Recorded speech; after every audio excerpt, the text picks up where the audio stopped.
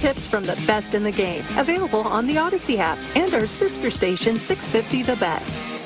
Sports Radio 610 presents Seth Payne and Sean Pendergast. We coming to H time. Let's get the work in, man. Let's go. Great day, great day.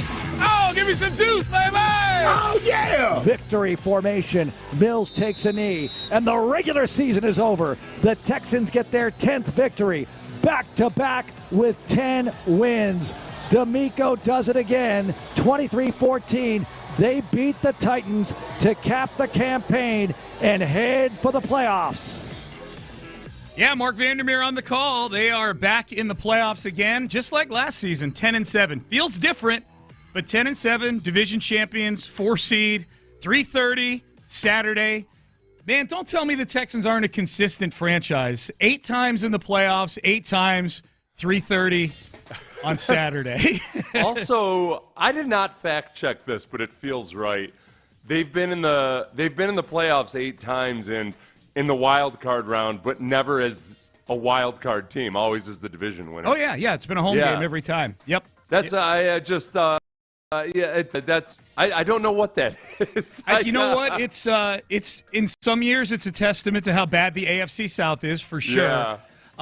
You know, and in some years it's a testament to that the Texans have been a good football team, and hopefully they're a good football team over these next few weeks. They are. By the way, welcome in everybody on a Reaction Monday. Texans win yesterday, as you heard Mark Vandermeer say, 23-14. I'm Sean Pendergast. He is Seth Payne, and we are striving 6 days in to be the best in the world. Yes, best in the world. That's our goal in 2025. Division champions. That's a start. Oh, yeah, okay, we got to be better than that. That's a start. Right. Yep. But I'm so happy with these division champions. I know. We get T-shirts. By the way, you can get your T-shirts at Academy. Ready to roll, it says on it. You know what I learned last night, Seth, watching Dan Campbell's victory speech after the Lions clinched the number 1 seed? That ready to roll motto that's on the Texans divisional champion T-shirts. Mm-hmm. I believe that's an NFL thing because it's on the Lions T-shirts as well. Oh, really? Either that or the Lions are trying to copy the Texans. Classic Lions. Yeah. 15-2 trying to copy the Texans. Yep. Oh, there were all kinds of crazy stats about that game yesterday. It was the first time in NFL history that a regular season game was played between 2 teams that had a combined 28 wins. Oh, yeah. The next then you remember, like, oh, okay, there's an extra game, so it's a little easier to pull off, but still pretty damn impressive. Well, the next closest was 25, so they both pulled it off by last week. If they had played last week, it would have been the most. So that's, Yeah, that was fun last night. It was fun yesterday, man. It's always fun beating the Titans, especially when Amy Adams gets to cry. I'm assuming she cried after the game. She cried when they won 12. I'm assuming she was sobbing her ass off in Week 18. In a way, I was almost kind of grateful that she's decided to pull off this little shtick every year. In that, all right, it was something to get up for maybe a little bit. And towards the end of the year, Sean, you might ask, like, okay, well, what do a bunch of guys who aren't from Houston care about whether or not the Titans are wearing the Oilers uniforms? This is the time of year when you're finding stuff to hate the other team for. Mm-hmm. And you can, if a few guys on that team, because there was a certain amount of chippiness, I feel like, okay, you know what?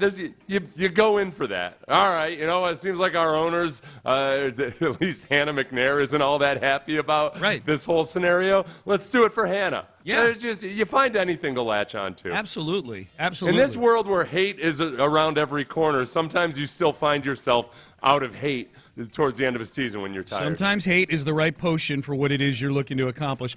We'll get into exactly what was accomplished yesterday in the next segment. For now, I was watching intently. I was so back and forth on whether I wanted to play the Steelers or the Chargers yesterday afternoon. I don't know where you were on the whole thing. I wanted the Steelers. Yeah. I just the Steelers they're bad much right like now. The Texans, they're running on fumes. Yes. And Russell Wilson just looks like whatever that little lanyap is that used to take him over the top, that's gone out the window. Mm-hmm. And he feels like a deflated, withering balloon of a man.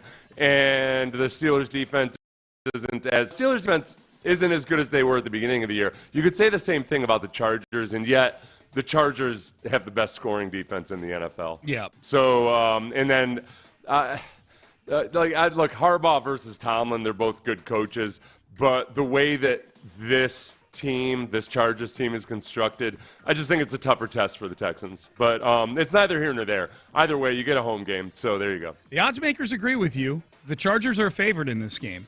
Chargers a fairly substantial for a wild card team coming into another team's stadium in the playoffs. I mean, a 3-point favorite on the road, and the Chargers are not exactly a team that have draped themselves in glory. I shouldn't say a team. It's a good team, a franchise that's draped themselves in glory in the postseason. In the past. Right. You got all kinds of historical narratives you're running up against here. Chargers constantly have been playoff disappointments, even after their most impressive regular seasons throughout history. That has nothing to do with Jim Harbaugh or anything. And yet, C.J. Stroud has never beaten Jim Harbaugh. So it's I'd forgotten they were acquainted with each other. Yeah. Back so in the day. Nico and C.J. will have to do something with a voodoo doll or something to try to just come to terms with that whole part of it. Yeah.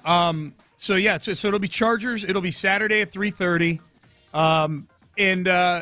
And I'm excited about it, man. We're getting texts in already early in the show here. I'm happy with the performance. As a fan, it gave me some hope.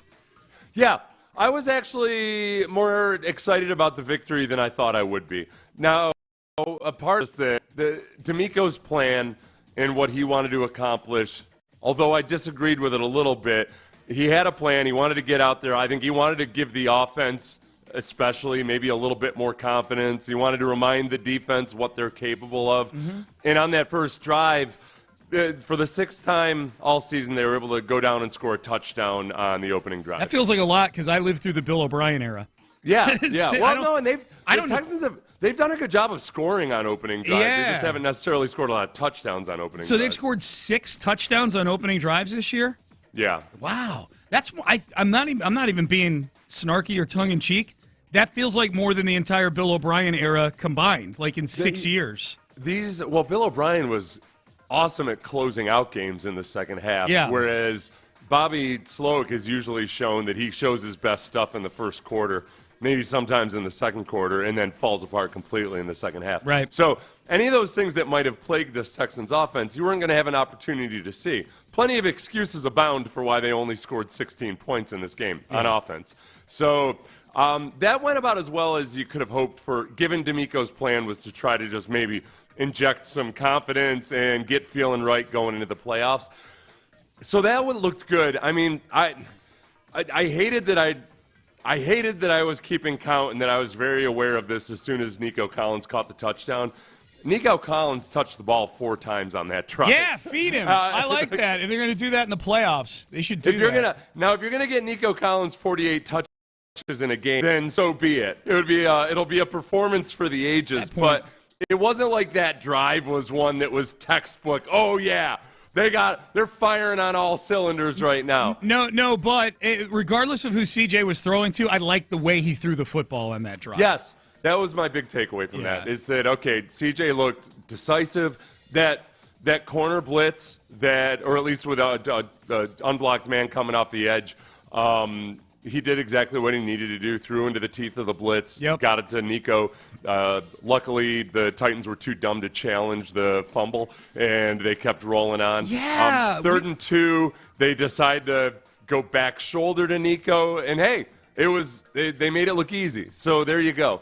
I think getting Nico involved in the shorter part of the game, that's a good thing. I think they need to continue to work on that. But then you get CJ out, he stays healthy, and you're off to the races. That third and short play that you're talking about with Nico, the one where he went up over the guy and tippy-toed on the sideline. I mean, that was, unless you were going for it on 4th down, that was a bad play call. That was a little similar to the wheel route to Joe Mixon on 3rd and 2 that they ran.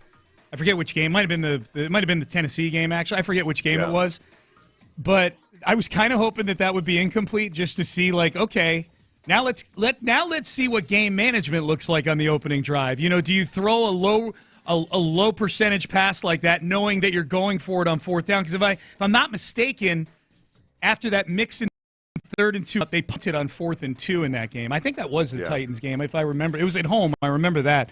So, but I'm with you, man. Opening drive, and they got him out of there. They didn't leave CJ out there to lose his confidence or get hurt or anything like that. The riskiest move of the game was D'Amico going into it with that strategy of wanting to get some confidence, because if it hadn't worked out, if, let's say, Dalton Schultz had one of his all-too-frequent drops this season on that bootleg, or if CJ hadn't been able to connect with Nico on that 3rd and short, and then if you go out there again and you stall out or something, then all of a sudden it becomes you're compounding the bad feelings and the lack of confidence and all of that. Yep. So I thought it was the right move just to have that taste of success and then get CJ out of there.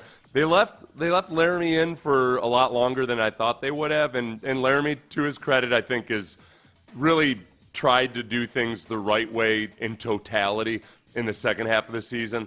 I mean, he's always been an astoundingly good pass protector. It's the run game and the screens and all of that. I think they've made some progress there. The 2 false starts, I'm going to just try to chalk off to like, all right, I know none of the other offensive linemen had an issue with Davis Mills' cadence, but whatever. Laramie's been good at when CJ's been in there. I was ashamed of Ross Tucker trying to make excuses for Laramie Tunsil. And I thought Ross had an A-plus performance yesterday, but he's going, sometimes the cadence changes. I'm like, Ross, you do more research than anybody I know as a color commentator. You know that he's leading the league in these things this year. I was shocked and astounded at a couple things yesterday. Respond on social media. One was that I pointed out the point I just made that, like, look, I was basically responding to Ross. After the second false start of Laramie's, I said, well, look, if it's only a problem for one guy, then the problem isn't Davis Mills' cadence. Right. But I was amazed at how many people were like, hey, man, he's gotten better. And I'm like, are you talking about Davis? No. Talking about Laramie's gotten better. Laramie's got. I'm like, no, he went the month of December without a false start. Right. Including in which they had a bye week. Like, that's not. Well, I mean, technically. But then, no, included with Davis, though, too, people saying, like, wow, Davis had a great game. That's what I thought you were talking about. Yeah. No, I'm talking about both of those. Yeah. I'm like, what how far have our standards fallen that a 50% completion percentage and Laramie only having 2 false starts in the last 5 weeks is like a huge jump of progress? I don't get that. We're damaged. We're damaged right now. We're damaged by this offense. Yeah. David, someone asked me on Twitter, is this the best game Davis has ever had? I'm like, no, there's a reason he was the starter going into 2022. He was really good the last 5 games of his rookie year. He had a passer rating of 102 in his last 5 games of his rookie. Like, no, it's not even close to the best game he's ever had. I was really, honestly, I had to go back and reevaluate it. I had to go back and watch all of Davis Mills' throws because I had all these people saying, wow, Davis looked really good. He did some nice things, but he did some nice things, but he was. I mean, look, and CJ's had games like this year, and I haven't said they were good games. 54.5% completion percentage for 128 yards and no touchdowns. No, that's not a good game. Not crushing him for it or anything. The game was what it was. It was a glorified preseason game. All right, we're off and running on a Reaction Monday. Texans win yesterday, 23-14. We will we'll dig into. Well, today's Black Monday. Also, there's already been movement on the coaching front. We'll get to. We don't get to that in the next segment. We'll touch on it in headlines. But there was one yesterday that was kind of shocking. But the checklist from yesterday. What exactly did the Texans get accomplished that was on the D'Amico Ryan / Payne and Pendergast checklist? We'll run through it coming up next. First, I want to tell you, and this cold weather right now is a great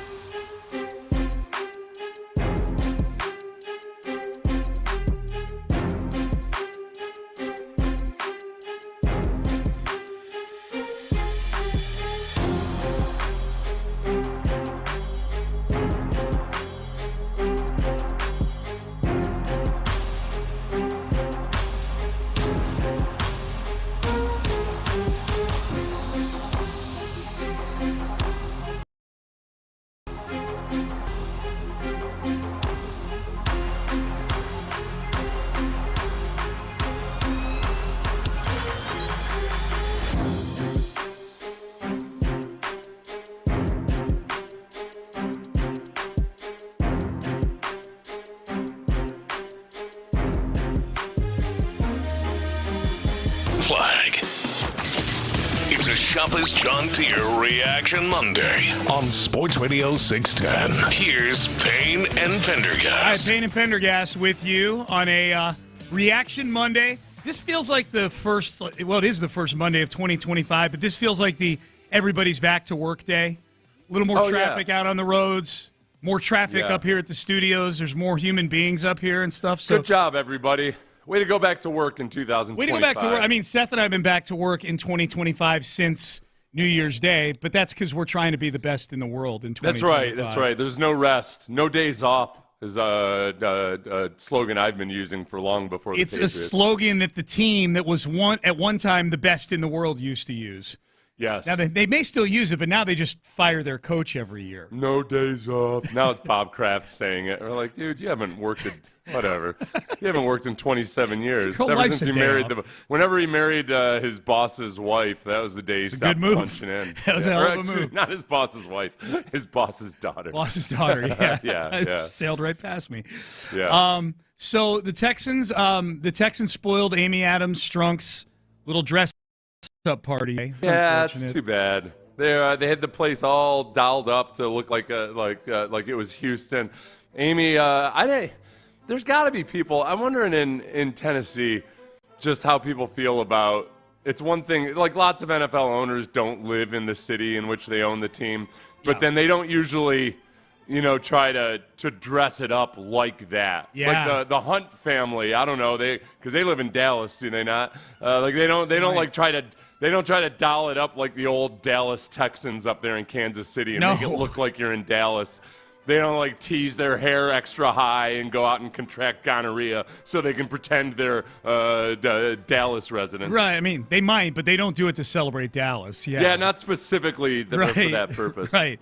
I wonder what people think. I hope they keep doing it. I see Texan fans still upset about it. I'm like, they're 0-2 trying this crazy stuff, so let them keep doing it. Who cares? So along those lines, Amy Adams Strunk is like one of those people that's really bad at playing practical jokes, but they insist. They're like, "You should have seen your face," and you're like, "All right." About? Like they pop a balloon next to your head, and you're like, "What?" You look annoyed, and they're like, "Oh, I got you, got you." Oh. Did you see? I painted up the whole stadium and made my team dress in that. got you, Texans. I love that. All right, so the Texans yesterday, what got accomplished in Week 18 yesterday? I feel like there was an overt checklist and then maybe a checklist that came more apparent as the game went on. Now, the first and foremost, they made Amy Adams Strunk cry. As far as we know, thank you, Ben. Yeah, so we touched on that. Her little Oiler party got spoiled. They left the game healthy. I think that's a huge thing. To my knowledge, I don't know that there was anybody who got dinged up in that game. Mechie is the only one I would worry about. But he was back out there after that. Yeah, but I mean, even you never know when the concussion tests. Sometimes there's a delayed response to those things. Yeah, that was a rough hit, man. He got hit. It got called a penalty. I don't know what the defender's supposed to do in that case, man. I know. It wasn't like he looked like he was launching himself into it or anything. Looked like he was trying to break up a pass, I wish they would start kind of doing like what they've done with a hip drop tackle this year. There have been fines for hip drop tackles, but maybe one penalty, or there's been several fines for hip drop penalties, but they don't usually call it. They review it afterwards. And I feel like if it's bang bang and it doesn't look like the guy was really like launching himself into him, but whatever. Yeah, it's so punitive, man. At certain times, that's the thing. Like it's such a for a penalty that oftentimes has like no ill will or intent behind it. It's just it's the force of gravity and speed at the same time, and like bam, all of a sudden the drive stays alive because of it. Well, like the one in the Longhorns game, like by the book it should have been helmet to helmet, and yet it doesn't feel like a dirty hit, that guy kept his head up on that play. It's tough. It's tough. So, but Mechie is a good one, Seth. He was back in there, so we'll see what the injury report looks like. They're back at practice tomorrow because the game's on Saturday. Yet again, short week. It feels like this whole second half of the season's been short weeks. I mean, look, it's one of the kind of natural handicapping things that happens in the schedule is that you show some success, okay, you're going to play tougher opponents the next year, and you're also going to have your schedule thrown into disarray a little bit. This short week isn't so much because of success. It's because the Texans always play at Saturday at 3:30 in the playoffs. It's success in that they made the playoffs. Yeah. But if they were actually like one of the marquee teams, they'd be playing on Sunday or Monday. Mm-hmm. Yeah, so they leave that game healthy. That's number 2. All right, number 3. They had a goal to gain some confidence, I think, offensively and wash the taste out of their mouths. Here was D'Amico Ryans. This is D'Amico Ryans on the offensive line. Right. Right now, coming off the field, anytime you can run the ball the way we ran it, I thought our all-lines collectively did a really nice job. I thought pass pro and running the football and rushing, guys did a really good job of staying attached on their blocks and giving us the running lanes that we needed to make those plays. I gave a check mark on this one because I know they only scored 16 points as an offense. Kaimi Fairbairn missed an extra point. If Bobby just calls a run down there on the 1-inch line on 3rd or 4th down, I think they score another touchdown in that game. Like that one to me, the one where Davis landed on his absurdly long neck at the 1-inch line. Yeah. And they had the ball 3rd and goal and 4th and goal, and they're throwing low percentage passes into the end zone. I mean, Damian Pierce was cooking yesterday. Like, that was the one where I'm like, just give it to Damian twice. He'll score. He was cooking. He did have he only had one play that was for negative or 0 yardage. Yeah. But he did have quite a few 1- and 2-yard runs. He had 2 1-yard runs. Mm-hmm. He had a 2-yard run. He had several 3-yard runs. And when they got down into the goal line area, it looked like a lot of their same old issues on moving human bodies. Yeah. Like I feel better about some of the things they did as run blockers, but I think they're going to have a hard time running against the Chargers. It's still going to be an issue. Yep. I think the biggest thing in terms of gaining confidence offensively, CJ looked like himself for the one drive he was in there. Threw the ball with nice touch, looked calm. I thought Davis looked pretty calm in the pocket in his 3 quarters of play, three and a half quarters of play that he was in there for.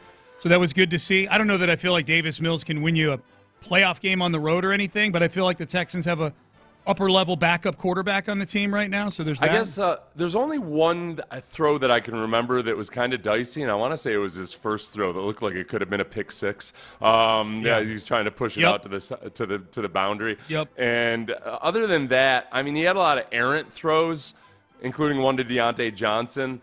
But it was a serviceable effort. But it wasn't. I'm still a little bit surprised that people thought that was an impressive performance out of Davis. He's had much better games than that. Much when he's been a starter. No doubt. In his rookie season, he had better games than that. Yeah. All right. The next one on the checklist. This was a big one for you yesterday. I know on the pregame show when we talked about it during the week was get Deontay involved and get him some touches. Yeah. I'm going to give a buzz on this one with some caveats, but let's first hear from D'Amico Ryans. What did D'Amico Ryans think of Deontay Johnson in his Texans debut? Yeah, Deontay has done a really nice job since he's been here. I think he's catching up to speed really well. He had a really good week of practice and made a nice play there today for us. Tried to get it to him a few other times, but it didn't work out. But, man, I'm encouraged by his last week of practice and encouraged by the game today. 2 catches for 12 yards. So on the box score, it didn't look like much. One of the catches, though, was a 10-yard catch on a 3rd and 9, so that's good. He moved the chains. There were 2 other things I liked. I think CJ probably, that play down near the goal line where Deontay gets a little separation there, I think CJ puts it on him, and that might be a touchdown, the one where Davis kind of missed him. And then I like that they put him back there for one time on punt returns. And that he didn't fair catch. Right. I like that. I like that he had one return for 0 yards because he looked eager. Yeah. Every time they showed him on the sideline, he looked like he was doing all the right things. Body language was good, all of that. Yeah. And then I think too, in Deontay Johnson's mind, he probably was thinking, all right, look, they targeted me 4 times. A couple of those times, the deep ball on the sideline, he had separation. And it wasn't a horrible throw by Davis Mills or anything. It just they couldn't connect. Yeah. So he showed the potential to be an option there or a weapon. And then the misfire from Davis Mills, he was open there too. I think in his mind he's probably thinking, if CJ's out there, that's me chance, and I'm going to get some targets in this next game. Yeah, no doubt. So I was pleased, but the goal was to really get him involved.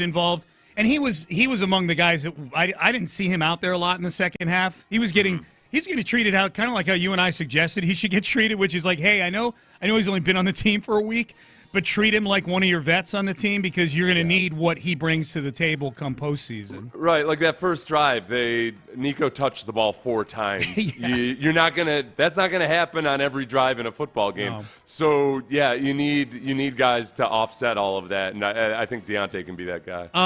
It turns out I didn't know or maybe even think that this was a goal going into the game, but we knew the numbers involved.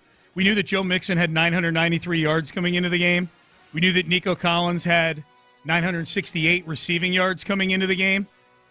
And it seemed like it was a goal to get Joe Mixon his 1,000 yards and get Nico Collins his 1,000 yards.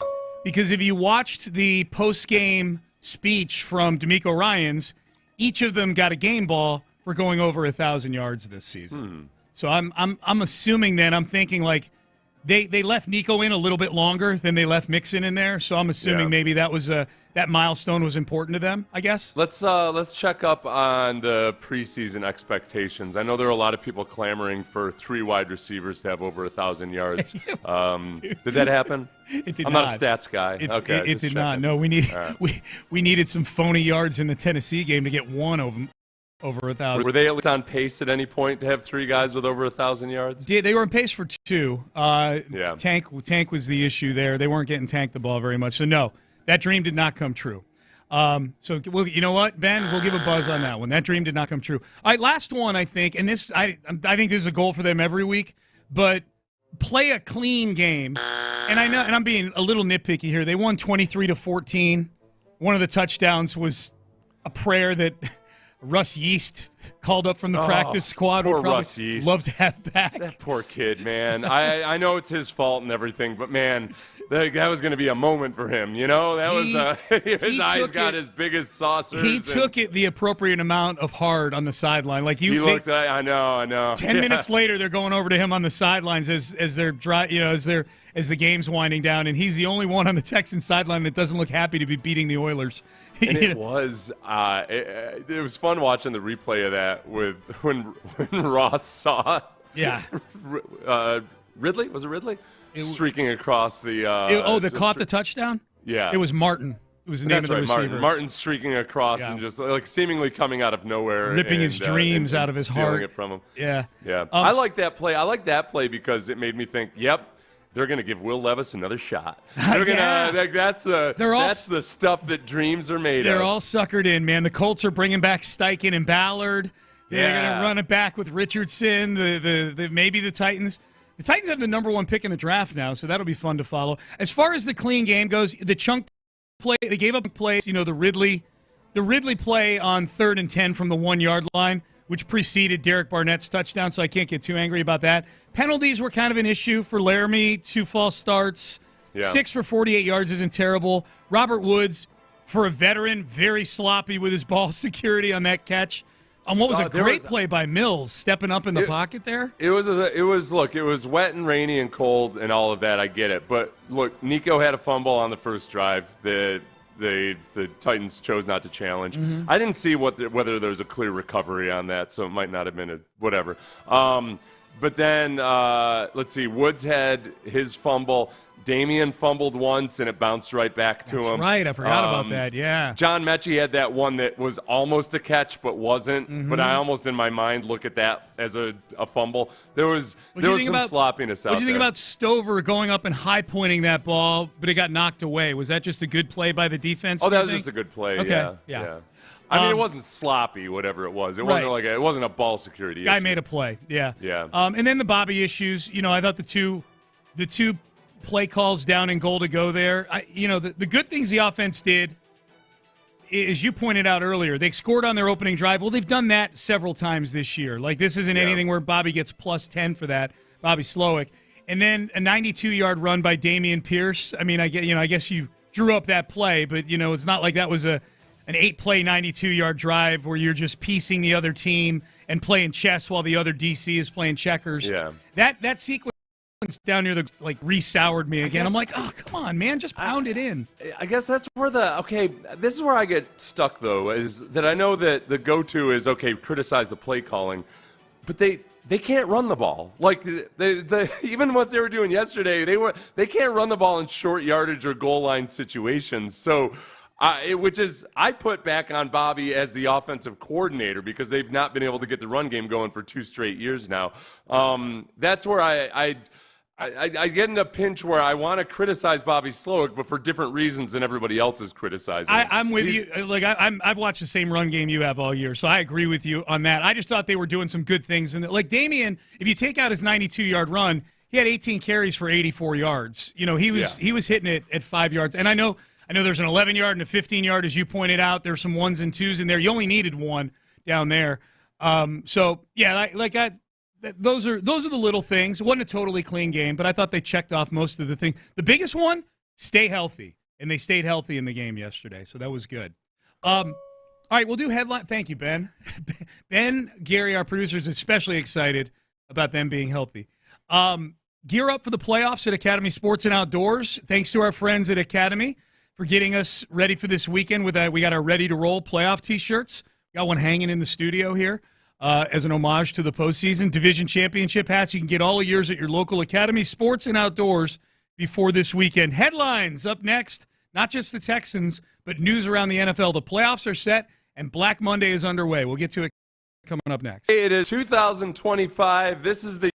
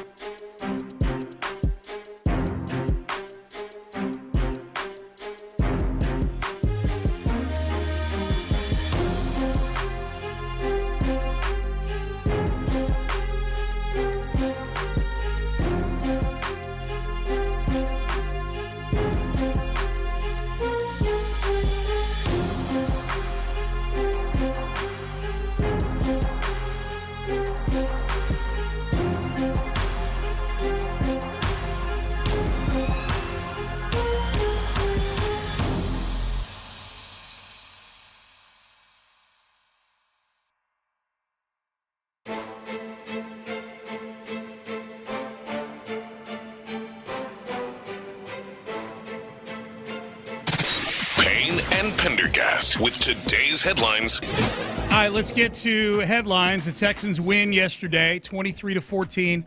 The final score. Here was D'Amico Ryans after the game on what the team accomplished yesterday. Proud of our guys for back-to-back 10-win seasons, finishing undefeated on the road in our division.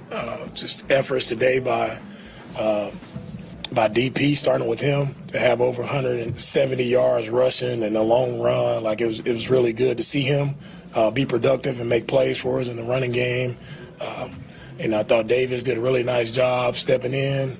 He's efficient, moving the football down the field. CJ, our first drive out, thought he did a really nice job of operating, running the offense, guys operating in an efficient manner. So out of collective effort from everyone. Defensively, Derek Barnett had a big day for us, to get 2 sacks and to get the fumble recovery for a touchdown. That was a huge play for us. So we had a lot of guys play, a lot of guys made plays, but what I'm most proud of is that guys played our brand of football. Yeah, D'Amico laid it all out. He just did all our work for us, Seth. He just laid everything out that happened in that game yesterday. He had, and Derek Barnett, who is being inducted into the Circle of Swarm for this week today, because we screwed up and didn't put him in. It was all my fault. It was a total oversight last time. Yes, that was my oversight too. But you had the chance to make it right with the 6th selection. You did not.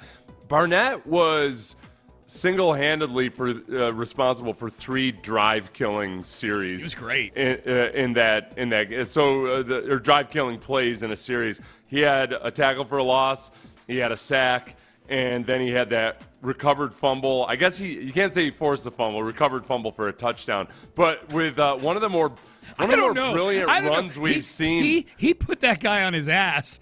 I wonder, but the ball was already out by the time he hit him after the ball was already gone. Yeah. It almost looked like he was kind of hitting him at first almost just out of like, oh, okay, this was a fake, but I'm going to hit him. And then he saw the ball as he was hitting him and picked it up. Yep. And then it was just such a nice piece of running. Because he looked to the outside, because usually that's where a cornerback's going to be coming up. But Miles Bryant was too far behind him. And then he just took it from there. Neville Hewitt gave him a nudge, then didn't get out of his way fast enough, so Barnett shoved Neville Hewitt, and then he had that Mason Rudolph-looking tight end trying to tackle him, or wide receiver. I think it was that Kinsey, that number 12. Report. Yeah, he was just hanging off of him. Yeah. They had I felt like half of the Titans' skill position players were Mason Rudolph. Every time I saw, I kept thinking there was a fake play or something. Like, why is Mason Rudolph? Oh, no, that's a tight end. That's a tight end. That's Wiley. Yeah. Oh, that's a receiver. Yeah. Oh, okay. Yeah. There's all these clunky white dudes out there at their skill positions. They have the number 1 pick in the draft, the Titans do, and I'm sure they'll come up with a strategy, probably a poor one, for what they do with that pick. But you're right. Their main strategy to rebuild the team should be have less guys that look like Mason Rudolph. Yeah. Less Mason Rudolph lookalikes, and now we're going to climb back into this division and get back into the race. You're right. They do have a lot of guys that look like that. It'll be the Chargers that the Texans play in the playoffs on Saturday. The Chargers, by virtue of their win over the Raiders yesterday afternoon. Close game for a little while, and then the Chargers put it on them in the second half. And it'll be the Steelers headed to Baltimore as the 6th seed. Denver, albeit against the backups for the Chiefs, looked very impressive yesterday as the 7th seed. They beat the Chiefs 38-0. And Bo Nix and Sean Payton had a hell of a season this year. They did. I think the Payne and Pendergast, part of being the best show in the world is knowing when to eat a little bit of crow. And I'm willing to eat a little bit of crow on the Sean Payton Bo Nix exacta in Denver. There will be no crow eaten. They've got to do something, Sean. Something. I think they've done enough. Like that. I mean, I had on them season for wins. Yeah. Like them making the playoffs is enough for me. I think honestly, Peyton's work with Bo Nix has been the most impressive thing because he still does a lot of raw rookie type things, but Peyton has really squeezed a lot of it out of him.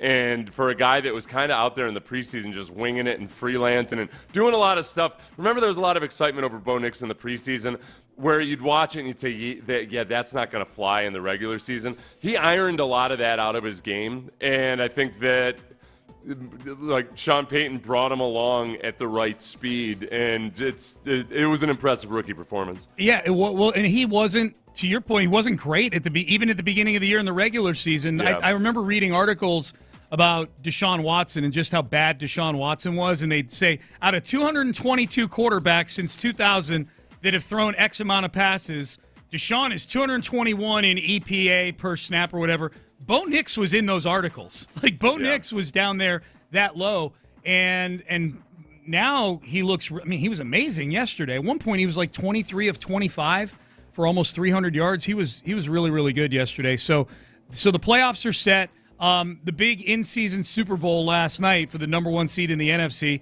Again, another game that was close for a while, and then the Lions put it on the Vikings in the second half. The worst – not the worst version of Sam Darnold because he wasn't turning the ball over, but the Vikings in the first half of that game had so many opportunities down in the red zone for the Lions, and they kept going for it on fourth down.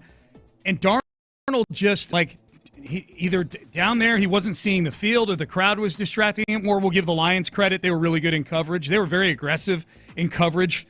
You know, for an undermanned team going against Justin Jefferson and Jordan Addison, they were very aggressive defensively, and it worked yesterday. The Lions, that's going to be tough going through that stadium, and I don't care how banged up they are. That's going to be a tough road in the NFC to go through there. The fact that they've been able to do this as banged up as they are, it reminds me of the Packers' last Super Bowl run.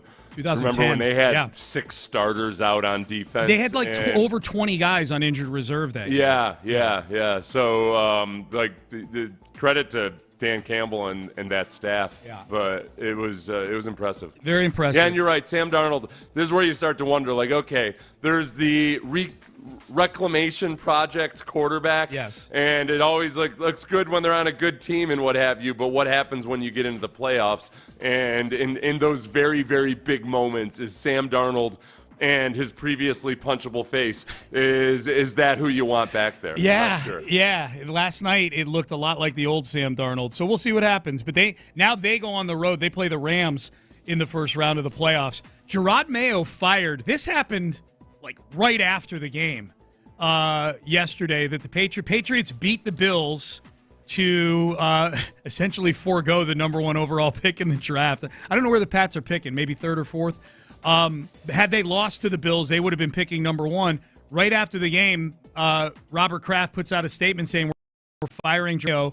The thought, we got a ton of texts in the post-game show yesterday, Seth, when that happened, and a lot of them were like, well, Mike Vrabel's probably looking for real estate up in Boston if he doesn't have some already that he kept up there from being a player. Like, people seem to think that Vrabel is available. It's one of those things where you go, okay, we like Gerard Mayo, but we really love Mike Vrabel, and it's not like it'd be horrible to fire a coach after a 4-13 season. I wonder if you're Bob Kraft at some point, you gotta start to think, wait a minute, maybe this running it back thing and trying to keep the legacy and lore of the previous Patriots dynasty alive is maybe not the right strategy. And that, okay, whatever I'm thinking, and it's impossible not to be affected by your own personal biases and all of that. So you might have to say, all right, look, I don't trust myself, given our grand plan to recreate what we once had, including bringing back a guy that played for that team to coach the team. Yeah. Maybe I'm a little too close to the situation. Maybe. Do you think Vrabel, would you not hire Vrabel if you were them? Do you think Vrabel would be a good hire or a bad hire? I totally get your point. I think he's a good hire in general, but I don't know if he's the right hire for the Patriots. Yeah. And because of all of that, it's always just a total crapshoot picking a coach. But I think that they gotta, Bob Kraft has got to strike out on his own and do it on his own 2 feet. Bob, it's time for you to grow up. It is time for you to grow up at age 85 or whatever you are. Yeah. Yeah, be an actual owner instead of on Belichick and Brady. The Colts are welcoming back Shane Steichen and Chris Ballard next year. For that, we thank them. We might even acknowledge the Colts for that. Rockets beat the Lakers last night, 119-115. Amen Thompson, he needs to get suspended for 2 games all the time because he comes back. Now, granted, he'd only play a third of the season if he did that. But he came back like a house on fire last night, man. As did LeBron James, because the Rockets had a 22-point lead early in the game. Third quarter, the Lakers scored, I think it was 40 points in the third quarter. Mm-hmm. And the biggest thing, though, is the offensive rebounding was drastically in favor of the Rockets. It's not like they looked like a non-scrappy bunch or that they got lazy or anything. It was just one of those moments where, okay, LeBron's going to LeBron, and the Rockets withstood the storm, and it was really, really nice to have Amen Thompson back for it. 23 points, 16 rebounds. Fred VanVleet, a big steal at the end of the game. Alperen Şengün missed a free throw to give the Lakers a chance if they hit a three to tie the game, and they were inbounding the ball. Fred VanVleet steps in, gets the steal, and the Rockets get a win. Man, Texans beat the Titans. Rockets beat the Lakers. I feel like the Astros need to play like a sandlot game with the Yankees or the Rangers somewhere. That was kind of fun yesterday, beating a couple of hated teams for our Houston squads. I like that you're putting the Titans into the same category as the just saying Lakers it's in terms of hate, I can't, beggars, that's who they played. That's all I can do. Yeah.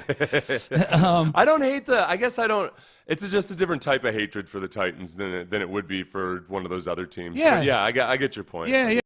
All right, let's hit the 7 o'clock hour here. Let's relive some of what happened yesterday with the Texans, the good, the bad, and how does it make us feel as we head towards the Chargers game on Saturday. We will acknowledge big performances at 7:20 in a segment we call Acknowledge Me. We'll do all of that coming up next. But first, my first chance this year to get to talk about my good friend Dr. Ben Salento, Texas Sinus and Snoring.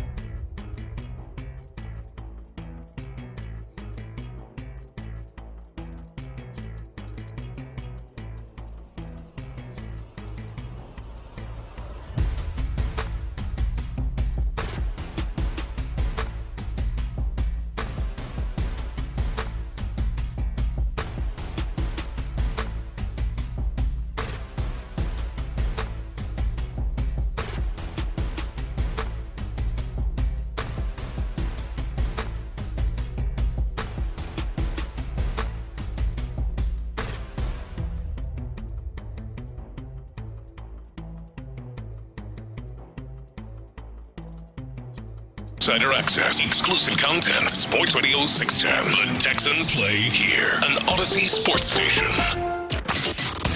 It's a Shunter Reaction Monday on Sports Radio 610. Here's Payne and Pendergast. All right, when they win, we play the locker room speech from D'Amico Ryans at 7 o'clock. Hopefully we get 4 more of these. 4 more. But this is yesterday. After yesterday's win over the Titans, here was D'Amico Ryans with his football team. Hey, man, hey, congratulations, man. Heck of a job. Way to finish the season strong right there. Great job. Hey, it's back-to-back years of undefeated on the road in our division. Back-to-back years of division champs. Back-to-back years of 10 wins. So great job by everybody in here, man. Great job. Really proud of everyone, as always. Proud of the work you guys put in.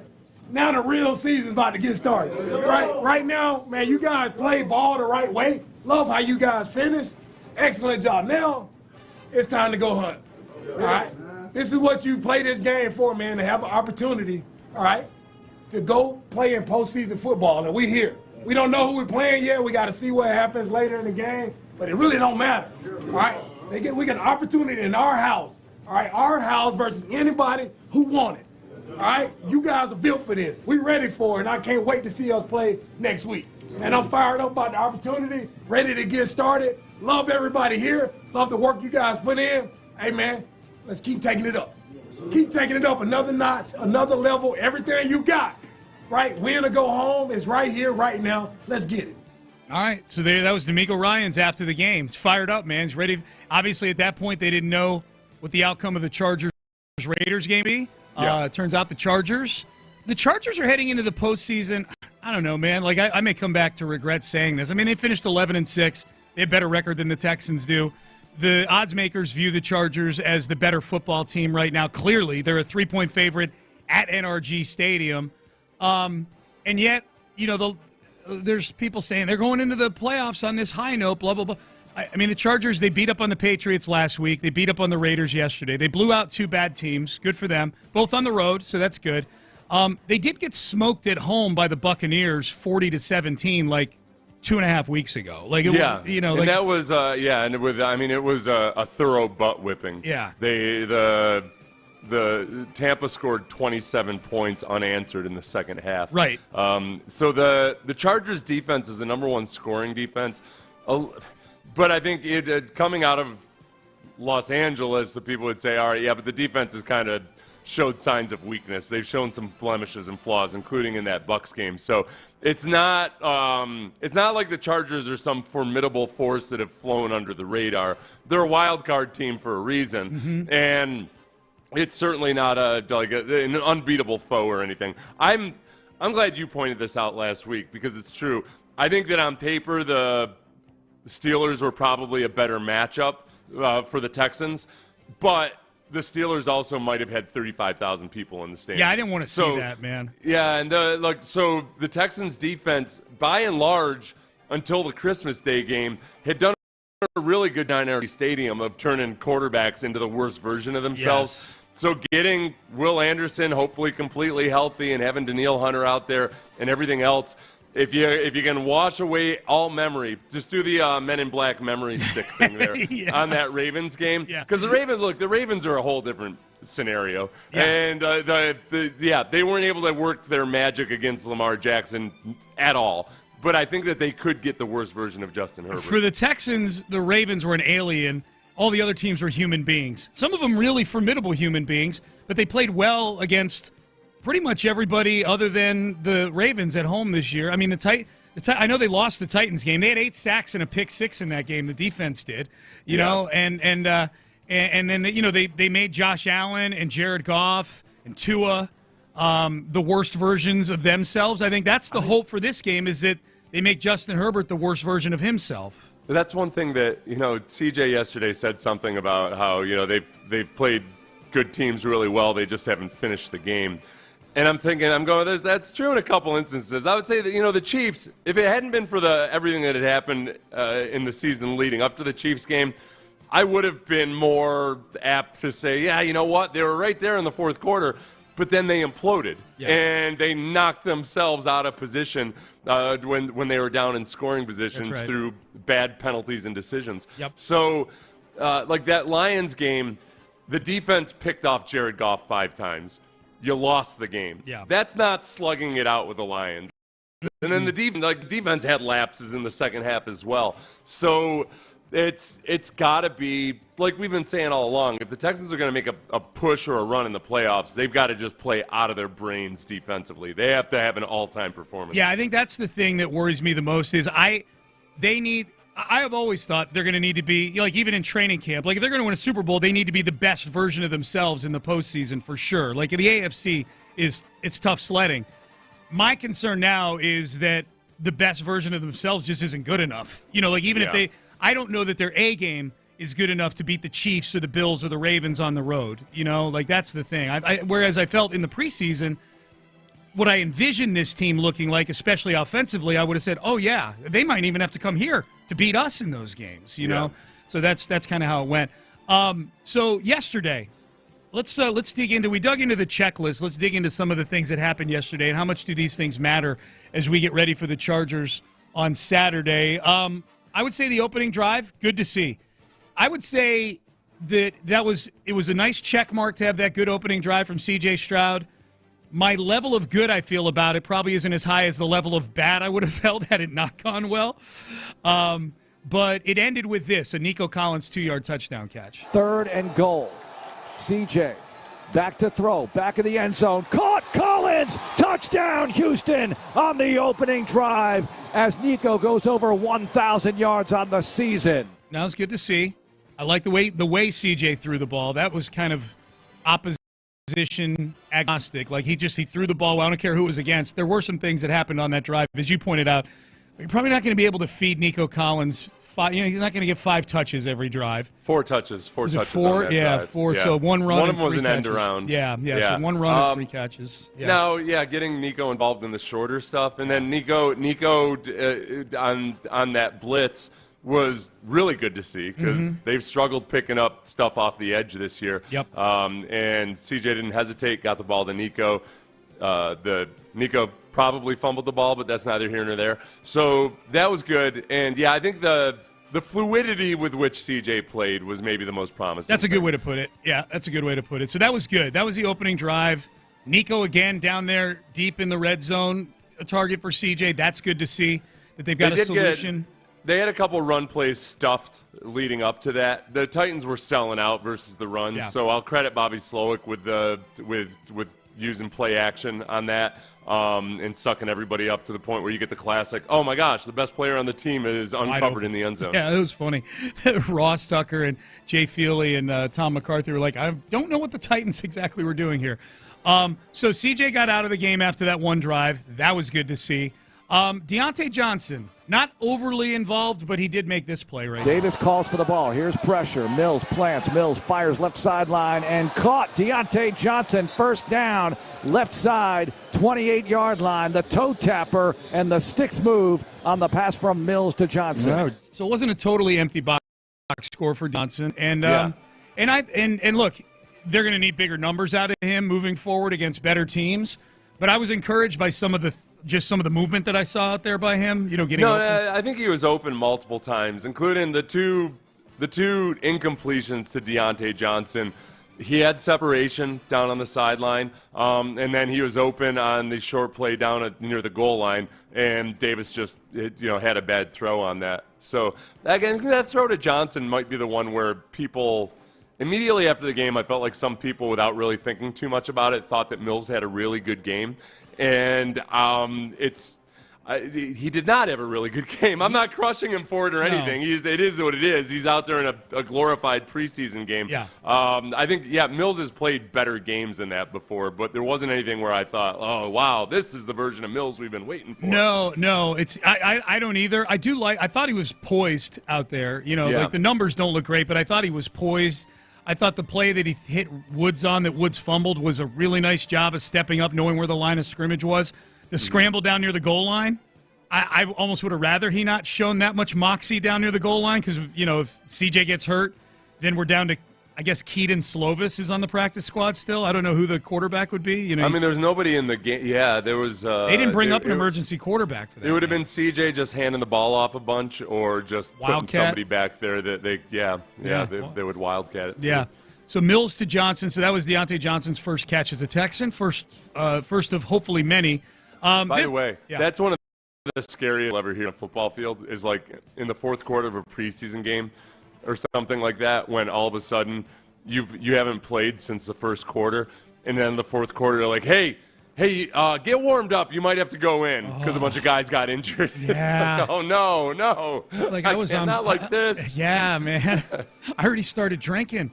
Yeah, I had 7 hot dogs at halftime. Yeah, exactly. All right, so next highlight was a good one, man. When Dameon Pierce needs to hit top-end speed, Dameon Pierce can hit top-end speed. Davis feeds Pierce through a hole, 15, 20. He's gone! 40, 50, the 40 of Tennessee, the 30. Will he be caught? The 10, 5, rock and roll! Dameon Pierce, coast to coast. Wow, like he was shot out of a cannon. All right, and that was the one. If you're on social media, the team puts out, it seems like one highlight every week that they've got video running on Vandermeer for. And there's so if you look around hard enough on Twitter, you'll find it, or on Instagram. But Vandy was fired up, man. He was like grabbing the edge of they have like an outdoor press box there, where the window's open. He's like grabbing the edge of it. He was fired up. Dameon hit that top speed, man. Yeah. Yeah, the best thing about that was that he had 2 defenders behind him for like a 2-yard cushion the entire time. And then when he got down to the 5, how did he describe it? Oh, he said the Hellcat. What did he say? The Hellcat broke down. Oh yeah, on the postgame show. Yeah. And Mike Brown just decided. I guess he was trying to poke at the ball, but it looked like he was pushing him into the end zone there. Yeah. So he got a little assist from the guy who would be his pursuer. He did. It was looks like a point shaving scandal to me. It's interesting. Yeah, that's right. It's interesting. There's 3 plays I can think of in Damien's career that were like he had that big run in his rookie year against the Chargers. He had the kickoff return last year, and then this run here, and even the Patriots run, which is like a 59-yard touchdown. Like Damien's this compact, like. He's like a low center of gravity guy, but when he hits that top end speed, man, like he doesn't run away from people, but he doesn't let people catch up to him either. Yeah. He's underrated in that aspect. The good thing about that play, too, was that, Tunsil got his hand on the backer just right there with the right angle and everything. And so it wasn't like an overly impressive block or anything, but it was the block that needed to be made. The impressive part about that was that compared to earlier in the season, there were a lot of times where Tunsil and whoever was playing left guard wouldn't be on the same page as to how to handle that front. And like a previous left guard might have just left the defensive tackle thinking that Laramie Tunsil was going to overtake him. But there was no hesitation there. Titus reached the tackle, and Laramie worked up to the backer, and they had a nice seam, and it was off to the races after that. So that was, and it was good blocking front side too. Mm-hmm. So that was, yes, more of that, please. And they had on some of the 5 through 15-yard plays in the game, they had some more plays like that where it was blocked up the right way. Yeah, it was good to see. All right, 3rd and 10. Titans backed up on their own 1-yard line. This was after the Texans went for it on 4th and goal at the 1, threw incomplete in the end zone. So the Titans are starting at their own 1. They get it to 3rd and 10, and then this happened on 3rd and 10. On 3rd and 10, Levis in the gun, deep in his end zone, firing deep. Levis downfield right, has Ridley along the sideline. My goodness, inside the Titan 40. Did he make the catch? Yes. Deep shot by Levis, and Ridley gets the completion, good for 38 yards. Yeah, and if I remember correctly, D'Amico actually challenged that play. Yeah, he did, because it ended up being just his hip or thigh bone hit right before everything else went out. Yeah. I was happy about that play because I know for a fact that if Derek Stingley were in coverage, it probably would have been an interception. Oh, yeah. And yet, because it was a reception, the Titans might just go ahead and give Will Levis one more shot. Levis for another year. Between that and the one we're going to play a little bit later, that was, Levis will get credit from the Titans brass for a couple of things that were just sheer dumb luck by him. Well, on that play, Ridley went over 1,000 yards for the season, so he got some sort of incentive, $250,000, whatever the normal incentive is. Yeah. And the cameras panned over to Levis, and Levis is doing the Johnny Manziel money thing. Making it, he wasn't doing the Johnny Manziel money thing. He was doing He's making it rain, just shuffling the money off of his hand. And I'm thinking to myself as I'm watching this, I'm like, man, you're 3-13. You're terrible. I get it. You're doing to support it. But, I mean, man, you're Will Levis. Like, stay in the moment. You're still down by 10 in this game, by the way. Like, you're not winning or anything. And appropriately, on literally the very next play, this happens. 2nd and 5 from the Titan 45. Next Pollard play, 2 plays. In the backfield, Levis under center, and a fumble here as it's chased down by Barnett at the 30, 25, 20, 15, 10. Barnett still going at the 5, taking people with him all the way to the end zone. Barnett does it again. His 2nd touchdown of the year. Big guy running and scoring. Barnett, this is the best thing about Barnett is Barnett's been a machine in late season games in the last 2 years. Yeah. And yesterday, he had a TFL that was basically a drive killer. He had a sack that was a drive killer. Then he had this recovered fumble for a touchdown. And then after this, he still had he had a QB hit on a 3rd and long that killed that play. Like, he was all over the place in critical moments yesterday. Yeah, he was. It was great to see. It was almost the exact same situation when he scored the touchdown against the Cowboys, because I remember having the same feeling as his touchdown in Week 11 against the Cowboys. That was a game that against a bad team on the road. The margin was 10 at the time, just like it was yesterday. It was 20-10 in the Cowboys game. It was 16-6 yesterday when this happened. And I'm like, man, this felt familiar, because when he scored that touchdown in the Cowboys game, I'm like, okay, they're going to win. Now I don't have to worry about this. It's a 10-point game anymore. It's a 17-point game. And the same thing yesterday. Like, okay, I don't have to worry about this, because the Titans with the ball, and it's a 10-point game. All the backups are in. I probably wanted the Texans to win this game an inordinate amount for a game that didn't mean anything, just because of the 10-7, and it's the Titans and all that other stuff. So that was cool. You're right, Barnett. He was awesome yesterday. He was all over the place. The biggest thing that I guess when they're all backups out there playing, but the same old issue of missed tackles and then just blown coverages on big plays in the second half. Dude, like most of it wasn't because of starters that were out there, but it's the same thing that played the Texans starters versus the Titans the last time they played. Yeah, that's fair. That's fair. Yeah, like I'm watching, I'm going, okay, if Chris Boyd and Russ Yeast are on the field in Baltimore in a divisional round game, I'm like, all right, we're probably sunk. Chris Boyd will be on the field. There's not a lot of defensive backs left. Yeah. Like there's now Yeast. You can play this last play before we talk about Yeast. Yeah, here we go. This was the last highlight we'll play, and then we'll get to Acknowledge Me. This was the Titans' other touchdown in the game. Levis awaits the snap. Here it is. Only touchdown. Levis has time, looking, now pressure, now gunning it long downfield, and caught. Touchdown. Oh, my gosh. Amazing reception. Tay Martin plucks it out of the air for 6. Russ Yeast, who's a safety who was called up from the practice squad, God bless him. Bless his heart. This was a heave by Levis. I mean, Levis is just he's throwing a glorified Hail Mary, and Yeast is parked underneath it, getting ready to catch it like it's a baseball landing in the stands at a baseball game. He's parked underneath it, looking up, getting ready to catch it, and in swoops Tay Martin to snare it away from him and walk into the end zone. So that was the Titans' only touchdown of the day.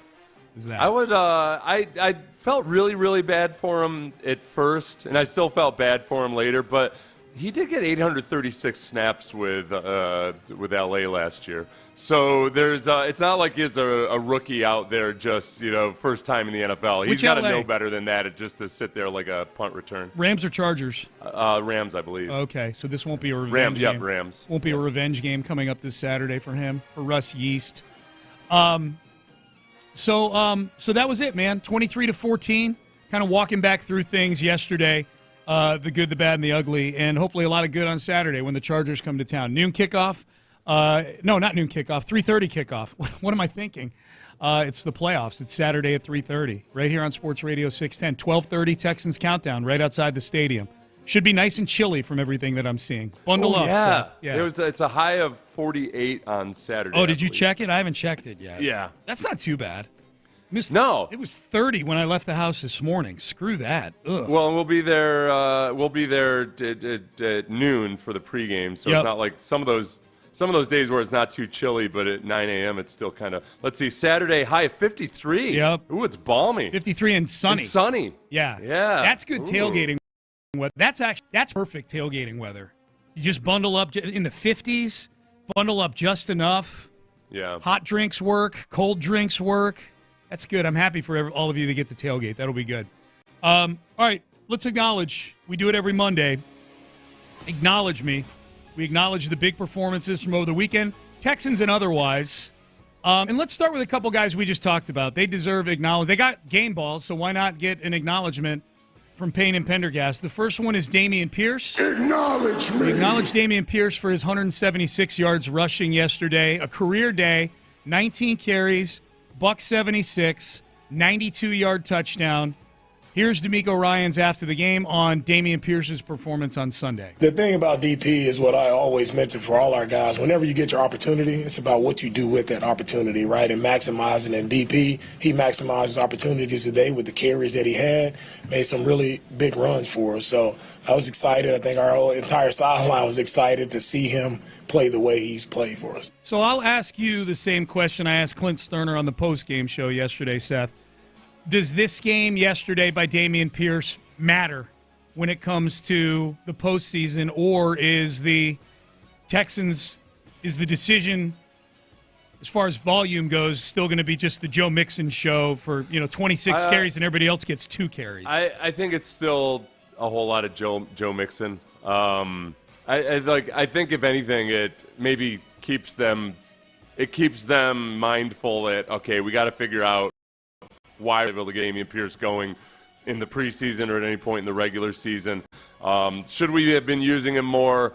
I think they're stuck in this bind right now where they feel like, well, we'd like to, but the blocking hasn't been good enough we need Joe Mixon out there every snap that we can to try to get the most that we can out of any given situation. So I hesitate to think, oh, yeah, now all of a sudden the Texans are ferocious run blockers. There are too many instances in the game yesterday where they got their asses beat. They had some good. They had more good displays of blocking than they have had on average.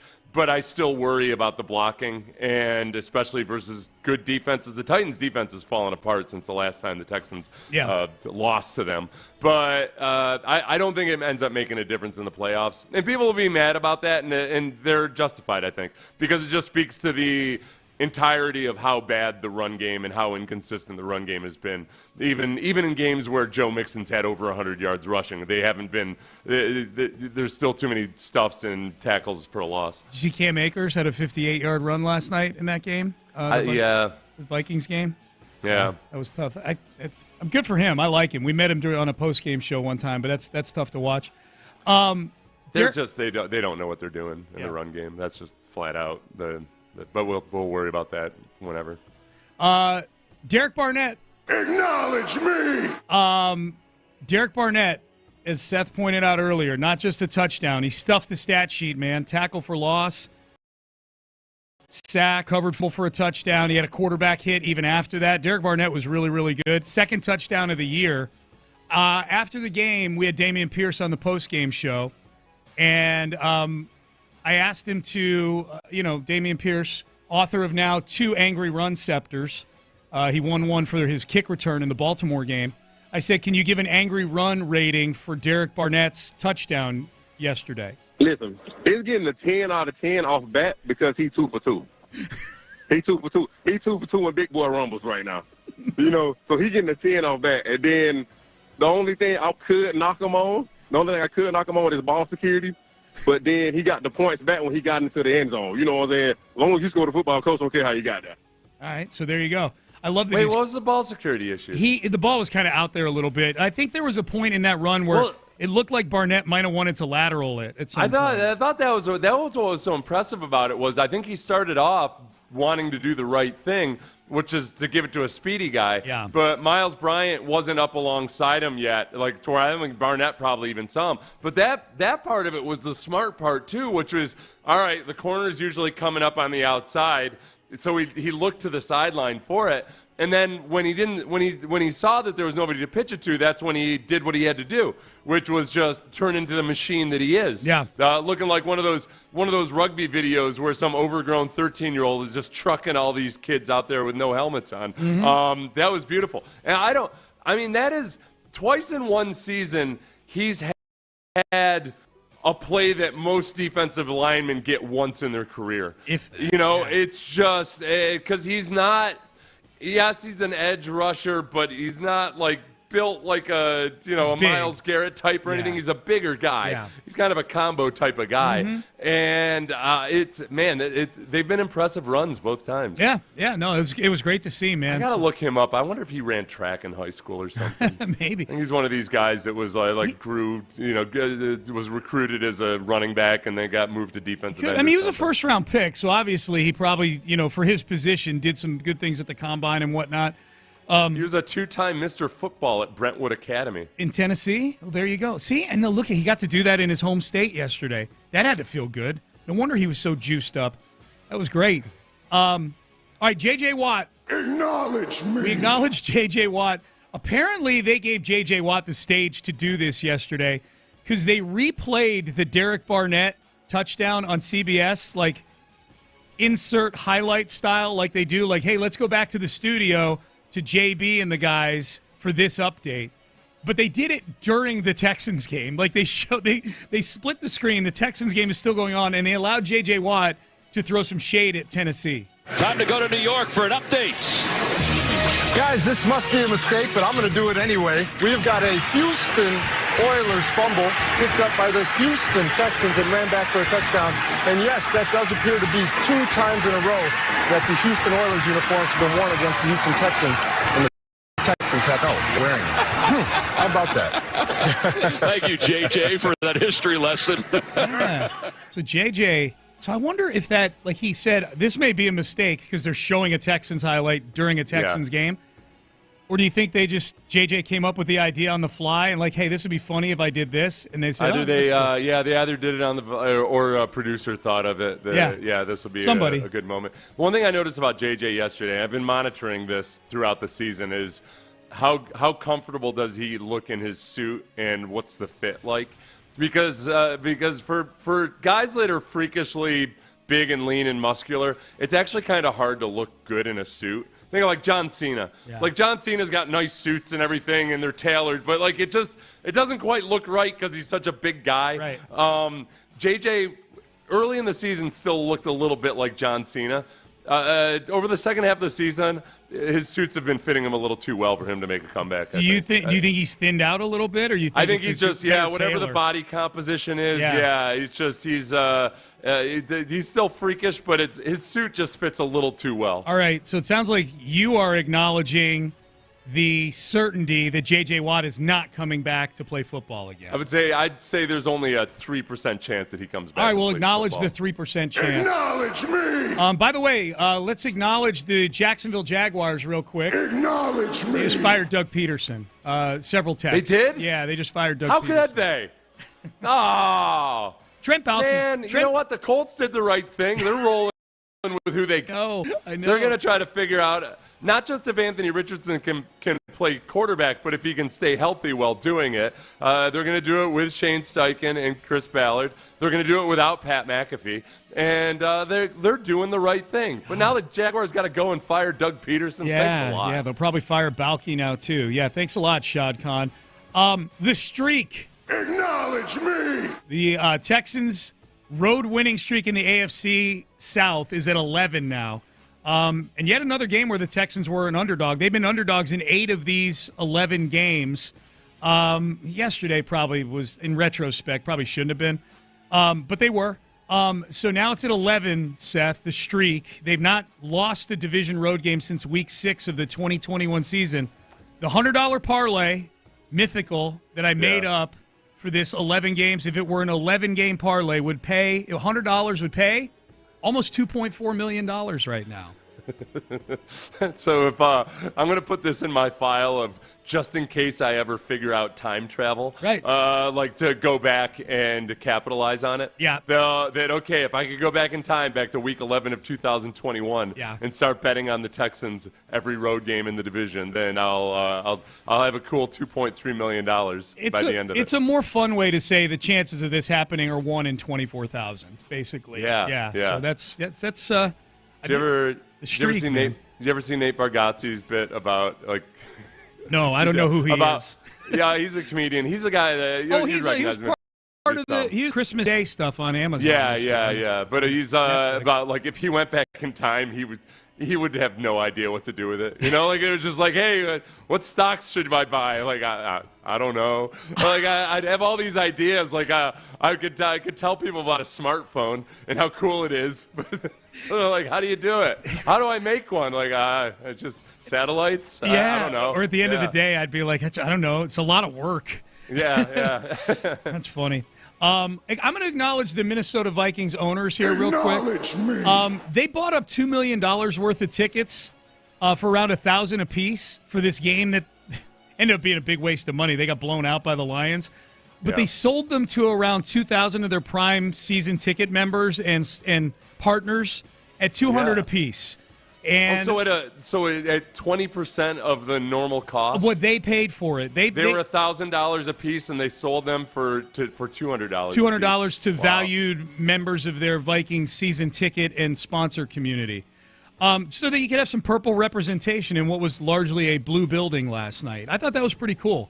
I wonder if more teams do this. I wonder if more teams like to get at least some sort of advantage or augment the advantage on the road if they feel like, it's $2 million. We're a $10 billion enterprise or whatever. I wonder how the Lions owners feel about that, or Lions management. They tried to get the league to step in. Like they tried to, because sometimes they try to get Ticketmaster's a partner of the league, allowing it to happen, that kind of thing. So I think they, if I'm not mistaken, I think they tried to block it, but there were no rules broken. Right, yeah. That's the dirty little secret that the owners never really want to talk about is that there's a good portion of season tickets in a lot of places that are owned by actual ticket brokers. Yes. So it's like the whole like, hey, don't sell your tickets to the opponent. You're appealing to a cutthroat business person who doesn't give a damn about whether your team has home field support or not. That's exactly right. All right, let's. We've only got a couple minutes here. Let's skip down to the last one, Ben. The Duke's Mayo Bowl.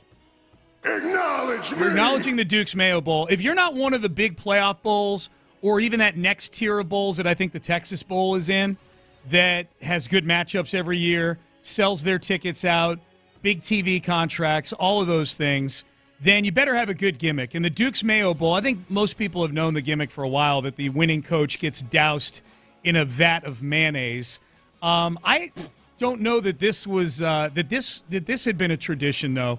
They had a mascot there that's basically a big mayonnaise jar, and PJ Fleck was the winning coach. Minnesota beat Virginia Tech in the Duke's Mayo Bowl, and here was the unveiling of who was underneath the costume of the mayonnaise jar. We have to unveil the surprise of who's underneath here. Tubby, you want to reveal yourself?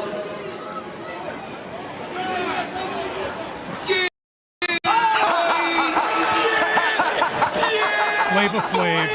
Yeah, boy! Flavor Flav in the building at the Duke's Mayo Bowl. Welcome, champions.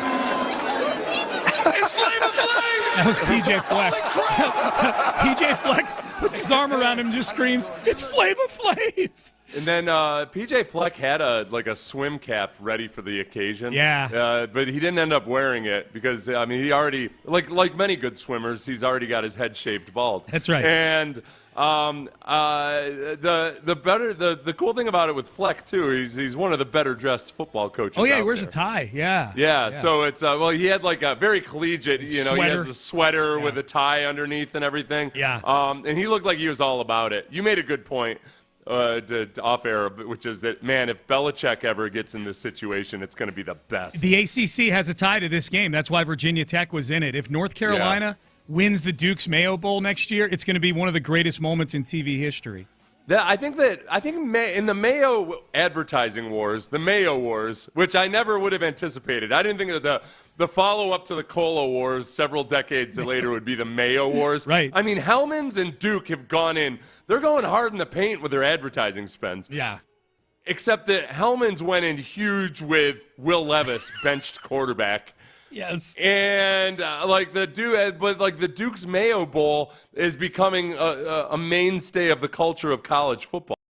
It is. The only thing I would say is that I think that when they dump the mayo, the viscosity of the mayo doesn't look right. I think they add some water to it or extra vegetable oil or something. Oh, really? To make it pour better. Yeah. It came out almost like Gatorade on them. I don't think that's a good visual for it. It's not how I want my mayo to look.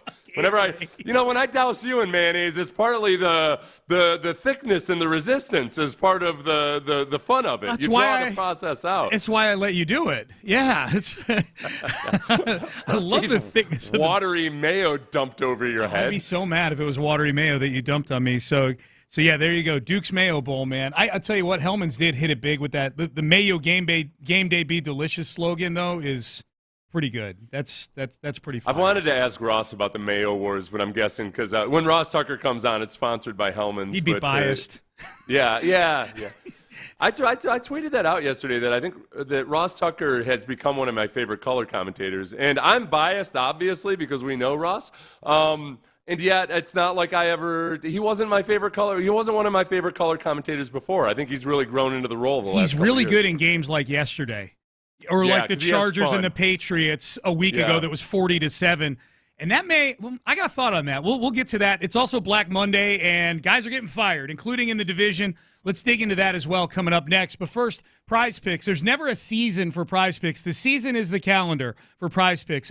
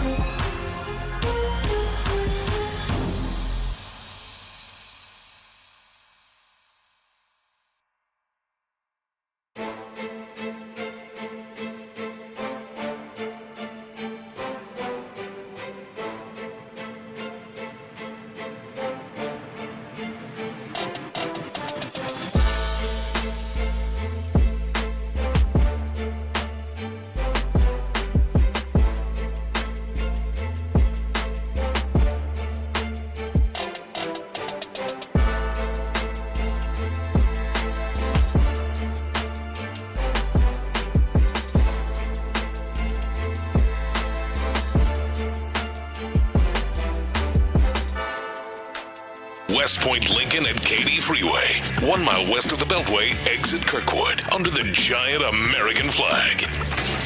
It's a Shop as John Deere Reaction Monday on Sports Radio 610. Live from the Mokaram Injury Lawyers Studios, here's Payne and Pendergast. All right, Payne and Pendergast with you. Raw Tucker theory in just a second.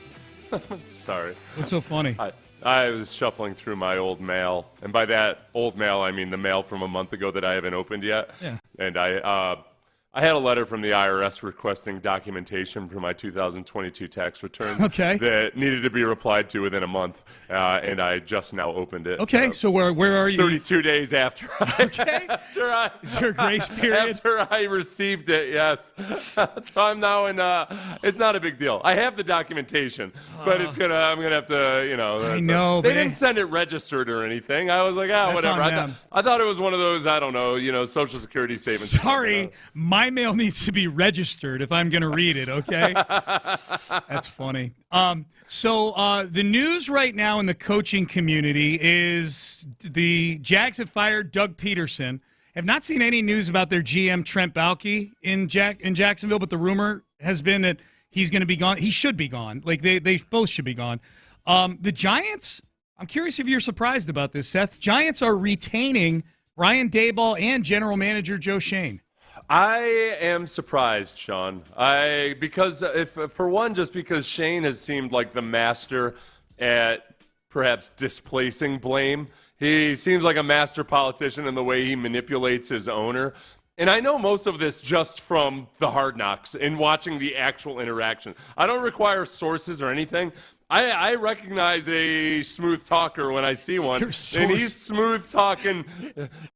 Pour all over the place. Your source is your Max subscription. That's your source for this. So I guess the surprise would be in that I guess that Joe Schoen likes Brian Daboll, and because I think if Joe Schoen wanted Brian Daboll to be the scapegoat, he could have made him the scapegoat, and I think John Morrow would have been putty in his hands. Yes. So it must mean that Daboll and Schoen are, when they had their conversations about Daniel Jones, I'm guessing Brian Daboll saw upside in Daniel Jones, and maybe that if he didn't, then there would be a whole lot of, told you so, thanks a lot, Shane, and then Daboll would probably be gone right now. So at the very least, I think they're acknowledging that they whiffed on Daniel Jones. We both screwed up here. Yeah.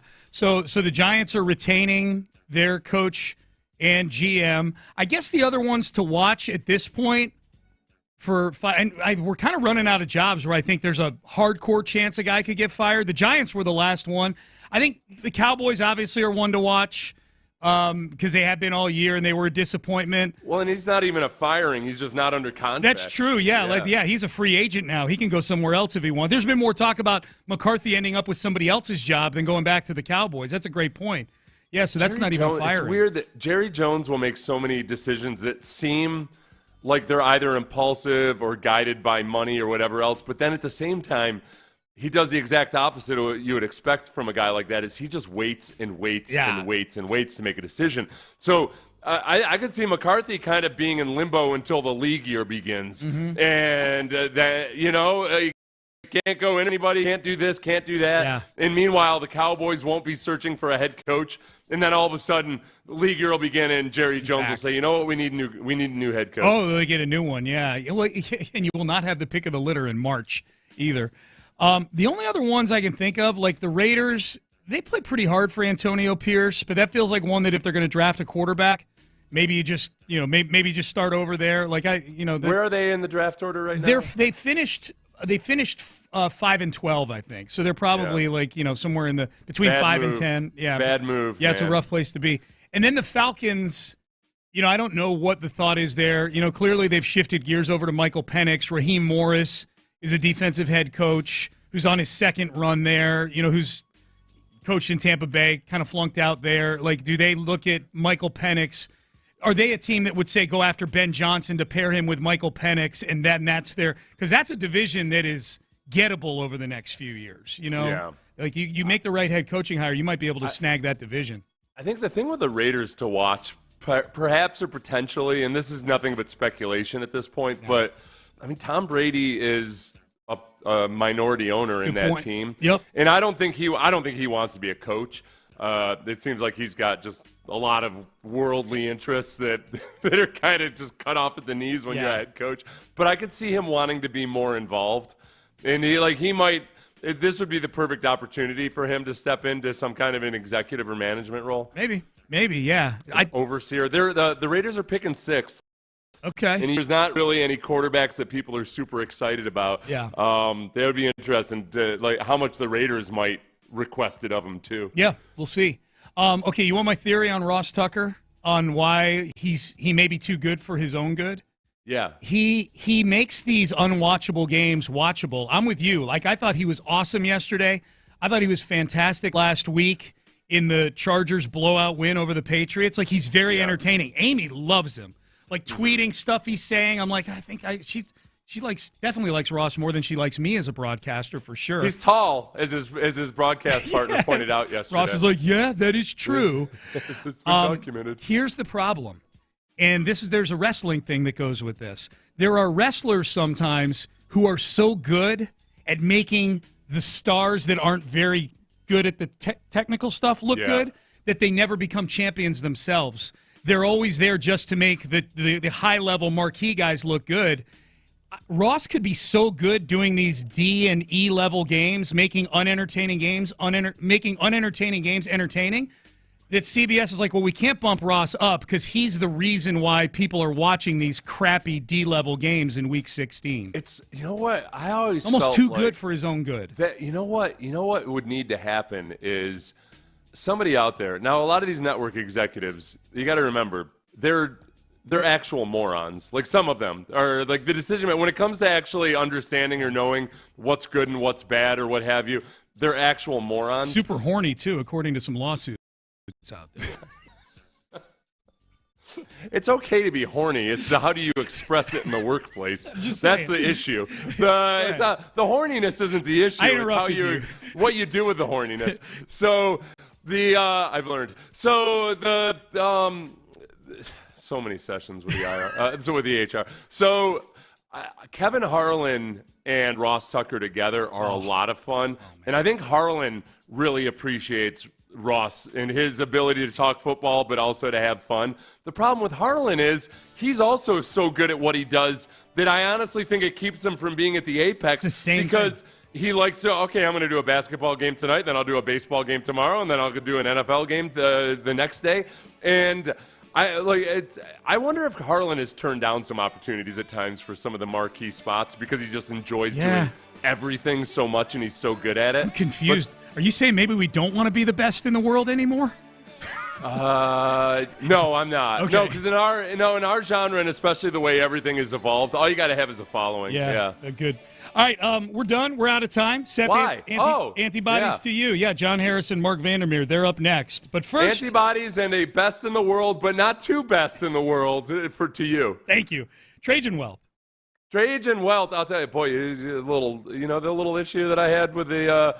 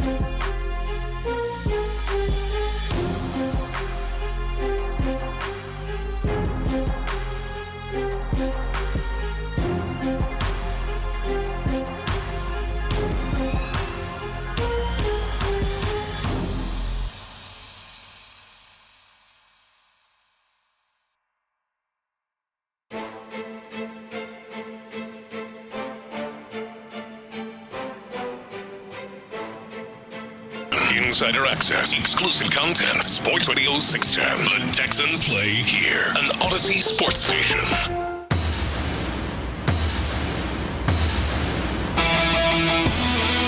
Now, time to dig in to what happened. It's Texans Monday, presented by Houston Methodist. Davis feeds Pierce through a hole, 15, 20. He's gone! 40, 50, the 40 of Tennessee. The Willie caught the 10, 5, rock and roll. Dameon Pierce, coast to coast. Wow, like he was shot out of a cannon. Oh, yeah.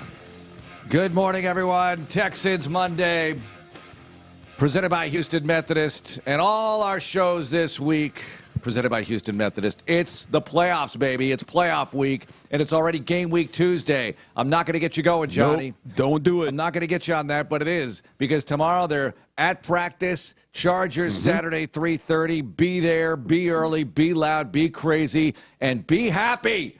I am here to shed light on this situation because you beat the dreaded, hated, despised Titans yesterday wearing those Oiler uniforms. Yeah, I mean, come on. We'll get into that maybe. 0-2, mother truckers. How about that?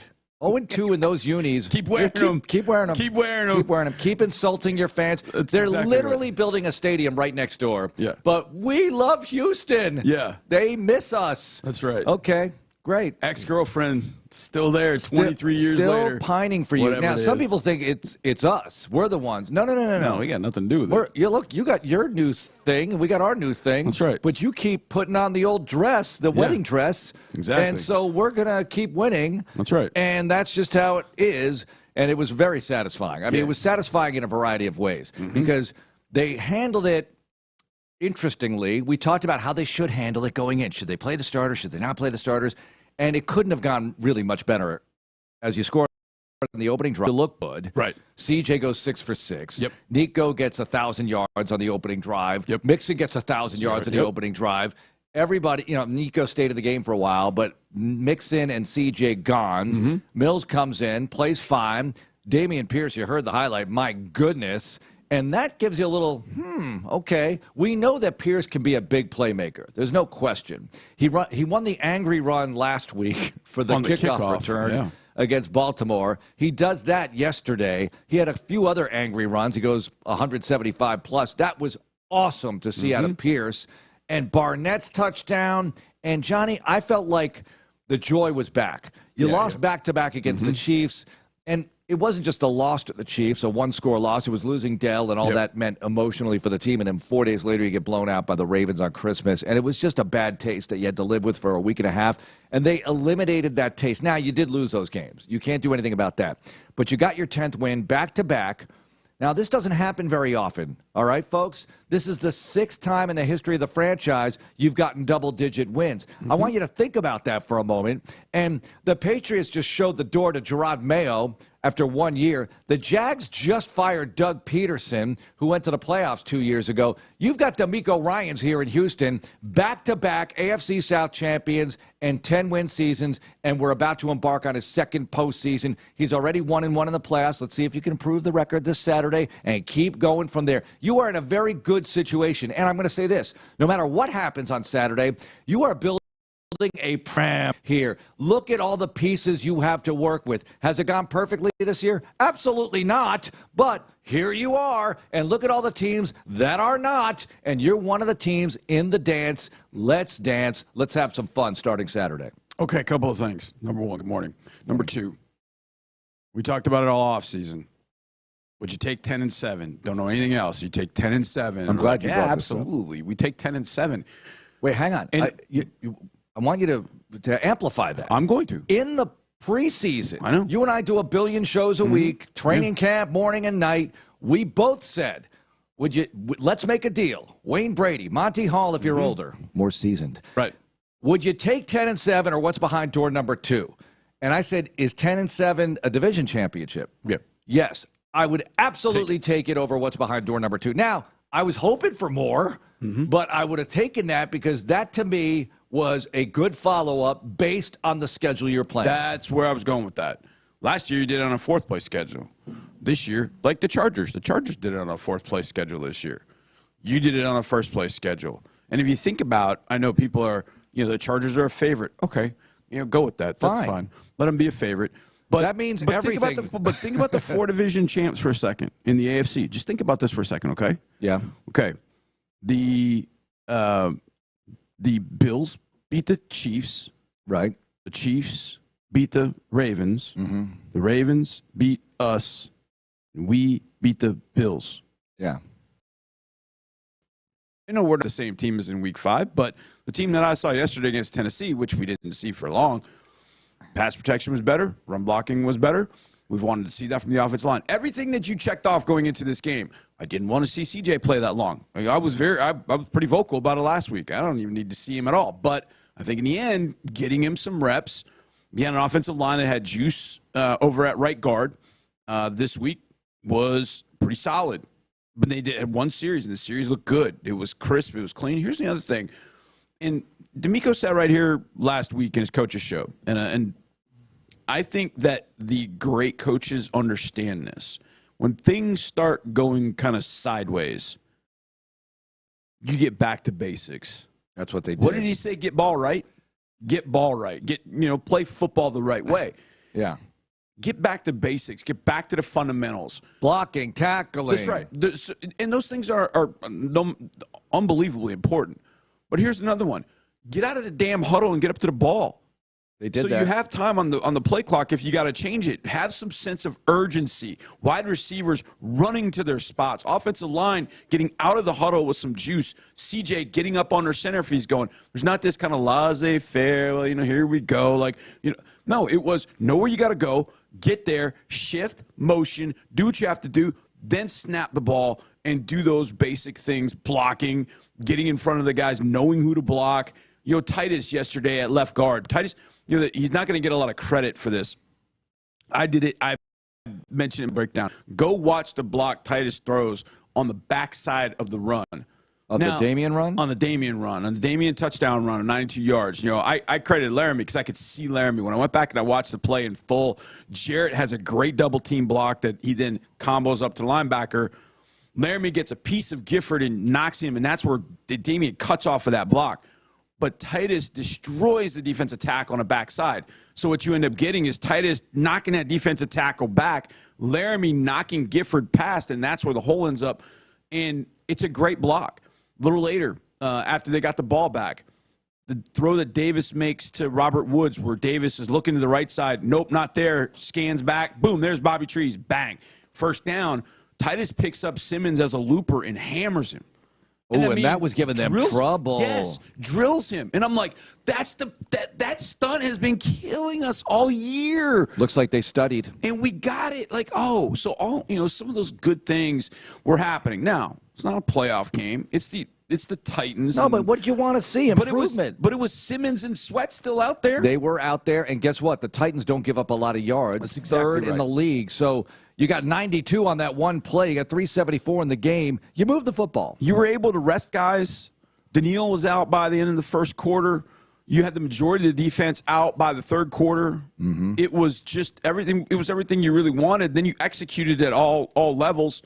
There are some things that obviously have to be cleaned up. So you'll watch that game and get some things out of it. You'll highlight some of the things you didn't do exactly. But you got the 10 wins on a first-place schedule, and you can't get to 10 wins. This is a first-place schedule. You're not getting to 10 wins. I don't believe in this team. It's not whatever. You got the 10 wins. You lost Tank and you lost Steph, and you still got the 10 wins. You had 5 games without Nico. You lost Brev for the year. Right. We could go over the whole list. Was suspended for 3. Well, how about all the numerous defensive injuries along the way and not having Petrie and Ward at the end of it? No, exactly. I think that under all the circumstances, you did what you did. You got your 10 wins. You're in the playoffs. You're in the dance so now. Let's see what happens. You're at home. Yes. And you brought up a great point. We were getting ready for the show.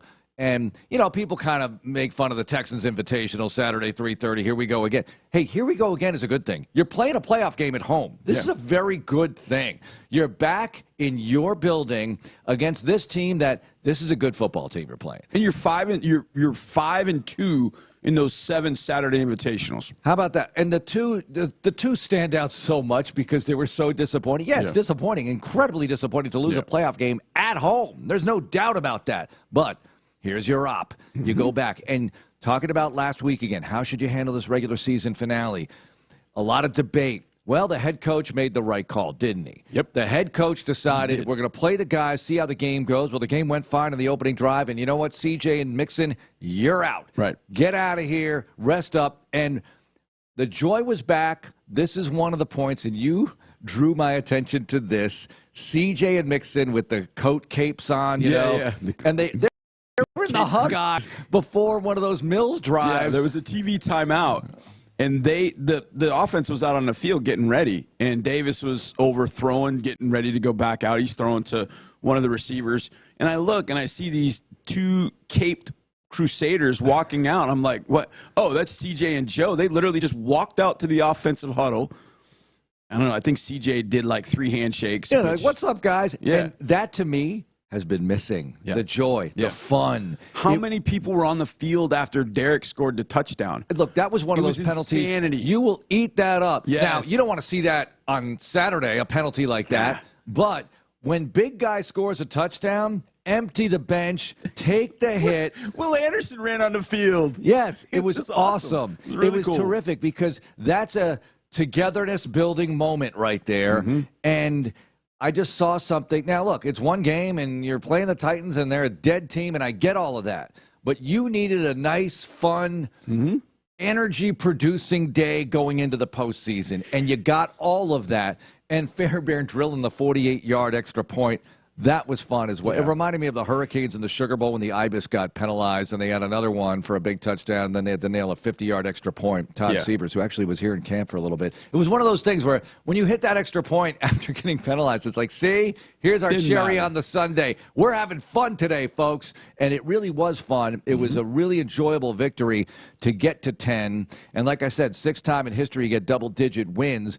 And to have D'Amico go back-to-back double-digit championships. Look, LaFleur started his career double-digit wins years 1 and 2. This is good company, okay? Matt LaFleur is a good coach. D'Amico's off to a tremendous start as a head coach here. And I can't wait for next year already, but I can wait because I want to see what happens this postseason with this opportunity. If you get Mixon going here, Johnny, you mentioned the O-line. You like Juice in his current spot at right guard.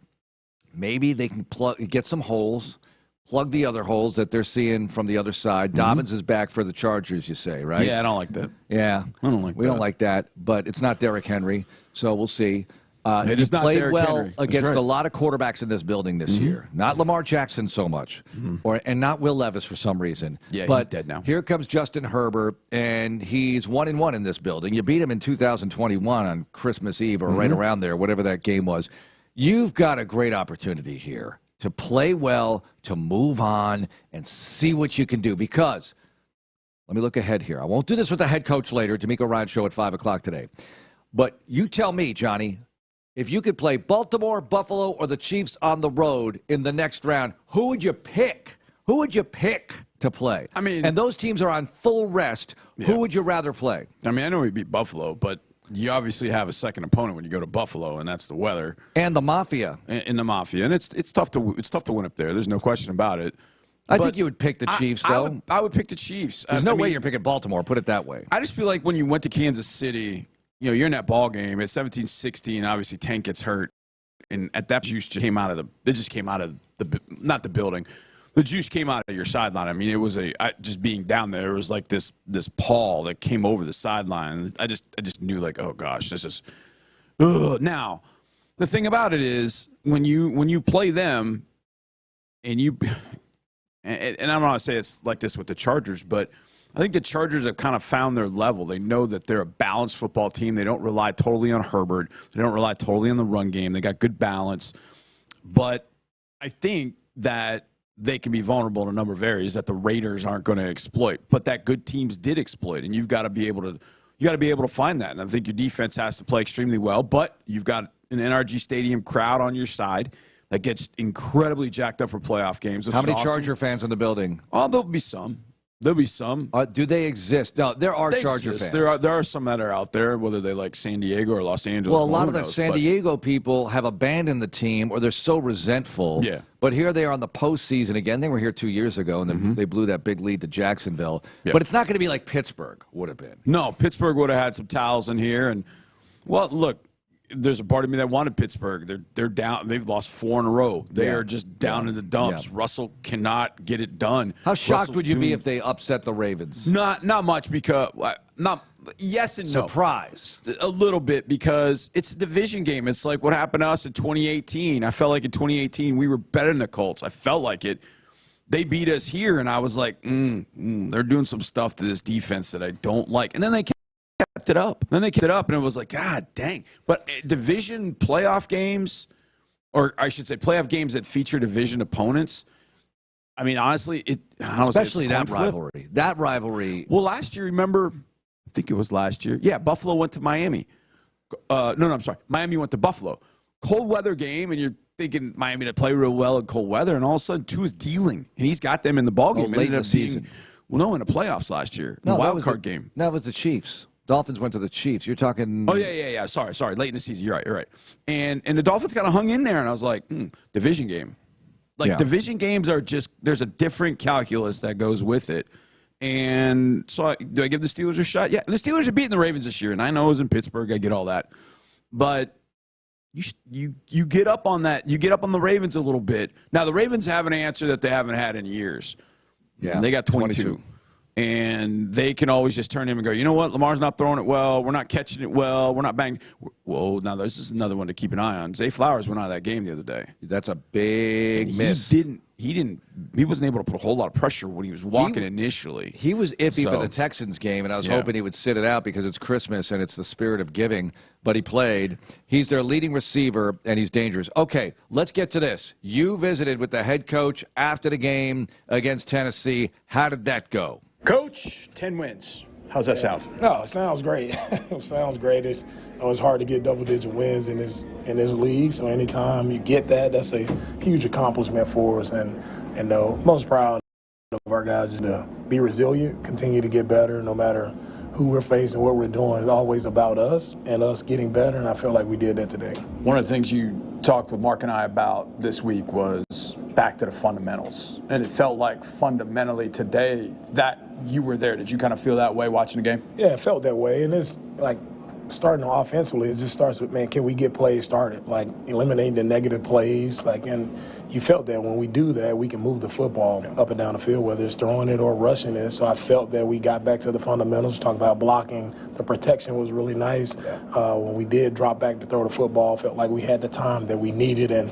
both quarterbacks, CJ and Davis, made really good decisions with the football. We've talked about CJ a lot this year, but Davis gets an opportunity to play, did some really nice things. What do you think about the way Davis managed the offense, operated the offense, and then made plays when he had time to throw? Yeah, Davis handled himself really well. Davis has been a pro all throughout the year, just how he operates in practice, running the scout team for us, the reps that he gets with the starting offense. I mean, he just always does a really nice job of communicating, running the show, getting us in the right play. And I thought he made some really nice plays on the blitzes and him getting to his hot answers today. So him playing fast, playing decisive, that was encouraging to see. Dameon Pierce gets that 92-yard run, but it was more than that, just the way that he ran the ball today. Coach, what did you see from Dameon? Yeah, I saw Dameon just, he stayed with it. Like he continued to press forward. He gained positive yards, and when there was the lane got closed up, he just played with good vision. And that's one thing I saw from Dameon, play with good visions, made the proper cuts, and then when the lane was open, man, he hit it, and he showed gas to get to the house. Okay, Derek Barnett does it again. I don't know how that happens. They try and run that little speed sweep. He picks it up and starts running. And then he starts carrying Titans into the end zone. What are you thinking as he's taking off that ball again? Oh, man. It was first off, just scoop it up. So we got the ball, and I see him running down. I didn't think he was going to make it. He was running pretty slow there. I didn't think he was going to make it. Then I thought he was going to pitch the ball back. But, man, he just kept going. Eventually gets in the end zone for the second time this year. And anytime you get a defensive touchdown, like your chances of winning they really go up. So, man, I'm so excited for Derek being back here in Tennessee, making big plays. Coach, I know this is kind of a strange game in a sense. Seeding can't change. You really want to win the game, but you got to keep guys healthy for the playoffs. And so when you do that, you got to play guys that maybe haven't played a lot this year. And I know they gave up the deep ball late, but it felt like the guys that came in defensively really did a nice job communication-wise, or no real busts that were out there, and they played really hard in that second half. What do you think of that group in the second half? Yeah, I thought the defense did a nice job second half. A lot of guys got opportunities. Guys were where they should be. Guys played well. Like you said, they communicated well. Unfortunately, they threw up the ball there. We don't make that play, but overall, the guys played really well. I'm proud of them. And I always tell guys, the only way you get better at football is playing it. So getting those guys valuable reps, I was really happy to get those guys those reps in the season. Like, that typically doesn't happen. So wanted to take advantage of that, and I think those guys benefited from getting those reps. So at this point, we don't know who we play, but I know just the way that you feel about things doesn't really matter. It's about the Texans. It'll always be about us, right? We take care of us. We play clean football, and we play our brand of football that's playing physical, being relentless, swarming to the football. Like, we play that brand that travels anywhere. Coach, I appreciate it. Best of luck. Thank you. Thank you. Yeah, they swarmed yesterday, no doubt. That was Swarm City for the Houston Texans. And at the time, that was right after the game, John Harris and D'Amico Ryans, so they did not know it was going to be the Chargers. It was either the Chargers or the Steelers. Yep. And we kept going back and forth on who you would want to play or see here. And then I thought, you know what? We have no effect on this anyway, so let it happen. And it did happen. And the Chargers took care of business against the Raiders, and that's a division game, but the Raiders, problems galore. Yeah. Nothing about Pierce yet, right? He's okay so far? Antonio Pierce, nothing. As of yet. So right now there are, I think my number is 5 head coaching openings. The Jets, the Jags, the Saints, the Bears, and I feel like there's one more I'm missing. Patriots, yeah. Yeah, Mayo gets shown the door after 1 year. Peterson gone, but Balke stays as the GM, which is wild. He was there with Urban Meyer, folks. Wild. So he survives Urban Meyer and Doug Peterson. Wild. That is incredible. He's like the cockroach. He's not going to die. And what coach that has some pedigree here that's been around the block is going to be okay with Balke? I'm not sure who would be okay with that. So Shad Khan's answer to this is, well, the new head coach will report to me, Shad Khan, and not to Trent Balke. I get that, but who's got faith? That's exactly right. Over transactions, and roster. I don't care, Mark. I've been around this thing a long time. You can set it up however you want, and this. You leave people that aren't right for the organization in the organization, it will come back to kill you. I promise you that. It's hard to make the case that he's right, but they did have back-to-back winning seasons until this year. But last year, half the season, meltdown. This year, total meltdown, Chernobyl, and Peterson gone. This should have worked. This should have at least worked to the tune of 8-9 wins, somewhere around there. Should have. Didn't. And now Peterson's out of a job. Weird. Yikes. All right, coming up, Andre Ware joins us. Let's talk about CJ's limited performance. It looked good. Mills coming off the bench, playing well enough yesterday. And I heard the guys talking about that this morning, that some people are surprised. Mills, wow. Yeah, Mills has played well before. Mills can move the football. Yeah. Should not be shocked about this. He was very good. And Mills has been practicing. It's not like he just showed up off his couch. He's been here, folks. So he's been working on things in this Slowick offense, and he ran it pretty well yesterday. So that's good to see. And Damian and all of it. It's coming up here. It's Texans Monday. And, you know, Houston Methodist brings us the show, and they want to remind you that if you or the athlete in your life has signs of concussion, you've got to get checked out at the Houston Methodist Concussion Center. Find out one of their 17 locations. They can help you get diagnosed properly, get proper treatment. HoustonMethodist.org/concussion. It's the official healthcare provider of the Houston Texans. Houston Methodist, leading medicine. It's Texans Monday. More Texans Monday is on the way. Whether running a marathon.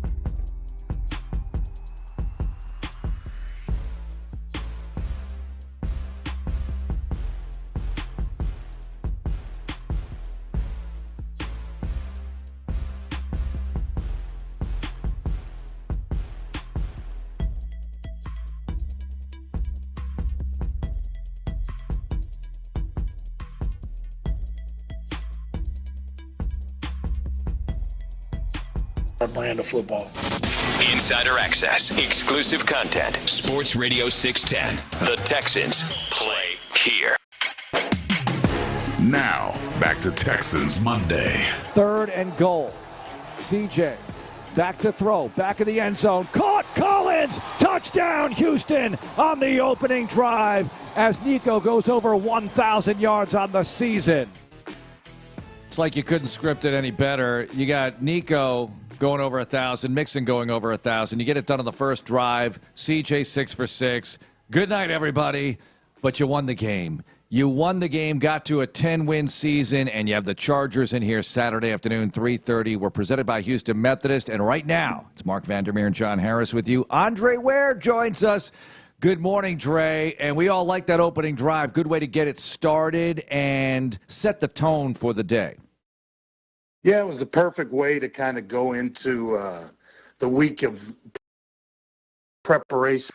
You want to see the team clicking on all cylinders, and I think that's what happened from the quarterback to receivers, the running back, with Joe Mixon. The offensive line, I like the configuration of it. And it was just the perfect way to kind of end the regular season and get yourself ready for the playoffs.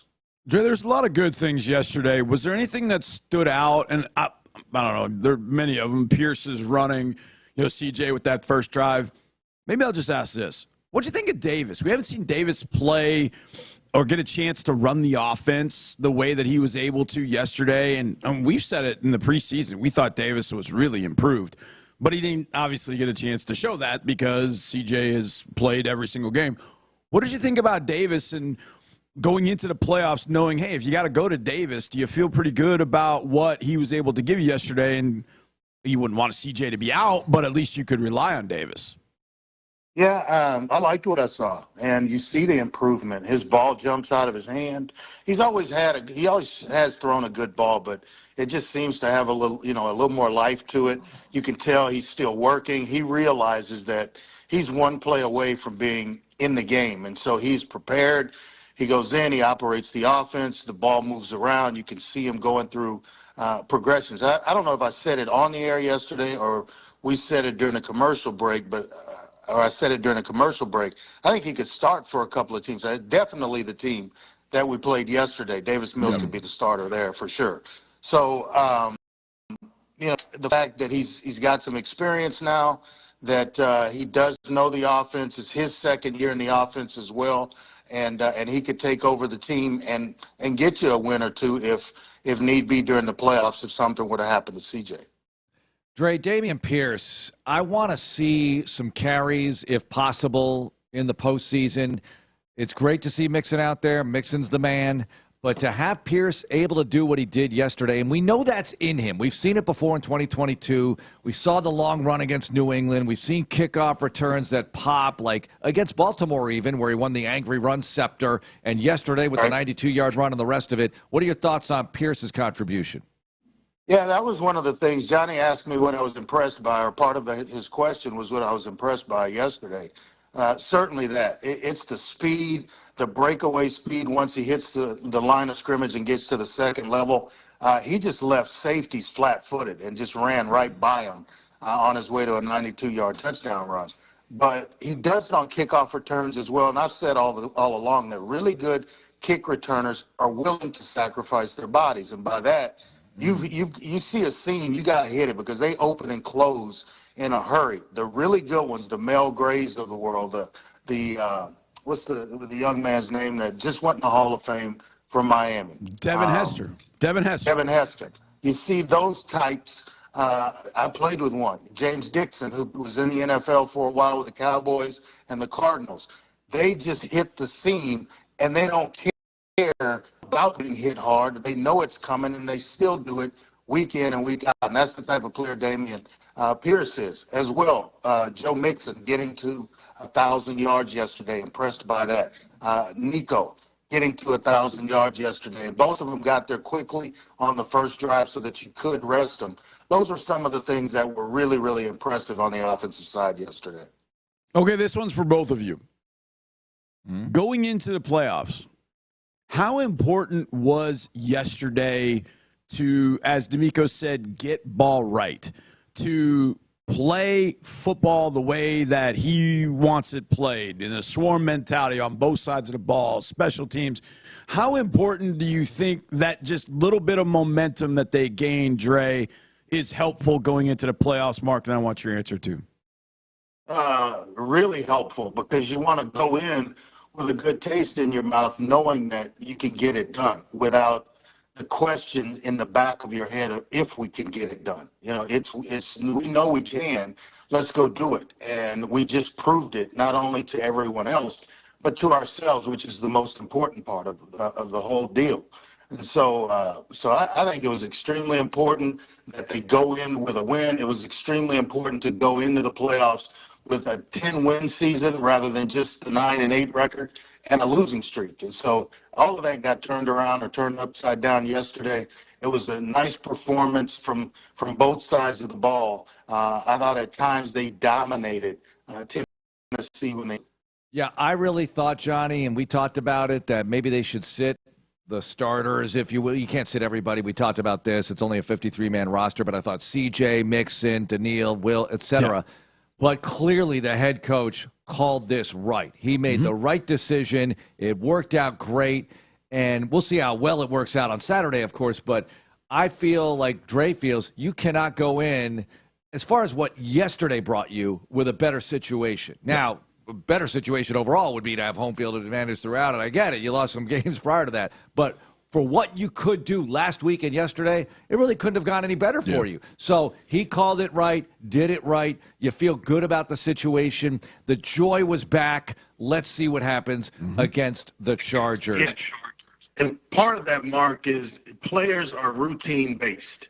They are on a routine, and when you break the routine, bad things happen.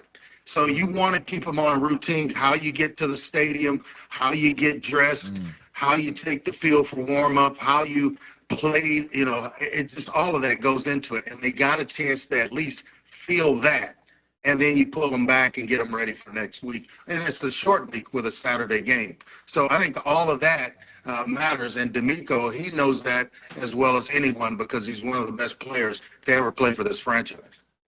All right, thoughts on the Chargers, Dre? Here they are. They beat the Raiders 34-20 to lock up that spot. Well, they had their spot, but to lock up the slot of playing the Texans on Saturday afternoon. Justin Herbert was in the playoffs just 2 years ago. Obviously, they missed last year. Now you got Jim Harbaugh coaching the team. Dobbins is back, 900-yard rusher. The numbers offensively for the Chargers are similar to the Texans, actually. What are you thinking here as you face – I keep wanting to say San Diego. I'm not going to do it. San Diego. I hate saying L.A. I'm just going to say the Chargers on Saturday. $1 for every time either of the three of us say San Diego. That's right. I'm going to try my dance, but I know it's going to roll right off my tongue. So what do you think of them as the matchup? I think it's a tough matchup. This is a good football team on both sides. They got a quarterback that's elite. He's thrown for just under 4,000 yards. The 23 touchdown passes, but he doesn't turn it over. I think it's only 3 interceptions he's thrown all year. And then you look at J.K. Dobbins being healthy again. When he's healthy, he's as good as any back in the league, and he finished with just over 900 yards rushing. But they've got other compliments. Herbert can pull it down and make plays with his legs, so he gives you something extra to have to worry about and work on in this week's worth of preparation. Receiving-wise, Ladd McConkey he's small, but he gets open, and that's where Herbert is looking. He had over 1,100 yards this year. Got guys, I think it's 4 or 5 that have over 400 or 500 yards where you can spread the ball around. He's not just throwing to one guy. Defensively, they've got playmakers, especially at linebacker. Henley has just about 150 tackles or so. But a guy that we know, DJ Perriman, is there. He had a good season. So on both sides of the ball, this is a good, sound football team, a good experienced coach who has taken a team to the Super Bowl before, and it'll be a tough order. All right, Dre, we're going to reconnect with you, with Ben, our producer, because the line's a little shaky, and we don't want to cut the conversation short because we have a lot to discuss here. So Ben's going to try to reconnect with you here. But, yeah, You look at Ladd McConkey, Johnny, 1,149 yards. This dude is really hot right now. 7 touchdown catches on the year, which is not a crazy number. But what sticks out is 82 catches for 1,149. And Quentin Johnson, he's the guy with all the drops, right? He was. He did. I know. He had an amazing catch yesterday. Let me say this about Ladd McConkey. And let me say this in the best way I possibly can.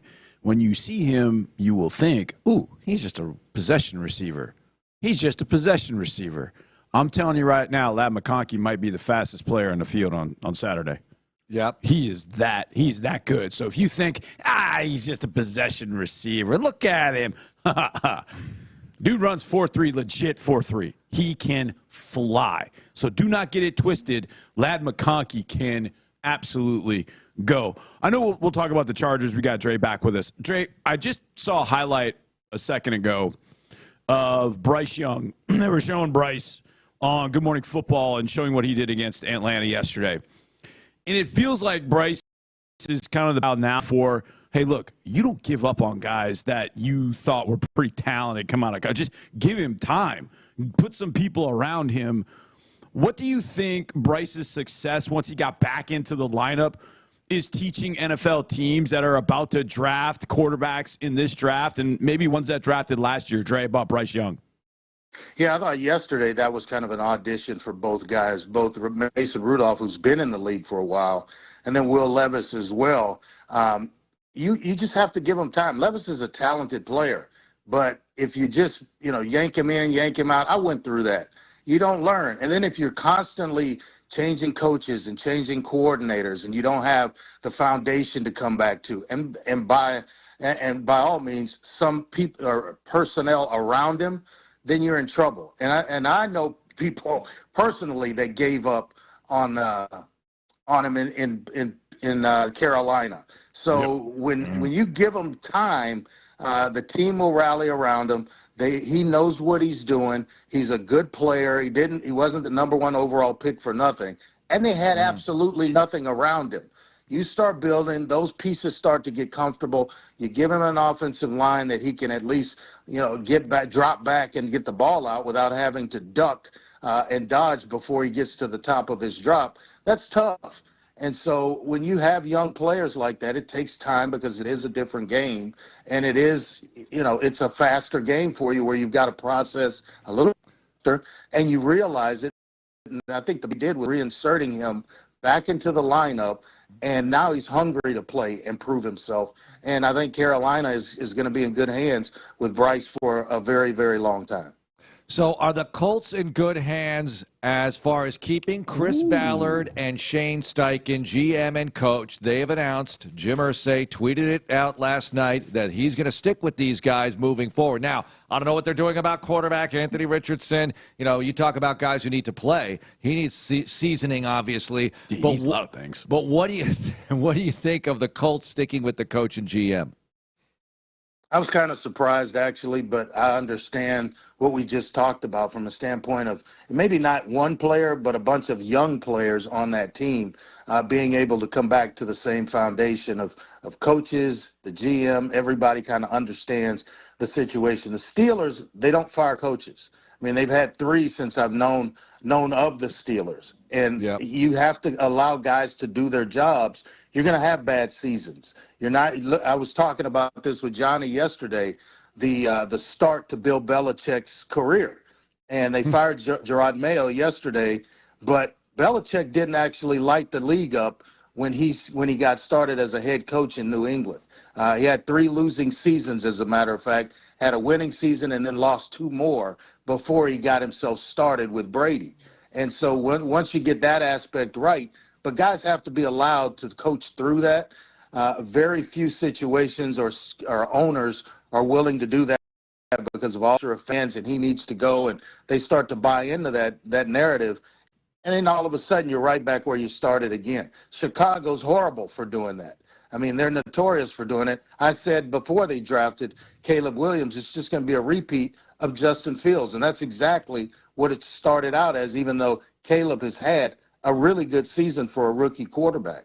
So you got to have some patience. I actually commend them I'm surprised, but I commend them for having the patience to see it through at least another year. And that's important enough for Anthony Richardson to make some progress. Okay, there's 6 playoff games. Let's take ours out of the mix. It's for both of y'all. Okay. Can't pick the same game. Dre's going first. Okay? That means there are 5 playoff games taking place starting Saturday. Obviously, we have the Texans Invitational, as people want to call it, at 3:30 on CBS if you're not going to be able to get to the game. But if you can get to the game, get to the game. Okay. No, if you can't get to the game, listen to us. Well, yeah, that, but yeah, watch and listen. Okay. Learn how to pause the TV and listen to us. Okay, so there are 5 other games. I want you guys to pick the most likely upset. All right. The most likely upset of the 5 games. Here are your 5 games. Steelers at Ravens on Saturday. Broncos, Bills, Packers, Eagles, Commanders, Buccaneers on Sunday. And then Monday night, you've got the Vikings, who just lost to the Detroit Lions on the road, having to then cross the other way of the country and go take on the LA Rams on Monday. Which of the 5? Because when you hear them, you're like, oh, I like the home, but there's going to be an upset. Which one do you think? What's the most likely upset? Steelers, Ravens, Broncos, Bills, Packers, Eagles, Commanders, Bucks, Vikings, Rams. Dre, you get a chance to go first. I'm going to take the layup, and I'm going to go Commanders over the Buccaneers. Okay. And I just think they're hot enough right now. I think they're getting enough quarterback play to actually get it done. It's a tall order, but I think Jaden Daniels can play well enough to give Washington a chance to win that game. Boy, the Ravens are a 9.5-point favorite over the Steelers. How about that? Wow. And honestly, if the Steelers somehow pull it off, I am not going to be totally shocked. I'll be surprised, but I won't be shocked because it's a rivalry. It's a division playoff game in the history of those two teams. Now, Russell Wilson is not the embodiment of Steelers football to me. You know what I mean? He's not. I know what you mean. He's a rental. He's a rental. Exactly. He's VRBO quarterback. And I know it's worked out this year to the tune of 10 wins, but they're on a slide right now, so that's big. Johnny, if I got to pick one, it's interesting with Bo Nix playing as well as he is, but they're at Buffalo, which just hurts so much. I'm going to go Green Bay over Philly. Philly's a 5.5-point favorite over Green Bay, and I think Green Bay can throw it around and somehow, oh my gosh, they're up 21-13, and somehow they coast into the finish. So Russell Wilson is the VRBO. Wouldn't that be a tragedy, though, with Philly getting upset at home against Green Bay, and then they Saquon Barkley yesterday. He doesn't get the record, and they get bounced in the first round. And they get bounced. Yeah, they may run everybody out of town. Dre, how do you feel about the record, though? Because to me, look, it's 17 games, so had he gotten it, I get it, it's a season. But, man, we're at 17 games. At some point, we have to say some of these records, like, okay, you get the extra games and everything. I mean, O.J., not to defend O.J., I'm Johnny Cochran when it comes to the O.J. rushing single-season record. What he did was unbelievable. In 14 games. What O.J. did was, really unbelievable because of what you just said, the 14 games. And so you have to put that into context when you start talking about it. And, I don't know. I asked you guys yesterday, have there been guys that have gone back-to-back 2,000-yard seasons, and there hasn't. But I know when Barry did it, it was special in Detroit to get 2,000 yards. Yep. That would have meant a lifetime of kind of celebration to have that in his back pocket with over 2,000 yards. Who knows if he'd have gotten it yesterday or not? But I think I would have played him. I would have taken the approach that D'Amico took with the Texans yesterday. You give him the necessary amount of time, and if you see it's not going to happen, you get the starters out of there. But I would have kept him in the rhythm that I spoke about earlier and let him play, and let's see if he can get close and get it. I would pick a third unique game. I'm going to pick the Rams to beat the Vikings out in L.A. Okay. I just think there was so much build up for that Detroit. That Matt Stafford, healthy, taking on a Vikings defense. I mean, if anybody's going to be able to figure out that Vikings defense, I think it's going to be McVay in that offense. And if you can do that, Sam Darnold at the expiration date, maybe, I don't know. That's why the Vikings will be upset. They will invade that building like they invaded Newfoundland. But still, that ain't going to help Sam Darnold. Yeah, maybe not. If he shows like he did last night. I think the Lions gave a blueprint. Aaron Glenn opened up the blueprint exactly. last night in terms of how to defend the Vikings. They were not afraid to play Justin Jefferson man-to-man. They had one player they kept saying it, but he's been playing against him since high school. So he knows his ins and outs. Yeah, and he played a hell of a game yesterday against Justin Jefferson, basically shut him down.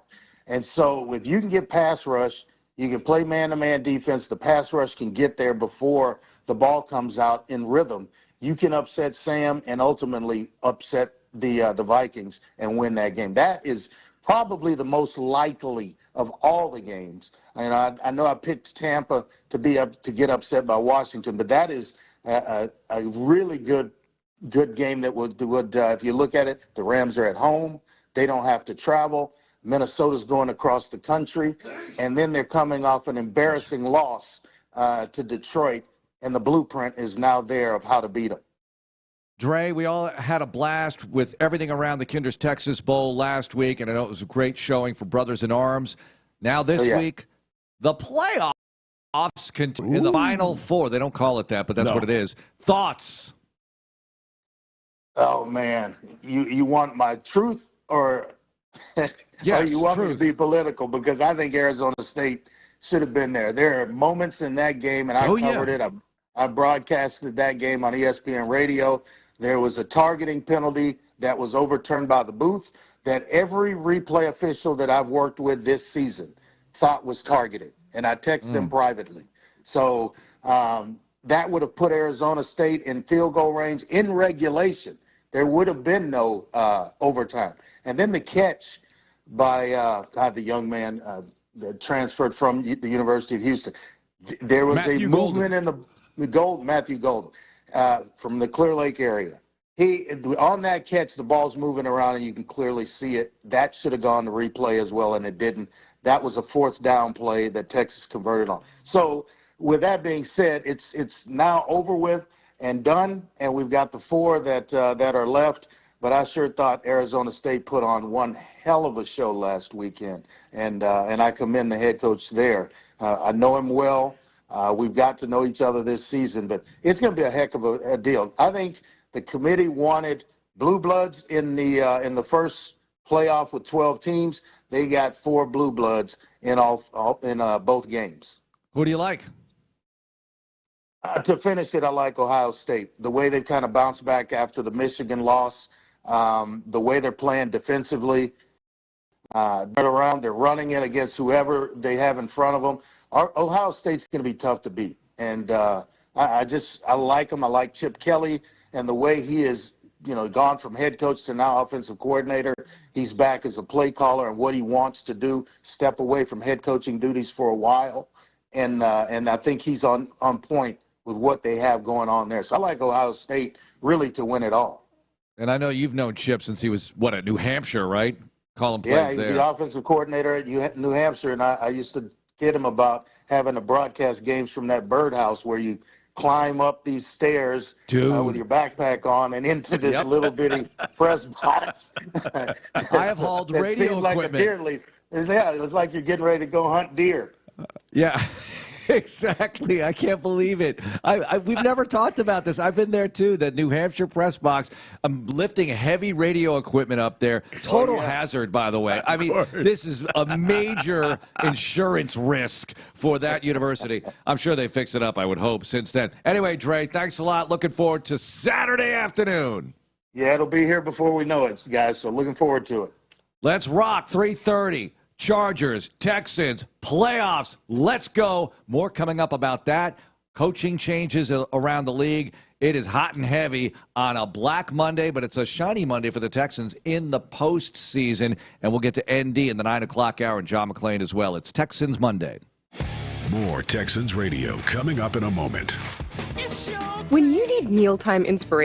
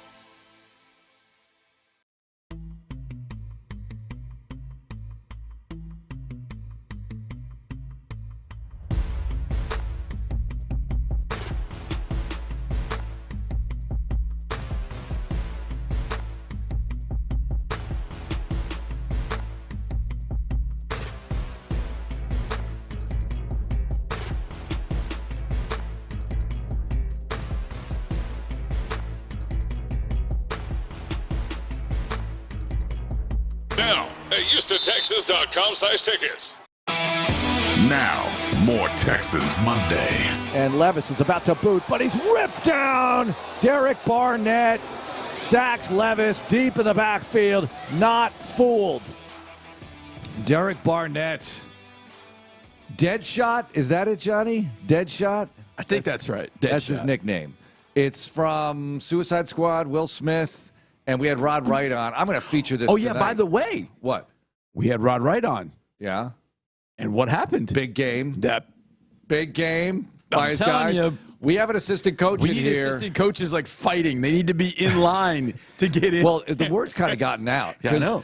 Stephen Adegoke, the safeties coach, I talked to him in the hallway. He wants and his dudes in here. He wants to come on this week with us because he's like, I know somebody's going to have a huge game. That's and right. I think it's a good idea because a I do too. safety having a big play against Justin Herbert could really come in handy. That's right. Justin Herbert, who does not throw too, need to take the ball away somehow, some way against the man. I want to sing San Diego Superchargers so bad. San Diego, like three people. Does are it getting work this with reference. Los Angeles? Try it with Los Angeles. I got it to work. you Los got it. Angeles. That's not bad. You know, you could do it, and I don't think they do because I guess it's just such a thing, you know, with the old Chargers that, in fact, I want to see. Ben, can you pull up the San Diego Superchargers song? He's like, what? Yeah, just YouTube it. It's there somewhere. Now, it's going to sound really rinky-dink on YouTube, but trust me, back in the Air Coryell days, they used to blare this thing at Jack Murphy Stadium. Yes, that turned into Qualcomm. That turned into a piece of junk, right?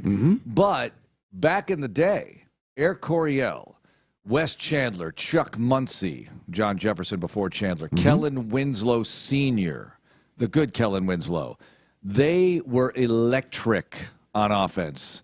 And it's funny with the Chargers quarterback history, teams have identities. You know, like Texans are kind of like wide receiver U. You know, we got Andre Johnson in the Hall of Fame, DeAndre Hopkins probably going, oh, here we go.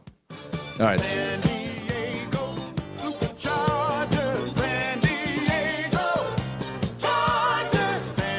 That doesn't sound dated at all. It's so good.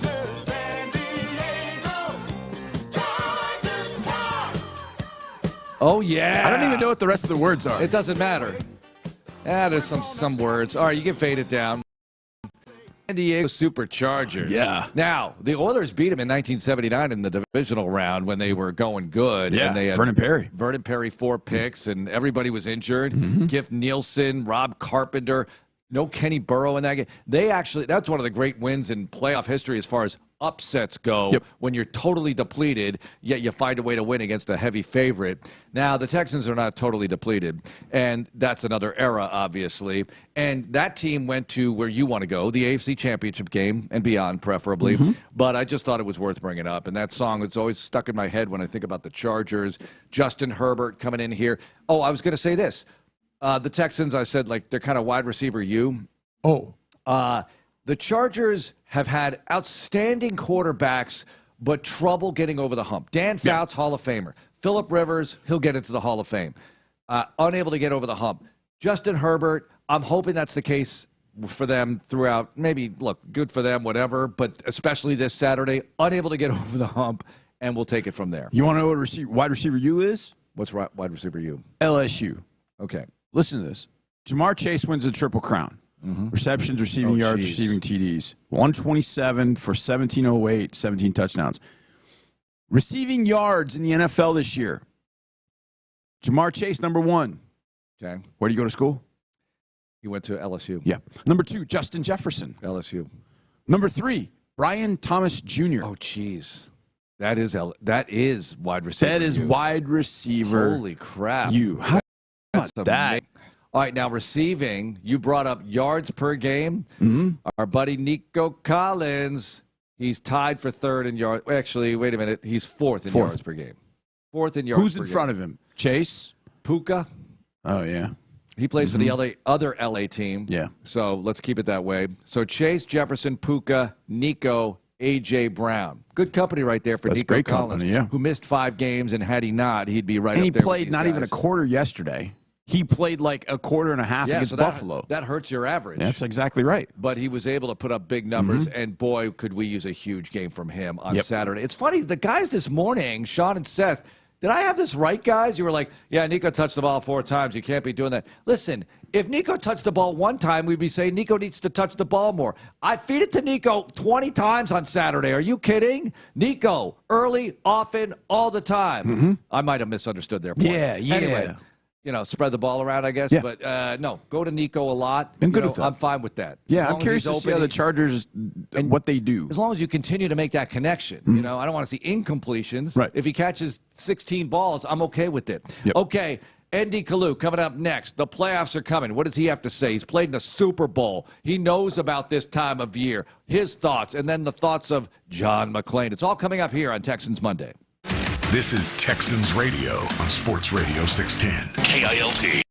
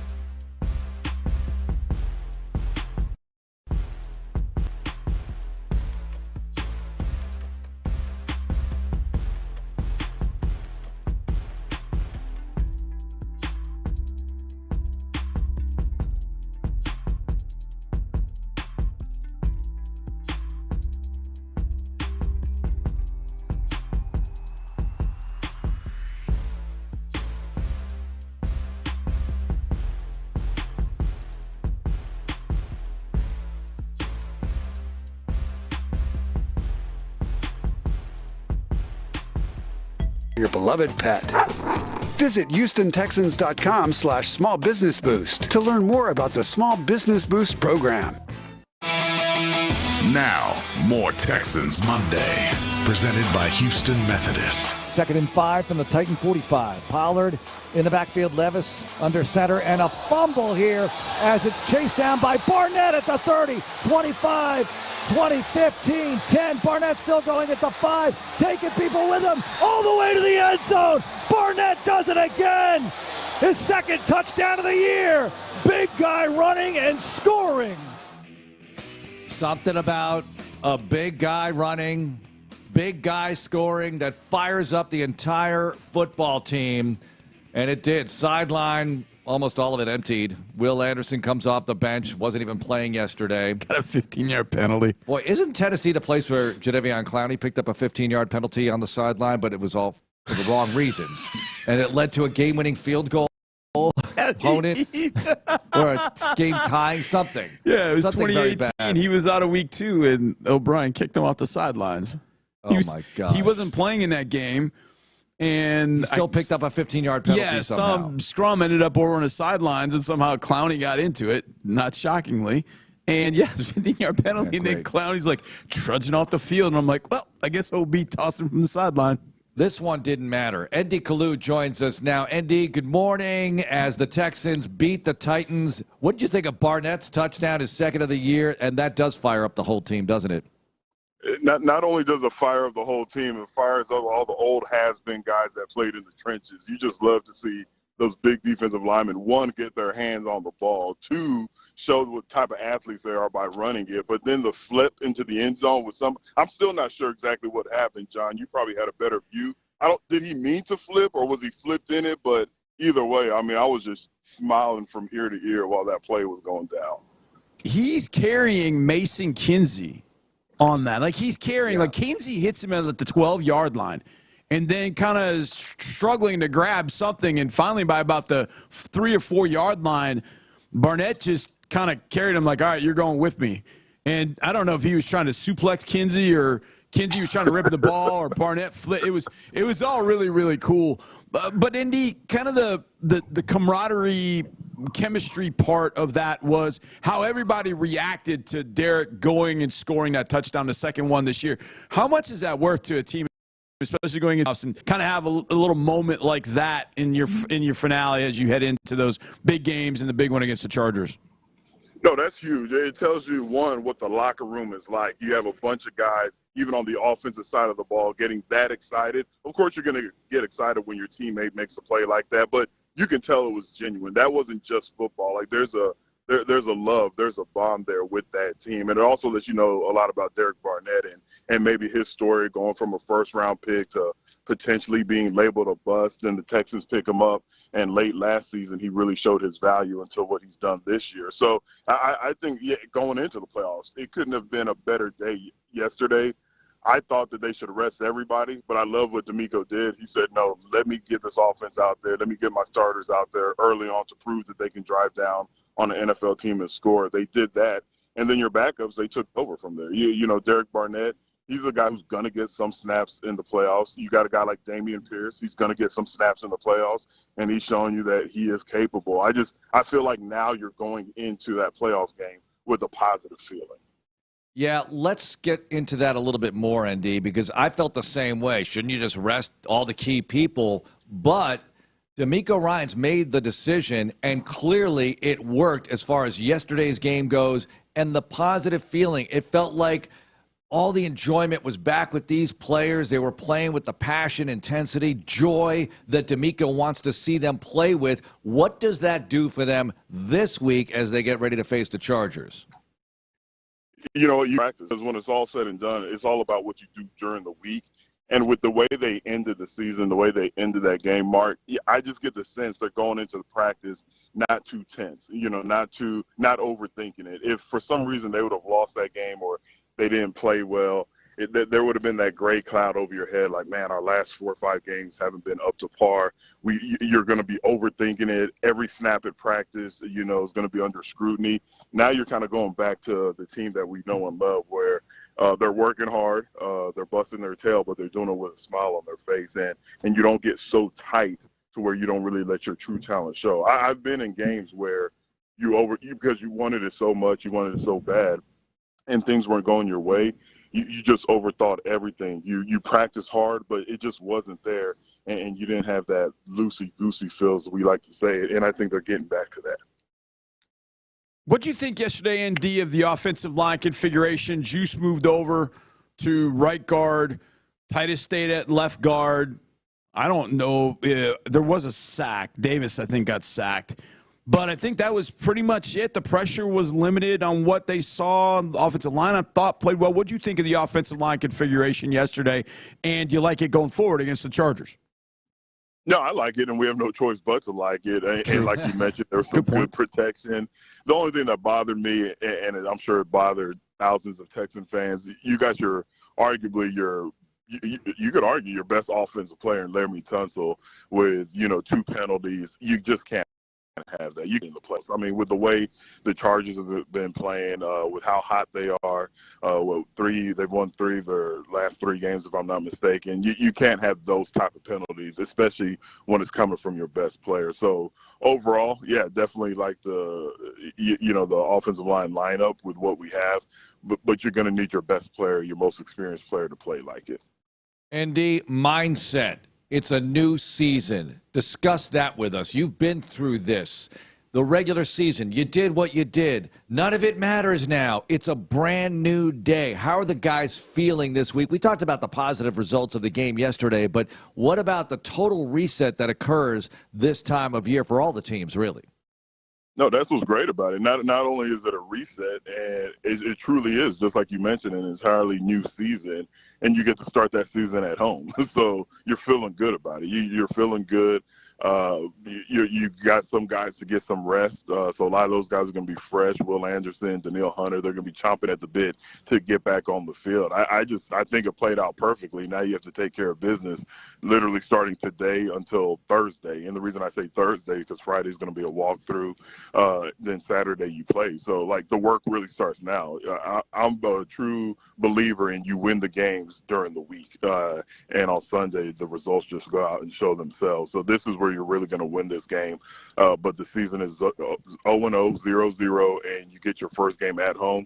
I'm telling you, there's a bunch of smiles going around at NRG right now.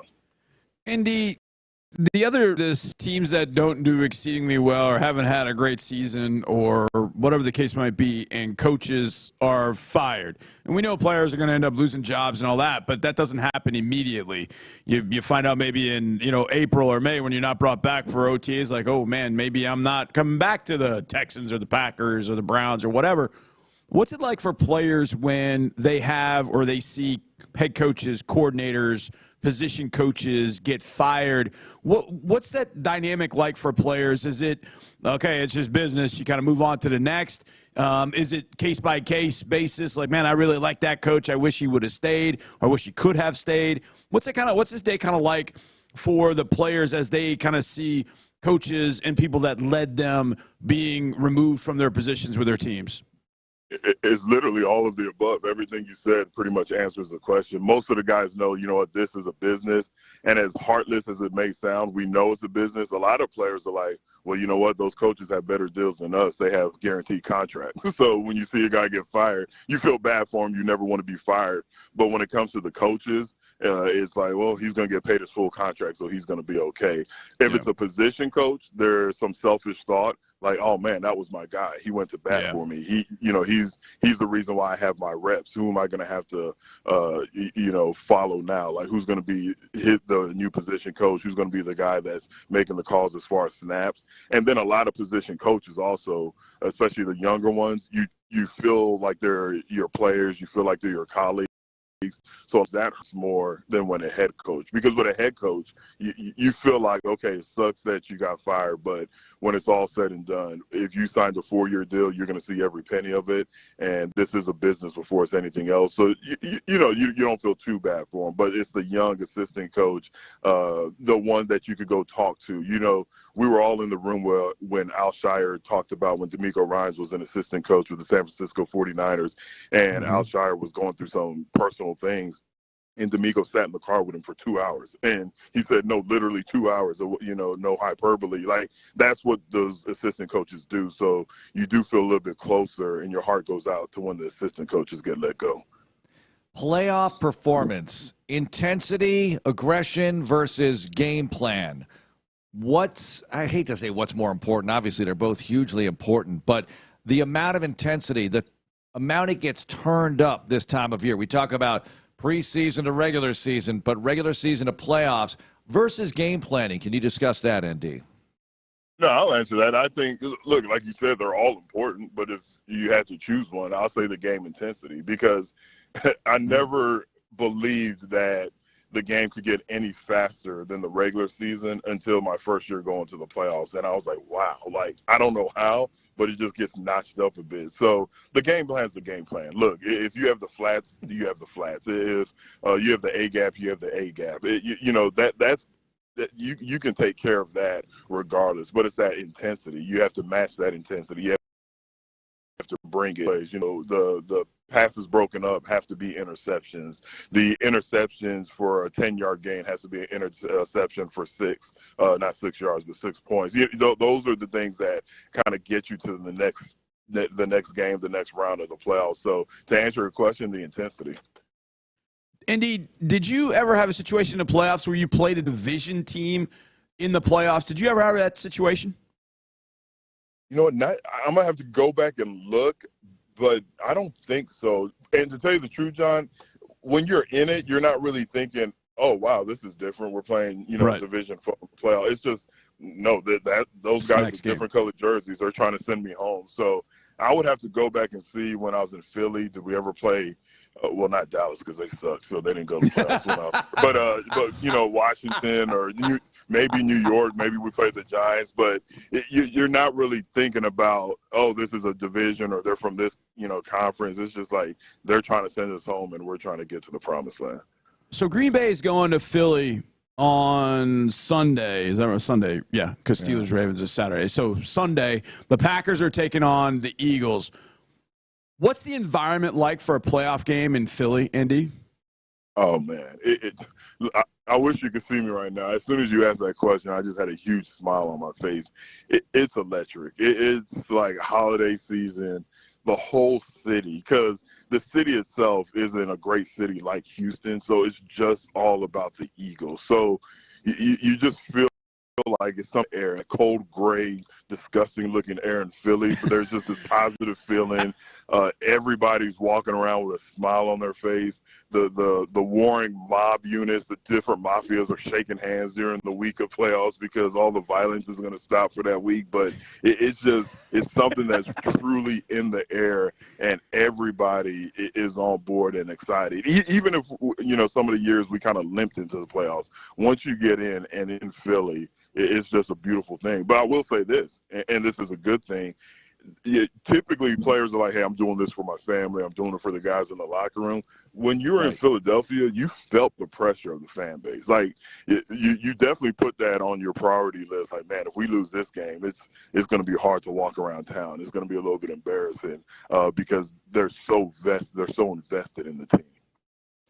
What do you think D'Amico Ryans is learning as he goes here as a head coach? This is back-to-back seasons, 10 wins, division championships. We know that this season has had some rough spots. There's no question about that.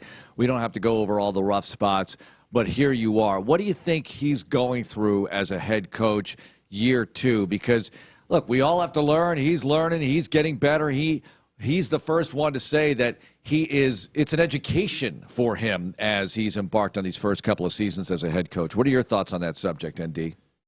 I think he knows this because he's a wise young man in my eyes, but just the experience of, last year, the honeymoon season, everybody patting him on the back.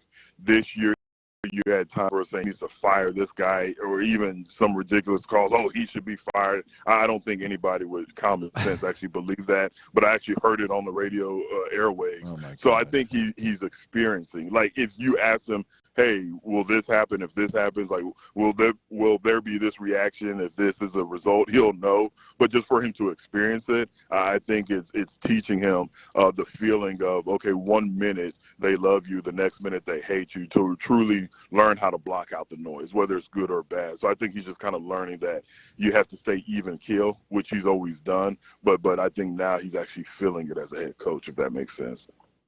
How about this? The people hired the year D'Amico got hired, 2023. Okay. How have these people done so far? Okay. And just a quick sentence. Yeah. Jonathan Gannon, Arizona. Okay. I mean, not That's bad okay. for a while this year, but a bad okay. finish. Yeah, bad finish. Frank Reich, Carolina Panthers. Trash. Sean Payton, Denver Broncos. Oh, pretty good. Pretty good. Doing He's well. balling. Yeah. Shane Steichen from Indianapolis. Dicey. Put in a bad position. I'll say he's been put in a bad position with that quarterback. Okay, that's it. There were only 5 hires that year. So that's it. Was D'Amico the 6th or was he the 5th? He's the D'Amico 5th. was the 5th. Yeah. A few of those teams wanted D'Amico. Ironically, Denver wanted D'Amico, and they settled for Sean Payton. Okay, this one's for both of you. The NFL posted this picture. It's really cool. It says, name an NFL team with a more iconic trio, and it's Detroit. It shows Flava Flav, Barry Sanders, and Eminem. Now, Eminem is wearing a T-shirt, and I looked at it, I was like, oh, that's Brian Branch. And I was like, man, how cool if you're Brian Branch that Eminem is wearing a shirt with you on it. Yeah. So this one's for both of you. What famous person would you want wearing an Andy Kalu or Mark Vandermeer shirt that would represent, like they're wearing that shirt because they loved you? Which entertainer would you want it to be? ND, do you have an answer for that? Oh, that's strong. I know I would. Thelma from Good Times. And that's all she's going to be. Yeah. Okay. Just the jersey, and then she's tying it up in the front. You know how they do that little knot. Yep. Yeah. Thelma from Good Times. Than that. That's you went in that direction. Yeah. Thelma from Good Times. I love it. Yeah. I'll pick Jimmy Walker. No, I'm not going to pick Jimmy Walker. If I was going to go in that direction, I would pick Cindy Crawford. I don't care. Look. Any age, Cindy Crawford wearing my shirt because I don't have a jersey. I need y'all to have a date night pretty soon because the way you are thinking. I know, it's terrible. Yeah. But if I was actually going to go like heroes of mine, I think Jimmy Page at least has a place in Jimmy Austin. Page came out with his guitar and had Mark Vandermeer rock and roll on it. If Jimmy Page told me, I listen to the games, I think you're very good. Listen, that, I don't know. Just shut it down. Shut it down. That would be the best thing ever. ND, by the way, Jimmy Page, lead guitarist, Led Zeppelin. Okay, yeah. I know I've heard of that the information. name. I know the group, but I knew he was a musician. Okay, and I think he's in Austin, if I'm not mistaken. I think Plant is, too. I think he is, yeah. How about that? I think everybody lives in Austin eventually. He gets up on stage at a concert in Houston and has your face on it underneath. It says rock and roll. Johnny, don't even tease me with that. And he's playing Kashmir. Or if Dan Fouts told me. Yeah, no, that's, that would be. Or Flutie. That'd be big, too. That would be big. All right, that's Mine would be Bill O'Brien. Yeah. Drop the mic. Drop the mic. Johnny's my guy. Okay, ND, thanks so much for joining us. We'll catch up tomorrow. All right, see y'all tomorrow. Keep up the good work. ND Kalu joining us on Texans Monday. Johnny, I can't even go on after that last one. All right. John McClain joins us next here. We're presented by Houston Methodist. Let's talk to the general about everything going on around the league. Firings galore. Playoffs for your Texans. Saturday, 3:30 with the Chargers. Let's go. It's Texans Monday. More Texans Monday is on the way. Behind every door at Houston Methodist, you know what to expect. Expertise. Whether it's life-saving brain surgery, your 3D mammogram that catches breast cancer sooner, or orthopedic specialists helping you feel stronger than ever. With hundreds of doors across Houston, you can get expert care everywhere. That's the difference between practicing medicine and leading it. Houston Methodist, leading medicine. As the official ticket marketplace of the Houston Texans and the NFL, Ticketmaster has a wide selection of tickets available for every game. Whether you're cheering on the Texans at home or away, Ticketmaster covered. With Ticketmaster's interactive seat map, you'll get a 360-degree preview of your seat so you can make sure you have the best view of those pivotal plays. Plus, the Ticketmaster app makes it easy to sell or transfer tickets if your plans change. And mobile tickets make getting in on game day a breeze. Find tickets today at Ticketmaster.com/Houston Texans.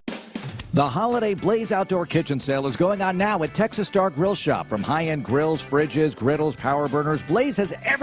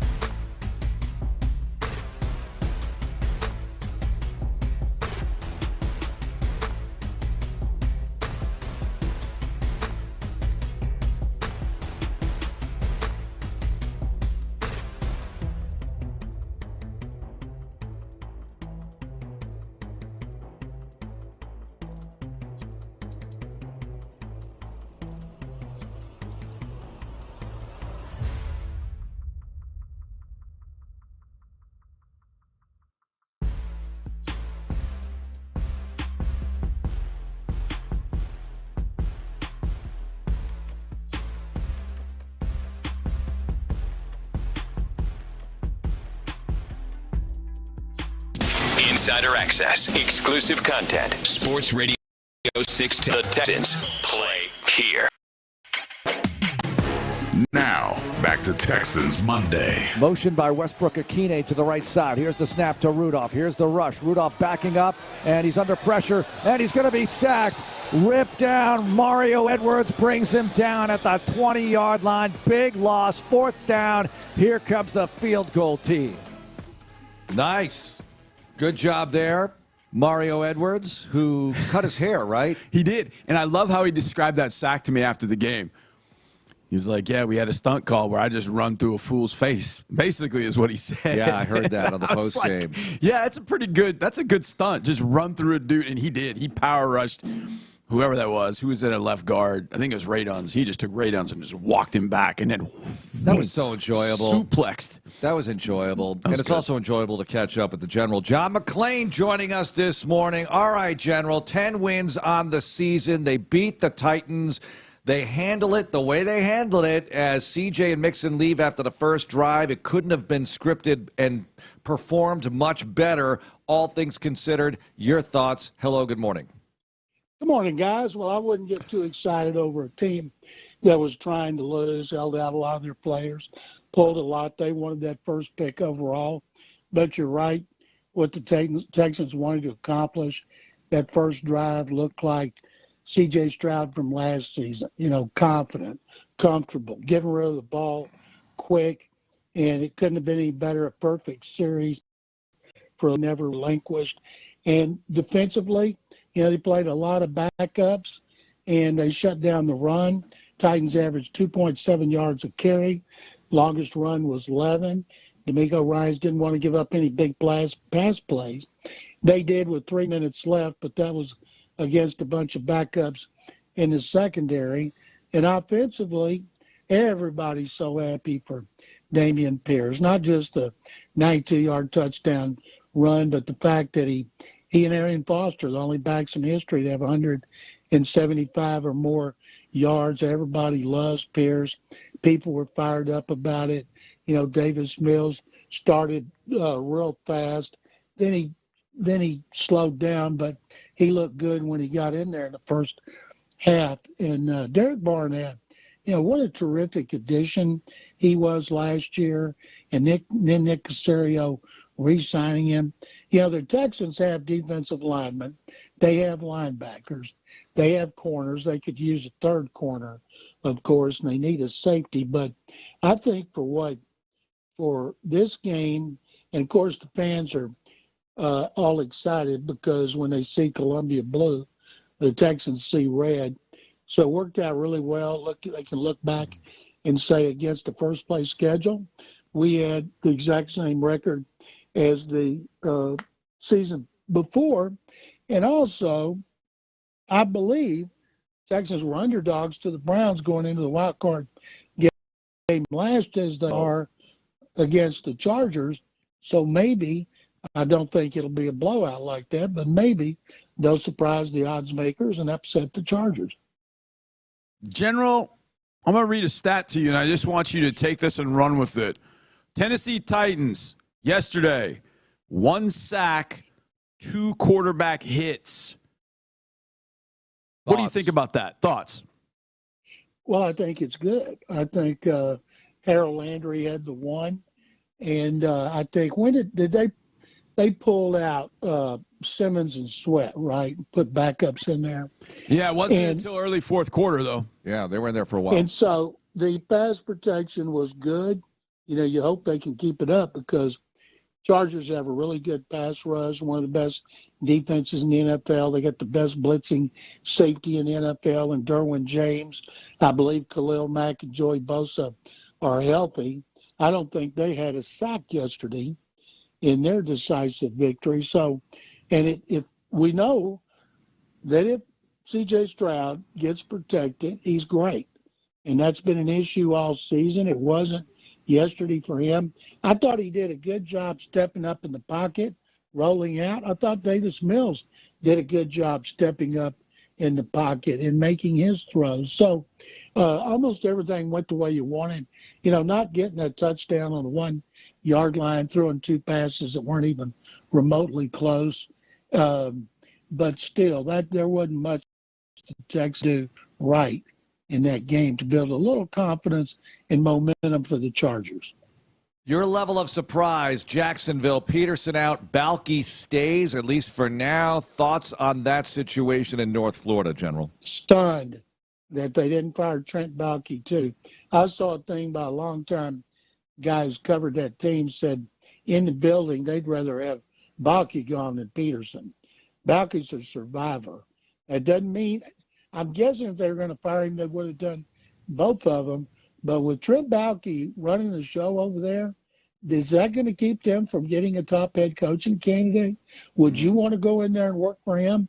I saw a list of the money he spent, $400 million in free agent contracts, and then and all the picks he's had, including number 1 picks, including first overall since he was the GM of the 49ers too. And, man, he must be a good talker, and Shad Khan must love him because he should have been fired too. This from Pro Football Talk 5 minutes ago, so probably at the beginning of our discussion. All right.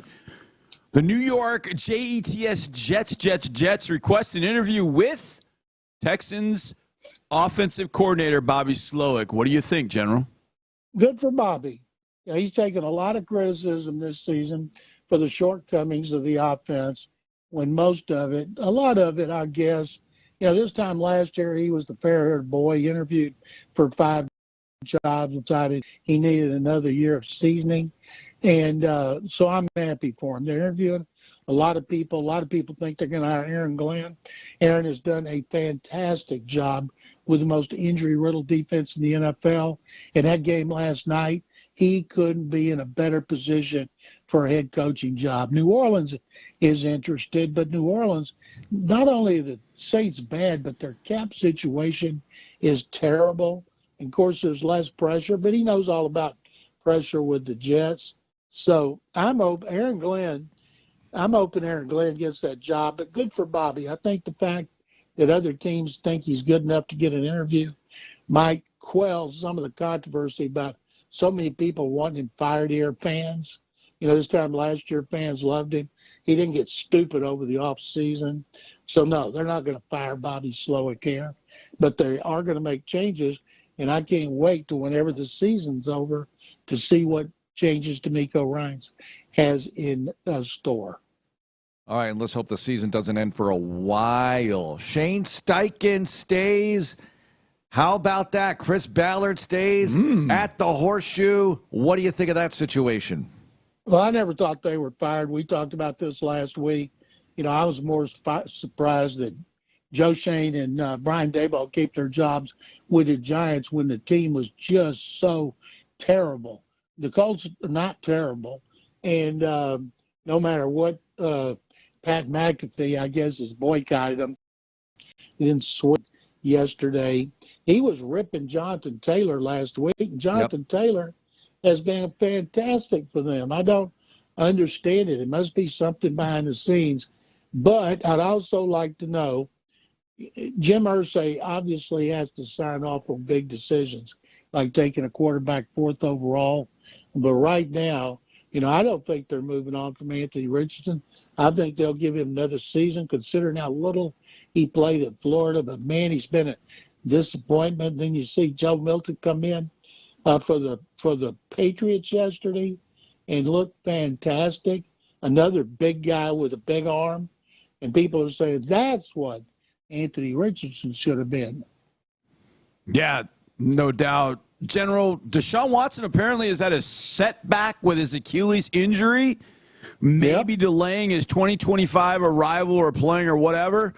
I'm going to say it right now. You rate this hot take. Get your sizzle fires ready. Deshaun Watson will never play for the Browns again. Well, the way they did his contract, they redid it to move the years forward. So I think he will have to be on the team next year, whether he plays or not. So I'm, you know, in a perfect world, he'd rehab next year, and then they cut him after next season. I saw speculation this week about trades for Watson. I'm thinking, my God, nobody would want that contract. Who'd want him? He's been terrible. And then he's got all the baggage with him. I don't know if he'll ever play again in the NFL. Although it's a shortage of quarterbacks, everybody gives anybody will give a chance to somebody if they think they can help them. But I think he'll be on the roster, but there's a good chance he doesn't play. We all know football is not fair, but is it fair that Gerard Mayo got shown the door after his season? Belichick went 5-11 his first year in New England. What do you think of that? I think it's fair if Mike Vrabel is available. You know, Mike just seems like a perfect situation there. There's been rumors that he would come in there and bring Josh McDaniels as his offensive coordinator and play caller. McDaniels last year there, Mac Jones was a rookie and he looked really good. And I think they won 10 games and everybody was so fired up. Then he left to go to Denver as a head coach, Raiders as a head coach, bombed out again. And they haven't been worth a darn on offense since. But they got Drake May. Now they got a guy as a backup that people are like, wow. And so I think it's all about Vrabel. I read a thing a while ago from Tom Curran, who's covered that team forever, and he was talking about things going on behind the scenes, especially over the last month, and Mayo had to go. Okay. General, the jobs that are open, Bears, Patriots, Jaguars. What am I missing? Saints, Jets. Those five. Jets. Is that the best job available right now? Which of the five is the best? New England, you have ownership that's been steady, proven itself over time. You have Drake May at quarterback. You have a 4th overall pick. Teams that needing a quarterback might trade up, help you get extra picks. And, the ownership situation with the Jets, having a GM in Jacksonville that nobody wants to work with unless a desperate coach. And Saints that just not got – they don't have as much talent. They have a terrible cap situation. And the Bears, you go to the Bears, and you're playing in the strongest division in the NFL. I look to see if Antonio Pierce is going to survive, because you think about Antonio Pierce against Andy Reid, Jim Harbaugh, and Sean Payton, that's a mismatch, and they know it. That's a team that ought to be going after Vrabel. And it's interesting, Vrabel went from first seed to the Titans having the top seed in a matter of him. He was coach of the year, 2 bad years, and he was out. How bad is it in Pittsburgh? That slide to end the season. Now they go to Baltimore. They're 9.5-point underdogs on Saturday night. Yet, I still give them a puncher's chance for sure. It's Steelers, Ravens, and we all know the history of this thing. What do you think? Yeah, I don't give him any chance whatsoever, because Russell Wilson has been reverting back to who we thought he was. And it was nice while it lasted. That brain-dead play he made running the ball out of bounds at the end of the game, getting tackled, not going out of bounds. Should have thrown it away and saved seconds. You don't make plays like that when you're a veteran. Mike Tomlin hadn't won a game since 2016 in the playoffs, so I think they're going to get just the heck beat out of them. Yes, they used to be real good against the Ravens, but that worm has turned. General, I don't know that we've talked about Tennessee. Do you expect any surprises there? Do you think Rand Carthon survives along with Brian Callahan? I thought it was Callahan's scheduled for a news conference at 1:30 today. As a media member pointed out, Vrabel did not have a scheduled press conference last year, and it's because he was fired. So they think that's a sign Callahan will be back. I thought it was interesting yesterday. Josina Anderson tweeted about keep your eye on the Titans general manager's jobs. I'm hearing rumblings in the NFL. In other words, meaning that he could be ousted after 2 seasons. So I don't think you get the first pick in the draft and stand pat. And so I don't know if it'd be him, Carthon, but I'm sure Brian Callahan's coming back. But then if you fire Rand Carthon and he hired Callahan, and a new GM comes, and you guys know the new GMs want their guy. They come in with a list. Mm-hmm. So the next GM, if they have one, he'd have Brian Callahan for a year, and if they struggle, he might be out. Just like quarterback coaches, they want their own quarterback. And you look at Denver and the job Sean Payton's done with Bo Nix, it's a great example of coaches wanting their guy and what you can do with them. Boy, I think Mike McDaniel's safe, of course, but losing to the Jets was a bad look yesterday. In that late window, they had a chance to get in. I know Huntley's playing. He threw 2 picks. They had won 5 of 7, even without Tua playing a lot during a stretch heading into that one. Still alive. But and somebody's then they lay an egg. mad now. Tyreek wants out. Thoughts on the Dolphins? Well, Stephen Ross already announced both the GM and the head coach are back. Tyreek Hill quit on his teammates. There's people like, oh, bring him to the Texans. My God, why would you want a guy? They got great culture here. And anybody that quits on his teammates like that and then says he's going for the door, that's terrible. I mean, if you're going to do it, finish the game, keep it quiet. It has to be traded after the game. Don't go public. It is a bad look for a team that, if Tua Tagovailoa had been healthy, what did he play like? 11 games. I don't know if they can ever count on him to be healthy. Yeah. But that's the way he's played one full season in his career, going back to Alabama where he was hurt too. I don't know if they could ever count on him for a full season. Okay, General, there are 6 playoff games coming up this weekend. Let's take the Chargers, Texans out of it. Which road team do you give the best shot of winning? You got Steelers, Ravens. You got Commanders, Bucks. You've got Eagles, Packers. You got Vikings, Rams. What's the other one I'm missing? Well, anyways, which road team do you give the best shot to win this? Oh, Broncos at the Bills. Yep. Which road team do you give the best shot winning and pulling off a mild upset, if you will? Vikings, number one. Their first team win 14 games and go on the road. And then the other one would be the Commanders at Tampa. But Tampa beat Philadelphia last year, and that was with an experienced quarterback in Jalen Hurts. And Baker Mayfield is playing even better, and they have a better running game. And the other one is, I think, Minnesota, unless Sam Darnold was exposed by Aaron Glenn and the defense of the Lions, I think they'll beat the Rams. The Rams played the game yesterday that they didn't care who they played, and that's fine. You know, that's a lot of confidence by Sean McVay and his team and his quarterback, Matthew Stafford. But I would say Minnesota 1 and Washington 2. Yeah, I mean, Tampa Bay's a 2.5-point underdog. At home, I'm taking Tampa Bay if I was one of those people. I thought. Yep. Yes, sure? yes. I mean, I have that here on ESPN.com that they're a 2.5-point underdog at home, which is ridiculous to me. That's 3 road teams, counting the Texans.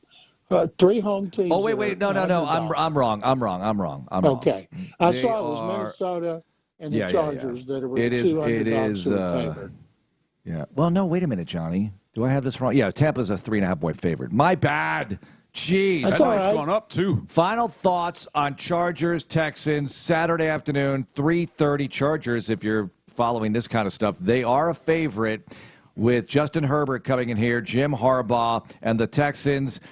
You know, are they the rejuvenated Texans after that win? Well, good at it. They'll feel good at practice this week. I don't know what that means coming Saturday, but I do think it certainly does not hurt. What do you think? Texans will have to play the way they played against Buffalo, which was their only win against the defending division champion. They played great in that game.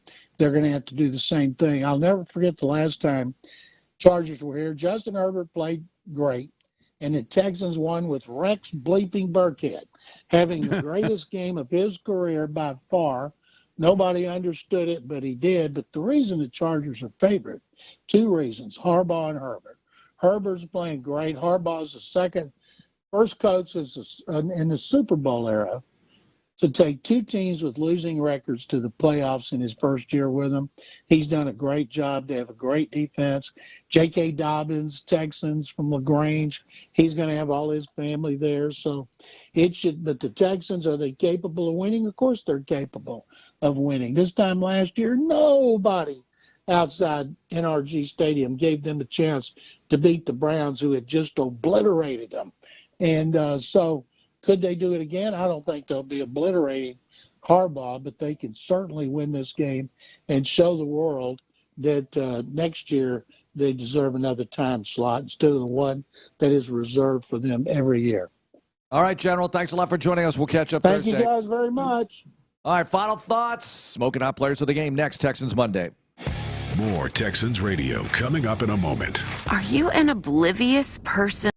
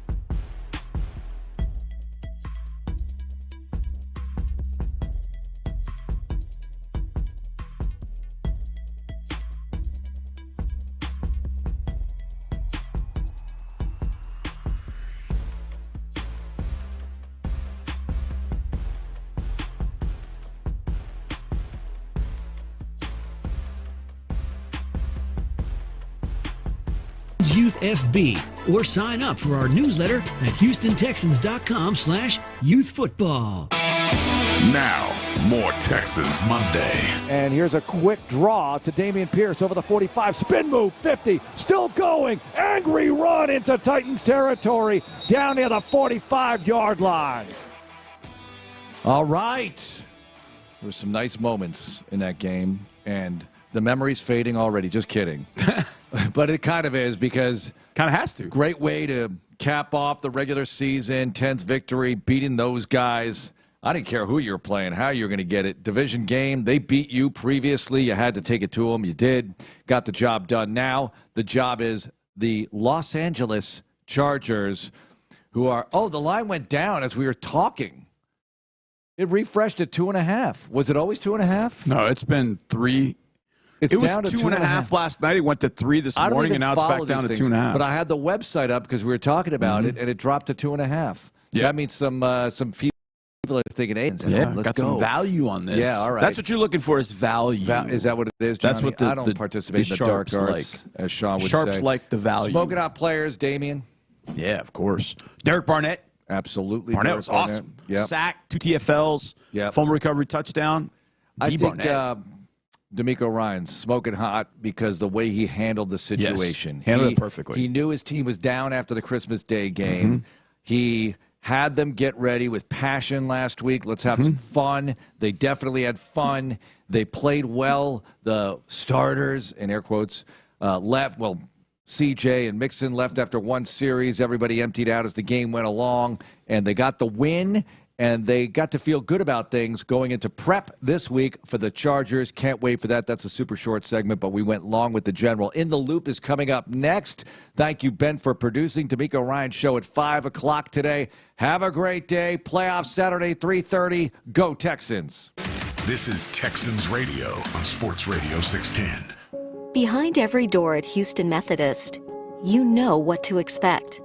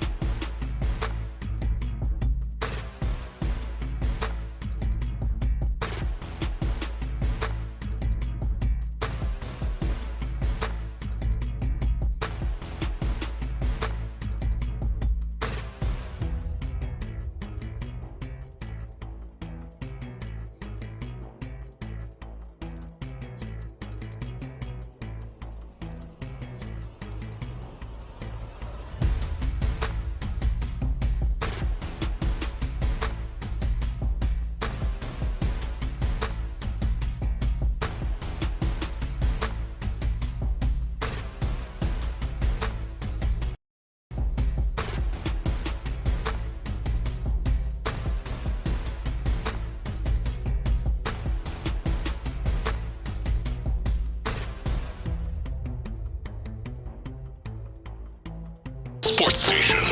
Figgy, let's hit him big time. Houston, let's get in the loop. You better get ready because we're going to show up and show out. With John Lopez and Reggie Atatula. Always live. Love it. Love it. Always local. Don't ever underestimate the heart of a champion. You're in the loop on Houston Sports Leader, Sports Radio 610. 3rd and goal. CJ back to throw, back of the end zone. Caught Collins! Touchdown Houston on the opening drive as Nico goes over 1,000 yards on the season. Yep, and in the words of my broadcast partner, bubble wrap him for next week. He's done. That's what they did. And they did. That's what they did. 6 for 6. A touchdown on the first drive that ended like the offensive starters day, kind of. There were still some plays. Nico Collins stayed in there a little bit longer. But that all led to a 23-14 victory against the Tennessee Titans in Nashville as they had all the Oilers stuff out there showing their keisters. It is a victory reaction Monday here in the Loop on Sports Radio 610. You got your man, John Lopez. You have myself, Reginald Atatula. And the return of one Figgy Fig, baby. He back. Figgy Fig is back. Hey, Happy New Year. Merry Christmas. Yeah, yeah, we ain't seen you in a minute. Yeah, how was Thanksgiving? You good? You good? Everything good over there? Everything good, man. We'll catch up more with It's been that long, huh? It really has, man. I'm kidding, but it's accurate. What was the last Texans game that you were here for? Like on air? It was It was the last reaction. Well, not reaction, but Football Friday before the Chiefs game. All right. Man. All right. So Yeah, a lot has happened. A lot has indeed happened. What'd you think about that Dolphins win? First segment. Let's get Figgy's reaction to that. The last. We talked about weeks. the Dolphins. We just ain't talking about the Chiefs, the Ravens. Yeah. And now, how about that Beyonce concert? How about that Beyonce what a concert! But yeah, Figgy Fig returning now gets to see the Texans 10-7. That is what the record is for this season. But really, just kind of getting a win against the Titans. You good, right? Like we can boil it down to pare it down to that. Let us know on the YouTube. Sports Radio 610 on the Twitch, 610 Houston, both those available to you. And then always text in to the text line, 713-572-4610. Are you good? Are you happy with how the Texans played the game in Tennessee on Sunday, how it went with what you saw? You good? I'm lost is what I Really? am. I'm at a loss. I'm lost. Because so if you imagine, like, let's say you went into a coma right after the preseason, and you woke up yesterday. You woke today to see the Texans, playing the Titans. You would have thought, oh, this is a squad that just did, the regular season the way we expected them. They got the easy division. They went into the last game. They just needed one series to kind of tune everything up and keep everything humming and get into the habit of things. And sure enough, boom, boom, boom, 6 for 6, C.J. Stroud, Joe Mixon doing his thing, Nico Collins with the touchdown. If you'd have gone into a coma after the preseason and woke up yesterday, you would have thought, this is exactly the team that I thought it was going to be. Yeah. They just took care of business. They got out of there. They put them in bubble wrap, as you heard Andre Ware talking about. But I'm lost because we were awake. we were not in a coma. We were not in a coma for the previous 17 games. So I'm kind of like, that's exactly what a team that we thought the Texans would be should have done. Right. But are we good? I mean, does one series erase 17 games of, I don't know, maybe, yeah, maybe not. Yeah, they look okay. No, they don't. Boy, this offensive line's going to be all right. No, it's not. Like what? I'm kind of lost. All right, so you talking about throughout the whole season? Yeah, did yesterday one series exactly could not have drawn it up any better. Like DeMeco Ryans could not have drawn up yesterday any better. Does that one series where you're like, all right, they're ready for the postseason? It kind of keep you in the middle a little bit. Yes. Because it's like, they look really good in that series. Yeah. But also the Titans weren't, they're the Titans. They're the worst team in the league. Clearly, the number one. And I'm not trying to be. That's a serious question. Do we ignore 17 weeks, 17 games? No, I think you're fair. I think that's a fair question to ask because at one point during this, I think I wrote down in my notes, like, I definitely don't feel bad after, you know, what happened to start the game for the Texans, right? They take the ball, right? They win the toss and they take the ball, and I was like, oh, clearly they're just trying to go and set the tone and be out of here, right? So Titans smoked a coverage. That was the final play there that was the touchdown, was a smoked coverage. So that also was like, how do I feel? But Texas executed the drive well. And I definitely felt better, but I was like, to what extent, right? Exactly. The question that came up for me with that, you bringing up the idea that they were one drive with with CJ out there and such, and then also Joe Mixon. Both of those guys came out after the first drive. Some of the other guys stayed in. Dalton Schultz stayed in for a good amount of time. The offensive line was obviously there for a good long time until you pulled Laramie Tunsil out. And then Nico Collins had a few more drives, as I mentioned earlier. But I don't know how much better I feel, and then also to that extent, like the ways that you've asked or coming into this, right? You were in a place where you wanted them to go ahead and sit those guys, right? Yeah. You didn't feel like there was much to be gained or learned from playing against the Tennessee Titans team. That's the question I asked, which was to myself in that moment, which was, how many more drives would have made me feel better, and would it have been like, would I have lost the value per drive as it continued? Because it was nice seeing CJ go 6 for 6. He looked confident. He looked like he was putting the ball more on the money. I would have loved seeing him actually have like a target to Deontay Johnson, who was, getting his first run in this system. But I guess you could feel like, all right, they'll throw the ball to each other enough in practice or what have you. I would have loved to see that in that moment. But I enjoyed seeing CJ look more comfortable. I enjoyed seeing them put a full drive together where they came out and clearly executed. Joe Mixon got to his 1,000-yard rushing season, which, by the way, allowed him to join Derrick Henry as the only two active running backs with 1,000-yard seasons in back-to-back seasons. So shout out, or in 5 or more seasons rather. And then Nico Collins went over 1,000 in that drive as well, which made him the 4th player in franchise history to go back-to-back with 1,000-yard seasons. By the way, real quick, do you know the other 3? Andre Johnson, DeAndre Hopkins, and Corey Bradford. Oh, who? Cooks. Brandon Cooks. Brandon Cooks. Yeah. That guy. Yeah, that guy. So we good?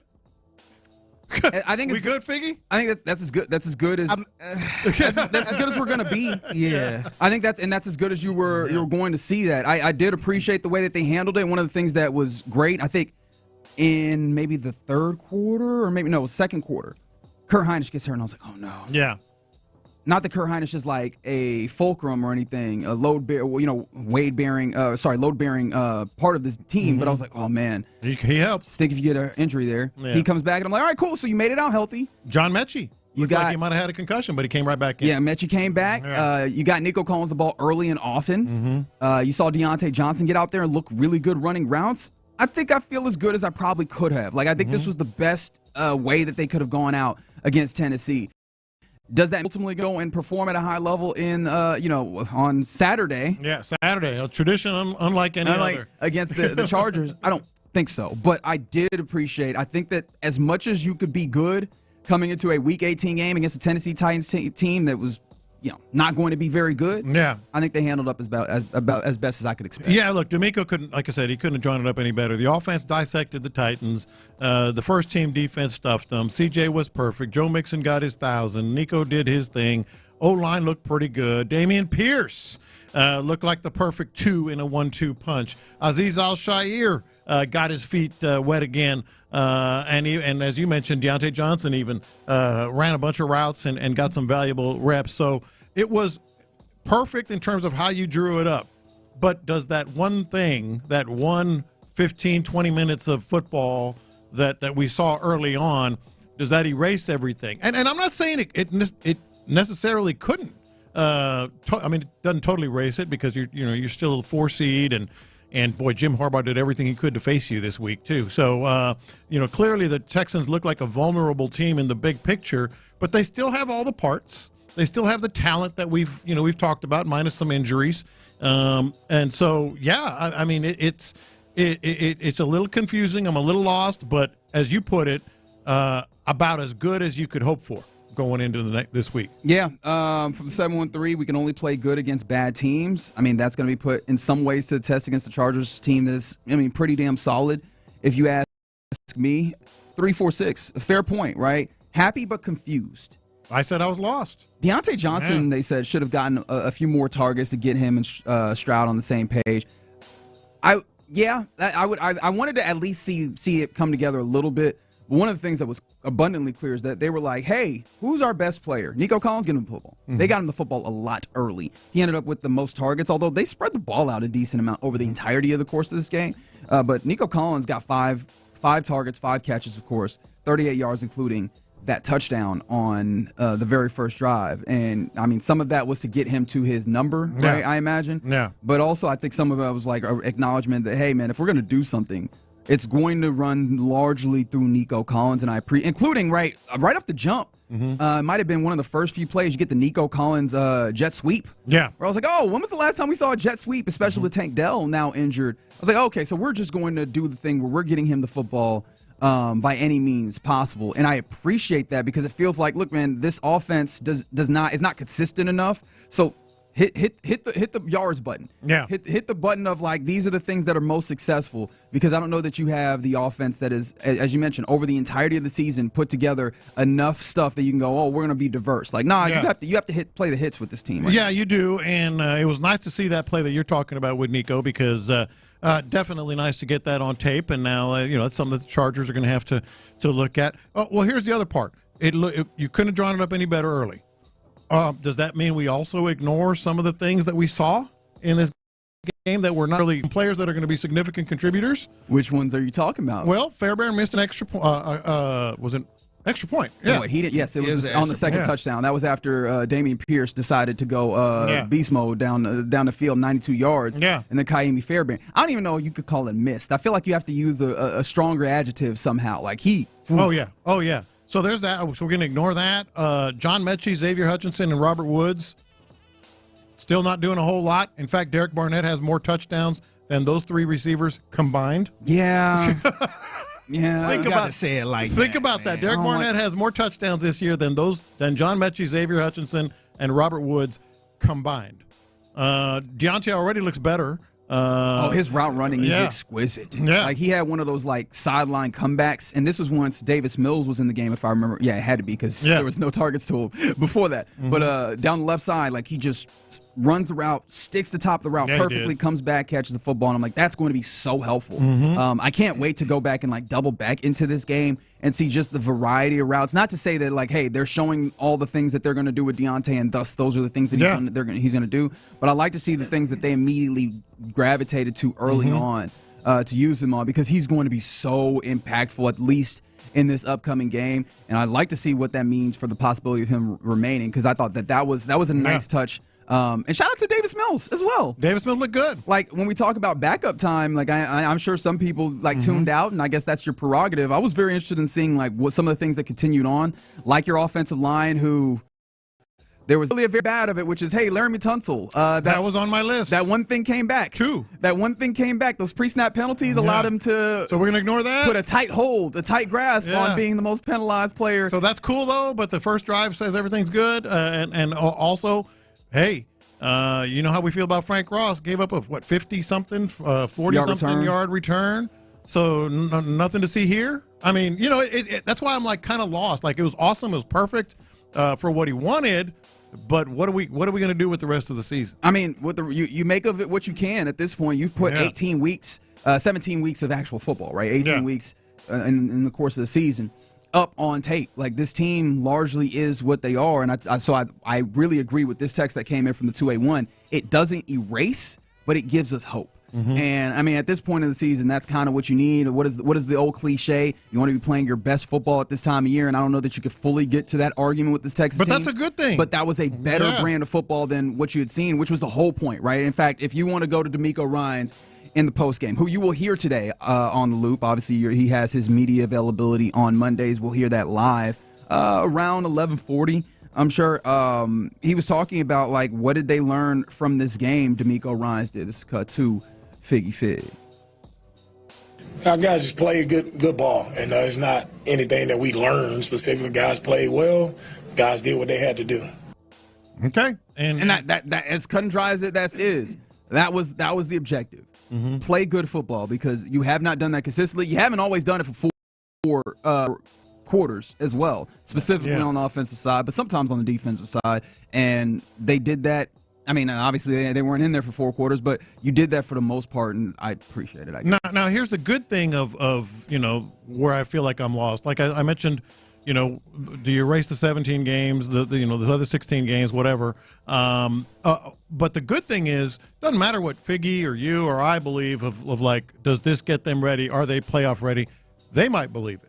That's what D'Amico wanted. He wanted them to get rid of that taste in their mouth. Remember that? Yeah. So even though they understand their shortcomings, they understand some of those hiccups and those things that kind of reared their head again yesterday in some instances.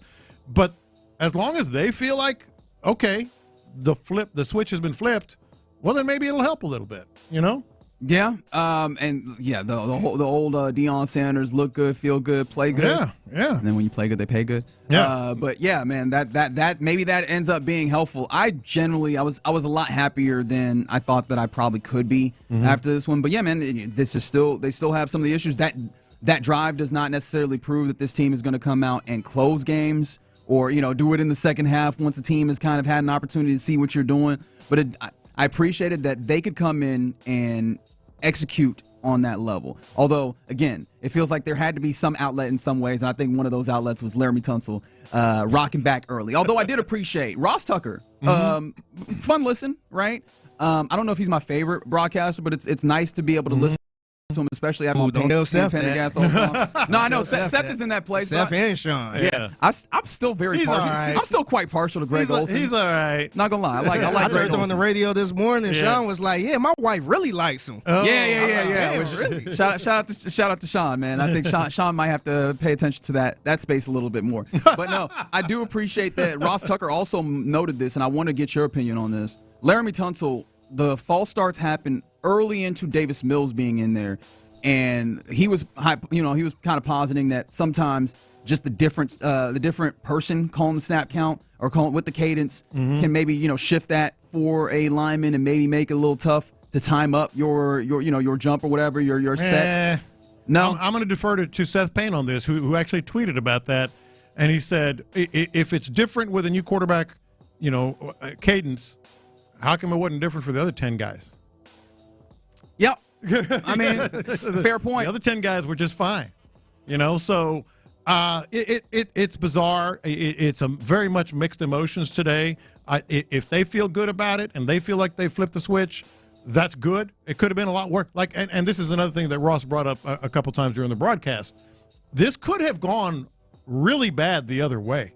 And then they'd all be feeling like, oh no, that was the Titans, and we still didn't show a whole lot, but it went the good way. So as long as they feel good, as long as they feel like they've got the momentum, I know you love that. Going into the week one against the week one of the playoffs against the Chargers, it might help. But I just feel sort of lost because I didn't wake up from a coma after preseason. No. I saw the other 16 games, so I'm a little bit lost. Yeah, I kind of didn't even look at this game as that, man. I kind of looked at the game as like, let's keep everybody healthy. Yes. Because the Titans were clearly tanking at this point. They was trying to get that number 1 overall pick. And it worked. Yeah, so I ain't really look at this like, oh, yeah, they look pretty good. As long as they're healthy, I'm fine with it. Let's see what they do against the Chargers. Don't forget, and we'll talk more about it. I mean, we got you for the whole 4 hours, as always. The offensive line did look like they were actually sustaining blocks a little bit stronger, like D'Amico Ryans clearly wanted to. Like he came off that Ravens game on a warpath as much as we've seen him talking about things of that nature. Felt like that was a little bit better. I want to obviously go back and watch the All 22 and see that with the better eye. But yeah, man, and maybe this texter is right? You feel better, you feel good that it wasn't a complete bleep performance. Yes. Yeah, maybe. But you know what? After seeing a complete bleep performance, it was nice to see a little bit of bounce back there. So there you go. Victory Monday. Even though we're still in a place where we're still trying to get some excitement, at least it's a victory over a team that was out there wearing them Houston Oilers jerseys. Yes, 8-3-2. It feels a lot better, a lot better than about the new Houston team than the Tennessee team trying to beat the old Houston team. Absolutely. We got more to talk about all day long on a Victory Monday here in the Loop on Sports Radio 610. But coming up next, it is also a Black Monday. Let's talk about the coaching carousel starting up in earnest, including Bobby Slowick getting interviews. We'll do it next. Pro Bowl.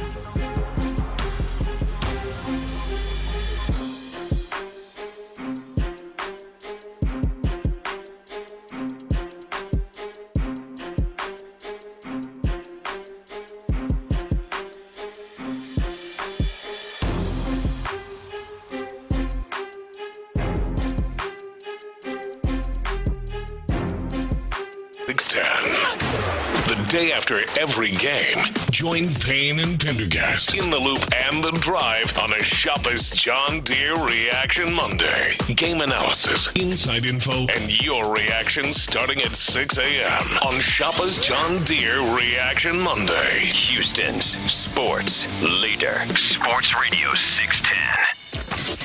It's a Shopper's John Deere Reaction Monday on Sports Radio 610. Here's In the Loop with John Lopez and Reggie Atatula. Yeah, Reaction Monday after Victory Monday. The Texans get a 23-14 victory over the Tennessee Titans. The solid, incredible first drive, 6-6 for C.J. Stroud and a touchdown and Nico Collins. I mean, he just looked so much more confident, which is the thing that I enjoyed the most because it feels like that's probably the biggest upside for this offense. If C.J. Stroud is clicking, you can make some things shake. So that was there was definitely some hope to be had in that game. But it's Black Monday in addition to being a Victory Monday. Called Black Monday, obviously, because once the regular season is done, teams have no reason to not get rid of some of these coaches that they don't want, and boy, have they already done it. We've got a lot of news on coaches being fired, coaches being retained, and who's looking to be added to various different places. So some of the things that we know of, especially in the AFC South, as someone texted in, one thing the AFC South is dominant in is getting top 5 draft picks. That's right. As we know, the Titans losing that game secured the number 1 overall pick for them. But other teams that are in a similar place, not exactly that same place, but you talk about the Colts, you talk about the Jaguars, neither of them are in a great place, and both of them come up on Black Monday. First of all, the Colts making a decision that I find to be stunning, but I'm happy for them about. Jim Irsay, the owner of the Colts, said that he will retain both Shane Steichen and Chris Ballard for the 2025 season. Good. Yay. Teflon, man. Dude, how does it happen? The AFC South, it's something about the AFC South, man. They do not let people go easily, man. Well, I mean, we're going to get to it, but Trent Baalke? I mean, what's going on here? I want that type of job security, man. Yeah, look, I think it's good news that the Colts kept those guys only because I don't see them. I mean, do you see them like, okay, now we got to figure it out? No. The thing about it, though, is I think Shane Steichen's a good coach. I think he's a good offensive coach. I absolutely think that. It does seem like, I do wonder, like, is he able to hold down the many roles that it seems like he's, tasked with, or, I mean, he has, taken upon himself, as you basically are alluding to, because he is, the quarterback. He's the offensive play caller, but he has a young quarterback, which means I think there has to be a certain level of tutelage that he's giving there, while also being the dude who has to handle all of the responsibilities of a team. And so it seems like this year more than last year, he's kind of had some issues handling all of those responsibilities at the same time. And so I can maybe understand why you don't go there. Chris Ballard is an interesting one because it seems like he has some level of respect, but I don't necessarily have a great understanding of why personally as a general manager. But yeah, man. Good luck to them if they go ahead and keep that the way that it is. The one that was more perplexing in the AFC South was the one you mentioned. Doug Peterson fired as the head coach of the Jacksonville Jaguars. That makes sense. That is a Doug Peterson that I believe was 22-29. Yeah, lost last few games. Lost 18 of his last 23. And that right? That probably isn't going to go well. I had him getting fired every week. Yeah, that's right. Season, that's right. He made it through the season. Congratulations to him, man. Although I imagine if you're going to get fired, if you know you're going to get fired at the end of the season, don't you want to get fired earlier on and just not have to work for that money? Yeah, right? Just they like, nah, you following through. Well, he's still 16 million? I believe so. Yeah. But the interesting part, you coaching through this team. Yeah. The interesting part of this, and I imagine a good part of why the fallout happened, in addition to like all of the losses, the Jaguars are retaining Trent Baalke, the general manager. And Trent Baalke, I mean, Doug Peterson is a dude who seems to kind of want a level of I don't want to say full autonomy, but he wants to have some say-so in the way that these things go. And Trent Baalke does not seem to get along with his the coaches that he hired. I still remember, like, he was one of the issues that was in San Francisco when Jim Harbaugh was there the first time. And I always looked at it as, man, maybe Jim Harbaugh doesn't get along with his bosses, but maybe his bosses don't get along with him. Like, Trent Baalke seems to be a difficult man to work with. In addition to, like, he has bombed player acquisition in some ways. Like, drafting has been okay, but then, I mean, they spent like $130 million in the offseason, and they missed on a lot of those. Well, not only that, but you mentioned the Harbaugh stuff. You talk about Teflon. He is absolutely Teflon. Over the last 10 years, there have been 10 one-and-done head coaches in the NFL. 3 of them have been Balkies. Like, how does he keep his job? And it also makes it a lot more difficult for them to get a head coach. Like, I would not want to take that job. Yeah, who would want that job that has actual... I want to say Byron Leftwich didn't take that job because of him. An interesting piece about Byron Leftwich came out last week as well. But absolutely. Sometimes you got to recognize that not all money is good money, and that one's looking real nasty right now. Especially, also, are we sold in any Trevor Lawrence? Because a lot of times your coaching job, you take that with some of the understanding of what you have, and it's like, all right, well, I have a quarterback that can help me. I do wonder, are coaches going to like that as a position? Like, you would think that he still has the tools and talent, but there's been enough question marks that have come up that I imagine that along with the circumstances maybe not being the most comfortable, that might be scary. You scare some people off. That's a huge factor. The coaches always look at the personnel first, and what can they do with that personnel, especially the quarterback position. So that's a big factor.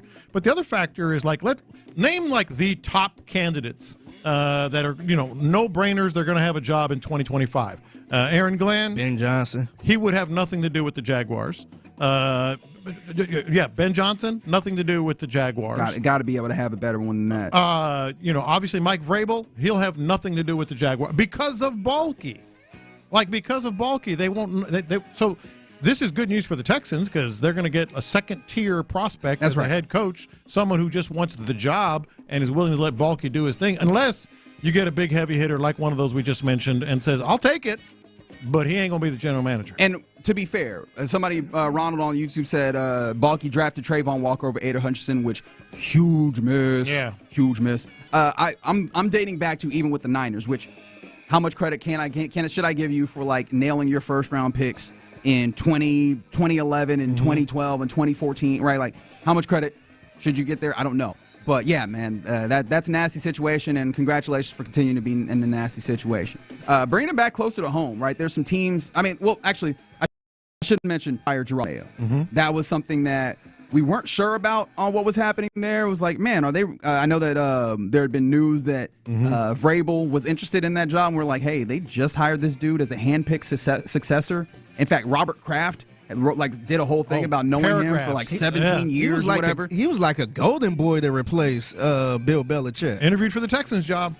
4-13 in one season and out of there, right? Yeah. And with that, by the way, I don't know if this is full Lovie Smith because I don't think that the writing was on the wall that he'd be out of there. But with that win against Buffalo, they fell from the number 1 pick to the number 4 pick. Bad. No, I think it's exactly like the Lovie Smith because even though it wasn't necessarily reported, Robert Kraft knew he was going to fire. Because as soon as that dude got out of his media availability, he was like, hey, come talk to me for a minute. Yeah. Yeah, so I think it's exactly like the Lovie Smith thing. You win a game that cost you the number 1 overall pick, fire the head coach. Come on, man. You could have done better than that. Vrabel's job? It's Vrabel's job, yeah. Right? It does feel like it. Yeah. It does feel like it. It sucks for Jerome Mayo because, hey, man, you were there, man, and waiting for a long time. This is finally my shot. And he did kind of mishandle some things that he admitted were kind of like rookie head coach type things, calling the team soft. There were some other things as well. But ultimately, that felt kind of nasty. I don't know. Do you find this to be nasty? The Jets, also, they've put in a request for a head coach interview with one Bobby Slowick. They've also put in an interview. Who hasn't put? Who have they not put in an interview? That's the thing. They've put in an interview request for Broncos defensive coordinator Vance Joseph, Chiefs offensive coordinator Matt. Also, they're involved along with the Bears and the Saints, who are expected to interview Aaron Glenn. But yeah, what do you make of Bobby Slowick now after last year where he was highly sought after, he ultimately doesn't take a job. This year, knowing what we've seen from his as a coordinator, now coming back around, and for the first interview, the Jets are like, yeah, actually, we would like to talk to him. I think this has. I don't think Bobby Slowick has any chance of getting a head coach job, even especially the Jets head coaching job. I think this has all the markings of they hired a firm to bring in a head coach. They're making it look good. The Texans did a little bit of that last year. Yeah. Let's just get all these guys. Let's make it look like we are beating the bushes for the next head coach. And then when we have their guy, which they probably already have in mind, the guy they want, Rex Ryan says he's getting the job.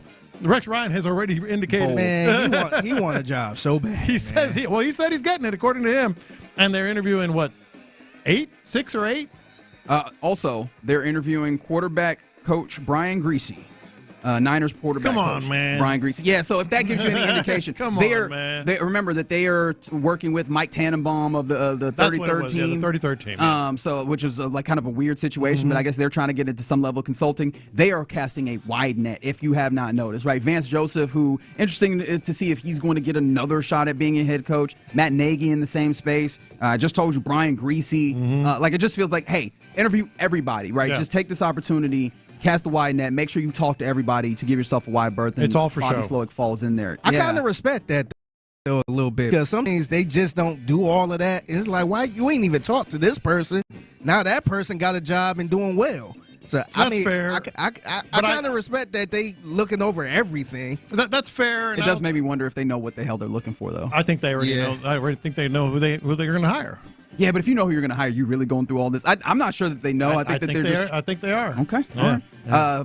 Man, proud of you I'm kind of impressed that you think that the Jets have that level of competence. Well, that's true. Yeah. It is the Jets. So, yeah, man. Still a lot of other things happening Black Monday, including we're not really certain on a few places like the Titans, what they're doing with the head coach. In fact, there might have been some rumblings that they might be doing something at the general manager spot. And Rand Carthen's only been in charge there in Nashville for a couple of seasons. Could that be something interesting? The whole Cowboys thing. Will the Cowboys, sign a new deal with Mike McCarthy, or will they let that run up? I think they have until the 14th with an exclusive time period to discuss that. And then the Bengals is a name that keeps coming up. I feel like Zach Taylor's probably fine, especially because they just fired defensive coordinator Lou Anarumo, who wildly appreciated He's last a head year. coach candidate.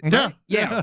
Just a really good defensive coordinator, had a great defense last year. All of a sudden he loses talent and the defense isn't good, so they fire him. Okay, cool. But I feel like you don't fire the defensive coordinator without firing the head coach first. I agree. So he's probably safe there. Those are some of the things that are happening Black Monday on the coaching carousel in the NFL in Loop on Sports Radio 610. All right, coming up next, in honor of the coaching carousel getting going and people being fired on Black Monday, if you can win in the world, who would you fire? 713-572-4610. Let's do that next. The Texans.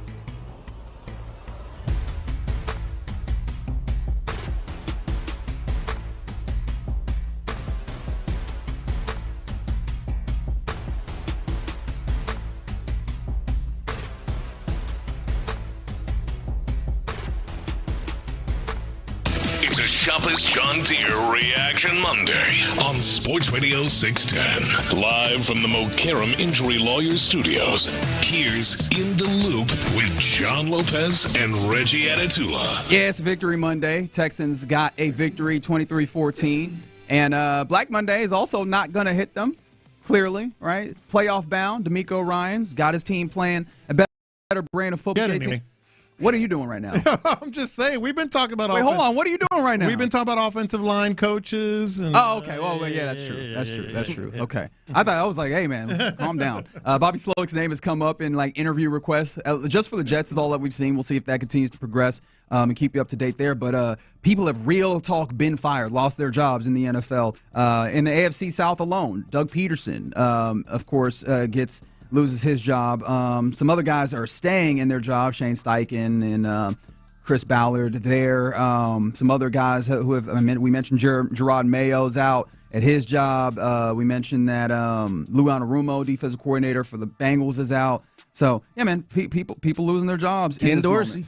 Ken Dorsey, that's right. Mm-hmm. Ken Dorsey, that is true. Which, it feels like that's a clear thing. I hope he was renting and not buying. No kidding. Yeah, that looks like a very clear situation. That's a real cup of coffee right there, man. It was an understanding that, hey, man, we're not trying to do this Deshaun thing. In fact, Deshaun Watson, apparently a setback injury-wise. This is the first time I've seen something like this reported, that he actually had a setback in his ruptured Achilles recovery and everything. Recovery, yeah. Yep. Damn.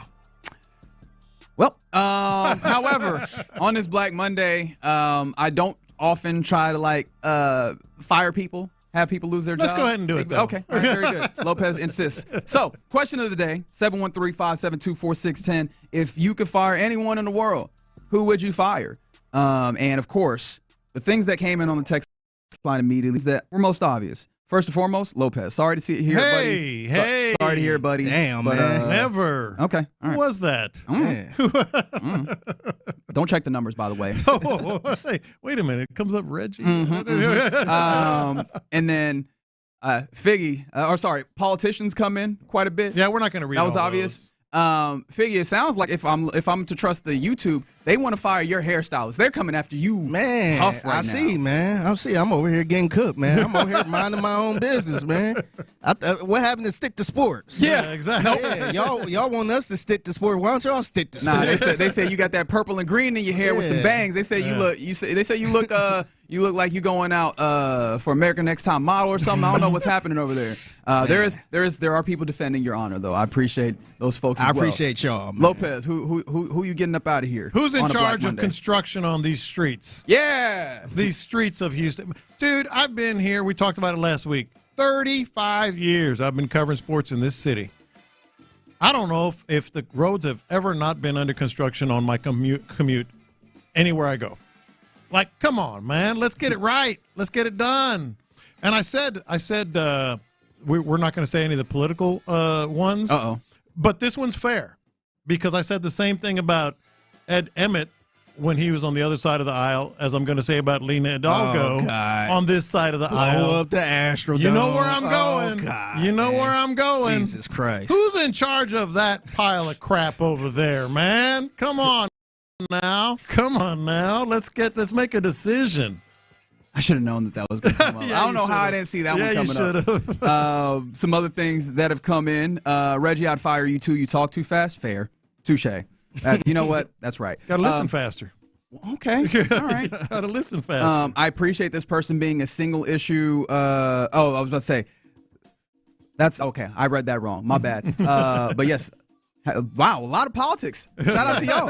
Shout out to y'all coming through. I got one. I want to fire whoever owns the Jack in the Box. Whoa. You know why? Like just the entire Jack. Whoever's in charge. You want to fire Jack? Whoever's in charge I don't think he actually whatever runs that. I think that's just the commercial. Is that I thought he did. Are we still doing? I can't remember the last Jack in the Box commercial I've seen. With Jack? Just in general. I see them all the time. Okay, I might because they always show a doggone good burger. I'm like, ooh, what place is that? Jack in the Box. That burger from Jack in the Box? But I want to fire whoever's in charge of their menu, man, because they took off the best thing. The only thing I liked from there was the spicy popcorn chicken.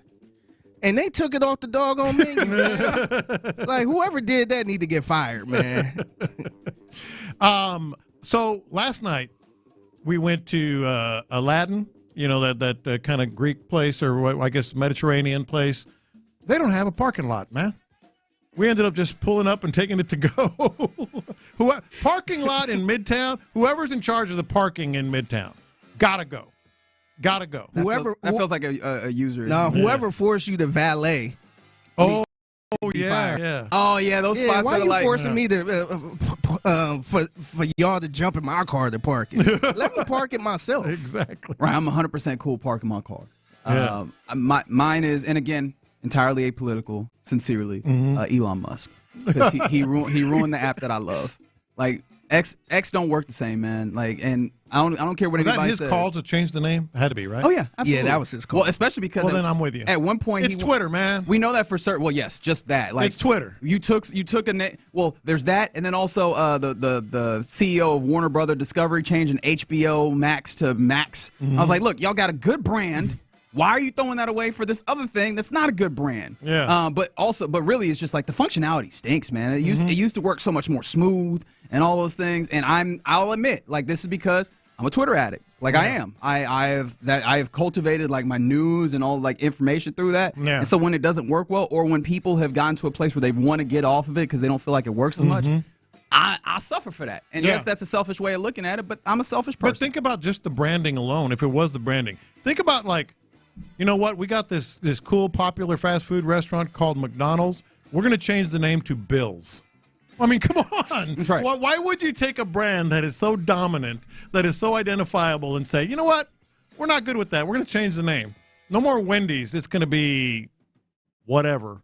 Hector's. I'd eat a Hector's. I'd definitely eat a Hector's. I know somebody should get fired. Whoever decided to make Lion King the franchise list and not animated, just all of them. They should be fired. They should have kept that show animated, man. Like, I don't understand. It just don't hit the same looking realistic. Yeah. By the way, while we're on the movies, I'm gonna take off so many people here. Oh no. Uh-oh. I finally watched Wicked. Is it because it's a musical, right? Yeah. Is it because of the musical? No, I don't mind musicals. Yeah, I can't stand musicals. I don't mind musicals, but I saw Wicked. Oh, you got to see it. Okay, we'll see it.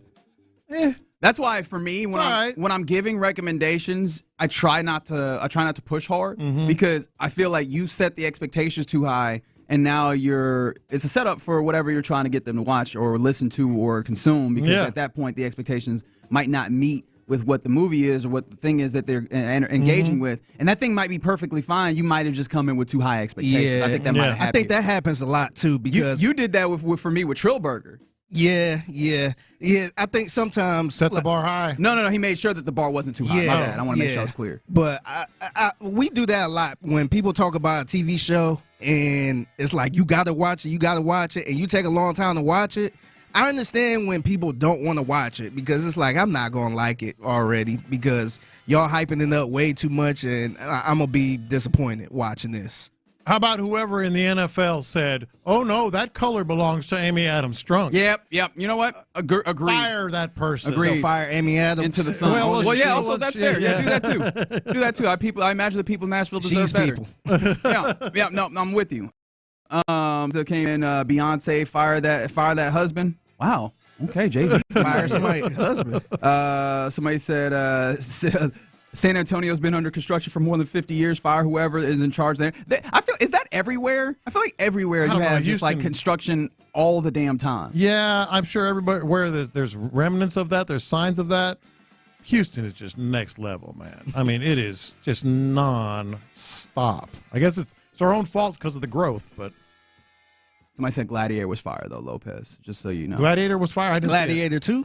I'm guessing. Somebody said they'd fire NFL Network, but they have Jane Slater. She's awesome. Okay. All right. I kind of like it. Do you not like NFL Network? I think NFL Network hits the mark. I think she's good. Well, not even just Jane Slater, just NFL Network in general. Yeah, but she works her butt off. Well, yeah, for sure. She's good. Because I feel like of the like sports networks, that one's up there. Like, how would you rank them? I'd put it above ESPN. But no, like the sports, NFL. the ones that are tied specifically to the leagues, right? You have NFL, you have NBA, TV. MLB's you pretty have strong. MLB is really good. MLB is pretty strong. I'd put them up there the same. Okay. Yeah. All right, and apparently someone just wanted to let us know that 8 Mile is a musical. Okay, thank you very much. Oh, dang, that's a good one, man. I ain't think about that as a musical. It kind of is. All right, you're in the loop right here on Sports Radio 610. I guess keep your everything Black Fridays. Oh, good answer. Whoever was with Joy Taylor and maybe Joy Taylor herself. That was a wild thing that I'm still finding the way to talk about. I am processing at this moment. I think I'm gonna talk about it at 120. All right. Okay, that might be that's appointment radio. Yeah, man. Figgy's mixtape with more Figgy. At 120. Make sure you keep it locked here. In fact, at about 11:40, you'll hear from D'Amico Ryans. He's talking to the assembled media after the completion of the regular season, and we move into the postseason, baby. Playoffs here, and we'll hear from the head coach D'Amico Ryans at 11:40. But coming up next, before we get there, let's go around the NFL, where Tyreek Hill apparently donezo in Miami. We'll talk about that and more next. The Texans.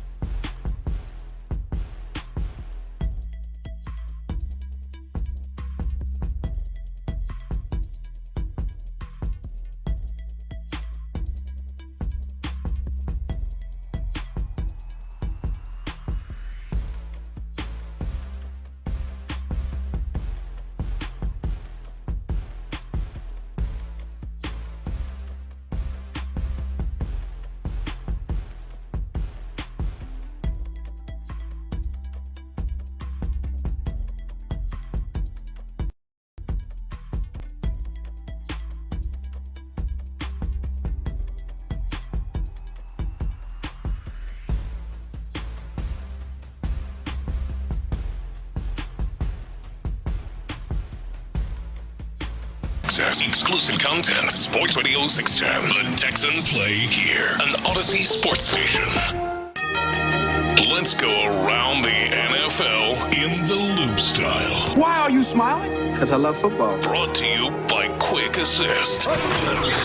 Here's John Lopez and Reggie Adatula. I'm going to tell you all about how much fun you're going to have this season. On Houston sports leader, Sports Radio 610. All right, let's go around the NFL here on a Texans Victory Monday, a Black Monday as well. And it's all brought to you by Quick Assist. Got extra game day tickets? Turn them into cash with Quick Assist. Download Quick Assist from your app store today to find H-Town fans looking for seats. That's QUICKASYST. Quick Assist, your ticket everywhere. And I guess when you're talking about Black Monday and who you'd fire, somebody said they'd fire all of Fox Sports Network, Fox Sports 1 for after the drama that went down. Hey, man, Nick Wright ain't do nothing. That's right. Colin Cowherd didn't get named in any of that. Mm-hmm. You know, there's still some people that are fine over there that didn't do nothing. But yes, there's a lot of drama. Again, still not sure how to talk about that. And then also, someone else mentioned ESPN. I guess they fired them for not crucifying the Patriots, firing a black coach after one season in the same way that it seemed like a lot of people crucified the Texans. I don't know if it was in that same place where it absolutely felt like a Scully thing. But no, man, they deserve some heat, man. Robert Kraft especially changing on a dime where they did so much on the front end, making him the next guy, the handpicked successor to Belichick, that he spent so much time, and unceremoniously, immediately after that dude did media availability after game 17.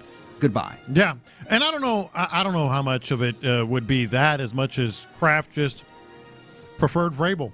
Like, that's his guy. That's what it seemed like. That's what it feels like. It seemed like the Vrabel to the Jets kind of start heating up a little bit, where I guess he felt like he needed to make a move as soon as possible. Yeah. Some other things around the NFL we saw yesterday was, how did you enjoy the slate, just generally? Because there's inherently in Week 18, there's going to be quite a few games that don't really mean all that much, with some games that have some meaning that were interesting. How did the slate hit you? I love Saturday. Saturday was good all around. Yesterday was completely hit and miss. Like, there were some where I'm just like, who cares? And I wasn't alone, obviously. But there were some, I thought Falcons and Bucks, trying to get there, trying to angle was pretty interesting. Peak NFC South. Yeah. Chicanery and nonsense. For like the first half of football, it looked like both of them were going to lose, right? Because the Falcons needed the Bucks to lose and then for them to win in order to win the NFC South. And it looked like they were going to get the Saints a victory over the Bucks, only for them to not really show up. So that was looking funny, but ultimately the Bucks get a victory. And in doing that, they also make sure to get, in the final minute of the game, this to happen. Nice rolling. Evans! He's got it! He ties it! Jerry Rice has company! Yep. I loved it. 1,000 receiving yards on the season after I think he missed something like 5 games. That's the thing I love. In the middle. Yeah. But they made sure to get him that 1,000 yards receiving, so that he has had 1,000 yards receiving in every one of his seasons, which counts as 11 straight years. And he joins Hall of Famer Jerry Rice as the only players to achieve that feat. 11 straight years. And honestly, he's the only one to do it from the start of his career. Right. Jerry Rice and Mike Evans. That's the list. That's all you need to know. Go ahead and make the bus. Yeah, right? That's all you need to know right there. That's the list. So I liked it. Some people were criticizing it, and I was like, come on, man. That's missing 5 games. If he had played 14, 15, 16 games and then did it, maybe I could see your point. He missed all those games and still got 1,000. I mean, it was incredible for him to do that. Yeah, injury kind of stopped him there. And then also, getting that 1,000-yard mark allowed him to reach an incentive, $3 million contract incentive for hitting that. Which good work. I feel like, especially if you look at that Tampa Bay Bucks team, who deserve it more than him? Like, he is absolutely he has been a staple in that team, on that team, in that market for a long time. Yeah, it's nice to see good guys win, and it felt like that was absolutely one of the things for the Texas A&M grad Mike Evans to get in there. Also, I think one of the fun games on this was Sunday night. That's what I was going to say. I loved last night's. Dan Campbell, Kevin O'Connell's going to get Coach of the Year. I don't know, man. To do what he did, what Dan Campbell did, the heartbreak last year, the injuries. However, a first-round bye. Yeah, man, this has got to be aspirational for obviously the Texans. Just seeing a team who was 12-22 in the first couple of seasons, and then seeing them be as good as they've been the last two, including winning the number 1 seed in the NFC. After having all the injuries that you mentioned, man, their defense won them that game as well. They had Sam Darnold shook, Anzalone and all those guys. They barely got Anzalone back, but they've had so many defensive injuries. That being said, we know what the Coach of the Year award is. It's some ways a narrative award because it's not just who did a great job, but who did a great job in a situation where we did not expect as nearly as much. And that clearly seems to fit with the Vikings. I mean, Sam Darnold, we talk about him as like the most coveted quarterback to be out there in the market, period, this offseason. That's in large part because of the offense that is there, in addition to the fact that Brian Flores obviously did a great job on defense and everything. But it was a fun game. Were you surprised that it wasn't necessarily the shootout that we were expecting? Obviously, the Lions started putting up points there in the second half, and it really opened up. But early on, it was a knockdown, drag-out game. A little bit, but I just – that atmosphere, too, in Detroit has got to be, if not the best, certainly top 3 in the NFL. They just bring it. You can tell that it's all so new. The energy level on the field, off the field, everything about it is next level. So I love that one. I love Saturday's games. Hit and miss during Sunday's effort. I did like Sandy. The LA Lakers, because that we had a vested interest in that one as well. So it was hit and miss, but overall I enjoyed it. Yeah, and with that, obviously, we've now fully gotten established the playoffs, including the Houston Texans in the Houston Texans Memorial game, which is Saturday at 3:30. That'll be on CBS and Nickelodeon. You got any interest in the Nickelodeon game? Well, I mean, we're going to be there, so maybe if I look at him dodging. He dodging. See some highlights. No, it's always interesting. Nickelodeon does a better job than what was the other one that we saw? With the ESPN game with the Toy Story is the one I keep coming back to. Simpsons one recently. Simpsons was okay. But I like the Nickelodeon one. People getting slimed. Yeah, the graphics are so much better. Yeah, not playoffs though, man. Sure, why not? If the Texans were on the road and this was an option, I wouldn't. Probably not. Just look at the highlights. That's the thing. I need to focus. I can't watch these games when it's the team that you're watching. When it's a team that you don't care as much about, you don't have an investment in. It's a lot more fun to do that because now you can just enjoy it. Even if it was like a regular season game, I flip over and kind of check it out a little bit. But playoffs, I got to focus, man. Yeah, so we got our playoffs. The wild card matchups are set. Obviously, the Chiefs get a bye, but Texans, as we mentioned, facing the Chargers, who are open as a 2.5-point favorite. Actually, I think they open as a 3-point favorite on the road here in Houston. Or I guess I could say it the other way. The Texans open as 3-point dogs on their own field, which is kind of wild. Ravens Steelers, we get an AFC North matchup. That should be good. And then Bills Broncos. I think all three of those are really good on the AFC side and the NFC side. Rams Vikings. The Vikings get to be a very strong wild card team. Buccaneers Commanders, and then Eagles Packers are the matchups that we've got there. We'll talk more about those as we go during the week. I do want to come back around to, we were talking a little bit about Miami. That might have been in the break. We were talking about Miami, and I think that the questions that might be there for McDaniel rather. There's a lot of mix in this league. Mike McDaniel, the head coach there. But there's not a lot of questions, or maybe Tyreek Hill doesn't want there to be a lot of questions about whether or not he will return, because he was talking to the media after that loss to end the season, and he said this. Like I said, man, I just got to do what's best for me and my family, dog. If that's here, or if that's wherever the case may be, man, I'm finna open that door for myself, dog. As I'm opening the door, I'm out, bro. So it was great playing here, but at the end of the day, bro, I got to do what's best for for my career and what's best, because I'm too much of a competitor to be just out there. Mean you thinking about leaving here? If it is, hey, yes. He was trying so hard not to say it, but you already said it. You said I'm out. Man, that feels very so evident. You leaving? Yes. Yes. And to make that more clear, he tweeted out later at Cheetah on X. Love Finn Nation, blessing y'all, open doors for the Hill family forever, but respect and love, which very much sounds like y'all got me my money. The best part of that whole thing is like the first 20 seconds or so, he tried to be tactful with it. He tried to not say it, but just kind of indicate, whatever works, whatever's best for me. Got to look out for my family. And then he just said, "Screw it, I'm out. I'm out, bro." Well, I mean, he had already gone to a place where he was willing to go to, I guess, drastic measures, if you want to call it that. Yeah. There was a little bit of a little bit of a back and forth as to what actually happened with him in that game versus the Jets. Because he pulled himself out. At some point, he said that there was a level of injury, or that Mike McDaniel was the one who had said, looked up and seen that the scores were not going to their favor on the scoreboard, and so that the idea would be that he would be held out. And the other team lost. I think the other team won. And Mike McDaniel was looking in his availability. He said that it was Tyreek, or he was told that Tyreek was not available. Yeah. So there was a little bit of questions as to what happened, but I think ultimately the consensus is what you said there, Lopez. Yeah.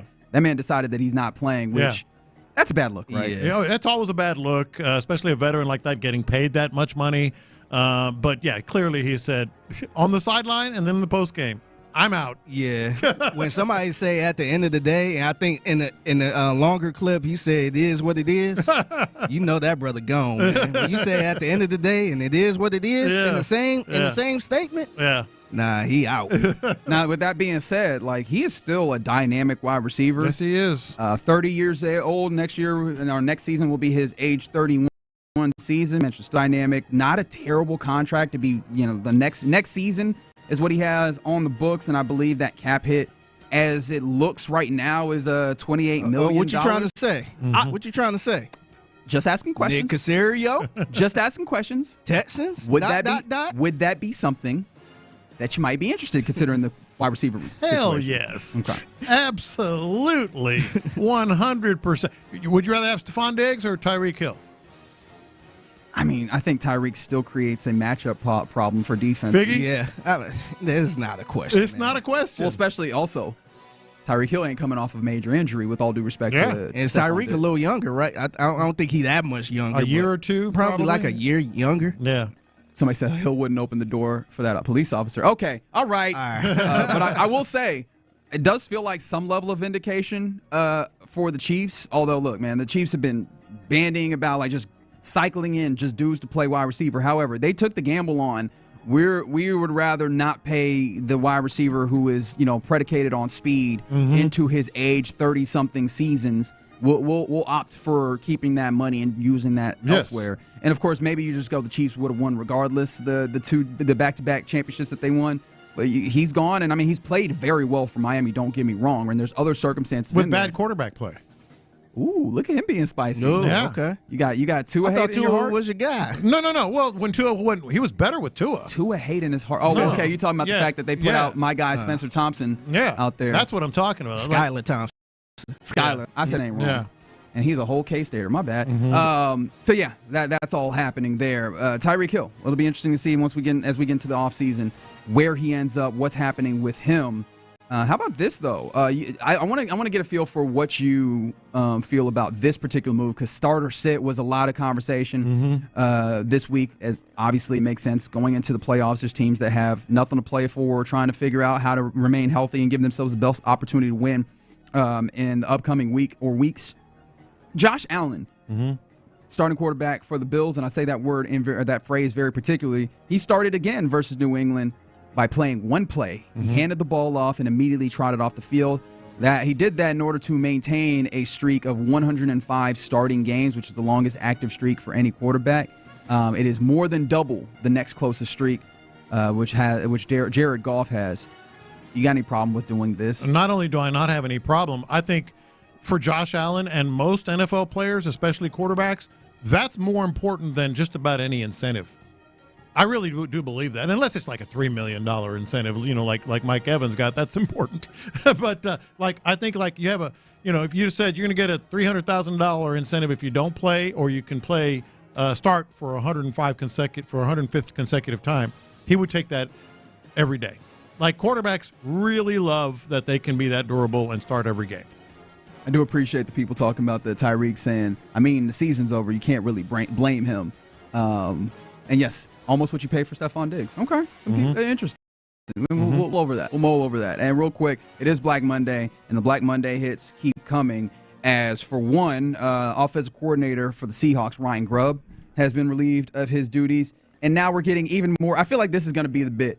How many people would the Jets request for interview? Because now added to the list of, Vance Joseph and Bobby Slowick and Aaron Glenn and who else? Matt Nagy. Now added to that list, Brian Flores and Josh McCown. Oh, my gosh. We're still making the Josh McCown thing happen, baby. Gosh. It's still going to happen. Remember, they've already interviewed Vrabel and Ron Rivera. Rex Ryan is up there. Joe Brady, the offensive coordinator for the Bills, is up there. Arthur Smith, Brian Griese, who I mentioned earlier, and, general manager. They're doing those things too. But Rex Ryan? Yes, but yeah, Rex Ryan is in there. But he got the job, right? That's what he says. According to him, let him tell it. So they're at a baker's dozen? Let me 13? see if I do my math correctly here. That looks about. I think we're at 12. 12? I think we're at 12. Man, I want to try to get in on this job interview. Well, just make a call. I'm sure you will. Do we have any numbers on this?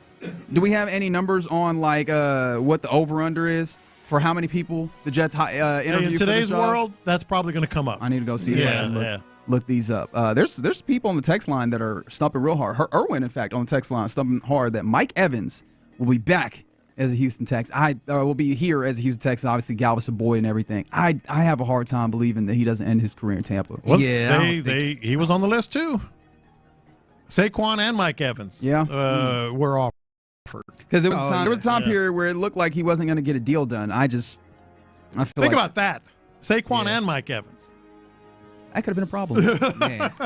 I'm not going to lie.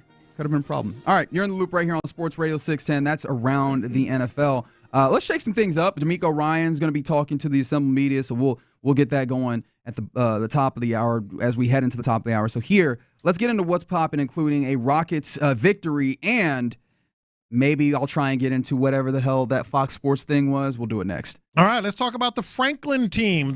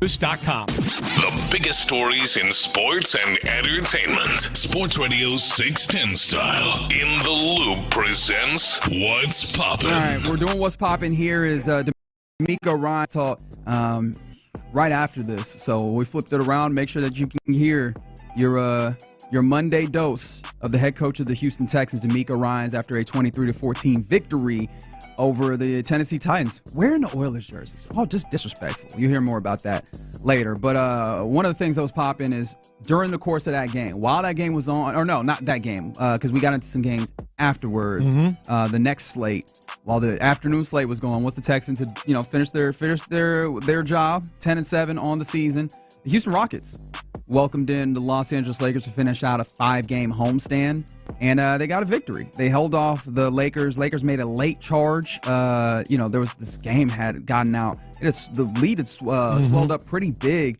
around halftime. The Rockets really got out and pushed the pace, got ahead, and then the Lakers started knocking down more shots. The defense was not as lovely as it typically is, but the Rockets held on, made sure to win in 119-115 after, I think, Anthony Davis had a 30-point game, but there was some really solid play by Amen Thompson, who got the start after Jabari Smith. We learned in shoot-around that he broke his hand. 4 to 6 weeks? 4 to 8 weeks were the numbers that I saw there for Jabari Smith, which is, we'll talk about that more later. I'm real interested in what that's going to mean for this team, but Amen notched a career high in rebounds. He had 16 of those things with 23 points and 3 assists. First start in Jabari Smith's stead after, he got done with the suspension, came back for that. Jalen Green also had a fantastic game. Continued his run of pretty good play, really good play, in fact, over the last few weeks. Super efficient first quarter, going 7 of 8 there, and then finished with 33 points, 6 assists, 4 rebounds. And so, man, they put it all together. They needed exactly what they got from those guys. And Steven Adams, who returned to form in this game, including saying that his knee feels like before the injury, which means it's just a great time because you're going to need some of that backup play without Jabari. Like you hit the high points there, but all I want to add is we were talking last week about they got to finish. They got to be able to finish a game. Not only did they finish, but they were challenged and still were able to finish that game. You mentioned the Lakers making a run late. That was impressive. And Amen Thompson, just ask Steven Adams about his athleticism, because it was off the charts. It was on display, finishing, running the floor, defending, all that.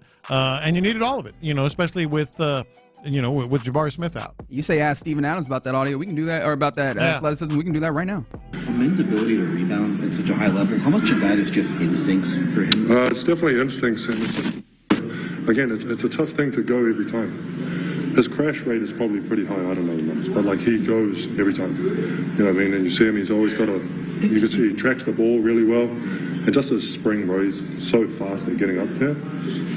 Insane. Yeah, insane, dude. Does Amir remind you of anybody that you played with in the past, with the way that his competitiveness is? No. One of a kind, bro. I haven't played with anyone like this. His speed, his speed is just like, and then just his first jump is so quick off the ground.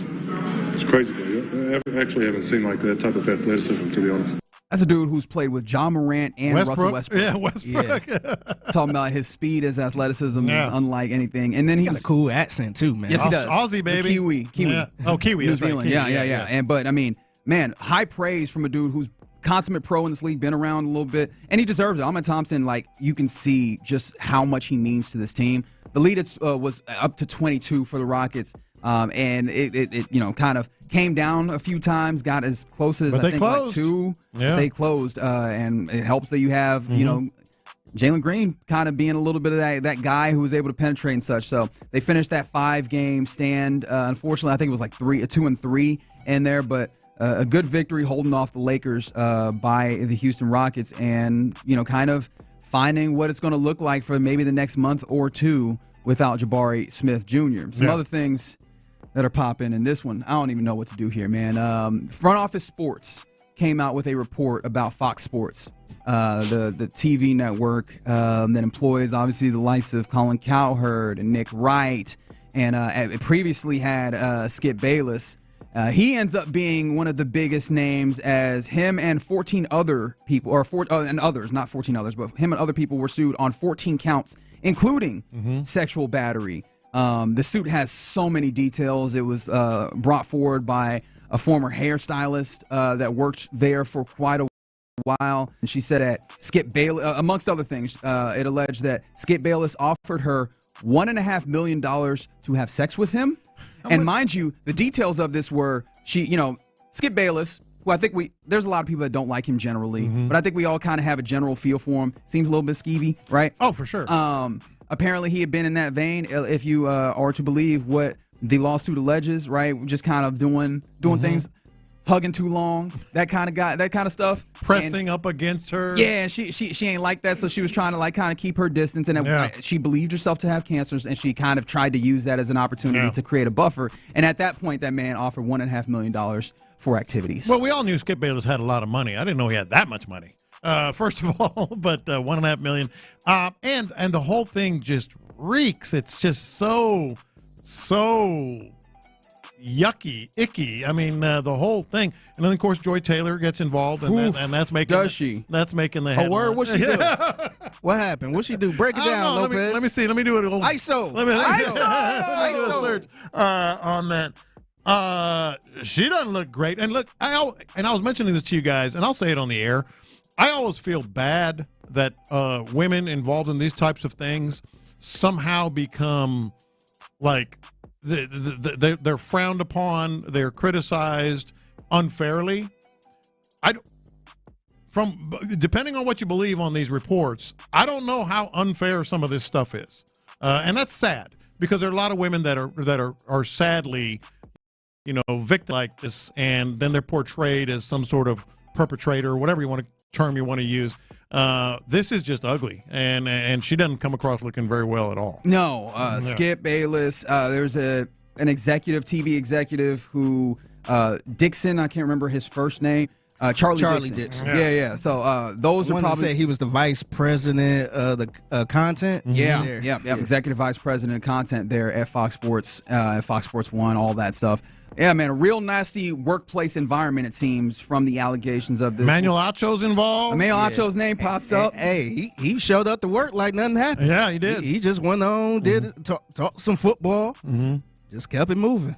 So I'm guessing Joy Taylor probably do the same thing when her show come up. Well, we'll see. Yeah, that is the way we. So yeah, man, there's a lot of detail in there, and man, it is real salacious when you read the 42-page document lawsuit that was obtained by Front Office Sports. I will not bore you with the details. I might find a time to actually these are the wildest parts of this. But as of right now, yeah, man, it's real nasty. Skip Bayless comes out looking bad. I don't know how many people had good estimations of him. TV executive looks bad. Was that surprising? The surprising part was Joy Taylor. Oof. Yeah. Oof. Tough day. Yeah, that's what's popping here in the loop right here on Sports Radio 610. Let's go to break because coming up next, let's get you the Monday press conference of the head coach of the Houston Texans, DeMeco Ryans. We'll do it next. The Texans.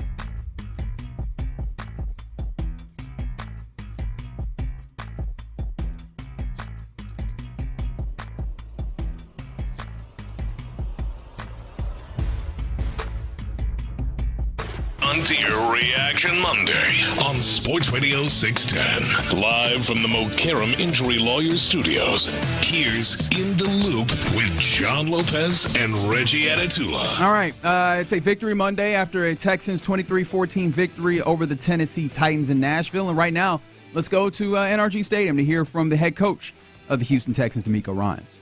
Everybody bundled up. The biggest the Chargers and some of the matchups. What do you think of them overall as a football team and the way they're coached? Yeah, man, we're really excited about this matchup versus the Chargers. Really well-coached football team. You can see Coach Harbaugh's imprint on the football team instantly. Just how they are in all three phases. Very sound football team. They can run. They're very, very balanced offensively. Run the ball well, and of course, Justin Herbert is one of the better quarterbacks in the league, and he's done a really great job, I think, of just protecting the football, right? He doesn't turn the ball over a lot, and it's a lot to be said for a quarterback who does that, right? He really puts his team in really good situations to move down the field. They're good on third down. Defensively, I think Coach Mentor has done a really good job with this team, just eliminating the deep pass. They do a really good job of, playing the shell coverages, mixing the coverages up. And this week we got to find number 3, Derwin James. He's all over the place. You talk about blitzing, safety, nickel, whatever DB position you want to call it. Like, Derwin is playing lights out. He's an impact player. We have to have awareness for where he is at all times. Their edge rusher is also good players, been doing it for a long time. Mack and Bosa, really good tandem there on the edge. So, we have our hands full, as should be, in a playoff matchup, but we're excited to go against a really good football team. You talked about it a little bit after the game yesterday. How much what you saw yesterday really helps you guys do some of these things you just addressed that have to happen? Can you talk about that? Yeah, what we did on yesterday, it was just getting back to, for me, just getting back to the basics. I said just playing football the right way. For us, just going out and executing. As I know I've mentioned that a lot, and that's what it looks like when our guys do it the right way. Just eliminating negative plays offensively, putting together a solid drive, moving the football, and finishing with points. That's something that we've been harping on, something we have to do better, and we were able to do that yesterday. And I'm pleased with the outing that our guys had, and I thought they did a really good job there. D'Amico, how have you seen CJ evolve in his leadership in his second year? And do you have any examples of how you've seen him maybe change, or if it maybe hasn't changed? I don't know. Yeah, for CJ, when it comes to the leadership piece, it's from CJ being authentic. As I think everyone sees when CJ is here in his interviews and everything, CJ is authentic. He's real. It's not only here, it's in the locker room, around the guys, and that's what leadership is to me. Like, as you evolve as a leader, you just be authentic to yourself. You don't have to make up anything or make up a speech or make up something to say to guys. CJ is being CJ, and that's what our guys feed off. CJ just being himself, being authentic as a leader, understanding that it's not all on him, right? As a leader, it's all of our guys just buying in, doing what they have to do, but also CJ understanding a lot of guys are looking up to him on the team, and he takes that role seriously, but it's not a heavy weight for him, right? Because we have other leaders as well around him with Will, Aziz, other guys that step up. So I'm proud of CJ and how he's continue to grow as a pro, and it's only his second year, and he'll continue to thrive and be better, as a leader of our team. In a similar vein, they played well Sunday. How do you like where he is? Because obviously he's been tough on himself, but how do you like where he is playing wise, and as you all prepare for this match? We're all in a good spot, man. We're ready to go play football. Like, we're here. It's the playoffs. We're ready to go play football. Just, can we be the best team on Saturday? That's all that matters for us. Speaking about Herbert again, he doesn't get too much credit about his running ability. How can you take us about that challenge you will face then? With Herbert, and he's a good quarterback all around. When it comes to, for me, it starts with him throwing the football and just the weapons that he has. The one that sticks out to me is McConkey. All right, guy from Georgia, man, he's an elite route runner. Very shifty, moves all over the place. And you can tell they have that instant connection between, McConkey and Herbert. And it's a real connection. He's all over the field, making plays for him, catching a lot of footballs, and he's a dynamic player. I think he has a very bright future in this league. In your estimation, you've been around the playoffs quite a bit in your career. Is there a different level that everyone gets to this time of year? At this level, of course, the intensity, it picks up, right? Everybody understands what's on the line, what's at stakes here. So the intensity definitely picks up, and the game is sped up. It's faster. It's more physical, and that's what playoff football is about. So of course, you get your opponent's best. They're going to get our best. That's what everybody likes to see. That's why time of the year still playing playoff football. Everything is sped up. Everything is more physical. It's more exciting all the way across the board. So we're excited about it. D'Amico, the play of the O-line, you talk a little bit about that and the success you guys had yesterday. Knowing you're going to have Mixon back this week, obviously, as well, but Pierce also had a big day. With our offensive line, I thought our guys did a good job yesterday. Just when it came to protecting, when it came to the run game, staying on block, staying attached, I think that allowed us to have some success in the run game with Joe and DP running the football. But our O-line did a really nice job of creating some lanes there. And of course, our backs, DP, of course, did a really great job playing with great vision. When the space wasn't there, he was able to create on his own and break a really long run there. So proud of DP for what he was able to do. And O-line also with the protection. Thought they did a really nice job of giving our quarterbacks time. Quarterback stepped up in the pocket. Both CJ and Davis have made some nice plays off schedule there. So, we're headed in the right direction. We just have to be more consistent all the way across the board. What do you make of their offensive line? It feels like a pretty good tackle duo. Probably one of the better ones you guys have faced. They pretty decent interior, and it seems like they've been able to get a couple different running backs going at different times this year. Yeah, their offensive line is one of the strengths of their team, right? Starting with the tackles, the left tackle and right tackle were two really good players. And we have two good players on the edge as well, so that'll be a matchup that I think everybody's looking forward to. And we have to find a way to win on the edge versus their top players. Interiors, they also do a good job of working together. They ran the ball well, different backs at different times, and ran the ball well. It's going to take a collective effort, right, all the way across the board. For us defensively, I think the key will be our interior D linemen playing really well versus some of the run schemes that they have.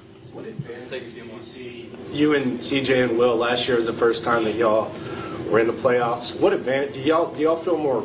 I guess the word is comfortable heading into the playoffs this year as compared to last year? To me, it's right here, 2025 now. I almost said 2024, but right now, 2025, we just focus on the present of, our team, what we have here now. Last year was last year, entirely different locker room, different group of guys. Like, how do we make the most of our opportunity here right now with the guys that we have? Just want our guys to, really live in that moment, right, of where we are right here, right now with what we have. Let's go make the most of it. Obviously, Will had a really great rookie season, but do you feel like having Daniil with him has elevated his game to another level? Yeah, Will has definitely had an outstanding year this year as well. He's gotten better, probably double his production. He's gotten so much better. Run game, pass game, just overall, like to take the leap that he's taken his second year has been really impressive to see him, take that leap. And he's a dynamic player for an impact player for us, leader, like everything you want. And I think Daniil has definitely helped him, having Daniil and just their relationship, their bond. But Will was able to learn from Daniil when it came to just, I think, at the top of the rush, like that moment of truth, being able to find ways to escape and finish on the quarterback. And I think having Daniil here, to have another guy to listen to, along with Coach Rod and Coach Native doing an outstanding job all the way across the board. Our entire D-line has done a great job, been a strength of our defense this year, and proud of all the guys, the coaches and the players. They've all done a really great job. On last year, you all, had the success that you all had, and some people, weren't expecting that, especially with what the franchise had been through the previous 3 years. And so you all were learning to deal with that, as far as what came with that success. This year, heading into the playoffs, you all came into this season expecting to be, where you are on the trajectory that you all are. How are your younger players dealing with that now and their mindset heading into this second year as far as going into the playoffs? The mindset of our young guys, they just want to play. They love playing football, right? And that's how I like them. Like, their mentality is straightforward. Like, let's get to it. What's the next opponent? What's the game plan? Let's go to work. And that's how I want our guys to be. It's just laser focused on what matters right now, right? We'll have guys who have experience in the playoffs, guys who don't have experience. At the end of the day, for me, when the ball is snapped, like, are you doing your job or are you not? Are you playing with the Texans' relentless mindset or not? Like, that's what matters, right? And our young guys, older guys, it doesn't matter. Our team collectively, we have to play complementary football. We have to play smart football, eliminate mistakes, right? Play together, and that'll be good enough for us. You mentioned kind of playing with a fresh start, forgetting about last year and just living in the moment now. Is that also kind of applied to this just completed regular season, how we got here, what it did, all that kind of just, we're here now, let's go play? Yeah, we're here now, let's go play. For me, like, nothing else matters, right? It's how you playing right now. Are you playing your best ball going into the playoffs? Like, that's what matters most, right? And are you able to consistently keep up with that when you are in the playoffs? Can you continue to play good ball? Can you continue to play the game the right way, not make silly mistakes? Can you put yourself in favorable positions? Can we, get better scoring in the red zone, defending in the red zone? Those situational elements of the game, third down, red area, those are the areas where we have to be really good at here in the playoffs because, good teams aren't going to make mistakes. You have to find a way to beat them. Like last year, you have Bobby Slowick involved in the hiring cycle with him being requested by the Jets. Where do you see him grow as a coach? And obviously not every season is as smooth as last year. Where do you see him deal with the ups and downs of the season? Yeah, I don't know if any season is smooth, right? You have a lot of ups and downs. Even, when you're winning, kind of those things kind of go under the rug. But there are ups and downs as coaches, and as coaches you have to grow and evolve. You have to do things different, and sometimes you set out to do or you have a mindset of doing things one particular way. You always have to kind of tweak those things and do what's best for the guys that you have and what they're capable of doing. So I see where I think Bobby has definitely grown in that area of being able to adjust and put our guys in position to where they can be successful. People always say that football is a game of inches, but when it gets to the playoffs, how slim are those margins, and in what ways are the details even that much more important when it gets to this level as win a game? At this level, right, if you make a mistake, it can cost you. Every game is sort of like that, but here in the playoffs, even more so because, right, all the teams that are here, they deserve to be here, right, and they wouldn't be here if they weren't good teams. So if you give good teams like more opportunities to go score, they're going to find a way to score. So you cannot have, right, the mental mistakes here in the playoffs, right? You cannot have the penalties, like all those things where field position is definitely a huge battle, and we have to win that field position battle each and every game, and it's even more paramount now. But it's just a matter of being on the details, man, being confident in what we're doing and go and play. We'll go Ken, Jonathan, sorry.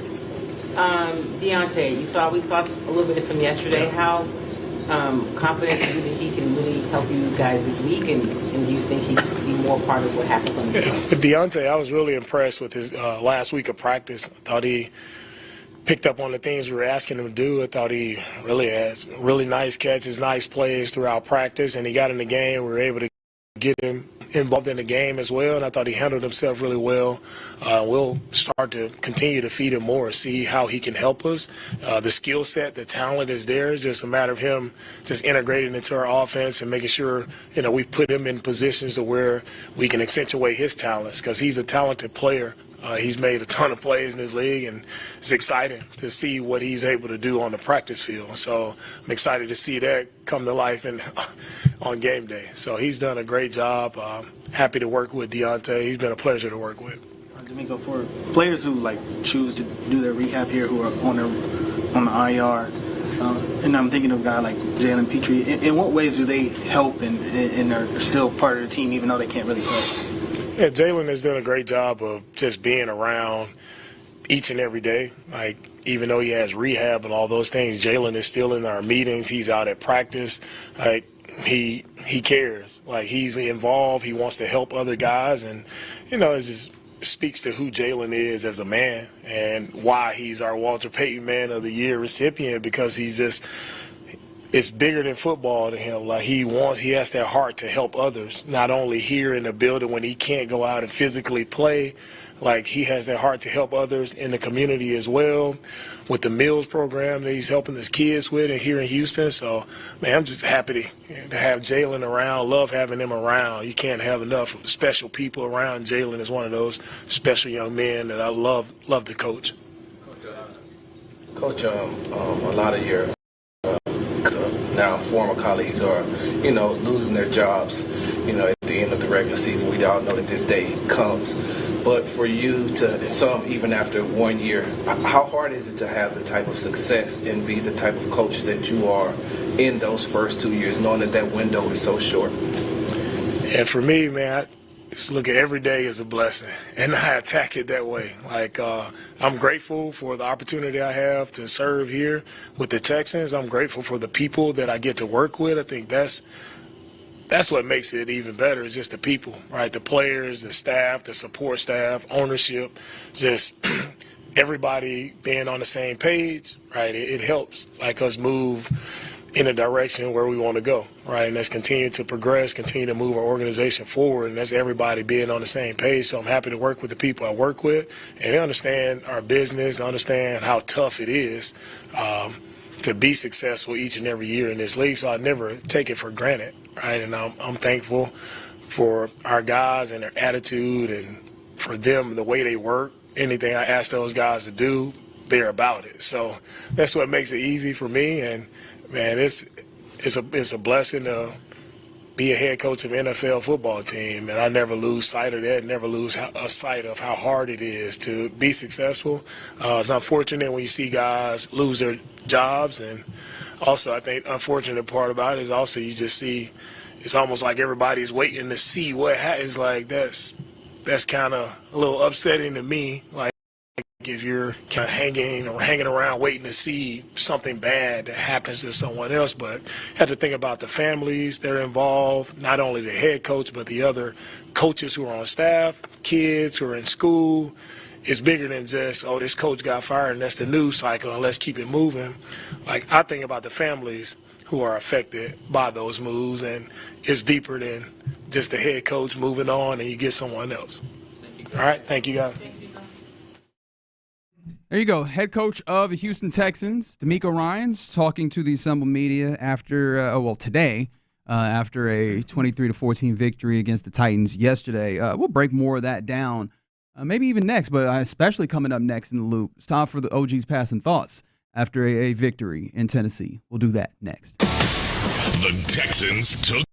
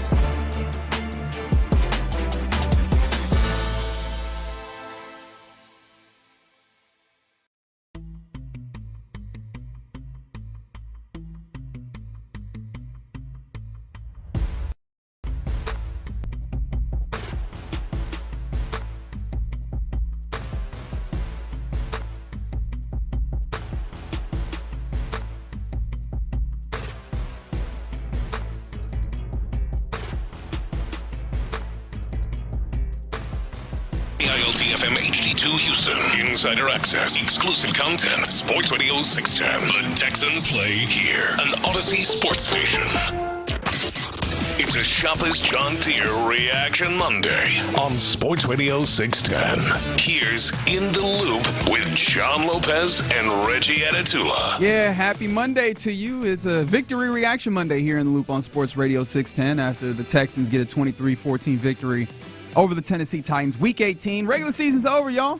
And that means that we're headed off to the playoffs. You can gear up for the playoffs at Academy Sports and Outdoors, mind you. Thanks to our friends at Academy for getting us ready for this weekend with our new ready-to-roll playoff Pretty sweet, shirts. aren't they? Look at them. It does. It's pretty nice. It is pretty nice. And there's division championship hats as well. So you can get yours at your local Academy Sports and Outdoors before this weekend, where on the text line, they're like, the 281 says, NRG would explode if Tank Dell could find a way to crawl, limp, or roll out of the tunnel first on Saturday and lead the team on the field. Yeah, it'd be pretty loud in there. That would be dope. It would be dope. Come out on that cart. Ah, man. With Toro. Oh, yeah, okay. Yeah, I didn't like it. It sounded like he was no, clowning my man. Wheelchair, Not man. that cart. Okay. The good cart. Yeah, I was like, don't clown Tank Dell. Well, that makes me a little scared. Don't roll him in me car. Yeah, right. Rest in peace. Or Jim Irsay. Yeah, that was not that old. Yeah. No, he's like 65. He's like 3 or 4 years older than me. I didn't know he was in that bad a shape. Yeah. Is he in his 60s? He's in his 60s. Are you sure? Yeah. I know he's a little older than me, and he shouldn't be looking like that. Yeah, I was like, Jim Irsay. That was an interesting little machine he was rolling on, too. Yeah. Yeah, man. I was like, yeah. Hey, I will. That's going to be John Lopez in a couple of years. Hell no. Well, I guess you never know. Well, you know what? Let's not planned, to put it that way. That's fair. All right, let's see what John Lopez has about that victory and other Texans things in the OG's passing thoughts. Experience, wisdom, opinions, barbecue sauce. Our guy Lopez has it all and shares it with you.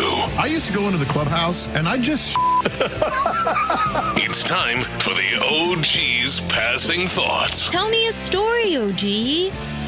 We shake our head every time we hear this part. I also haven't heard it in a few weeks, so it just all right, okay. It's got a great shelf life. First passing thought on what we just heard real quick. We're going to revisit it. D'Amico Ryan's talking to the Southern media. We will dig in more on what D'Amico said, but this is just sort of, stream of consciousness passing thoughts here. And two things stood out on D'Amico's availability here today, live on Sports Radio 610. But number one, he knows they have their hands full with the Chargers. Like, that is a squad. Correct. Man. That is a squad that a lot of them been around here have been paying a lot of attention to, but he lined it all up. They turn the ball over. They've got great coverage. Derwin James. Don't turn the ball over. They don't turn the ball over. Offensively, yeah. Their edge rushers, their strength is edge rushing, which can maybe hurt some of your weaknesses. Yeah, hello, Khalil Mack and Joey Bosa. I always got to remember which one. Nick played for the Niners. And then their strength on offense is protecting your strength on defense. Yes. So that's one thing that really stood out. He knows they have their hands Great full. Draft picks. Rashawn Slater, Joe Alt. Like, hey, man, we are cooking on the edges, baby. And then the other thing that stood out, he said it several different ways. He said, live in the moment, make the most of what's in front of us, laser focus on what matters right now. Nothing else matters. It's how you're playing right now. He said it several different ways, and what he's saying is, let's forget what happened. Let's forget the vast majority of this season when we've been up and down. So I thought that was very, very telling. And as I mentioned, we'll dig in some more. For sure. Yeah, no, and it feels like that's kind of the way you have to go about this, right? Like, yes, you understand the deficiencies that this team maybe exhibits from time to time. Like, this team at this point, you've gone through the season with them. But at the same time, you can't dwell on that, especially going into a game where neutral observers are viewing this as a 3-point or around a 3-point underdog situation to a visiting team on your home turf. You can't afford to also bog yourself down with like your team being too focused on that. Hey, let's get out there and try and be the best versions of ourselves as we know at this point. Forget what happened. Let's talk about today, and that's what he's doing. All right, another passing thought here. You know how I feel about Amy Adams Strunk. That. Yep. But this whole Oilers and decking out the stadium and the Oilers stuff, it's kind of sad now, isn't it? No, it absolutely is. And I do appreciate that so many people in sports see it for what it is, and they're like, for real, y'all? Yeah. Especially because it would hit a little different if they did it the same way they did it last year, right? Where they wore it in multiple games. Like this was clearly them trying to needle the Texans. Last year and this year. Well, yes, but I mean, at least they wore it in some other games. Wore it like twice I'm not trying to last give them. year. I'm not trying to give them any level of. I need to make that clear, right? My allegiance is alive with the city of Houston. I want that to be abundantly clear. However, at least you have some plausible deniability in that situation. You know what really got me was not just that they were wearing it, right? And I understand that this is all part and parcel of choosing your jersey, right? The end zones, but then along the sides of that's what I'm saying, decking it out where it says Oilers. Yeah. I'm like, they put that in. It's so almost identical to what used to be in the Astros. I know, I hate it so much. Yeah, hate it so much. But the thing is, there was a time when we all would just kind of get mad and just slam on on everything. Tennessee Titans trying to be the. It's kind of pathetic now. Yeah, it's just sad. I'm at a point. I'd rather them just go by the Tennessee Oilers, man. Like, just take the Houston out of it at this point, man. Just go Tennessee Oilers. They tried. They couldn't stomach it. Yeah. They tried. They couldn't stomach it, and that's why they came back around to Titans. And while we're on this topic, he's not even playing anymore. He's retired. But somehow, some way, even though J.J. Watt is retired, he was kind of star of the game. And I got a big kick out of the reaction to CBS showed Titans and Texans highlights during the Titans. No, man. This was planned. This was a professional troll job by J.J. Watt. This was not a mistake. This was J.J. Watt stealing the show. Time to go to New York for an update. Guys, this must be a mistake, but I'm going to do it anyway. We've got a Houston Oilers fumble picked up by the Houston Texans and ran back for a touchdown. And yes, that does appear to be 2 times in a row that the Houston Oilers uniforms have been worn against the Houston Texans, and the Texans happen to be 2-0 while wearing them. How about that? Thank you, JJ, for that history lesson. That's awesome. Yeah, everybody's in on a bit. Yes, except for some people who come like awful announcing, and I want to say another big website like, oh, hey, they went to Texans and Titans. No, man, this was planned. This was awesome. This was JJ trolling Amy Adams. Yeah, but I think the thing for me was that, and I imagine the thing why those other people did not fully understand is it'd be one thing if JJ just said it in passing or whatever. Like, they had the whole Houston. He went Houston. No, I'm saying, like, do JJ usually do those? No, because usually it's like I don't recall. I'm not gonna lie. It's usually like Nate Burleson or somebody like that. Yeah, that is true. So like, they allowing JJ to do it, and then also like specifically having that, it takes like the producers and people. There's more people involved. Yes. TV is so many moving parts, and for all those people to be like, yeah, we're gonna do this for the bit of trolling the Titans. And they gotta make it like a mistake. They can't just say we doing this. He even on said it. purpose. Oh, this may be a mistake. Yeah, but I'm going to do it anyway. Yeah, that'd be like a funny mistake. Shout out to JJ. How do you not love that guy? Another passing thought here. He was only out there for just a bit, but it got clear to me Azeez Al-Shaair is going to be a man possessed for however long the Texans are in. He came in, he made some. I think he was in on the very first tackle of the game. Yes. Yeah, and just like Al-Shaair, put a pin in that. We haven't really gotten the breath with a D, the breath of what this linebacker core can look like. With Christian Harris and Toa and Al-Shaair. I think Al-Shaair is going to ball. Yeah, absolutely. Yeah. In fact, it was interesting seeing there was a lot of base defense in that game where you only got a few moments of like Miles Bryant coming in that niggle situation, and there's been people clamoring for it, especially with Christian Harris being back. That the versatility that he has, I think that you were given a little bit of a good reason to like have some expectation there because, again, just seeing those two guys back together, Toto and Azeez, it restored the feeling a little bit again against the Titans team that's not great, but seeing those guys back out there, putting Christian Harris along with that, man, let's see what this defense can do with the full complement. Another one for you guys here, passing thought. Laramie Tunsil's in playoff form, isn't he? That was, man, I am going to very much hold on to, because you're in a place where you need to have, at least, I shouldn't say need to, well, at least I personally need to have some hope to the playoff game, right? Like, you saw the first drive and everything going well there. And, the second half of the season, he had kind of nullified those things.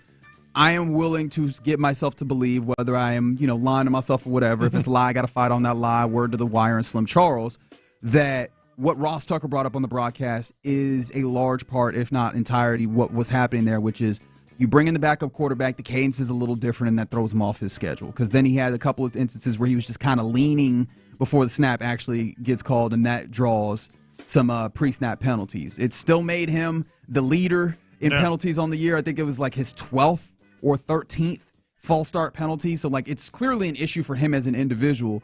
But for the most part, we hadn't seen him until you have a change in quarterback. And I'm going to lean on the idea, lean and hope that is what ultimately brought this on, as opposed to just some falling off of the wagon of being on his P's and Q's there. Yeah, I'm kind of rolling with that too, man, because I think that's what made Laramie Tunsil so good, that once he know how to time that cadence or that snap, like, he's damn near unstoppable. Yeah. I think the issue is when he don't time it right, that's when you get the false starts. So I think he just got so comfortable with C.J. Stroud and just that timing. I think that just kind of threw him off. That might be part of it, but there were 10 other guys with a new quarterback as well. But they ain't good as Tunsil. They're not as good as Tunsil. Another passing thought for you. I love the way D'Amico played this, and we talked about how it couldn't have gone any more perfect for the offense. You know, boom, boom, boom, touchdown. Okay, have a seat. Except for one thing. Okay. And that is, why did Nico Collins go back out there?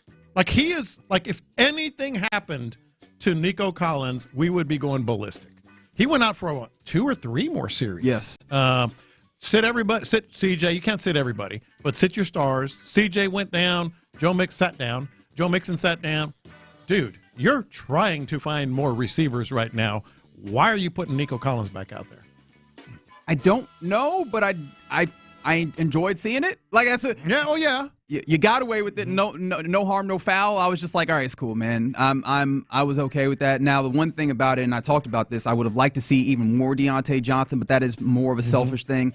And earlier on, because I mean, he displayed why you're excited for him. Like, the routes were crisp, right? When he had the opportunities, he produced. I just would have hoped to see that more, especially with CJ. But I mean, D'Amico assures us that he likes what he's seen in practice from him, that he's been able to, really grasp onto everything that they asked of him. Yeah. And he said it specifically that they are going to feed him more as they go along and basically see what he can handle for him. So yeah, I mean, all of those things help to short wide receiver wise. But yes, I understand what you're talking about with Nico Collins, but I was happy to see it, man. Go ahead and let Nico cook. All right, so and they got the ball to him like in different ways. Him and Deontay, they got what was the bubble screen to Deontay Johnson, and I was like, okay, I get it. Our general that one I wanted to see. I don't know about Nico, all those extra series, right? As a team, or as a fan base and everything, I'm sure that everybody's looking at that like, oh, okay, the possibility of more screens that doesn't bode well. But if you have an opportunity to get the ball to your playmakers in space, still feels right. Academically, and Deontay Johnson provides possibly the skill set to help make that work too. It didn't count, but we can all say this together. The ball finds Kalen Bullock. Or Bullock. What was that about? Yeah, it seems like what was that all about? It seems like there's been a changing, maybe not a changing, a confirmation of the correct way to pronounce his name, and so it goes from being that Bullock that I think we've all assumed that it was to what is it? You remember Reggie Bullock? Oh, yeah. That type of pronunciation. So shout out to them getting that change, but I wish we had known earlier. Somebody said it earlier this season. I want to say Bullock. I wasn't sure what it. We got to ask him. Yeah, no, you got to ask him. He probably don't even care at this point. But that guy, of all the returning players, we still have a lot of meat on the bone this year. But of all the returning players, especially young ones next year. Boy, I'm looking forward to what he might be able to become because he's just been outstanding. High point in the football again. Man. And that'll be interesting to see how that factors in this game, as you mentioned, and as D'Amico obviously said, Justin Herbert has not been putting that ball up there for defenders to go and get. However, it's nice to have somebody back there that is a threat that possibly puts that thought into the mind of the opposing quarterback and maybe changes the way that they play in some way. This passing thought is more of a question for you and Figgy. What do you expect of Dameon Pierce this weekend? Some good returns. Goes back to what he was. Yeah, good returns. Maybe a couple of carries. I don't think they like splitting carries, or I don't think he gonna get. Oh, let's give him 10 carries this game. Nah, I don't think so. That was 2023, Dameon Pierce. Man, he hit that whole reel, the 92-yard touchdown. Or 2022, whatever it was. Yeah, was absolutely gorgeous. And he had to make a little bit of move. He was a little bit of wiggle. That wasn't like a running straight Just into the run hole. hard. He was running hard, but he saw that this gap was a little bit off to the left. Made a slight adjustment. I'm not going to pretend like he made a huge bounce in the way that we've seen Joe Mixon found do, room, but he found the gap and he hit it hard, right? Like that is the expectation of him, and that gave me a little hope that he might be seeing the line a little bit better, as the line also played better in this game blocking wise. But yeah, they gave him an actual seam to hit. But it felt like, all right, you're seeing it better, and that was really the big issue with Dameon Pierce. It's not that he can't run the football, but you gotta read what's happening there, so that you're not taking all of that physical, run right into the back of a lineman. You're taking that into a speed and maybe hitting a defender or hitting open space and seeing grass. This one is similar to the Dameon Pierce one, but I don't know if Derek Barnett's play is how much it's going to affect the rotation next week, but he made some money. He made some money this year, and specifically yesterday. He's an unrestricted free agent after this season. Derek Barnett balled out yesterday, big time. And that's not even just because of the touchdown, but he looked really good. Yeah, man, the defensive line in general has been one of the bright spots for Nick Caserio. There's just been basically all the acquisitions have been really helpful, very good. Even someone like Tommy Togiai has been really good coming up off the practice squad and giving you needed time after, Foley dealt with injuries of late.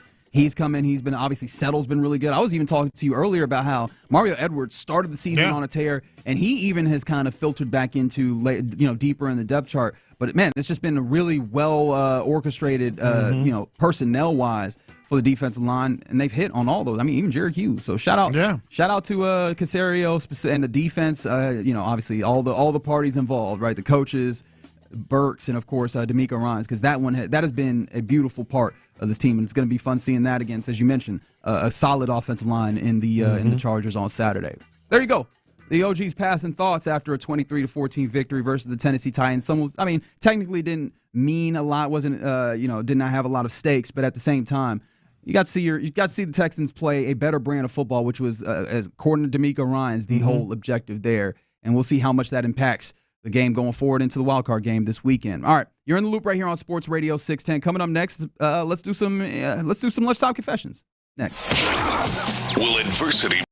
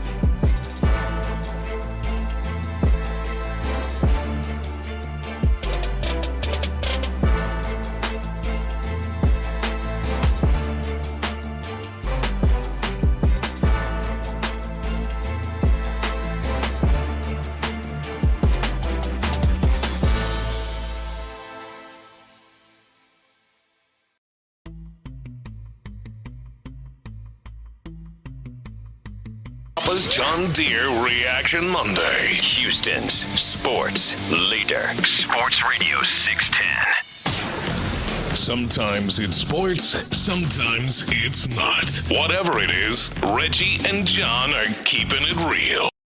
It's Luke's Lunchtime Confessions on Sports Radio 610. Watch this. These are my confessions. You know, we really haven't talked about this aspect of yesterday's game a whole lot, but I got to admit, I didn't like it. You know, the Titans losing. The Titans drafting Travis Hunter with the number 1 overall pick, now that they have the number 1 overall pick, would scare me a lot more than them drafting any quarterback. And even if they, and what if they do draft a quarterback and it's whomever, Cam Ward or Shedeur Sanders, I wasn't crazy about it, man. I wasn't crazy about it. They're going to have their pick of the litter. Yeah, I'm not. Actually, I go the entire opposite way. Like, I'm not that worried about them having the number 1 overall pick.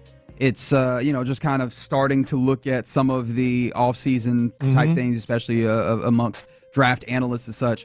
One of the things you get a strong grasp of is that this is not going to be a top-heavy NFL draft this year. As we kind of already know that there's not like a lot of high-end quarterbacks, but I think there's like 1 offensive tackle. There's like probably 1 running back. There's a few wide receivers, don't get me wrong, and Travis Hunter obviously top. There's Travis Hunter. But none of those really scare me in a particular way, especially when you talk about the way that this Tennessee Titans team has been. Plus the fact that, they need quarterback play. So, like, all right, what's the worst case scenario, right? They draft Travis Hunter, who has an opportunity of playing both ways. That is a problem, right? He could be there for a while. And then what? They sign Sam Darnold? I don't know. All I'm saying, I'd rather they not have the number 1 overall pick and a shot at maybe somebody like that. Never know. But all signs are Travis Hunter is going to be something special. Sure, that I can agree with. You think Deion good with him playing in Nashville? If he's the number 1 overall pick, I think he will be. Who knows what Deion really is going to end up doing, but I think he would be. I don't either. I have no idea, but I was just like, that adds another potential wrinkle in these things. I'm not certain about the Titans being in. And somebody said just don't want them to trade and have an opportunity to trade back and get more things. That's going to be there for them. Yeah, that's there too as well. These are my confessions. Oh, I thought you had something. I actually did, man. I'm going to go second on this one. Oh, okay. My bad. I was kind of rooting for the Titans to win this after the first series, man. After the Texans did their first series and they sat everybody down, I went into full-blown preseason mode. Like, all right, this game don't matter. And I was praying to God that Tennessee beat the Texans, man, because, first of all, it didn't matter. Yeah. Like, it wasn't going to change anything. And we saw what we saw for that first series. But I'm like, man, I don't want them to get the first overall pick. Not because I was scared or anything like that. I was just petty. I'm like, y'all want to be petty? I'm gonna be petty. Yeah, I would have, man. I mean, I don't know if they're gonna be talked about because clearly they was trying to lose that game. Yes. But I wanted them to not get that first overall pick just because I wanted to be petty. Man. Yeah, that's fine. I can respect that though. I can absolutely respect that. These are my confessions. I don't. All right, and I recognize that this can sound cold, and I confess I understand that, but I don't rock with the think of the children type response Monday, right? I understand there's dudes that are losing their job. I don't take that lightly. However, I know that D'Amico Ryans was talking about this in his press availability. Hey, man, that is what the money is for. To quote the AMC show, the Mad Men. I understand it, right? There are people that are also attached to that person who's getting fired that might have to move and have to change their lives or whatever. That person is going to be well compensated for one, and that's not to say everything, man. As somebody who I think I went to 3 different middle schools, right? I've done a little bit of moving in my life. I understand the ways in which that can be tough. That is not inherently the fault of the employer firing that person. That is kind of incumbent with being a football coach. Sure. Like football is a very transient, football coach is a very transient job. Unless you are one of a very a select group of people, you're going to be doing some moving. I'm not going to pretend like that's because, everybody is waiting on this dude to get fired. No, man, that's kind of the nature of the game. You sign up for it. And I'm not trying to do you knew what you got it. But in a way, like that's part of that was something that came with it. And that is a sacrifice that we recognize that coaches, families, and probably other families in sports, right, are having to deal with. I acknowledge that. But But that's not going to make me feel bad about seeing, the way that the chips fall after a season. When, especially for organizations, like, these things matter in the way that they go about things, whether they keep coaches that they shouldn't or, sign up coaches that they should, right?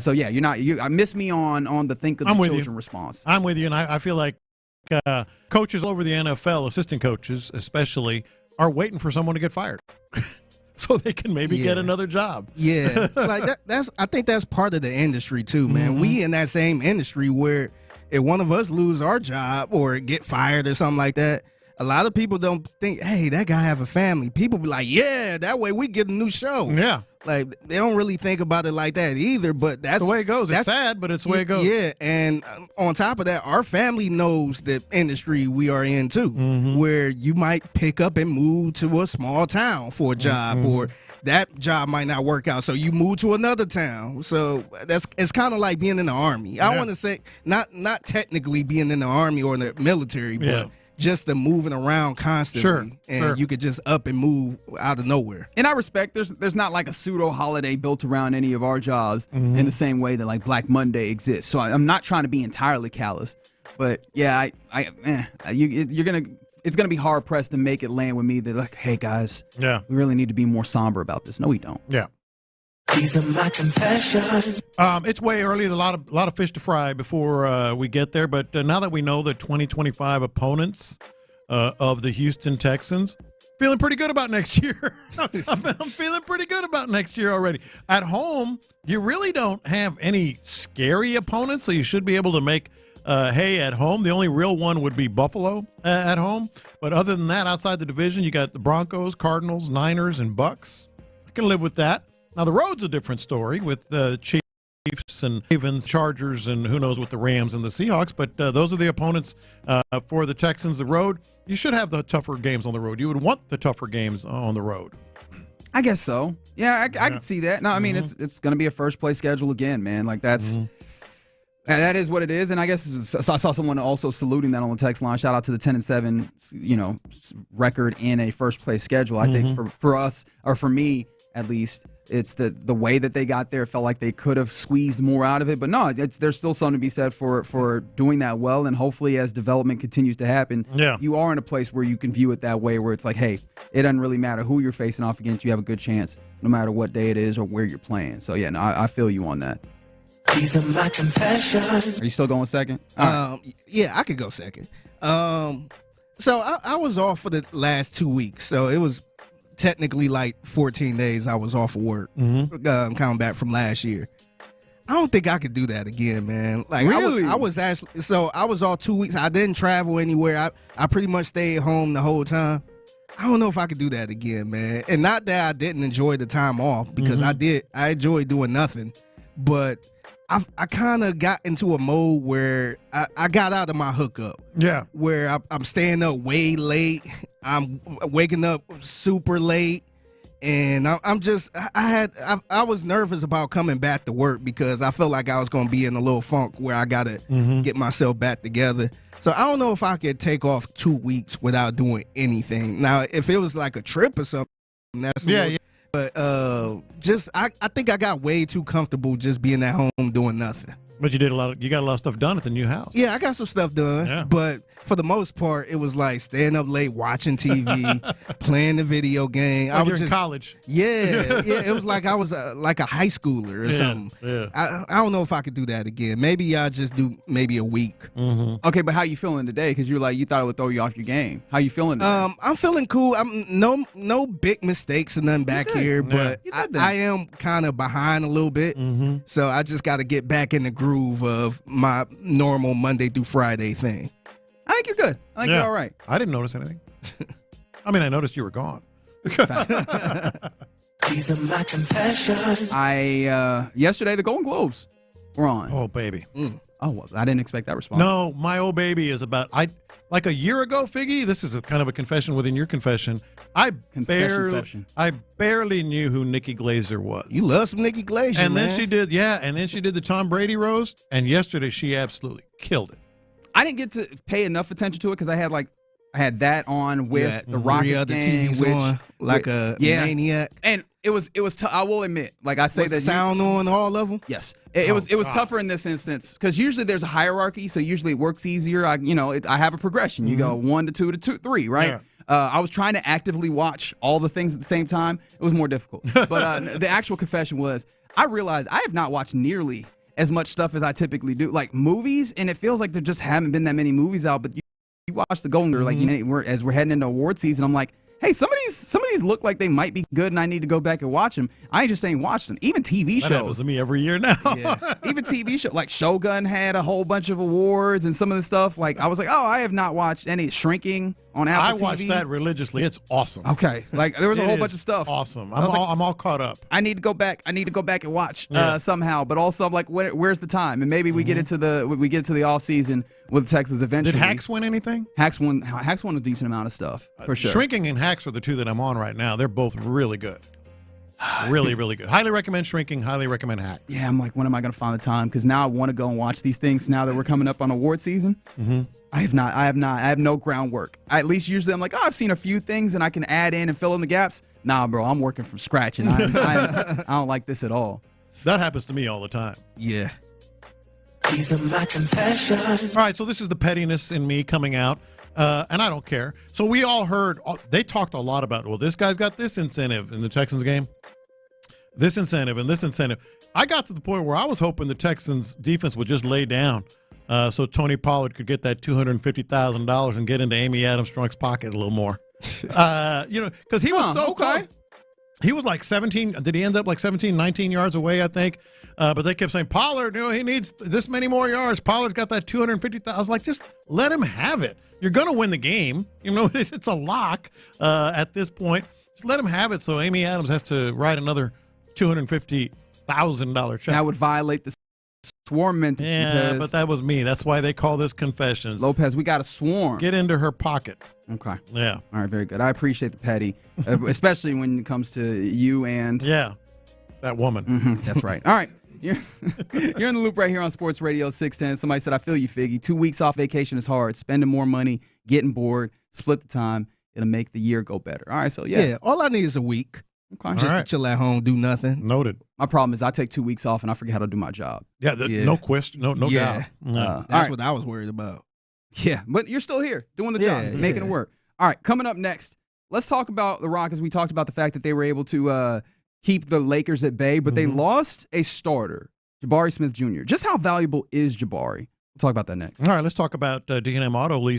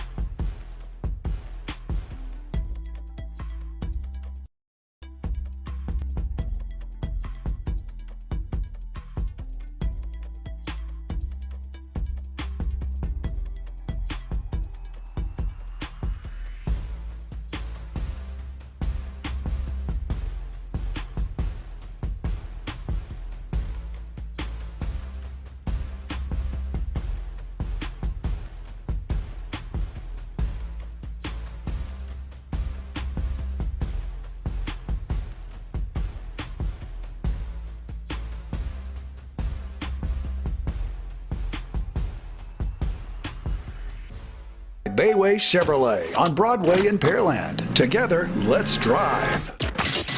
It's a Shopper's John Deere Reaction Monday on Sports Radio 610. Live from the Mokaram Injury Lawyers Studios, here's In the Loop with John Lopez and Reggie Atatula. Yeah, happy Monday to you. It's a Victory Reaction Monday as the Texans got a 23-13 victory over 23-14 rather victory over the Titans.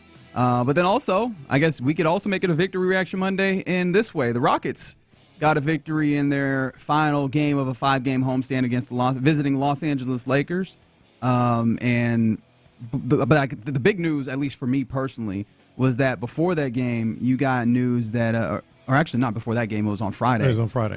You got the news that Jabari Smith Jr., was it the 3rd overall pick in 2022, broke his hand, had a broken hand, and he'll be out for 4 to 8 weeks. At practice. Yeah. It was weird. Yeah, I mean, it happens, you fall, whatever, you know. Yeah, I didn't find any real clarity on how what actually happened as to how, but I mean, I guess that's irrelevant when it comes down to the team.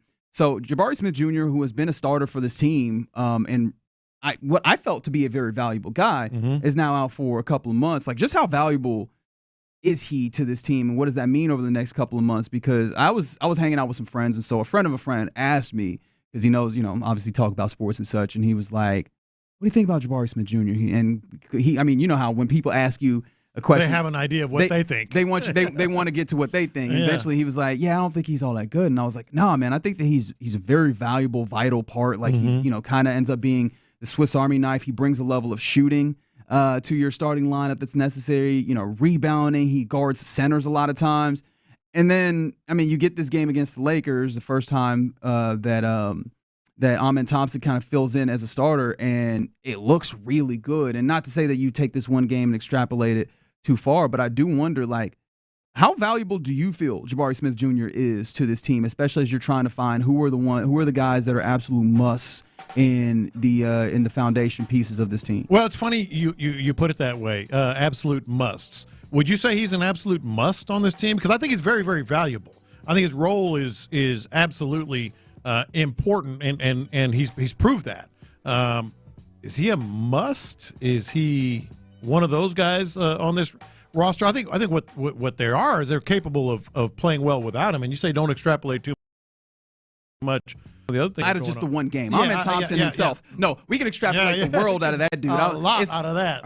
Is anybody else not sold? Like, is there anybody who is not sold on Amen Thompson at this point? Like, in any situation, whether he comes in and has to be somewhat of a ball handler, he can show you a level of success, a guard/wing. And then when he has to play kind of like a forward, like in this instance, he delivers. He gives you rebounding, gives you defense. I mean, he was picking up LeBron James in this game yesterday. Amen Thompson is set, but like I think that might not be the metric that you use to. It's not like replacing one with the other, but you're replacing minutes. You're sort of finding a way to get around it, so to speak, with the injury, and that's a significant injury, 4 to 8 weeks. But you're able to sort of survive around him. I think they have players that can fill that role with Amen Thompson on the floor, fill the Jabari Smith role. So I think that's where he's maybe not a must, but I think he's incredibly valuable to this team and has proved it. Yeah, and one of the ways in which I've frequently viewed him as being very valuable, the 713 hits on the text line, is the ability to guard centers. It's one of the reasons why I was talking about a little bit is, hey, I'd kind of like to see him in more of those backup center minutes. And shout out to Steven Adams, like showing that when he feels good again, one, he can still dunk like that, which, hey, did not realize that was the case. But he also gives you some of that, although there was a level of driving past him at times where, I mean, I think it's to be expected with Steven Adams. But, man, Anthony Davis had 30 points, and I don't think that's well. He was just on fire. But that's what Anthony Davis has been of late since he found himself to like not be injured all the time over the last like couple of seasons. But he is one of the when it comes to a solid center that has that ability, that's where Jabari Smith definitely shines. But one of the things that got me thinking about this in a different way, because again, I told you my natural inclination is like that versatility that he brings that allows you to do those things. Also, being a guy who can be a stretch, while he's a 4, he can stretch the floor a little bit. I watching that game, Amen Thompson took a couple of corner threes that I liked, but he's not knocking those down at a high clip. That's not his bag, or at least isn't in it yet. Jabari has that where he can step into that corner and knock down some shots and draw some of the attention away. But I was looking at and look, advanced stats are not the end-all, be-all by any means, but I was just kind of doing a dive into some advanced stats to see what happened, and I was kind of, I don't know if shocked is the right word, but I kind of was. I was looking at different like value stats, like VORP, value over replacement player. VORP. Yep. Who? Figure you all about that VORP? VORP, baby. Value over replacement player. It's like the basketball equivalent of WAR. Yeah. If that helps you at all. And looking at it, I was like, hey, man, Jabari is right around the likes of like Bobby Portis, Dante DiVincenzo, DeAndre Hunter, that kind of place when it comes down to a 0.4 value over replacement player, which, I mean, is still above a replacement player, but not by a ton. Yeah. And I was like, is that where he is? Like, is he just kind of a solid role player and that's it? Because I know, like, again, that metric is not going to tell you everything. But for some reason in my head, I've gotten a feeling where he feels more important than that. But I'm trying to level that out, especially, again, as you're trying to figure out what's important. Like, and maybe the asking is eventually when you do get to a place when you need to make moves or when you decide or if you decide to make moves for bigger players, is he one that you would kind of keep off limits? Because you're coming, again, from a top 3 pick a couple years back. Yeah, I don't know if you would. You know, back to that point of is he a must in this roster? And that's not to downplay his role. You just laid it out pretty good. I'm also curious how Cam Whitmore fits in all this. Right. Because and Tari Eason. Because Whitmore clearly is not happy with his role. We found that out last week. But he's got that versatility as well to be able to kind of slide around. Not with the same size. Not the same size, Yeah. but he can go to the 4. He can do a bunch of different things. So how does that fit in, and what does it mean for him and his prospects here? Yeah. I'm really interested to see how this plays out over the next month or two. Again, 4 to 8 weeks was the timeline put off of that broken hand, and that's a question that I'm kind of interested in learning. I hate that you have to learn it in this way. Just how valuable Jabari Smith is, but like that, seeing that advanced metric, and that's one of, I think there was another one. I think it was like on-off numbers, which again, I don't know how much to rate that because as a starter, that's the on numbers, and then when he comes off, you're bringing on Amen and Tari and those guys. We know the energy that they bring. Like, what does that say about? Does that say a lot about Jabari? Or does that say more about Amen and what he brings off the bench? Right, I don't know, but I'm interested to see what that means going forward. But yeah, I thought the big thing was that like some of the versatility that he has, particularly at guarding centers, is the things that I thought of. But I want to get a better feel for that. Another thing that's happening Rockets-wise. Sorry, you were about to say something. No, Reed Shepherd. That's what I was going to say. Yeah, Reed Shepherd now going to Rio Grande Valley to the Vipers, the G League affiliate of the Rockets, and I saw that earlier today, and I was like, finally.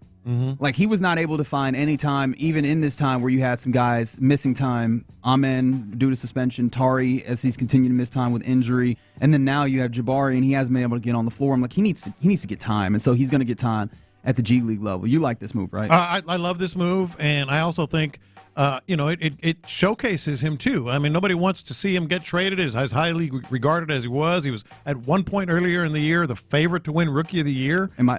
Figgy, are you hearing this like I'm hearing? It sounds like he wants to get Reed up out the paint already.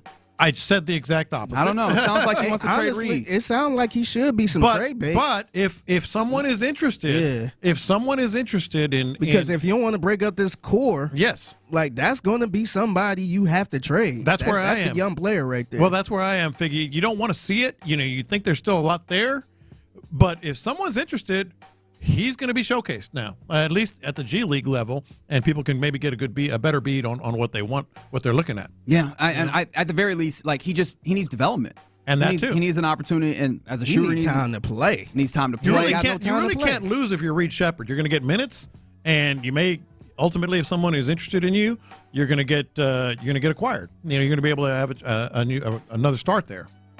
This is an interesting text that just came in on the Jabari Smith Jr. front. Do you agree with this as someone who's like these guys play, watch basketball for a long time? From the 281, Jabari can grow them into being Otis Thorpe. Otis was probably bigger, stronger on the inside, and different game. Yeah, totally different game. And do you want him to be that? Also, do you want him to be more of a muscle in rebounder, not enforcer like in the bad like connotation, a way, like Charles Oakley. Not like that, but a guy that can, he's in there, he's going to have elbows out, and you got to adjust accordingly. But that's one of the things that I think also usually helps the rebounding is that obviously Amen Thompson is huge in this. There was a fantastic piece in the Chronicle that just got put out today about various people speaking to Amen's brilliance. LeBron James was gushing with praise for Amen yesterday. So him crashing the glass is usually great. But also Jabari, like adding that second big body in the paint when the shots go up, has been a big part of why you've had the offensive rebound percentage that you had in order to help you find your path to offense in the ways that they have, right? It's been a lot of offensive rebounds and second chance points. Some of that has been helped by Jabari Smith Jr. as well. But, yeah, I'm very intrigued in some ways. A long way of saying I'm intrigued to see what this team looks like without him. And, again, I would love to rather just see the team play with him. But even with this injury, I think it provides an opportunity to get a better feel for some of these other guys. Unfortunately, with one person's misfortune, opportunity to get Cam Whitmore some more minutes as well. See if you can kind of manage that situation better and just get a better feel of what he is. And then what was nice is just more Amen Thompson as a starter. Yeah, people are clamoring for and boy, it's going to be interesting to see how they play it. Now he's going to be a starter for a while, but how they play it long term. And 713 saying. We missed him when we needed someone to guard AD. Well, 100%. That's absolutely true. 100%. That is absolutely true. All right. You're in the loop right here on Sports Radio 610. Let's get back to these Texans. We know who your matchup is, like Los Angeles Chargers. Are you like this, or would you have preferred the other matchup? Let's talk a little bit more about that next. Will adversity prepare the Texans for this year's playoff?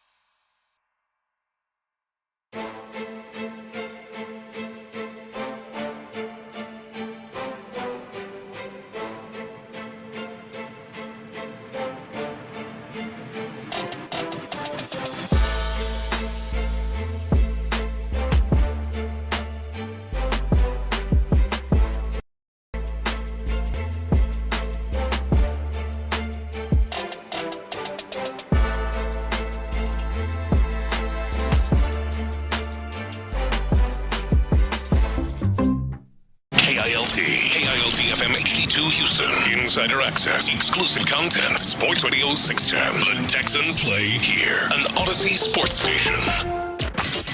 It's a Shopper's John Deere Reaction Monday on Sports Radio 610. Here's In the Loop with John Lopez and Reggie Atatula. Yep, Reaction Monday as the Texans got a 23-14 victory over the Tennessee Titans, finishing out the regular season 10-7.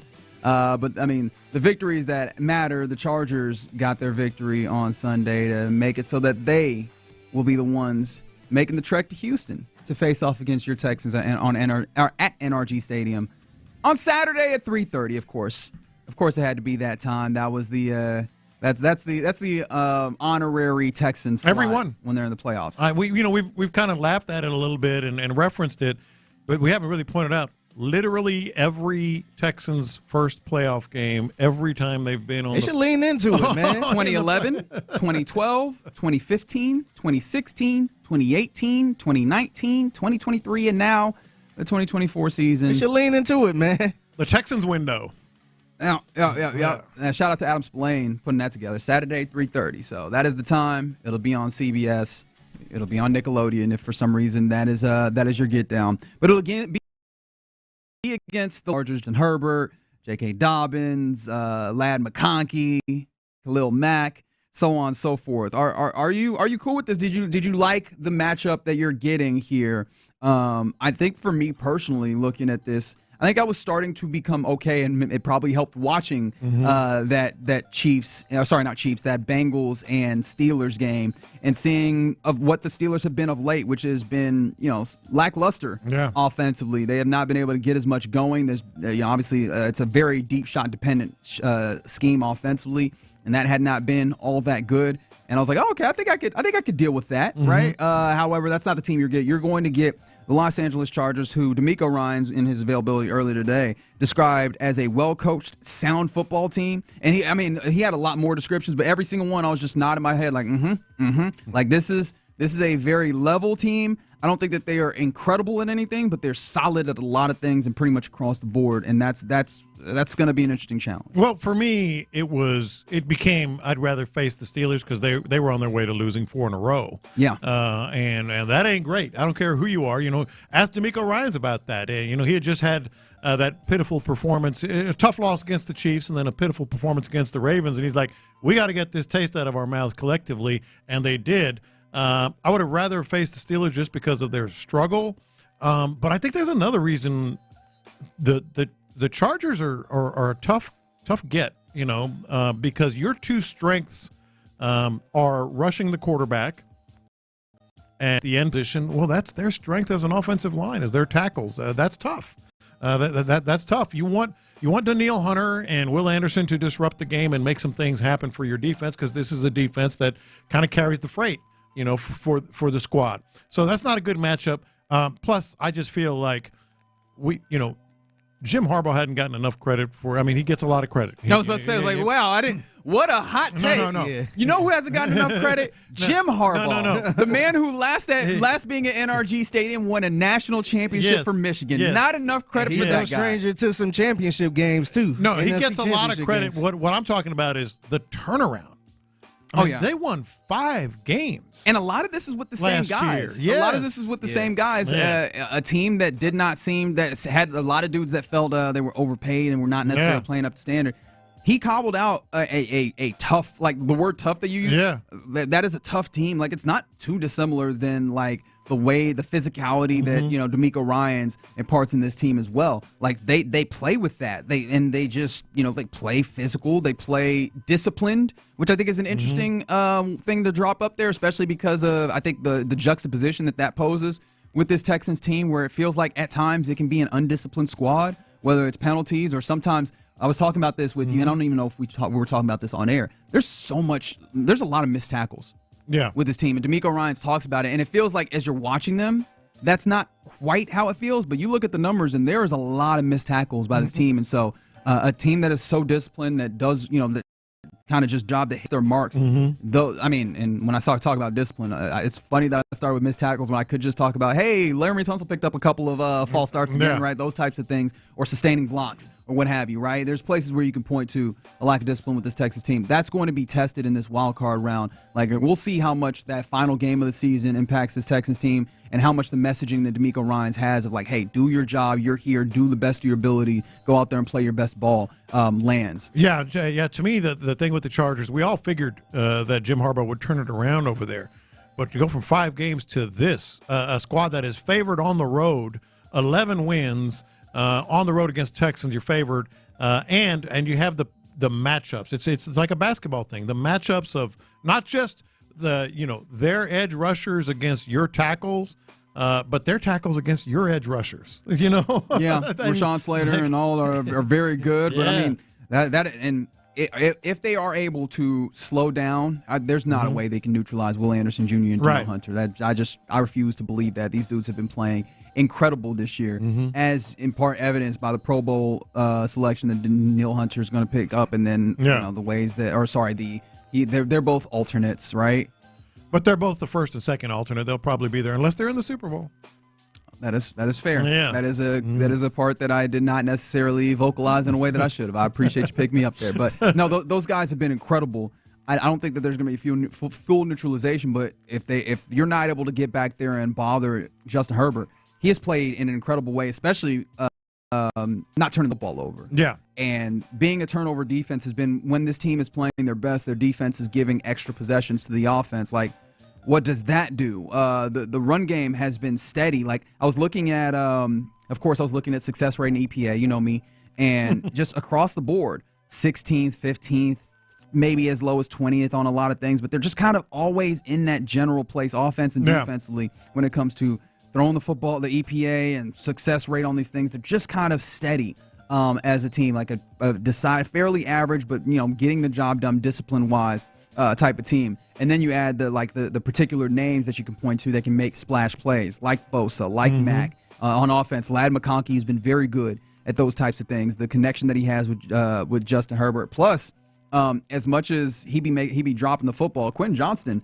as a deep throw over the top is an interesting thing as well. Like, I think this is going to be quite an interesting challenge. I don't think that is insurmountable for this Texas team, but it depends on which Texans team we get, which I guess has been kind of the thing over a long stretch of time for these Texans. Oh, I don't by any stretch think it's insurmountable. What I'm saying is Jim Harbaugh wanted this matchup for a reason, because it's a team that the Texans that have been inconsistent. It's a team that he matches up well, as we just mentioned. And I also feel like the Chargers right now are on a bit of a roll against a team in Houston that, outside of what D'Amico Ryans is saying, and credit to him, he's like, let's erase everything. He said multiple times last year was last year. Last year was last year. Sure. Live in the moment. Laser focus on what matters right now. Nothing else matters. It's how you're playing right now. So D'Amico Ryans is saying, forget everything that's happened and everything that we think about this team. It's a fresh start. But I think Jim Harbaugh wanted the Texans badly for a reason, because he knows the matchups are good for him, and he knows that the Texans have some questions that they just haven't answered. D'Amico Ryans earlier was talking to the media. One of the things he talked about was like Dameon Pierce. And Dameon Pierce was fantastic in this game. I think the offensive line helped in a good way, but it does feel like there's a level of progress in him toeing the rock. He did say, though, that Dameon Pierce created his own lane there, and I feel like I take issue with that. Am I wrong here in taking issue with that assessment of the 92-yard touchdown, even though he did a good job of finding the gap there? I feel like I feel like we're taking a little bit of credit from the offensive line and giving it to Dameon Pierce there. I feel like you're not wrong on the big run, the 92-yarder, but keep in mind, he got damn near 80 yards on his other carries. He did. And that's one of the reasons I always, talk about, when people say, well, if not for the 92-yarder, no, that counts. But the second thing is, what did he do on the other runs? He might have created some lanes. He did create some lanes on some of those carries. Yeah, at one point, and I'll be completely honest, I could pull the curtain back. I was trying to watch this game till its completion to try and watch the offensive line and see some of the other defenders, especially Miles Bryant in the slot. I wanted to see as much as the nickel rather. I wanted to see as much of that as I possibly could to see what options D'Amico Ryans would have in the playoffs, or what they would go to, especially without Jalen Petrie or Jimmy Ward to play those. But Kamar Lassiter has slid in sometimes, but it's clear and evident that they want to keep him on that side if possible. And I'm not gonna lie, I fell asleep. So I did not see the fullness of this. Now, that is understandable considering yesterday's game. I felt bad about it. I want to make it abundantly clear that I did feel bad about it. But, I mean, for a good, strong period of time, he was averaging like 8 yards a carry outside of the big play. Like, there was a solid run effort by him. And he did create some lanes. Okay. Yeah. All right. Here and there. So I don't think that's totally unfair. Which, I mean, good for him to be playing his best football at this time. I don't know what that's actually going to bring. What's it going to mean? I feel like Joe Mixon is going to get all of the snaps. Over under 3.5 carries. Over under 3.5 carries. I would take the under, to be completely honest. 3.5 carries. After busting for 170-something yards yesterday. Under. Me too. Me too. But it's nice to know that he's playing a better brand. I don't think they just looked at that game like, ooh, you know what? Let's switch it up in the playoffs. Yeah, it's on now. And a couple of people pointing out, and again, I want to make sure to salute Dameon Pierce and de facto who hooped in this moment. Dameon Pierce did a way better job of being patient. As a text that came in, looked great, was patient, waited for blocks to break, and that was one of the things that has been the major growing point for him, is making sure that happens. So salute to him, salute to Derek Barnett, obviously picking another scoop and score for him, which he picked that up, and there was a point in time where I was like, okay, he should not get in, but he's going to get in. It was very evident that he was carrying dudes into the end zone. He was going, and he probably got some help from a Titans player as well. Yeah, get in. Go ahead and get in there. We need that was more the Dameon Pierce big run. Yeah. They were hanging on. He drove to the end. Oh yeah, that's right. Yeah. Which, real quick on that, obviously immediately went like big man touchdown. Do defensive ends count in big man touchdown? Oh yeah. Okay, because like the idea it depends, man. Yeah, because like a lot of these defensive ends, because Will Anderson is a big guy. Don't get me wrong, but athlete. But this ain't Vince Wilfork type of touchdown. Not in the job description though, man. It is, but they end up. I think about the fat defensive lineman. Sweat. You say fat with all due respect. We want to make sure that I appreciate the athleticism that they bring, but it is kind of the juxtaposition of, oh, he's not necessarily supposed to do that, and look at him go. Like, I think that's he's usually still 300 though, man. Yeah, he's a big. Yeah, he's still 300. I would count him as a big man. Yes, as the big man touchdown. Absolutely. And yes, the flip at the end zone was indeed great because again, he would not be denied. He was just like, look, man, I'm getting there. Yeah. It was very evident that he wanted it and he got it. And I was very happy for him. From the 832 question: have the Chargers beat anybody good? And look, that's a fair question. Let's see. Victories for them. Raiders, no. Panthers, no. Broncos, early on in the season. Interesting. Anything there? Feelings? Decent. I mean, the Falcons. Not the same Broncos as now, though. No, absolutely not. Decent. I mean, the other wins, they beat the Browns, they beat the Titans, beat the Bengals, but that was... Is it early Bengals? That was middle of the season Bengals before they hit that run where they needed to win out. I mean, that's a fair question. Now, they have beaten up some of these teams that they're supposed to. Actually, they beat the Browns again later in the season, too. So, that's probably the one that you hang your hat on there. I think the natural, moving connection point from that question is, how good of a team do you believe the Texans to be? And that really depends on how they're playing in the moment. I think one thing in Week 18 that I think pushes you towards, yes, a good team, was seeing C.J. Stroud be a little bit more comfortable. And one of the things D'Amico said in his availability that I underlined was he was asked about how have you seen C.J. evolved, and he started immediately by talking about C.J. being authentic, being himself, and then he got to talking about understanding that it's not all on him. Look, I get all that and respect all that. If I'm going to take anything out of yesterday's game, and you and I were talking about this off air, that was a punch that back foot and throw kind of game for him. Yes. And he hasn't done that in a long time. It's drop back, boom, boom.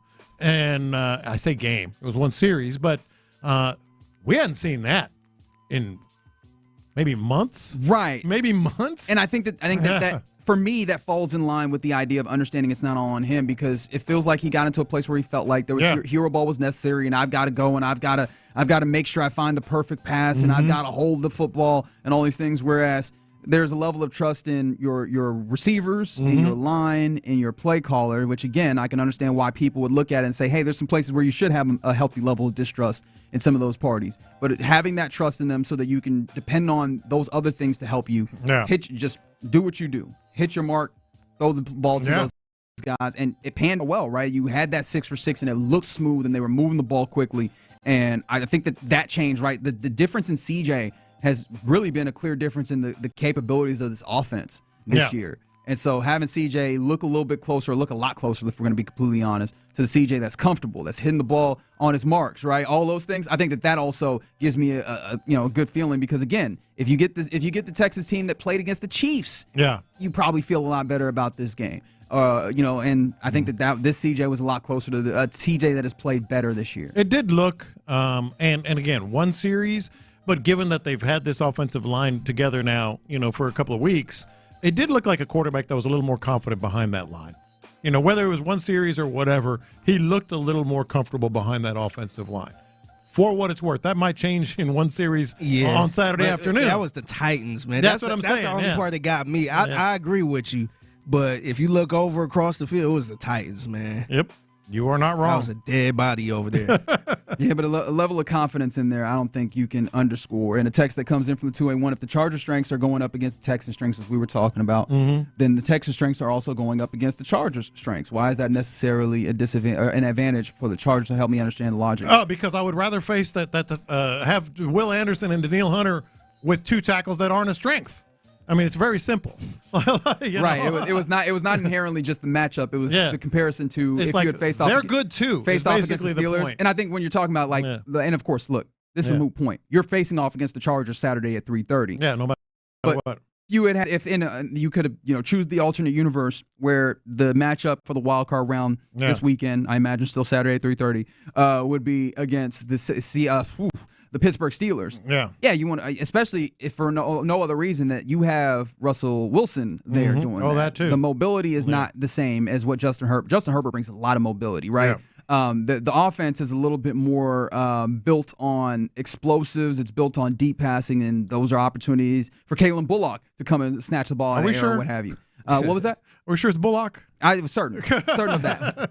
No, just comparatively. But again, the Chargers possess, they pose some challenges, but I don't think that's insurmountable. As of right now, Vegas sees them as the favorites in this one. It's open at 3, I think 2.5 is what I saw most recently. Somewhere around that half a point, I think. We all understand where that exists, but you typically, as a home team, you get a little bit of deference. So. I was going to say that's the other good thing too.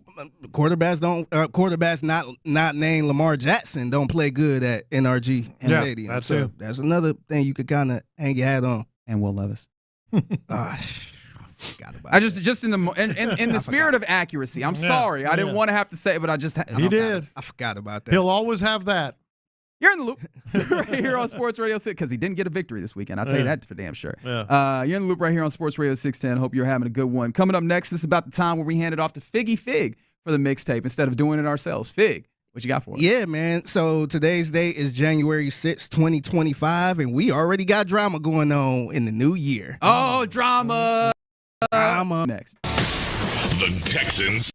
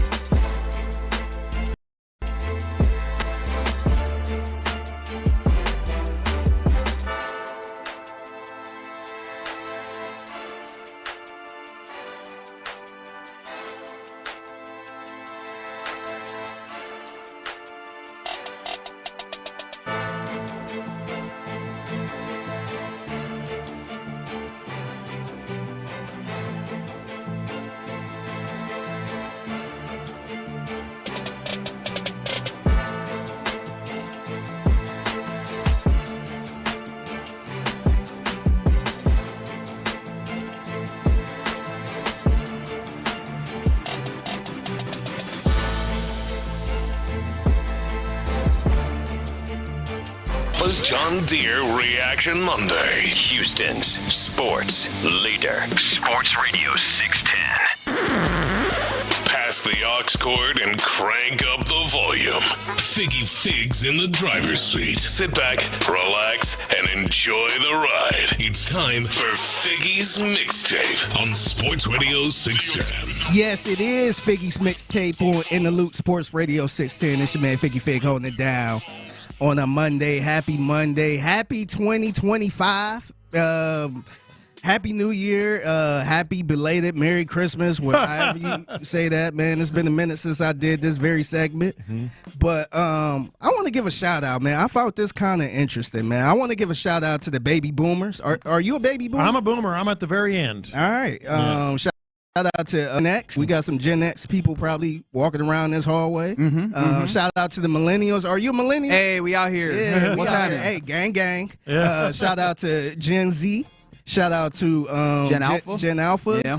And 2025 presents Gen Beta. Gen Beta. Oh, people are going to have a field day. Or people have already had a field day. I don't know how I feel about that name, to be honest, man. I Why? mean, don't call me Gen Beta. It's very man. evident what we're doing here. We just went from Z to A, B. We rolling down alphabets, man. Like eventually we was gonna get to it. And we gonna be calling these little babies Beta. How did it go?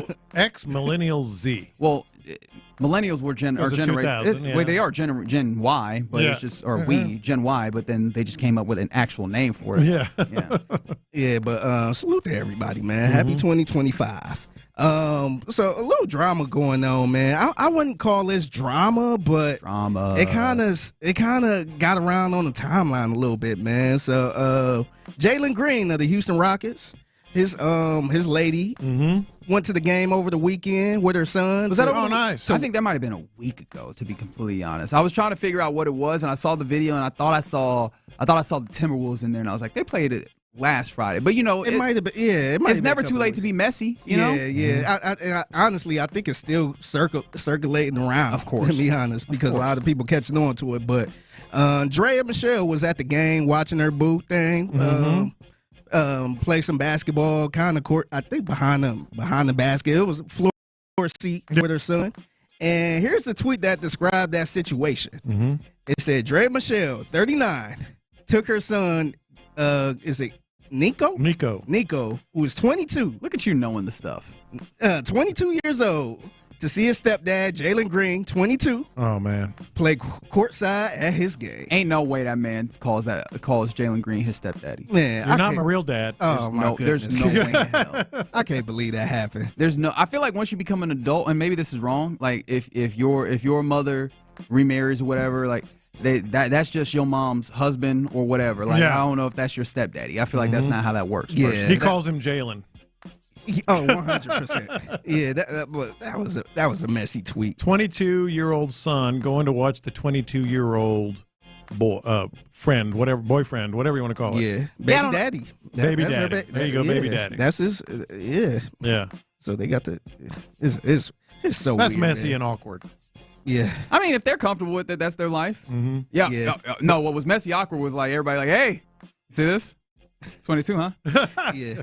Now, it's funny because I want to say it was like a week before this happened. Drea Michelle had some things to say because she saw somebody else dating somebody with a gap like this. That's the drama. So Mariah Carey, who is 55 years old, looks damn good to be 55 years old. She's reportedly dating an artist by the name of Anderson .Paak, who is 38 years old. And this is what Drea Michelle had to say. She ended up leaving the comments under Shade Room or something like that. She said, that 10-year age gap, smile. Go Mimi with y'all selective asses. And the little heart emoji. Well, she's kind of criticizing her own critics. I don't think she was. I was like, I don't think that was criticism in that instance, right? Yeah. She's like, okay, how come y'all aren't going after Mariah? Yeah. I think it's a little bit different, though, man. It might be around the same fruit, but these ain't no apples. These are oranges to apples, man. Man, whatever, man. Y'all got it. All I know is I can make the rules for myself or the preferences for myself, and outside of that, Mariah doesn't have a 38-year-old son. That's the thing. That's what people. That's the thing. That's what people was kind of saying. Yeah. Yeah, because it sounded a little weird. Like you could date whoever you want as long as they're legal. Mm-hmm. But it's a little bit weird when you got a son the same age as your baby father. Yeah. So salute to everybody. As long as everybody happy, man. Happy 2025. I mean, as long as that fatherhood is helping Jalen Green put these buckets in consistently, that's my personal investment. This is true. Hey, that number 4 right there is paying is money right there. You better respect him as a father. That's right. Some more drama going on the timeline or in real life, to be honest. I'm sorry, that just made me think of Jalen Green coming and being like, did you take out the trash? Sorry. Hey, boy, hey, move my shoes over. Tossing in the keys. Here, you can take my car tonight. You want some breakfast? That's right. Nah. But some more drama.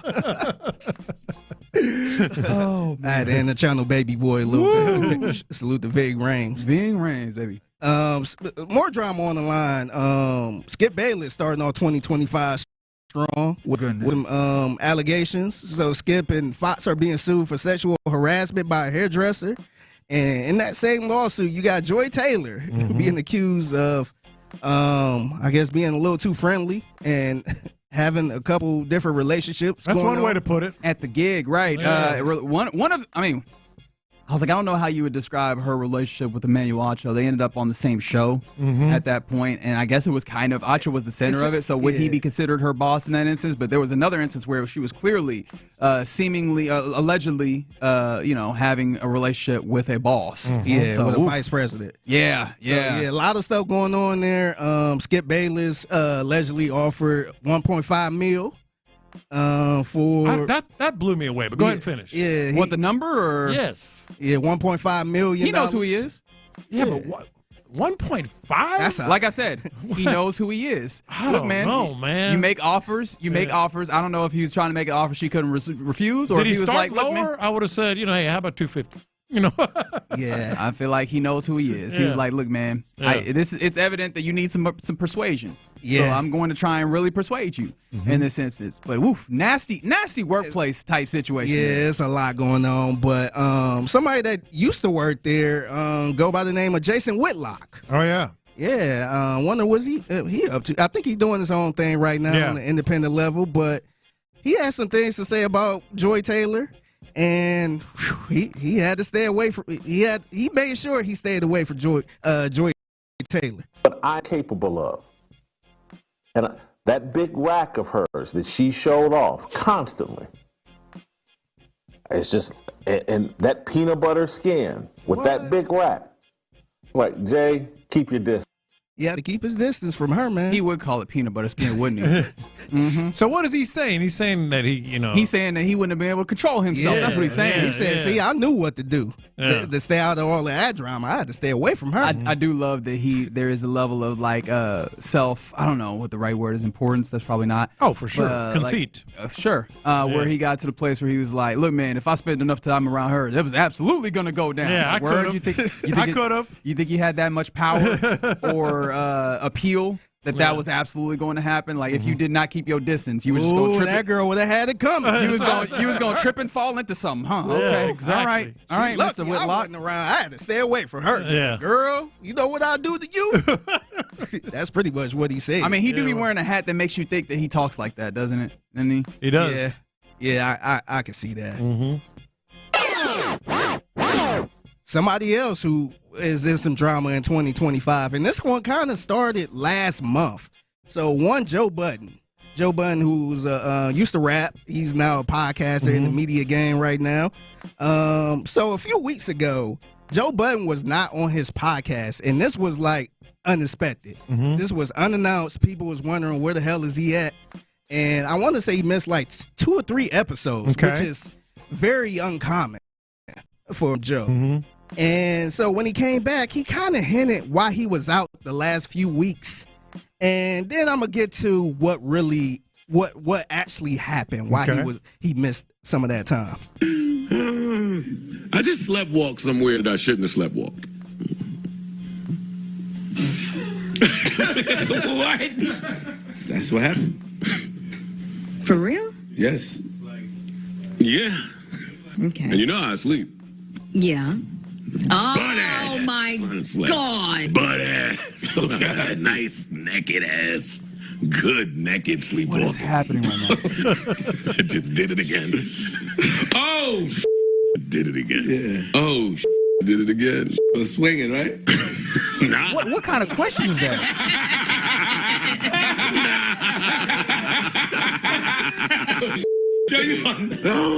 Nobody can go through this stuff but me. It's only me. So in that clip, he was hinting that he pretty much slept walked in the wrong place. Yeah. And I want to say a week or two later, this press release came out from Edgewater Police Department. Oh, no. On December 4, 2024, at approximately 7:21 a.m., the Edgewater Police were dispatched to an apartment complex for the report of a resident that a man was standing outside of their apartment door completely naked.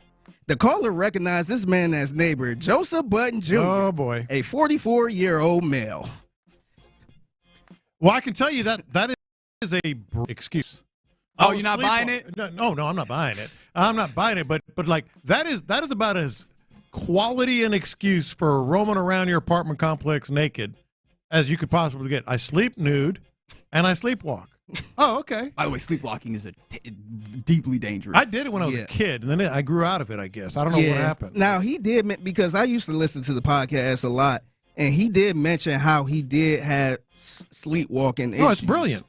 But you think he was just sowing the seeds for eventual? Well, no, I don't think he was sowing the seeds, but I think it's a perfect excuse. You're just deeply distrustful of Joe Budden in particular. You're like, nah, he's just been sowing the seeds so he could become a debaucherous human being. Now, people sleepwalk differently, but when I sleptwalk, I grew out of it when I was about 12, 13 years old, but when I was a kid, I sleptwalk.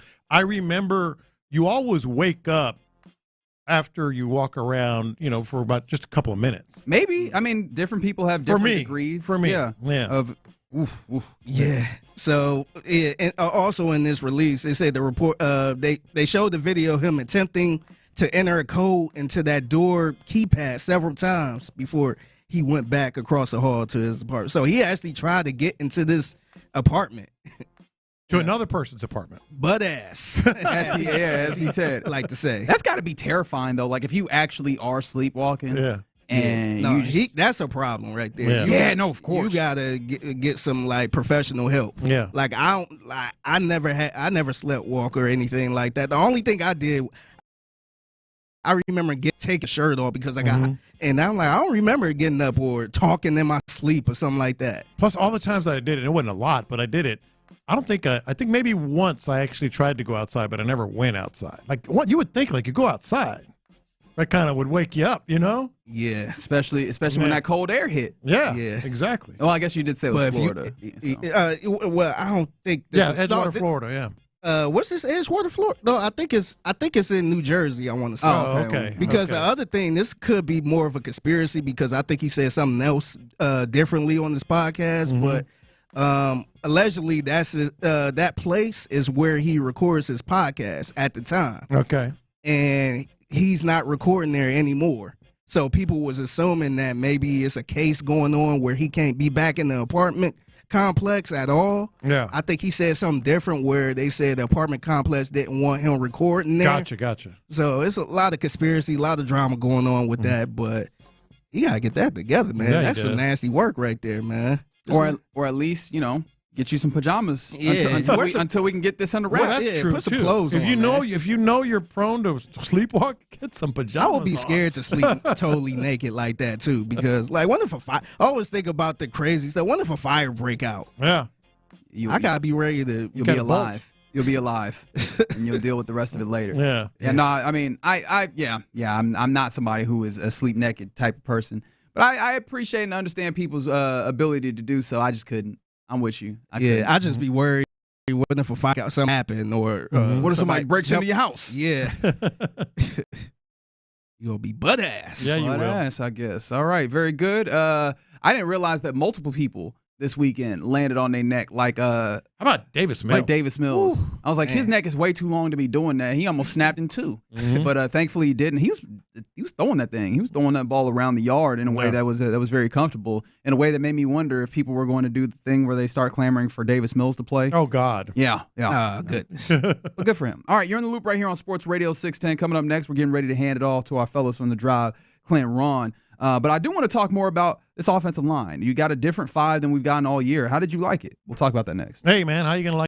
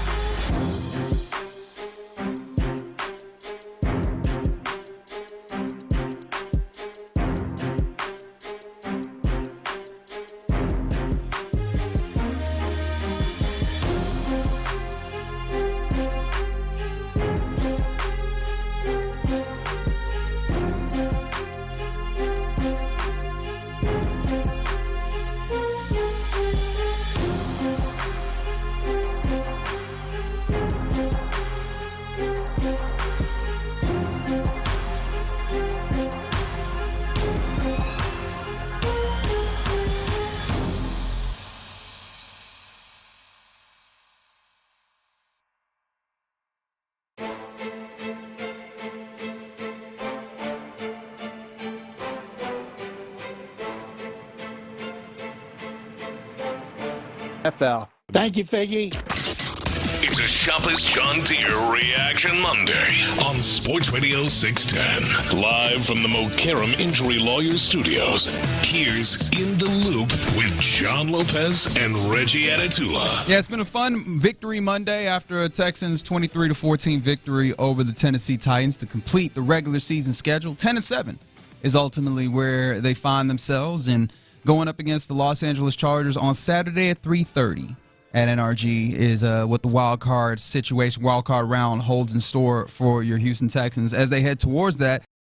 The Titans, and we saw a new five on the offensive line. Obviously, you had Laramie Tunsil at left tackle, who had he had his name called a couple of times, unfortunately. But you Titus Howard, Jared Patterson, Juice Scruggs at right guard, and of course Blake Fisher at right tackle. I'm interested. Like, how did you view this five? Because at least on that first drive, they executed very well. And then after that, of course, you can point to the idea that, okay, man, it's the Titans. But this was a Titans defensive line that gave this offensive line trouble not more than, 6 weeks ago? Was that week 12? And especially on the interior. Yeah. Just destroying Kenyon Green, and then I guess Juice was in there at center at that point, wasn't he? But, yeah, the interior offensive line got killed. So, yeah, but you know what? I can't get what Figgy just said a little while ago out of my head.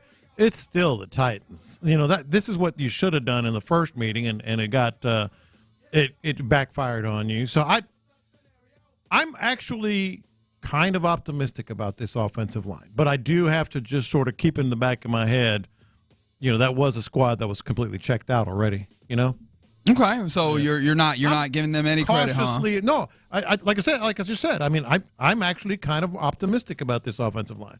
I just don't know how much so, given the circumstance. I do feel like this is probably the best offensive line right now. Like to me, this is the best we gonna get right here, and I do think they have a chance against the Chargers. I just don't want to look at the Titans game as saying, right. Yep, that's it. No, I mean, I feel you. I think, again, the offensive line is it's a group of five that feels like it's a weakest link proposition. And, I mean, we've looked at it all season. We saw that Shaq Mason's been kind of tough there. Now it'll be interesting to see what his injury status is this week because, I mean, if he is healthy, they probably throw him right back in there, don't they? They do, don't they? I guess they do. Yeah. I mean, even though I thought that this five played pretty well. Like, Shaq Mason has a level of respect as veteran and everything. I think he'd probably go back in there. I do wonder, no Juice? Or do you think that they would just get to a place where they're like, hey, this is the five that we're comfortable with that we just played with. Let's keep rolling the ball. I don't see Shaq losing his job. That's what I'm saying. Yeah. Even though, it felt like. I mean, he ain't played great, but I don't think he played bad enough where you got to sit him down. Maybe they do the old Deshaun Watson. Hey, you had a setback. So to speak, which I'm sure we'll get to that again. You may not know this, but you've had a setback. Yeah. I have. That's right. I felt like they did a good job, if nothing evidenced by the fact that Dameon Pierce had a good running game, and he was patient, but they were actually getting some of those blocks, and I wonder if just the focus on sustaining blocks, right, which seems like it should be a no-brainer and something that offensive line should do regardless. But we know we watched this offensive line for the Texans. They had not been doing that consistently. Felt like they did that better, and of course you get a better feel of that watching the game back a little bit more, but it felt like they did a better job of that. And I don't know, that was an encouraging one singular drive with CJ up there, but even Davis seemed to have a pretty solid day. He did. Being able to get the ball out with that minimal amount of pressure. And the one thing about pass coverage, pass protection, is the other guys, even if they're checked out or not, those guys want to get their sacks. They want to get that pressure on a quarterback. So that was encouraging. It's so cautiously optimistic about this, not just because of that, but they were checked out. The run game, it's hard to say. 4 total pressures on Davis Mills, 1 pressure on CJ. 1 sack on Davis, Yeah, so that was okay. Because those guys, whether you're checked out or not, you want to get your sacks. Sacks matter, and so that was a good sign. The run game, I think it's kind of hard to tell. Even though that 92-yarder, that busted wide open. I mean, he really needed to jab to the right, and then it was off to the races. Yeah. So that's credit to the line. Getting up to the second level, but also again sustaining those blocks. Not to continue to lean on that word, but it was clearly a teaching point, something that they harped on, and D'Amico talked about it today, and they executed it right. Yeah. Like again, that execution word has come up, and it's been annoying to hear, but the actual idea that they went and did that. To whatever small degree that you want to say, I think that matters, and that gives me a little bit more hope. Again, that word pops up, the hope for what they can do if they're putting all these things together. Because, again, we don't believe this to be a bad team by any means. They just haven't lived up to the potential. If you play to the maximum of your potential, you have an opportunity to do some fun things. Yeah. I mean, this is going to be so interesting to watch. As we've talked about it just as recently as less. They're going to bring some pressure, unlike what you saw from the Titans on the edges. Yeah. They being the Chargers. Yeah. From the 832 on the text line, the face plant by Mills, and CJ's sideline reaction. I did write that. He did say, holy bleep. Not even holy. He said, oh, bleep. Yeah. I think everybody said that. I said that in real time. He bent backwards. You're not supposed to bend that way. No. No, you aren't. You are not. Man, I was like, man, he did a whole bunch of flipping up there, man. But hey, that I'm not going to lie, and maybe this should have been a confession. Just seeing that, I was like, see, that's why I have some questions about the quarterbacks that are like, well, you slide forward or you dive head first instead of sliding. I was like, oh, then you end up with your head all in the ground and your neck bent and everything. And by the way, let's say he had to miss 2 or 3 plays. You bring C.J. Stroud back in? I mean, you had to. You got to. You didn't have another quarterback Dalton active. Schultz.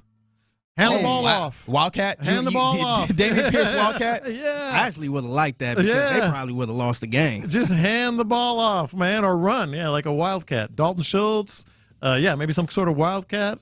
Because he was already cool. He had his beanie on. He was on the sidelines. C.J. Stroud. Heck no, man. You stay right there. Keep that jacket on. Real quick before we turn this over, this was, can I get a little bit of audio here? Did you grab this, Fig? This was Justin Herbert after they had gotten their victory versus the Raiders. This is him talking about the Steelers situation. Did you get a chance to watch the end of the Steelers game yesterday? No, kind of followed along. I was meeting and watching film, but I heard it in the other room, so I could tell that, good things, I guess. Good things were happening. Obviously, those good things being the Steelers losing, which gave the Chargers an opportunity to hop up. Do you take that as disrespect? No, I think that's it. I mean, everybody wanted to have their best matchups, right? Yeah, because they were the idea that in essence what they're saying then is the Texans is the best matchup. You take that as disrespect because they would have played. What would you have done? They would have played the Ravens, right? Yeah. I mean, I don't think he wanted to see the Ravens. You're like, that's less about the Texans, more about avoiding Lamar and them. I mean, the Texans wanted to face the Steelers. That's right. Yeah. Well, actually, I don't know, like them as an organization. Well, at this point, I think they did. Probably. Yeah. I think at this point they did. If I was, I did not want to see the Ravens. You can interpret it, and I'm sure players like to put. That's why. Like, let me put some bulletin board material up for the boys, man. Come on now. The players like to create these chips on their shoulders, but they'd be doing the same thing. Yeah. They'd be doing absolutely the same thing, and were, by the way. We welcome in Ron Hughley from The Drive. Clint joining us as well from The Drive. My man, how you living? Not bad. Not bad. NFL, God, dog, man, this thing moved. went by, man. It is moved, ain't it? Like I just got my earphones ready. Yeah. It feels like it just happened. That first game against the Colts just happened. Mm-hmm. Yep. I felt like just seeing, whoa, man, is this what this new offensive line's going to be? You remember that? How long ago? Oh, yeah. This offensive line right here, boy. Oof. Oh, they have a running game, baby. They got a running game. Look at Kenyon. Yeah, okay. They didn't need no competition for, man, that just don't seem like that was that long ago. We're in the playoffs. Here we go. Yeah, man. We were just talking about this offensive line as well. Like, obviously you talked about where it started. We went through all the struggles. Did y'all like this 5? Did y'all like what you saw, at least for the first drive? I mean, they stayed in for a little bit before you got kind of Deculus coming in. Was that beneficial for you, Clint? Hey, look, man. I mean, finding out Juice Scruggs can play all 3 middle O-line positions. Mm-hmm. I mean, that's a plus, even if you're just talking depth at some point in time in the near future. The fact that you put him at right guard and then you run a 92-yard touchdown right up his tail end. I mean, that's they believe in him. They believe in what they'd seen. And for I mean, obviously a very small sample size. It beats the hell out of the alternative. Yeah. I mean, that very well could have been a C.J. Stroud plays 3 or 4 drives and gets sacked 3 times and turns it over, and you get the run game gets stifled again, and it very well it could have gone been a lot worse. Yeah, it could have gone a lot worse. It could have been bad. It could have been negative, given what we've seen all year long. So the fact that there was as much positive as there was in that game early on, or really throughout, I mean, that's couldn't have gone much better. Yeah, why not? Yeah, look at you in the giving mood. Why not, huh? I mean, why not? They needed it. Yeah, the city need. Like we were saying it leading up to it. We had about 11, 12 days to talk about it. They needed to change. Like, I couldn't get around with people, and we'll discuss if they played enough. I couldn't get around with people saying, no, don't get on the field. No. It's something to take the 31-2 taste out of everybody's mouth. Because that's the last thing we saw. Now you feel good. Now, hell, hey, Shaq Mason can play. Hey, look they at that feel good, but we started the show, and I came out thinking, is that it? We good? You forget the other 16 games? No, I feel better. I feel better but I mean, I don't know need to how go much. to 16, J-Lo. I go 2. I go 2. Yeah. Look, if it were me, I would have liked to have seen a lot more out of those guys. I think they could have used it. Treating CJ and the rest of the company like they're defending champs and have done anything in the playoffs before at this point is a little bit. It's an interesting approach to me at this point after what we watched against Baltimore. But I thought he was trying to thread the needle. D'Amico was, and I probably would have hoped to see at least another drive. But what made it easier for me was seeing that 6 of 6, seeing CJ like really hitting his mark, hitting the top of his drop and getting the ball out with the level of confidence, dotting his guys up. And I was like, okay, this feels like you've maybe eliminated some of the stink that it felt like there was. Look, I think it's 6 pass attempts, 6 for 6, and a touchdown. I mean, you got as much out of one drive as you could possibly get. Yeah. As an offense, as C.J. Stroud, as everybody involved. You got multiple catches by a couple of different guys. You got your big weapon, the football. You converted in the red zone. You did some really good things in one drive. We've seen that. We've seen this offense click for one drive. We've seen Bobby slow it click for one drive. True. But I don't want to poo-poo because I think there is value that was gained from that's how bad it was. Though, right? Yeah, exactly. I mean, there's some value that was gained with one drive. Yeah. Man, I'm excited to hear you baby. guys. Yeah, we're headed there, baby. 6 for 6. That's right. I'm excited to hear these fine fellas talk more about this. Anybody interested in doing the new Davis Mills yoga pose? Anybody? No, not me. Okay. Not me. That long neck saved his life. I am going to use my coping skills about Davis Mills and the leaps and jumps that we have taken here. I'm going to try my best to use it. Ooh, look, that is a tease. We're out of the way. I'm going to try my best to use it. We're in the loop. Loop's done for the day. You're listening to KLT HD2 on Odyssey Sports Station, and right now on a Victory Monday, the drive is live. That's right. It is a Victory Monday. It is a Reaction Monday, as I see Tyler. I was going to try to do this. I know we're supposed to just go right. What I do is, if you're on YouTube and Twitch, John, get in here. Come back. Come back. Reggie, get on the mic here. How we feel about this look Tyler's going with here? With the we got the it's kind of like a hipster look right here. He's got the Oiler hat on. It's got it pulled out a little bit. We see a little bit of the hair. I think I like this better than the hat.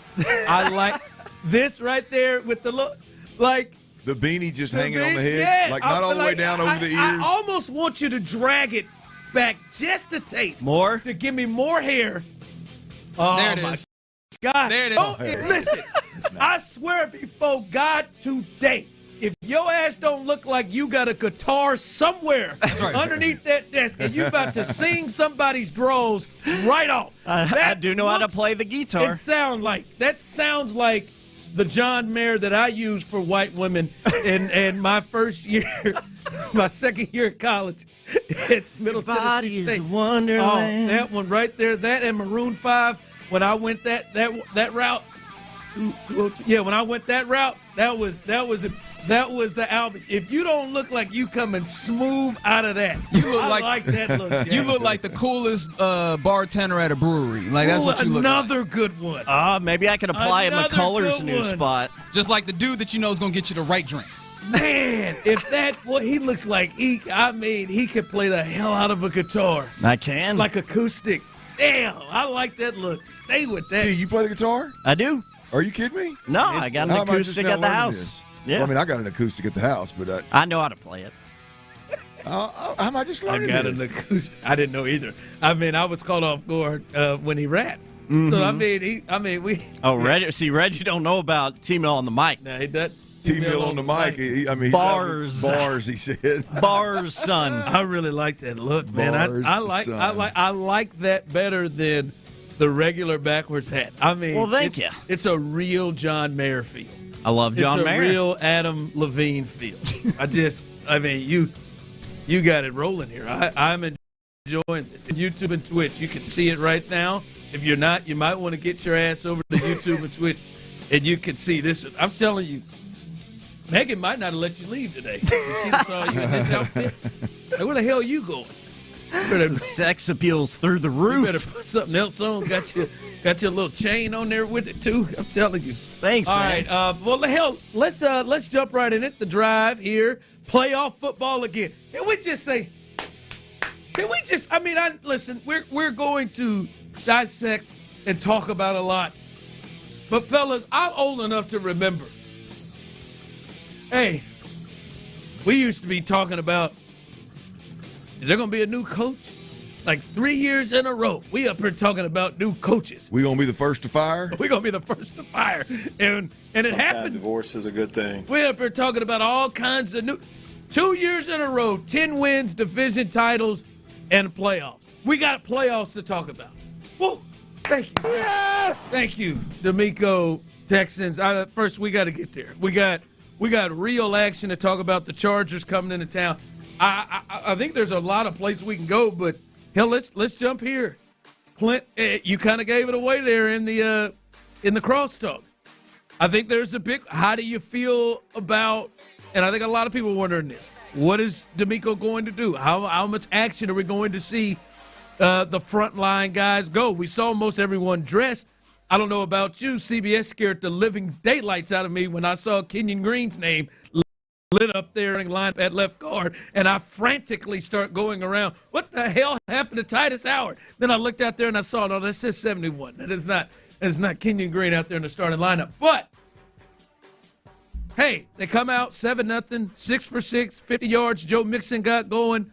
Nico Collins got going. Not sure what the Titans were doing on the in that whatever goal-to-goal situation where Nico just got unloaded to nobody in the back of the end zone. But did you like the way that D'Amico handled things? It feels like you may have gone a different direction. Yeah, no, I didn't. I don't like it at all. I did not like it at all. Isn't at all. It isn't at all. No, I did not like it at all. I thought that given what we watched the week before, this team has had in this offense for sure. Given what we've seen for the last, let's be honest, majority of the year, this offense had not. They don't deserve to be a team that, hey, we're going to play you long enough to get 1,000 yards, Joe. We're going to play you 1,000. We're going to play you long enough to get 1,000 yards, Nico and CJ.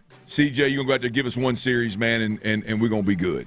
Look, I know there's several ways to skin a cat. I know that there's that different teams, different organizations handle games that don't mean anything differently. But I'm just going to be honest with you. It is very difficult for me to watch. It is very difficult for me to watch the Detroit Lions, who ended up winning 15 games, and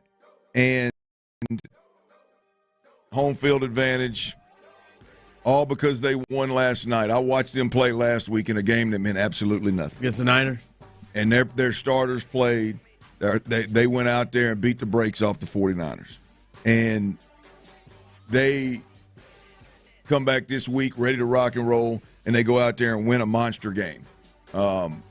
It's hard for me to watch that approach, which is clearly what I appreciate more and what I lean more heavily towards, and then watch a team that's played like the Texans.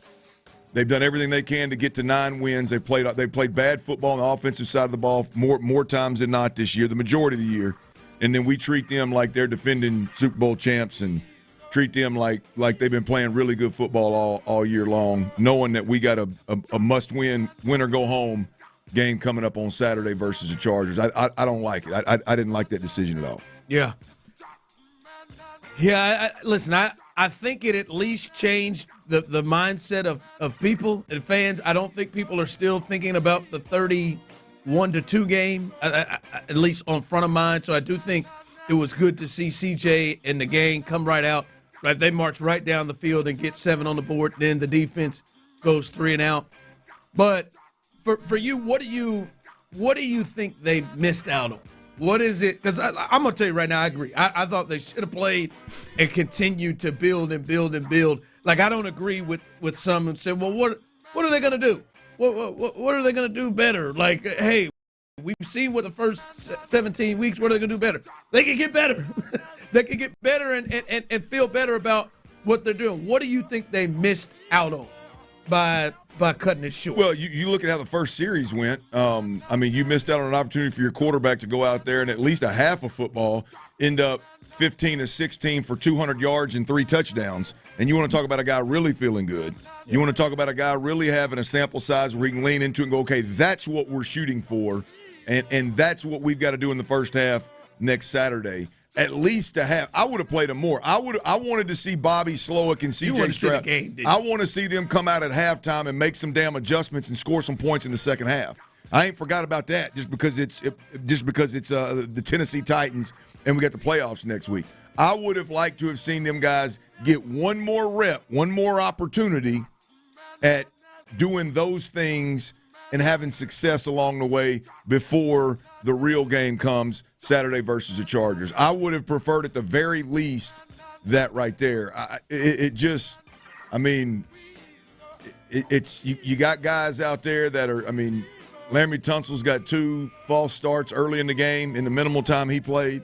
I mean, you got some things that you need to straighten out. You got some guys that just flat out, starting with Bobby Slowick, starting with C.J. Stroud, starting with the offensive line. No, these guys haven't earned the right to be treated as if they are all-pro, proven, tried and true players in this league. They're just not. I mean, for me, it's more important.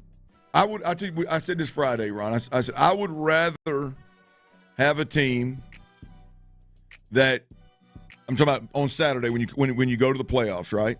I would rather have a team that's maybe down a player because you played them in Week 18 and somebody got injured, but is much more confident across the board. An offensive play call is much more confident across the board than a fully healthy, guaranteed these guys are going to stay healthy. They played one series, the same guys that we watched against Baltimore. I would prefer the risk associated, even if it was an injury, and potential confidence gained in that game than I would have knowing you're gonna take the field against the Chargers, ultimately with the same taste in your mouth that you had against the Baltimore Ravens. Yeah, I do think that's gone though. Do you? Legitimately, or you think it's just the playoff hype? No, I think the mix. I think that, like I said, I would have wanted to see them play more. I'd have been good. Like to me, I personally, my thought is, hey man, we got to get back to, who we are and what we want to be, and that is, and we're gonna get out there and we're gonna get this right and get this right over and over again. So I would have felt better with them playing for the entirety of the game. But I do think at least I think they are feeling better about themselves, and they don't have the 31-2. We just got dominated. Yeah. Like I think enough. You could see it. You could see almost rush drive. You could see pointed up. You could see them, and CJ felt different, and you could see Mixon out there on the field when the defense got a 3 and out. So I do think they did get that. Would I have liked to have seen them out there more? Yeah, I would have liked to have seen at least. Like I said, I would have played them the whole game. Well, look, here's the deal, Ron. You were out last week. Bobby Slowick sat there, And a question when he was asked about CJ, how do you approach? I think it was how do you approach CJ's misses, like the inaccurate throws and the struggles. Ultimately, was kind of how I took it. And his answer, Ron, was damn near 2 minutes long, and he talked about the quarterback's footwork. He talked about depth of routes. He talked about receivers in the screen game not catching the ball deep enough. He talked about receivers in the screen game blocking with the wrong shoulder. He talked about receivers in the pass game not being at the right depth in their routes and in combination routes. Like, in other words, the two digs running into each other's face, right? Like, he talked about all those things. And here you got an opportunity in live action to go out there and correct some of those issues. And you say, nah, we're good. Nah, we're good. We're going to play one series. We're going to set them on the bench. Like, to me, that is look, we're going to the playoffs. This may be better for an offseason conversation, but that is what's wrong with this offense. That approach is what's wrong with this offense right now. That approach, every day in practice, leads to a point where in week 18, your offensive coordinator is talking about, man, I really look at myself first when I talk about plays not working. Did I rep them enough? Did we get a full speed rep? Like, if we're still worrying things in week 18, then we got some major problems. And what we watched unfold in that game is exactly how I believe practices are handled. And it's exactly why you have guys that are running routes. Not me. It's the OC said it now. It's the OC, not me. It's why you got a quarterback that's footwork in week 18 after being protected pretty well since that Detroit game. There's nothing happened since that Detroit game that we should all look around and go, whoa, CJ's getting the hell beat out of him. I mean, his feet aren't his problem. It's the old line. No, we're going on 2 months of some pretty good, I would say, some pretty good NFL protection. And we're talking about the quarterback's footwork. We're talking about depth on routes. We're talking about blocking with the right shoulder. We're talking about catching the details of a screen game. Like, you can't tell me that on Thursday and then turn around and play one series on Sunday. Like, that's hard for me as a fan to go, yeah, man, we got the most out of that. I feel good about this group. So we'll see. You feel better, though, right? I feel better. I feel better because we're a week removed and we're not playing Baltimore in the first round. I was going to say, that's the next thought to me, because the way he handled the situation, like I was a bit surprised. I think, like, if you read the tea leaves a little bit, I think CBS kind of knew, right? If they were going when Tennessee punted, they said, we'll see who the quarterback is coming out. Oh yeah, absolutely. And I was like, they've had these meetings where it's just like, maybe this was potentially a plan to really use it like a preseason game. But like and I'm throwing this out to everybody on the line, because I see you're feeling yourself. Those on YouTube and Twitch. I mean, you feel better right now, right? Like, you feel better about the Texans. I mean, 11 days ago, when we were sitting there at doing the show after the Texans played the Ravens. Like, nobody was even, not nobody, but many people weren't even looking at the playoffs. I just saw a text come in say, the season's over, I'm looking at the offseason. I think there was a lot of people looking like that. We're not there anymore, right? You feel good. You feel like they got a chance to get the Chargers, right? I mean, we're feeling a lot better than when the last time they played, aren't you? So you're telling me there's a chance? Not because of what I saw. I mean, do I think they got a chance to get the Chargers? Sure. I mean, I think they got. I think they're a good enough football team, good enough defense, and the ceiling's high enough offensively that they can win a playoff game. Yeah. I mean, I'm not even remotely close to winning 4 of them and beating the best teams that the league has to offer, but win a first-round playoff game against that organization with a first-year head coach that's really changed their entire identity. Yeah. I think they could potentially. I mean, I expect them to have a competitive outing against the Chargers. Hell yeah. Yeah. I feel and that's what I was saying. That's why I really need him to play. As I said, I wish they'd play longer, but at least that first drive from the offense and the defense, it did for me. It was like, okay, all right. Listen, I know it's the Titans. By the way, their defense isn't horrible. I know it's the end of the game, and I know many of them are probably, trying to get this thing over with from the Titans standpoint. But I personally just needed to see some kind of signs of life, because it was so bad. It was, right, the worst performance in the D'Amico era that we just saw against the Ravens. I needed to see some signs of life, and I do. I feel better about this team in a way where it was as down as maybe you've ever felt about the Texans in the last couple of years. So I feel better about the group and their chances to roll in here. So I think you just got a little time off. I think you got a little time off. Spend a little time with the family. Got your scarf and hoodie combo on today, and you just feeling positive today, man. It's not. I told you, no positive, negative. I just see what I see. Tyler, you feel better, don't you? Oh yeah. You feel better. Oh yeah. Look 100%. Let's try it. Are you gonna? Well, you already have to. You feel different about because Tyler was 2-3 weeks ago. This team's won their last game of the season. Yeah, I was pissed off. I thought that was a little aggressive considering the Titans were coming up next, but I didn't think you. I mean, I completely understood where you're coming from. But you spun off, right? Yeah, I was pissed off, but I think you're yes, back, right? they absolutely. This Texans squad absolutely has a chance to win this wild card game against the Chargers, and how they do that, and how they go about doing that, and how they look doing that. We can reevaluate going into the divisional round. But, yeah. Feel much, much better. I appreciate everybody over there at NRG putting a product on the field. Yes, it was watchable. And, yeah, let's go. Come on, Chargers. Tyler's just glad they let him put on all that Oiler gear on. He had it planned. He had that outfit planned all week. You seen the jacket? Oh, I know he's got the jacket and he's got the shoes. That old starter Oilers jacket. Yeah, man. CJ put... See that CJ's sideline throw on 3rd and 1 interesting. His sideline throw to Nico, put it right on the money. That made me feel better. That did. That made me feel better about things. Hey, by the way, gear up for the playoffs at where, Academy Sports and Outdoor. Thanks to our friends at Academy for getting us ready for the weekend with our Ready to Roll playoff shirts. If you're watching on YouTube and Twitch, you can see it hanging up behind me, and the division championship hats. Get yours at any local Academy Sports and Outdoors before this weekend's game. Be ready coming in Saturday as the Texans will take on the Chargers. Coming up, I think the big thing that came from this game, because not a lot affects what happens on the field, because we didn't see a lot of the starters for a long time. But there was one thing that happened, and I wonder if that should be something that affects this team in the playoffs. We'll discuss that coming up next.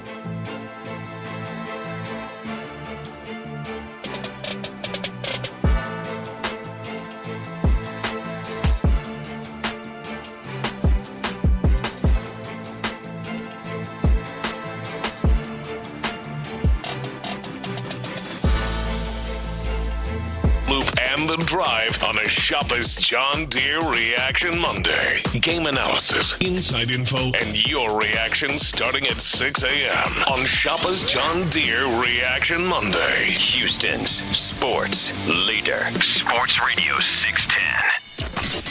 It's a Shopper's John Deere Reaction Monday on Sports Radio 610. Here's The Drive with Stoerner and Hughley.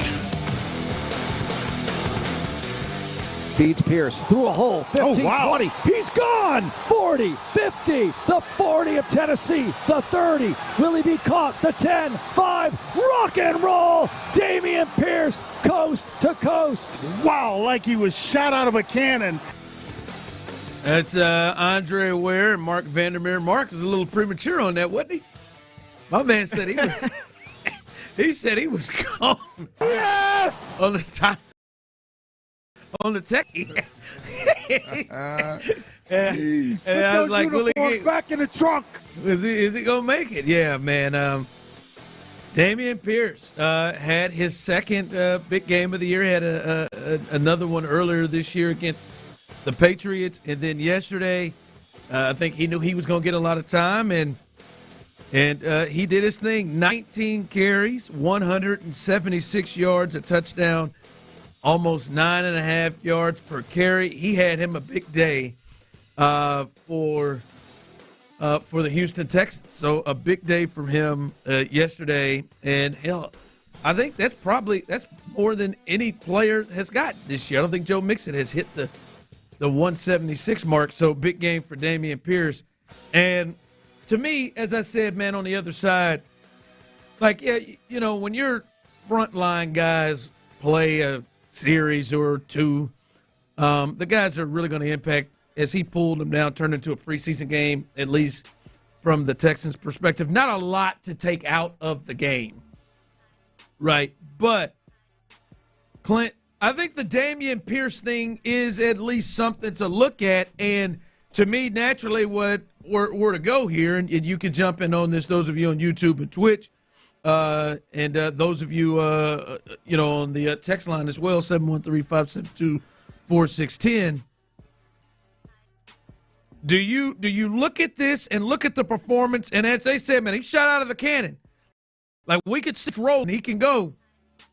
In any way, did the performance yesterday of Dameon Pierce make you think to yourself, maybe Slowick should find ways to use him more in the regular season? Maybe Slowick should find ways to get Dameon Pierce in more and not just this thing be exclusively Joe Mixon. Try to use Dameon Pierce in the postseason. Did his performance at all make you think that? No, find ways to use him, and I don't like that. I think. Would you change anything that you've been doing down the stretch and how you handle Dameon Pierce? I would have more confidence, Ron. Like I would have more confidence in what I'm calling on offense, in my play calling, and how many runs I'm going to call, and what I'm doing offensively when Dameon Pierce is in the game. I would definitely that performance definitely moved the needle for me, as in, hey, let's use Dameon Pierce a little bit more in the first half of games, so that maybe Joe Mixon down the stretch is a little bit healthier in the fourth quarter, a little bit fresher in the fourth quarter. I think they've tried to do that sparingly throughout the game. I think Dare Ogunbowale's probably taken away some of the snaps from Dameon Pierce, if we're being honest, in some of those scenarios. But I think the reality of it is they feel like, a lot like I've felt like, that they're wasting snaps when they put Dameon Pierce in the game a lot of the times and they run the football. I think yesterday went a long way towards, if he's in the ball game for, let's say 12 plays, don't be afraid to run it half the time. I don't think that they will be as hesitant to run the football with him in there as they probably were before. You feel like it's human nature. You feel like with him in there before, like, hey, this is going to have to be a C.J. Stroud pass heavy series, where I think you could probably just go business as usual with Dameon in the game now. Yeah, and I guess to kind of make it clear what we're saying, Clint, Dameon Pierce has, before yesterday's game, and including the Baltimore game that got away from him, where they took Joe out a little bit, he's got 8 carries since Halloween. right? Like he's got eight carries since October 27th against the Colts. So they just haven't used him very much, a ton at all. You know what it made me feel? Made me feel, man, he might have a real chance to give you a big spark and maybe some hidden yards or a hidden touchdown in the kickoff game. That's what made me feel. Yeah. Right, like to me, it's just you would like it, but you get in the playoffs, and right now you only promise one.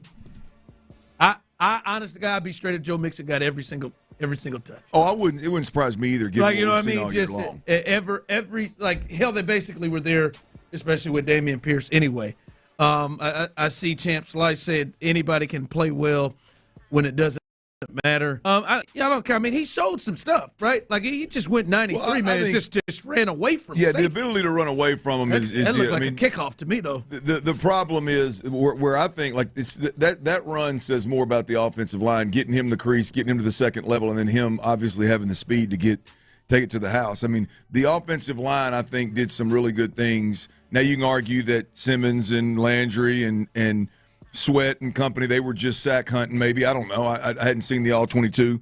You can make the argument that maybe those guys quit because they're one of the worst teams in football.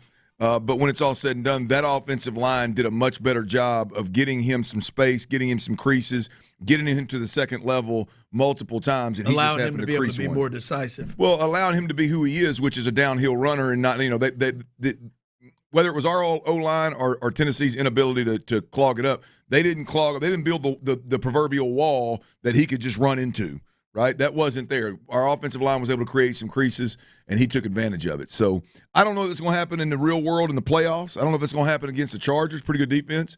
But I know that had to go a long way in terms of just your confidence in when you have to use Dameon Pierce. What level of confidence do you have? Not go find more plays to get him in the game, but when you do have to use him, what's your confidence level? I'd imagine it's probably because there was some right other stuff like Juice Scruggs playing right guard. That was something coming out where you're like, all right, that could be a change.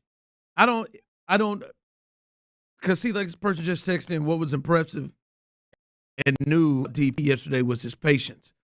Typically he runs straight ahead into the back of blockers. And to the point Clint was making, and I'm sure you'll see the All-22 more, but if you watch it, there was a lot more room for him to be decisive and make moves. Like I don't remember a ton of just cutbacks. Like what the flow going this way and cut back. Felt like there was a lot where he could just hit it, especially on that big run that he got. But no, man, I was happy for him, man. I was glad to see him do that. And like I said, I do think there is a big potential help in the run game, or I mean in the kickoff game, where he can maybe add field position or take one back. But to me, it wasn't enough to say his role changes.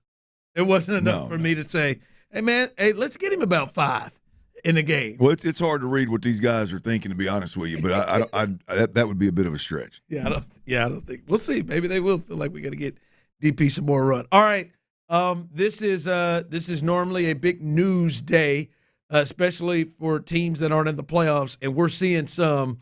There's a couple of firings.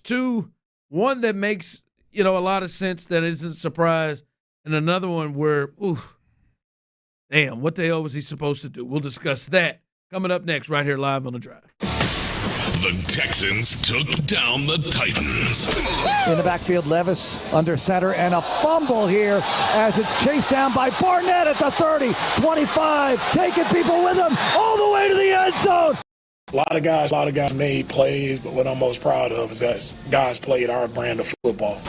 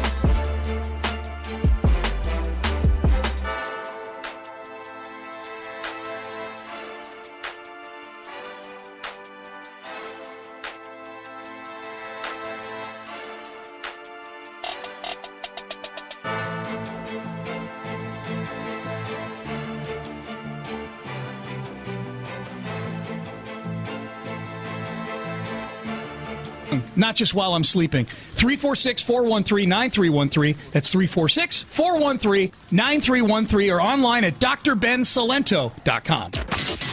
It's a Shopper's John Deere Reaction Monday on Sports Radio 610. Live from the Mokaram Injury Lawyers Studios, here's The Drive with Stoerner and Hughley.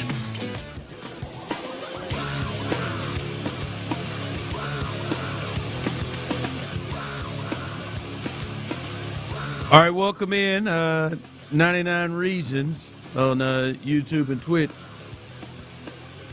Ron, who's your barber? I'll be honest with you. His name is, he's just told me B. I come to think about it, I don't have an actual name for it.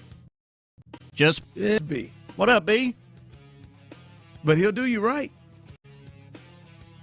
Got a shop over there by NRG, right there. Right over there by that Dunkin' Donuts. Go there and get you a cut. He's nice with it. He's nice with it. Good conversation in there too. Be ready to go though.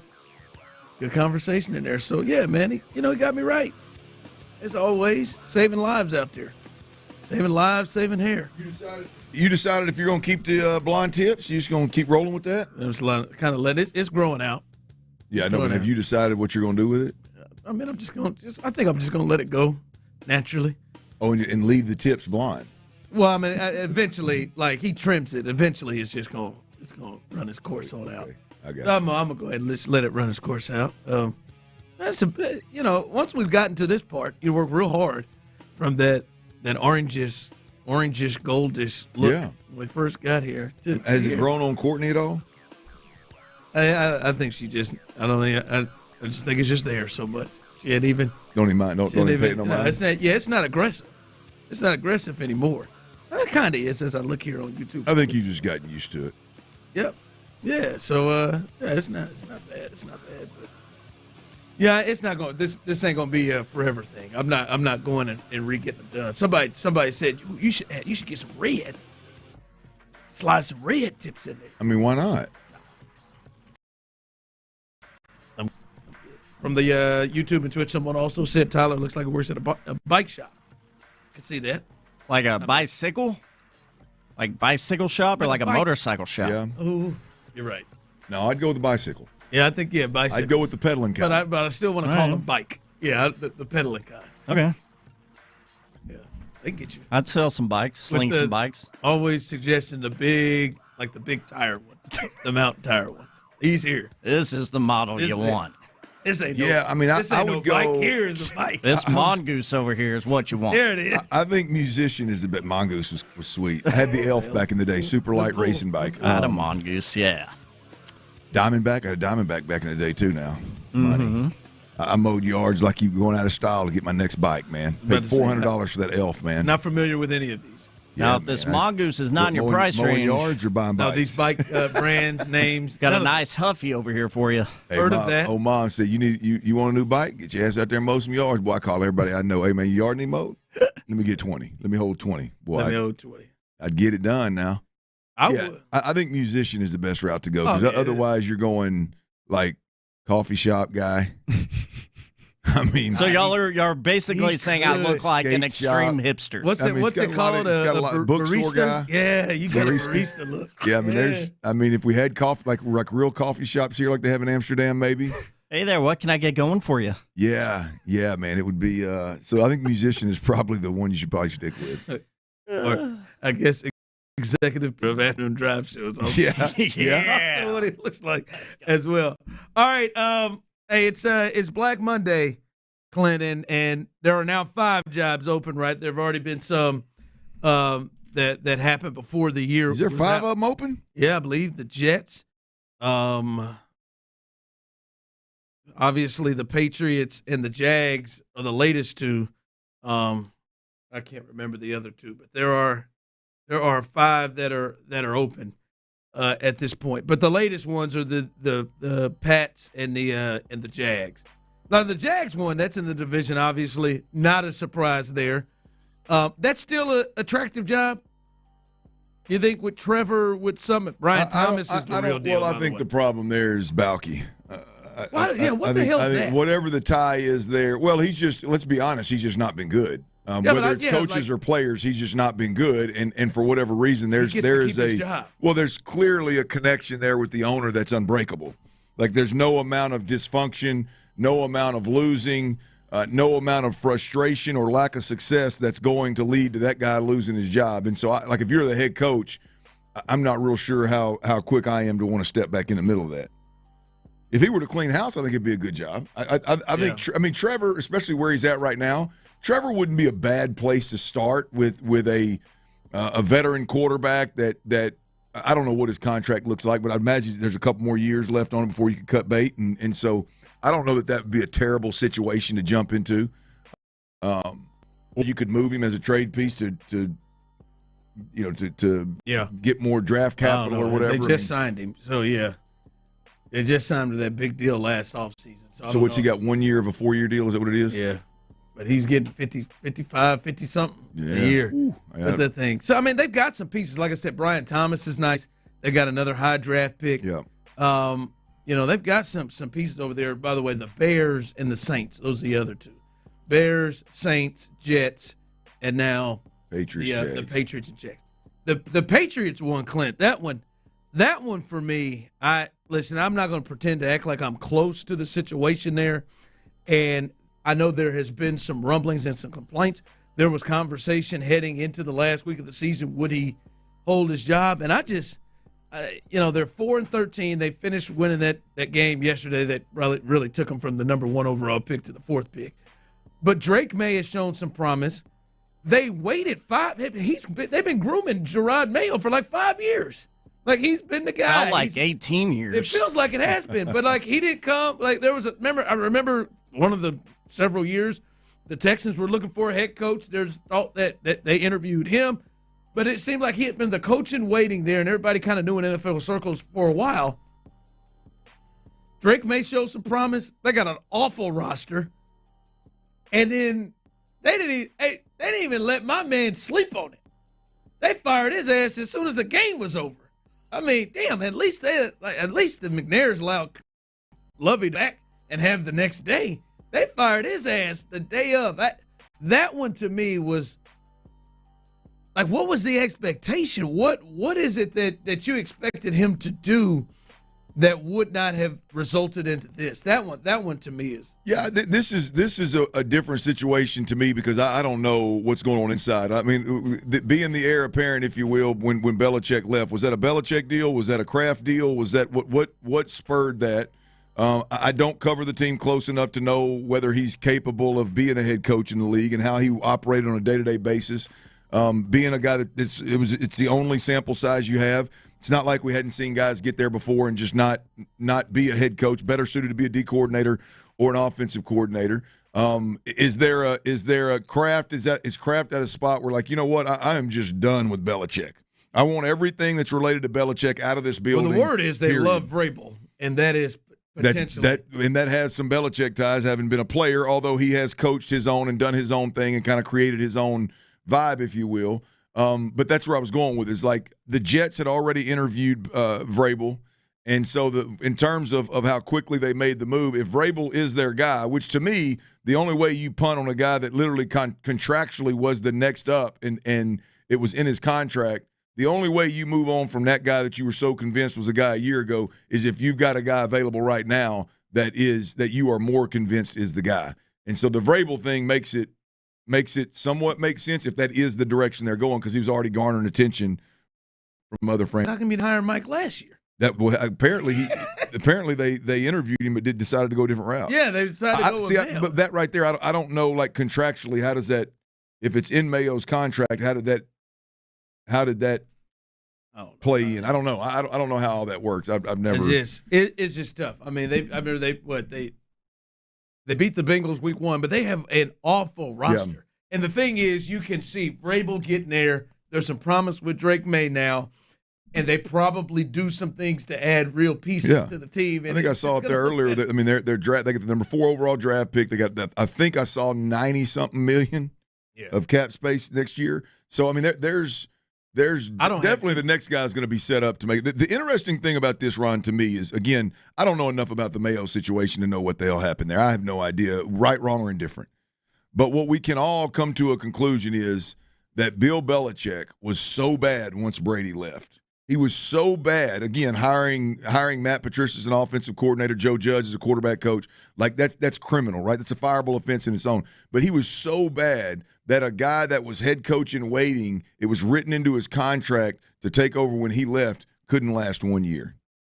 Boy, Belichick, I mean, and obviously, look, it's the way the world turns. I get it, because Belichick did win 6. But, boy, if that wasn't Bill Belichick, anybody else leave a franchise in that, boy, they would just get drugged consistently. Yeah, I just wonder how long ago they knew we're done with the Gerard Mayo business. Like, I wonder how long ago his days was numbered. That's just what I mean, because you look at it and you're like, what was the expectation? Like, what did you keep that seat warm? Look like, I guess keep it nice and warm. Ooh. I guess. All right, coming up, as we do, this will be the final time of the regular season. It was a small sample size, but coming off of his self-proclaimed worst game of his career against the Ravens, what is C.J. Stroud's grade? 6 for 6, 50 yards, 1 touchdown, no turnovers, and then they got him on out of the game. How he looked, everything you saw, what was C.J. Stroud's grade? How'd you feel about his game as he got back to feeling better in that one drive against the Titans? C.J. Stroud's great. That's coming up next right here live on The Drive. God bless, brother. The Texans will enjoy their 23-14 win over the Titans. But according to Dameon Pierce, they've got bigger things in mind. We came into this week, understanding that this is all about us. We got a hard 4 weeks coming up with 4 great teams that we're going to have to play. 4 weeks to get to the Super Bowl, because that's what's on our mind. Just be sound, just be efficient, just be confident. Insider access, exclusive content, Sports Radio 610. The Texans play here.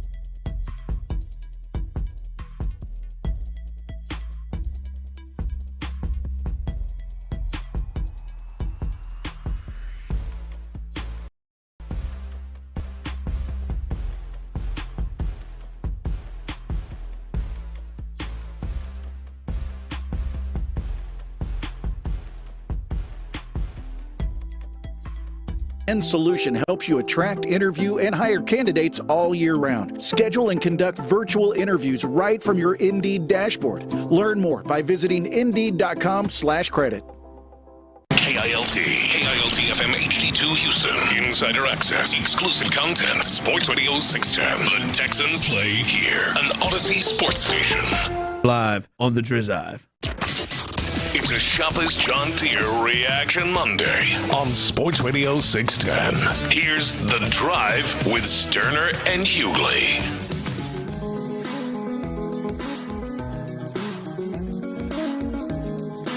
Third and goal. CJ back to throw. Back of the end zone. Caught. Collins. Touchdown Houston on the opening drive as Nico goes over 1,000 yards on the season. Yep, and in the words of my broadcast partner, bubble wrap him for next week. He's done. Is Andre Ware, who had seen enough of Nico Collins, and both, obviously, if you missed the first segment, Clint and I didn't. And obviously, I think Clint a little bit more stronger on it, but hadn't seen enough. But we do this every game, and next week, obviously, as they play the Chargers in the playoffs, Texans just can't shake that damn first playoff game, can they? They have been in the playoffs. I mean, it feels, honest to God, Tyler, I want you to take a look at this. I don't know if I know, obviously, last year, they were the first playoff game. When's the last time they weren't the first playoff game? It feels like because at first it was at ESPN with Mike Tirico and John Gruden that always got hit with that 3:30 Saturday playoff game where it felt like, damn, when it's over, hell, are you even in it anymore? But they seem to always find themselves in it. I remember they were in it when they played with Brian Hoyer, and he got to the playoffs with him. They seem to be in that sucker every game. It appears from my quick research here that in the entirety of the Texans' history of making the NFL playoffs, they have played in this window. Every time? Every single time. Damn. Saturday, wild card. Saturday, wild card. Saturday, wild card. Saturday, wild card. Saturday, wild card. Damn. Yeah, no respect, man. I thought there might be an outside chance to get that. I like being the first one. When you lose. I ain't got no problem with it. When you lose, it feels like, damn, you wasn't even in it. No, not for me. I do a postgame show. Yeah, you got it. So they got the first one coming up, but we'll be looking at that one a lot. But CJ, it was short and sweet, Clint. But as you said, 6 for 6, 50 yards on the drive, a touchdown, no turnovers, and Clint, really, I mean, as you said, I believe it, not much better you can ask for, but from what you saw. This A++ for you in the time that he was in there? Absolutely. It's not his decision to be made that he's pulled out in one drive. And if it were, then I would bump his grade down a notch. Yeah. But right now, I mean, given the snaps that he was given, one drive, it couldn't have been any better. And look, in the, hey, I saw enough, frame of mind, I'm not there. But if you want to look at it through that lens of, hey, it was one drive, I'd rather not risk the injury. I love the fact that at least what we know is that the team prepared the entire week leading up to it as if they were going to play the entire game. So I love the fact that those guys got reps throughout the week. If you're going to give them one drive, I'd prefer the drive go this way. Again, it was absolutely flawless, with the exception, I think there was one penalty at some point in that first drive. Yeah, given that if you went into the game and said we're going to give C.J. Stroud one drive, then I would have hoped that it would go this way, and you could not gain any more confidence. I mean, you couldn't get any more value out of that one drive than what C.J. Stroud got out of it. Here's the other thing. The other part of it is and this just dawned on me as we're talking. Like the thought that Nico Collins went back in the game without C.J. Stroud and ran another play to get to 1,000 yards is a risk that's silly to me. If you're not going to play because of the risk associated with a game in preparation for a playoff game. So, those kind of things, Joe Mixon goes out there and plays enough to get to 1,000 yards. Nico Collins goes back out there, and I think Davis Mills threw him his first pass to get to 1,000 yards, I think it was. Those kinds of taking those kind of risks are silly if on the flip side of it, you're not going to play guys and prepare them for the playoff game. So, but if we're looking at that one drive, A+, CJ couldn't have got any more out of time on the field than what he did. Well, to me, A+, and I think that's the deal of like, damn, you just wanted to see some more of it, to see like, all right. And I like the way you put it earlier is, boy, how much better would they have felt if this would have been, over a full half, over 3 quarters going into it. Because, I mean, the way he was playing, he looked like this was going to be a 350-yard day if they wanted it, with multiple touchdowns. I mean, we were looking at 80+% completion percentage, multiple touchdowns. I mean, you're looking at a monster day to go into a playoff game and really move the needle for that young fella. So it was there for the take, and they just chose to not take it. But some of the things that we were seeing that were issues was his accuracy. He was on the money with damn near every throw. And then, hey, man, getting the ball to who needs to touch the ball. Mm-hmm. And on the drive, everybody touched the ball was Joe Mixon. And I'm talking about his throws. It's 11 plays. It is throw to Nico, run to Mixon, or throw to Mixon except for one pass, and it got to Dalton Schultz, who is another person that you want to get the ball to. Absolutely. I think those were big. So some of this is a combination of Bobby, too, obviously, and where the thing is going. But ultimately, he makes the final decision. But I love that there was no, God, he missed that one. There wasn't even hey, damn, he had to reach behind him and make a catch to help him out. That ball that he threw on 3rd and 1 down there, the fade route to Nico, that puppy was on the money, big time, getting your feet down with Nico.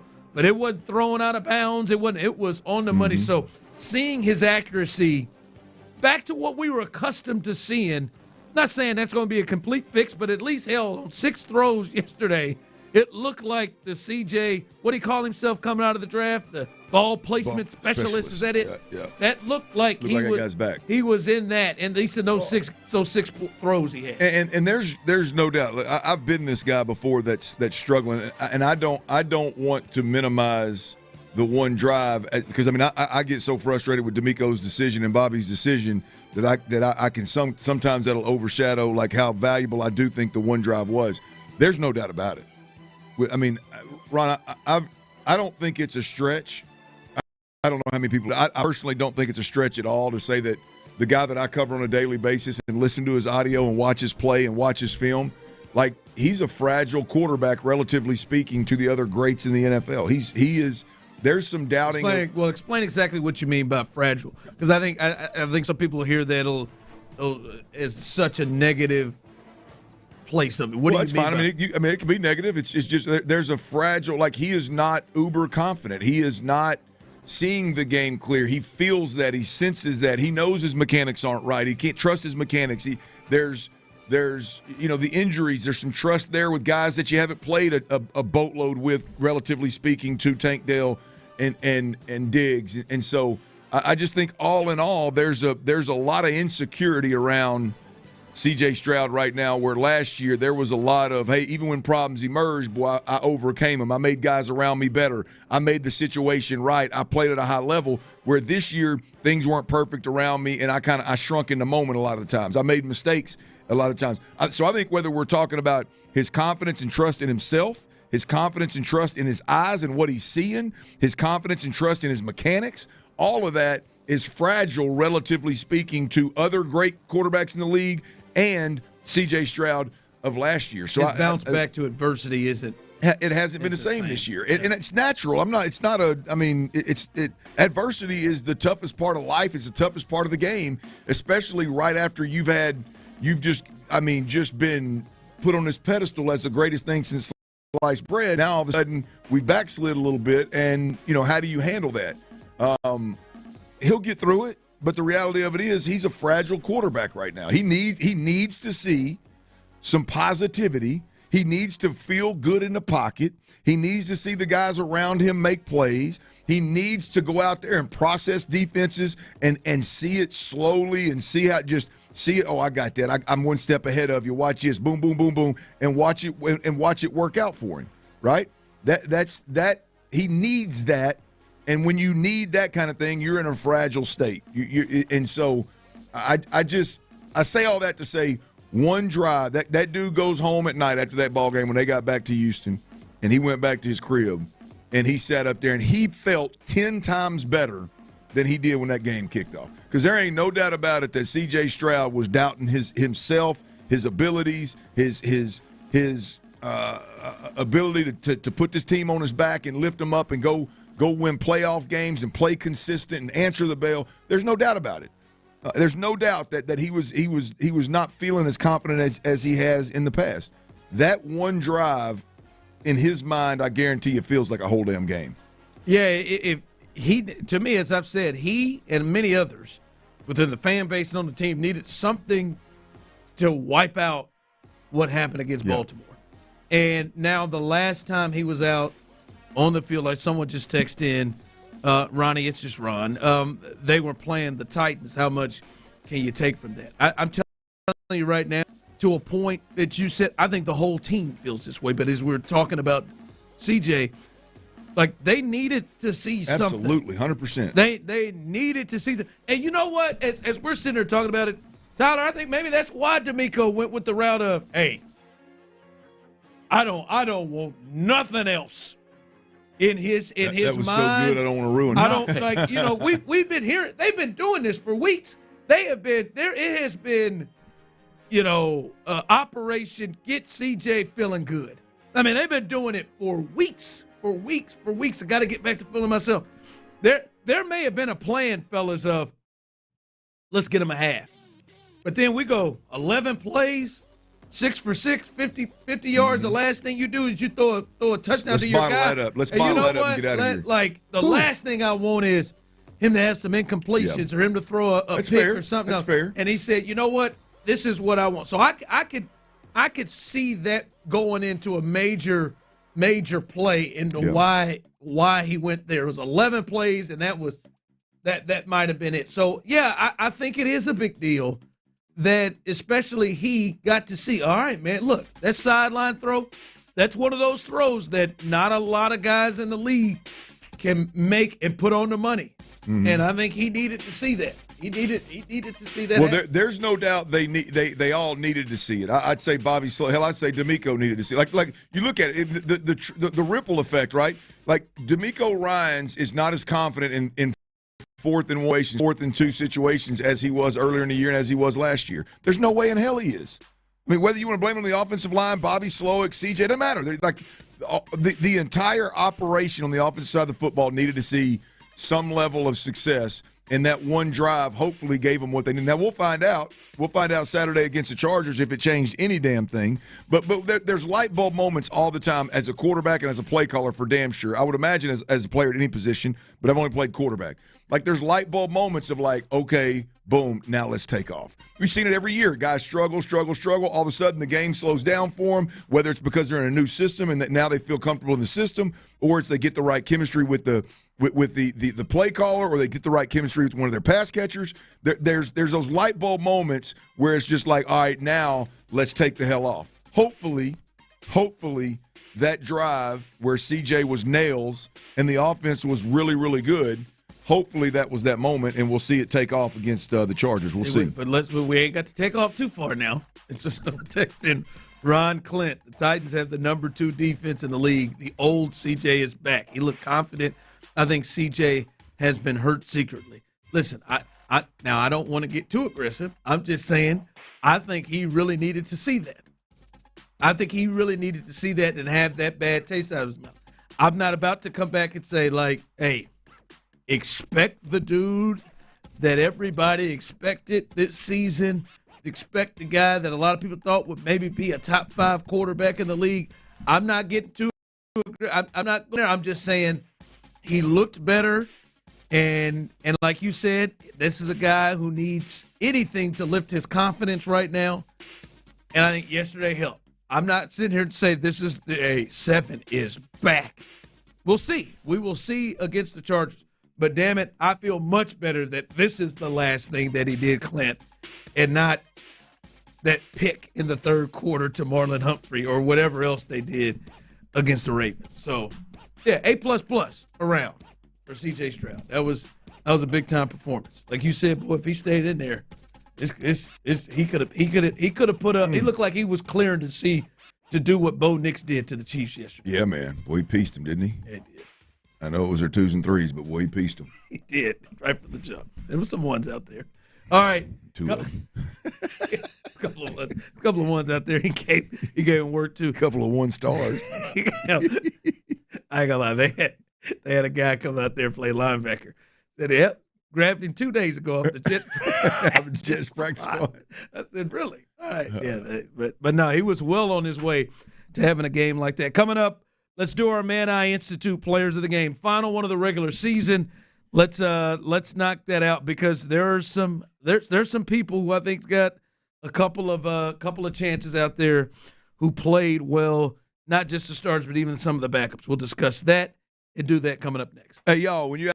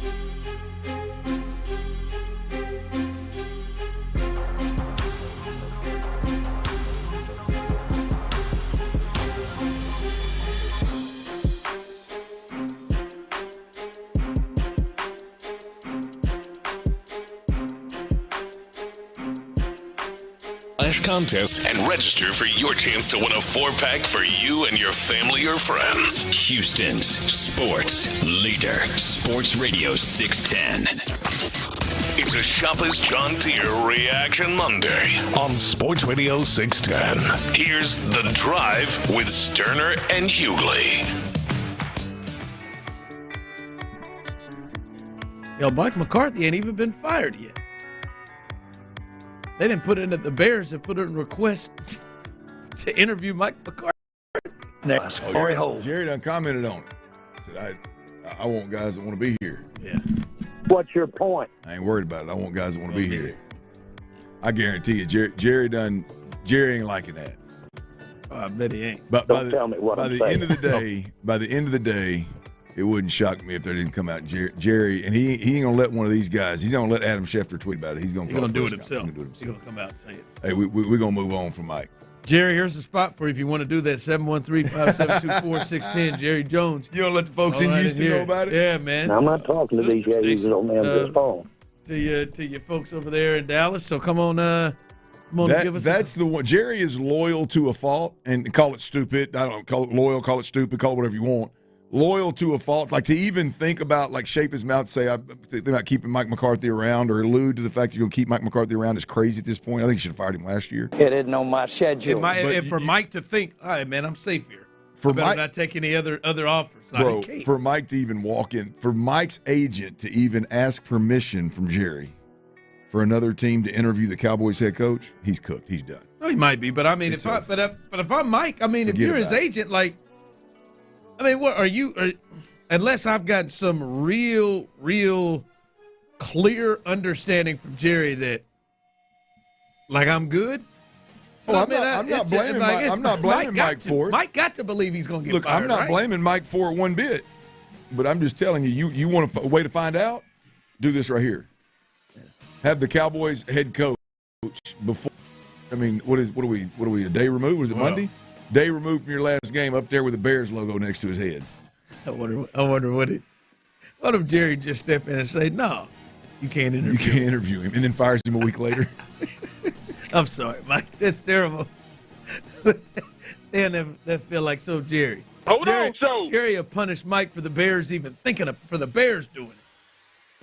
You let the Bears come in here and try to interview you. This is on your ass. All right, let's do it. Our Man Eye Institute players of the game. We do it every single week. And a lot happened in that game. The Texans blow out the Tennessee Titans, even with their backups playing most of the game. But we'll start with you, Clint. Who is your Man Eye Institute player of the game? Oh, that one's easy for me, man. That one's easy for me. Damian Pierce, baby. You kidding me? Big game, man. 19 carries, 170. Look, we did a segment on Friday of like I'd like to see J.J. Taylor. You got into that J.J. Taylor. Well, I mean, look, you could replace J.J. Taylor's name with anybody at this point. Like I didn't care. Like I just wanted them to use this game to play somebody and find out if there's like J.J. Taylor to me is a guy that, assuming you could piece your roster together with special teams and all that to where you could have an extra running back, like there's a package there to be created with that weapon. That dude's got some shake and some twitch and some explosion that other guys on this team just don't have, right? And so I was more of that vein of like, let's just use this game to find somebody that you could potentially build a pound instead of just turning around and handing it to the same old, which was Damian Pierce. Well, they did exactly what most people, and Sean Bijani, to his credit, said, no, they ain't doing it. They're going to do exactly what they've been doing. DP time, it's your time.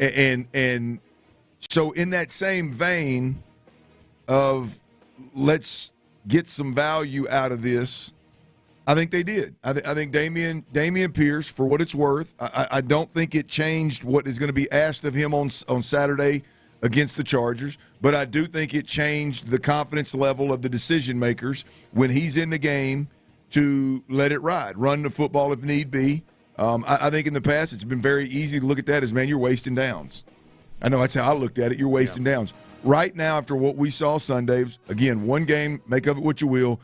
I'm not going to be mad at Bobby Slow if he turns around and hands it to Damian Pierce a couple of times in the first half of next week's game. Try to break one. No, it was big for him. It was a big game for him. Again, we talked about it earlier. I don't know that it changes how they go about doing business against the Chargers. But it was certainly a big game for him, almost hitting 200 yards. Hell yeah, you gotta ride with that. All right, I'm gonna go with Derek Barnett. Derek Barnett had him today, didn't he? With his second, isn't that his second? Did he get one against Dallas? Oh yeah, that's his second touchdown. His second touchdown. I feel like that's the same amount of touchdowns that Dameon Pierce has, but whatever. God. I mean, he's like 5th on the team in touchdowns. I think Tank, Diggs, Nico, and Joe are the only 4 that got more than him. Absolutely. Everybody loves a BD. Is he really? Yeah, we had rumbling, bumbling, I think he's stumbling. I think there are a couple of guys. Damien's got 2. Damien's at least got 2. Really? All right. We're one of those special teams? This is player of the week. Not gonna derail me into. He's 5th on the team in touchdowns. Dalton Schultz has 2. Yeah, he got 2, man. He took it, got the sack, scooped one up, got him a sack in the game, scooped one up, took it back. I like the flip that he did to get into the end zone, the little roll or whatever he did. Yeah, I don't know. Let's calm down a bit. Whatever it looked like. He did it with like a Titan on his back. Yeah, he did like a little. That was a flip, right? That counts as a flip. Like it was. It's like a half round off. Like he came over. Yeah, I'll be honest real quick on this. Shout out to him. I don't know how to do a flip of any kind. I've never off the diving board. I was about to say, what about off the diving board? I've never in a trampoline. I'm gonna be honest with you. I don't think that's shocking to anybody that watching or listening. I can give you a solid flip on a trampoline or a diving board. The quick feet and the twitch in the ankles. I don't think anybody. You don't know what I was like when I was younger. I'm just telling you. You don't know. I mean, you don't even like the risk of riding a bike. Why would you put your head towards the ground? I've attempted. I just. Is that my boy I can't Ron? get over the thing that you need to do to even get it. No. I've done an aerial. I've done a cartwheel. I've done the side joint. I've never done no flips like that. I think I got it. But good for Derek Barnett. I'm not gonna let you take me out here. Oh no, I didn't mean it that way. I don't think you said that like somebody's gonna be like, "No, are you serious?" I was just gonna say, which Tyler did. Tyler played. I didn't on Tyler was sitting on it. Yeah, I've never done one. Hey, that's okay. Yeah, I mean, so you weren't being genuine when you said that. What do you think? He's Greg Louganis or what? Well, I mean, it ain't got to be Greg. Have you ever turned a flip? Yes. Have you? A lot. Off a diving board or on a trampoline? Any kind. Absolutely, yes. Yeah. I had a diving board and a trampoline growing up, though. I've done a couple on the field that I didn't even ask for. I wasn't trying to do. You've done a standing flip? You could do it? No, I've thought it'd be a good idea to jump and got hit. Oh, I've done that. Well, I think I can flip that way. I think I can flip with help.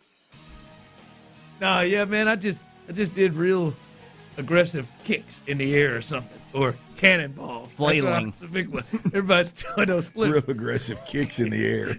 Belly flop. Yeah, it's the only one. No, but no, Derek Barnett, big game for you, man. And again, man, he is a sneaky weapon for the Texans. When I say, like, we'll talk a lot about this. I think these are the 2 best edge rushing rooms in the league. When you start to think about the second wave of both of these teams' edge rushers, like Bud Dupree in the second wave, 47, Tua something. That dude is, you'll probably know him when you start to watch the tape. 47, he's just got a tough name to pronounce. But he is nice too. About 7.5, 8 sacks this year.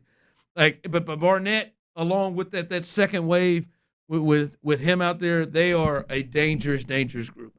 All right, Tyler, last week it was disgraceful for you. You just went with the crew of the grounds crew. Who is do you at least have a man out to player of the week? Yeah, last week they painted the hell out of that field. It looked damn good. This week, I'm going to go with Bobby Slowick just for having that unit, the offense, ready to go out there, look really sharp in one drive, get Stroud off the field, and all the while get your guys those benchmarks. Nico reaching 1,000 yards, Mixon getting his payday. So I go with Bobby Slowick. Good for you, man. Good for Bobby. Yeah, he had a nice little first 11 script. And you're right. Davis Mills looked bendy. Yeah, all right, bendy, but he looked bendy. He looked like a quarterback out there. A normal neck would have been hurt. Yeah. You just spraying an Adam's apple. What was he thinking? He did that scorpion pose. I thought he was going to lower his shoulder and go on in. As big as he is, he was moving fast. And all of a sudden, he tried a little bit of a leap there. I thought, well, wait, that was a bad decision. But I mean, what was he thinking? Damn Gumby. Let's take this thing from the 2. Looked like a scorpion ready to attack. I mean, you have Adam's apple on the turf, feet kicked over the top of your head. And he didn't even get in. That's the worst part. He didn't. Yeah, he didn't Well, even I'm not making fun of him. I just can't. I'm just saying for the decision he made, he didn't even get in. And I know they had a timeout rolling out there. He grabbed his back. I said, I'm just waiting. I know that back ain't right. I know something's up with that back. Nah, man, he's in tip-top shape, baby. All right, Damian Pierce, Derek Barnett, Bobby Slowick. Those are our Man Eye Institute players of the game. Man Eye Institute. See life better. All right, yesterday was an odd day for the NFL. It felt very NBA-ish. I'll explain that coming up next. Will adverse prepare the Texans?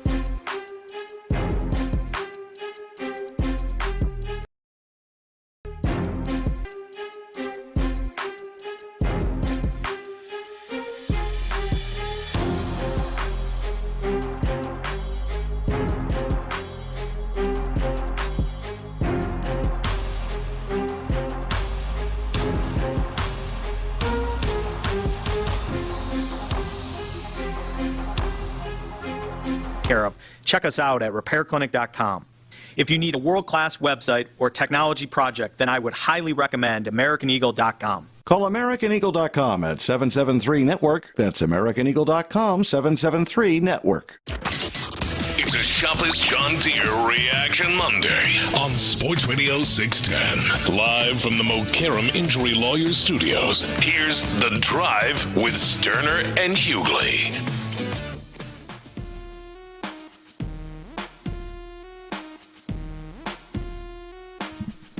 All right, welcome back into The Drive. As I see here on the text line, the only flip Ron is doing is a flip to the refrigerator. I mean, I think you can do better than that. That was. I agree. I agree. If you're gonna throw lob insults, they need to be. I appreciate good ones. Yeah, good fun. I appreciate good. The only let's try that again, Texter. The only flip Ron is doing is a flip to the refrigerator. And to be honest, Texter, I know as soon as you delivered that 6324. You didn't. He gave the last four. You didn't feel good. You didn't feel good about that. Like you were probably disappointed. Like I can do better than that. Yep. I can do better than that. I mean, you're better. Come on, somebody help him out. 713-572-4610. Those are on YouTube and Twitch. We can do better than that. Ronald here, who I'm certain on YouTube and Twitch was inspired by me. Yeah, that was weak, Ron. Even I wouldn't go that low. That was weak. I mean, I don't even mind the low. I don't even think that was real low or real petty. You're better than that. I mean, you can do better than that. Operative word being real. They're definitely low and petty, but I'm just, they can do better. You can do better than that. Give some time to think, man. I'm circle back around. Or maybe just quit. It's not your forte. Well, I mean, at least give one more. Then if it's not everybody's meant to be funny, but if at least give one more to redeem yourself. And if you don't redeem yourself, then maybe you're right. Maybe that's just not where you're at. You're good at. So try it again. I'm just thinking about the whole scenario. Like it. No, I guess because you've. I guess it could be a lot worse. I was just thinking, like, is there anything lower or more petty than hitting a big fella with that kind of joke and then it not landing? Like it not even being funny. I think like it's not.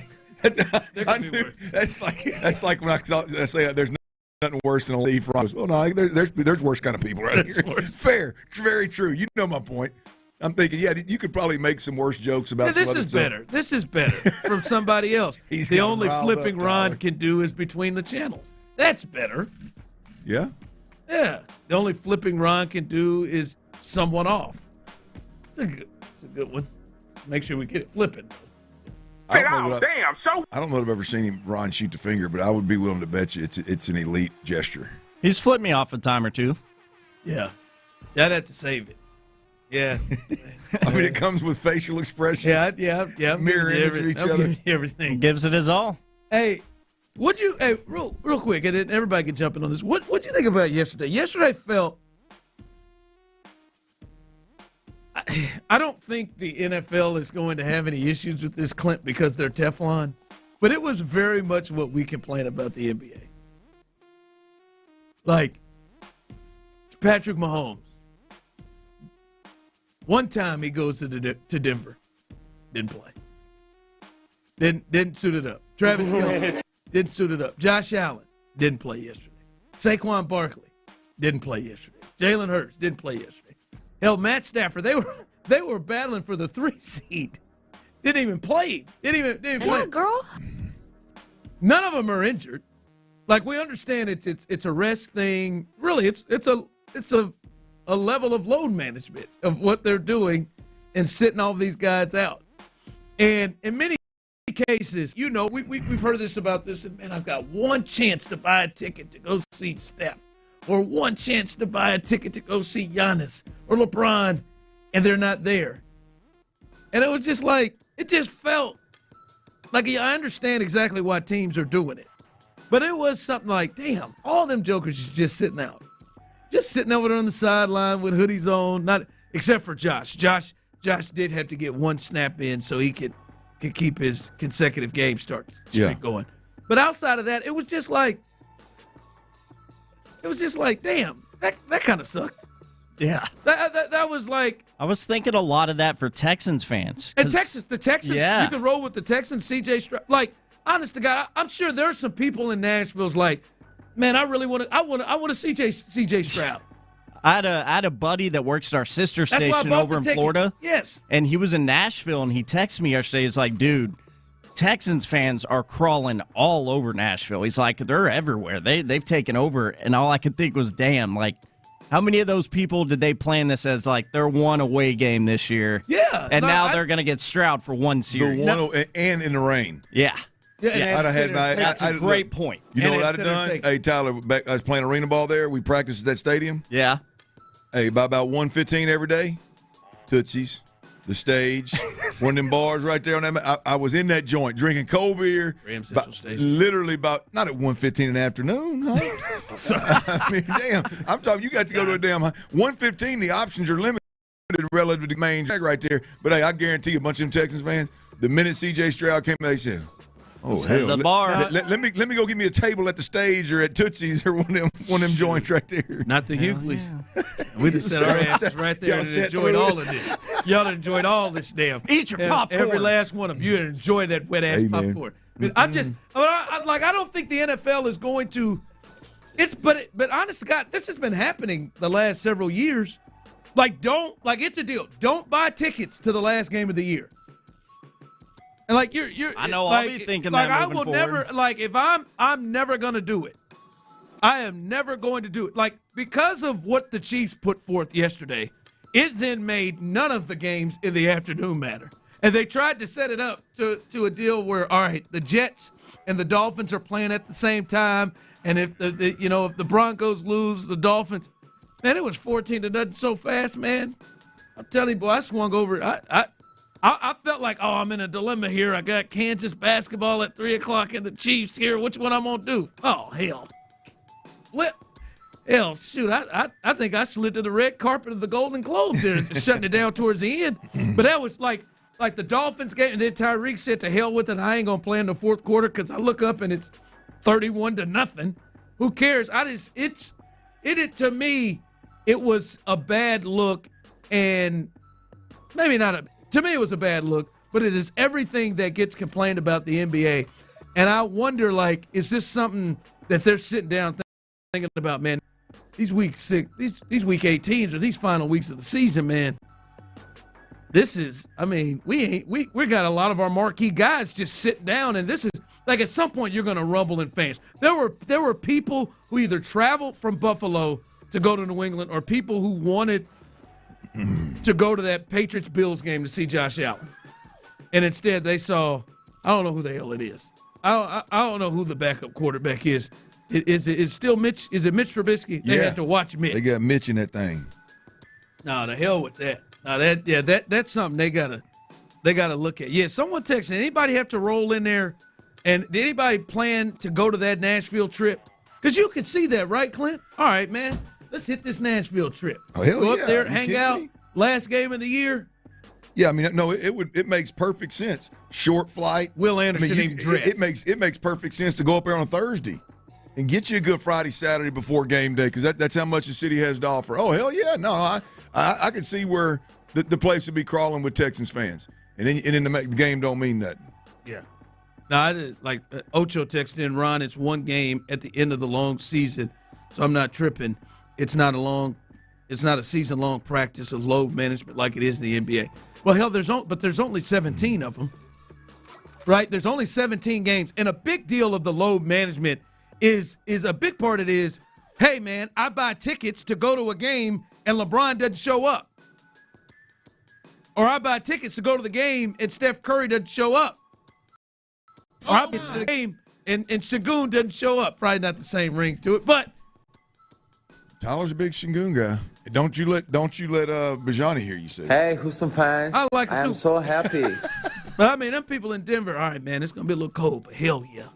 Mahomes is coming to town. Kelsey's, there's an outside chance that maybe Taylor's going to be there. I like that one right there. Hell no, man. They in street clothes. Just the amount of guys that set out for Buffalo and Kansas City and the Eagles just in street clothes that just didn't even show. The Eagles were their third quarterback. I swear to God, some of those teams, some of them games, I'm like, who the hell is out here?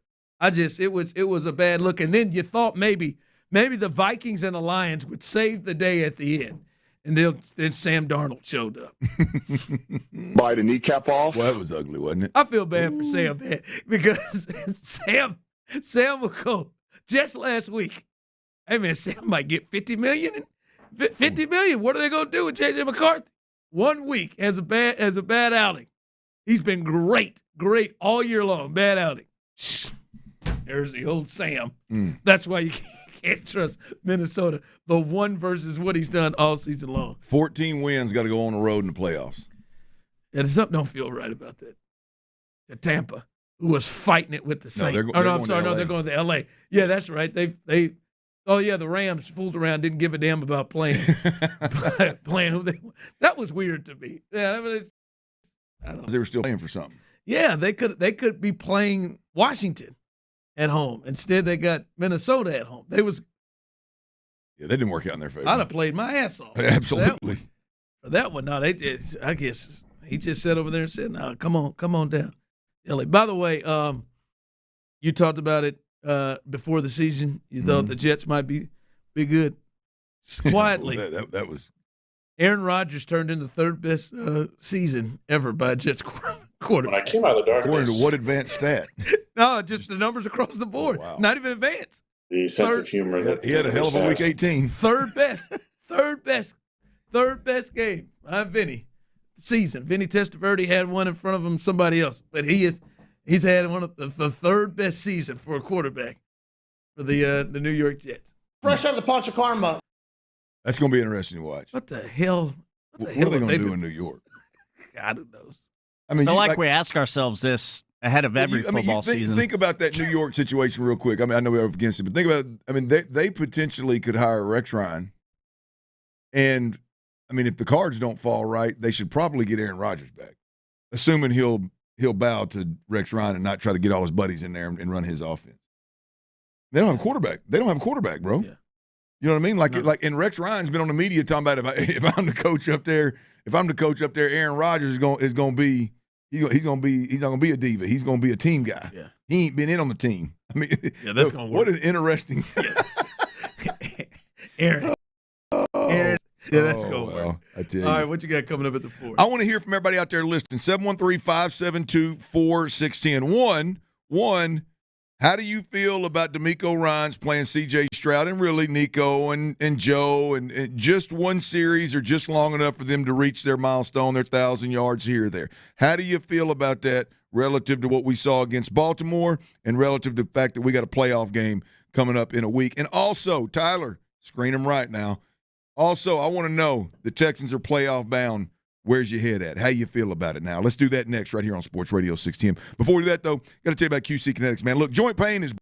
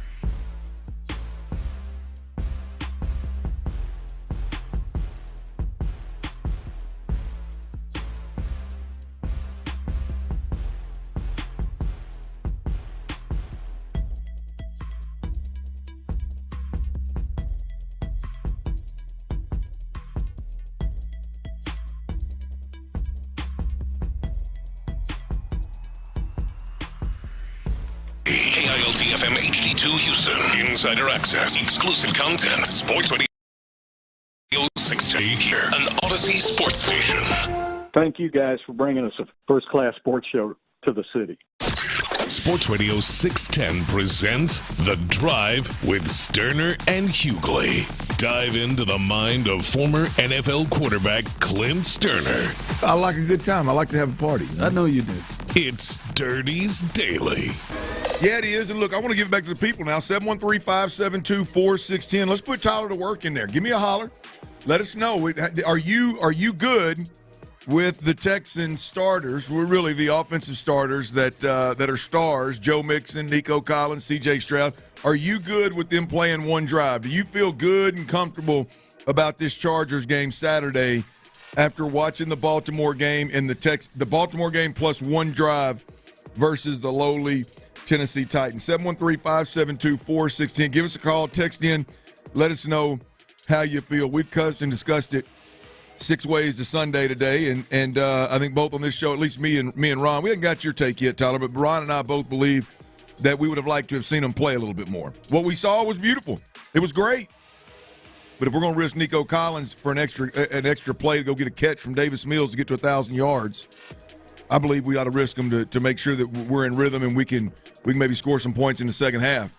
We can maybe put a couple of drives together instead of one. But 713-572-4610. Let us know how you feel about it. Text line, phone lines are wide open. Tyler, real quick, I don't think we came to you on that. You good with CJ playing one guys off the field and taking care of them? I really was perfectly okay with it, given how smooth and how great that first drive went. Now, if I would have seen CJ and company run back out on the field for a second drive, I don't know that I would have been pissed off or been calling. Yeah, I think I would have been good with it. But I'm also, very, very good with that for that first drive, putting those dudes on the bench, getting them ready, have their mind right for this wild card round against the Chargers. Right. See, so that's the C.J. Stroud, Nico Collins, Joe Mixon piece.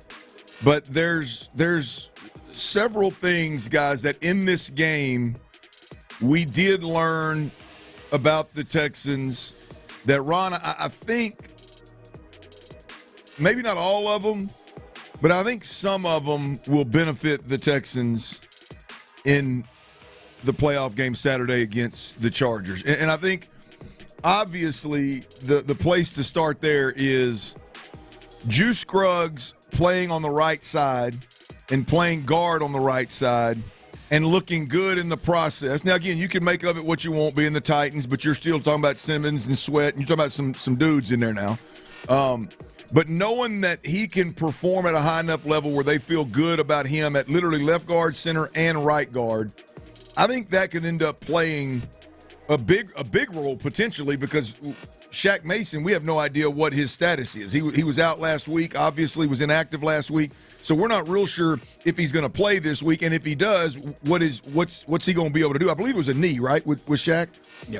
So he's missed 3-4 games now. Yeah, but you really don't know how he's going to respond to that. So Juice Scruggs being able to play the right side along with – so now what that does is open up the possibility you can have Juice Scruggs, a true – what I would say at some point you'd hope to be – I think he's shown signs of being a true road grading interior offensive lineman that struggles in pass protection if you got somebody that's special across the ball from him. But nonetheless, there's a lot of promise there. I think Jarrett Patterson has performed well above expectations at center, and Titus Howard, you can now leave him at left guard and still get Juice Scruggs on the field if indeed that is a route that you want to go. I think the Juice Scruggs being able to play all three positions could end up playing a big role Saturday against the Chargers in the playoffs, Ron. Well, yeah, especially, let's just be honest, there's a real argument that the last several games that Shaq Mason has missed wasn't good. That they have played, they've gotten the best out of the right guard position. Yeah. I mean, there's an argument, obviously yesterday was a kind of a weird game, but Kendrick Green, played well. It was better than what we had been seeing. And Shaq, a lot of it, Kenyon Green was getting a lot of it, and the left guard spot was getting a lot of it, the center spot was getting a lot of it. It wasn't great. Yeah, Shaq was not good. It wasn't great from the right part. I mean, he was giving up pressures too, and he was involved in the stunts and the games that they were failing on. So So yeah, it's hard. It's hard to see him getting back in the lineup. Yeah. With Wade. Yeah, but they've got some options now, and let's be honest, if Shaq Mason or even Titus Howard or Jarrett Patterson for that matter, if any of those guys go down, you're now in a position to where Juice Scruggs is the one you insert, and I don't think you really blink an eye at that point in time. Now, obviously, the other guys, I think Jarrett Patterson's a better center. I think Titus Howard is definitely in the pass game a better blocker at the left guard position, and a good, healthy Shaq Mason is better than Juice right now, but you plug this guy back in. He's played a lot of football with this team, and I think everybody trusts him. So the Juice Scruggs, whether he starts or he's just your quality depth, you go from having to play Kenyon Green, who I don't think anybody has any confidence in, or Kendrick Green, who for whatever reason can't get a spot, can't even get a backup role on this offensive line, to Juice Scruggs. I think that's a huge plus. The Dameon Pierce piece here, Ron, we've talked about it a few times today.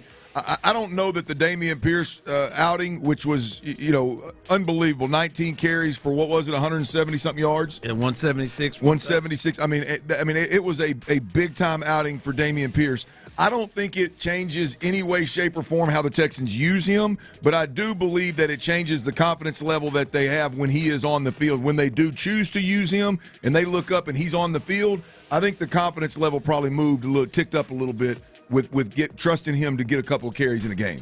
Before, Ron, I'll be honest with you, I had a hard time looking at it as it wasn't just a wasted down. Now I can see where you could turn around and hand it to Dameon Pierce a couple times and feel pretty good about it. Yeah, I can't. You still can't do it. You ain't there? No, yeah, just in terms of the importance of the game. Mm-hmm. Right.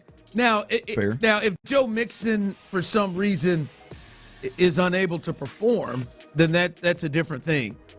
But I mean, if they run the football 25 times in the playoff game, win or go home against the Chargers, Clint, I got no problem. I don't got no problem with Joe Mixon running it 25 times. I got no this one here. He got some rest in the last game. Joe Mixon clearly, because I'm not convinced that game plan when he gets into the game, how teams are going to defend him. And right now, if you look at it, their road will be the Chargers, and if they get past the Chargers, it's either the Chiefs or Buffalo, most likely, right? And those teams with those game plans from those defenses and those coaches, I don't know that I, as you said, want to take the chance of wasting like downs. Yeah. Potentially. Yeah. Because earlier it was like, hey, man, you want to preserve Joe Mixon as long as you can. Yeah. There ain't no damn preserving Joe Mixon. Yeah, you're here now. Yeah, here. Now you're he can get all the touches for me. I don't need Dare to get a carry. All right, the Juice Scruggs angle, Dameon Pierce and Dare angle. Somehow Dare caught a stray right there. I like that. Deontay Johnson, guys, the one thing I think we didn't get out of this game was a larger sample size of Deontay Johnson. He had 2 catches, I think, for 12 yards. Although I'll tell you what, one of them was it was a back shoulder, or if it was like a pivot route where he's going to stop because of his ability to decelerate, which Bobby Slowick told us about last week. His ability to run that route, I don't know that anybody else is. I mean, Tank would have ran that route really well, but that's a nasty route to have in your offense and in your repertoire. I don't know that we haven't seen Nico really run that sideline pivot, almost back shoulder route. He ran that sucker to a T, and you saw immediately what the hell Bobby was talking about with his ability to sink his weight and decelerate at an elite level. That was big time. So we did see 2 catches. They did make an effort to get him the football, but I don't know that I didn't see as much as I would like to have seen from him. But I tell you where I lean, Ron. I still am in a spot where I think on a need basis, there's a chance that Deontay Johnson could come in really big time with this football team. If they're in a position where, like, whether it was C.J. Stroud or Davis Mills, they just ran the football and took the air out of the ball yesterday. I mean, there wasn't a need to throw the football around the park, if we're being completely honest. If they're in a situation with C.J. Stroud and the starters out there, and they are in a spot where, hey, we're going to throw this ball 40-plus times to win it, I think Deontay Johnson proves to be a big-time get. Now, I don't know if he's going to be enough to put you over the top, but I think he proves to be a big-time get. I don't know that it's not that I don't know. I know that I didn't see enough from him to just be overly excited about it. But I am pretty stoked about what I saw, Ron, from the offenses. They attempted to get him to football a lot. And that alone tells me, hey, they trust him. He's picked up the offense enough to be on the field in a short period of time and to get run. And I didn't see as much as I wanted to, but I'm still excited. I saw enough to stay pretty excited about Deontay Johnson. Yeah, and that was one reason why I wanted to see more CJ.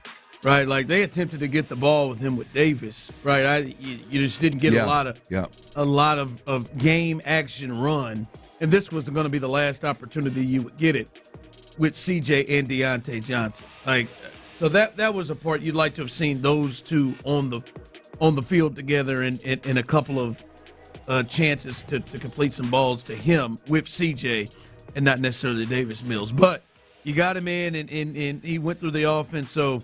That's better than him just rolling in for the first time. Ron, I don't think I've not been on with you since. Were you on with Deontay? Yeah, the day they signed him was a Friday. It was the day they claimed him. But we hadn't really had an extended conversation about him. Is that kind of just a whatever, blase, or is there a level of like, hey man, this dude could really help him? How do you feel about it? He could if he's willing to roll, like he can. I mean He is clearly, to me, just from a talent standpoint, the second most talented receiver they have on the team right now. Like just what he can do to match with his experience and what we've seen him. I mean, I think he's been a more productive player than Robert Woods right now, John Mechie, Xavier Hutchinson, all of those guys. Yeah, I do think I can understand the move. It's just as long as he wants to play ball and not be like the guy that was in Baltimore. Yeah, I hope it doesn't end up being a buzzkill for me because I'm pretty excited. I mean, you talk about it like again, Bobby Slowick came out and just had some, was raving about what this guy brings to the table, and it got me good and worked up about the potential here. You couple him with the ball placement specialist type that CJ has proven to be in year one and some of this year, man, that could be a nasty connect. That could be nasty. So I'm probably a little overly excited about Deontay Johnson. Hopefully it'll pan out. The last thing, and probably the least, but hopefully we never find out. Davis Mills, to me, Ron, looked like a really, really good backup. He looked much more confident than he's looked in the past. He looked way more poised and in control of what the hell was going on than he has in the past. And I hope we never see Davis Mills in a Texans uniform because C.J. Stroud stays healthy. But what I saw yesterday did tick me in the right direction of like, hey, if something were to happen, I feel like we'd have a chance to move the football with Davis in this offense. Yeah, you know what? It was good for him to get out there. He looked competent. Mm-hmm. He looked like a guy that can come out there and run the offense. And I'll be honest with you, every time we've seen Davis this year, we've been able to see that. From the Hall of Fame game to the preseason game to the times that he's gotten in, he is shown to be presentable. But I'm certainly glad that you used and phrased that. There's some folks out here. There's some real credible folks out here who've got a little too aggressive with Davis. What happened?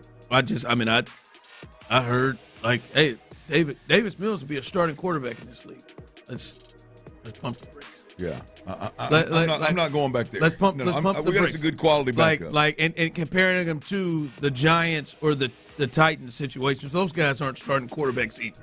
Yeah, but those organizations are searching for their starting quarterback. Yeah, like Davis got a chance to play double-digit years in this league if he 27 starts, I think they said he's had. Yeah, if he wants it. And he is a really a backup you can feel really good about. Yeah.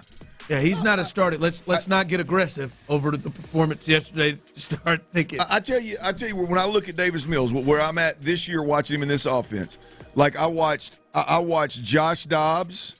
I watched Josh Dobbs in San Francisco. And again, not another starter. That's where I'm going with it, right? A backup. It could be on those commercials, right? That Josh Dobbs is on, right? So, but you got like Josh Dobbs, Jimmy Garoppolo up there, up in L.A., and even my boy Brandon Allen. Where's Brandon at now? Is he in San Francisco, or is he? Yeah, he's in San Francisco because he started earlier when Brock Purdy was hurt. Yeah. I don't remember who's up. Brandon was up in Cincinnati with Joe. But the point being is, like, all those guys are good, competent backups that you could get you in and out of the huddle and get you through a game and give you a chance, if all the pieces around them are playing really, really well, can give you a chance to win a ball game. And so I can't say that I've always felt that about Davis Mills. Yeah. Like, I've felt like I've watched Davis Mills in the past and been like, I can see where with these starts, with getting the action, this guy could work his way into something, but he just stayed Davis for 2 years. Yeah, right?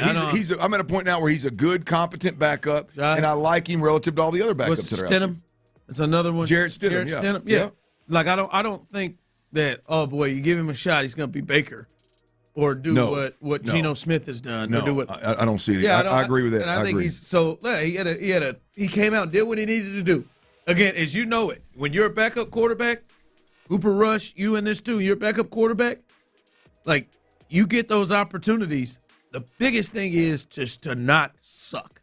Yeah, if you don't throw 4 picks in the second half against the Giants. If you don't suck, you can buy, like, right there, that performance, what he's done this year, that's for bought himself 5 years. No question.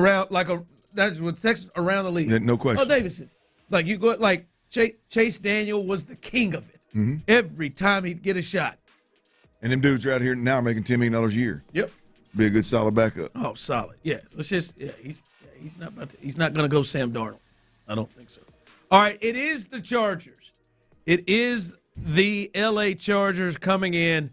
We'll listen to what D'Amico had to say about facing the Chargers and get a quick rundown. We got all week to discuss this. A quick rundown on the opponent in the playoffs for the Texans. That's coming up next. The Texans took down the Titans.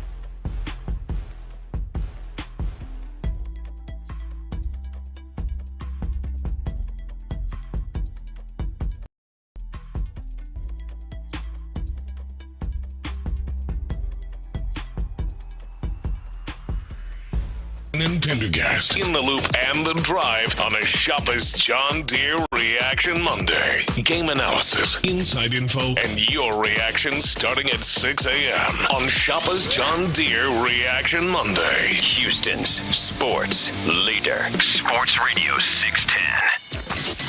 It's a Shopper's John Deere Reaction Monday on Sports Radio 610. Live from the Mokaram Injury Lawyers Studios, here's The Drive with Stoerner and Hughley.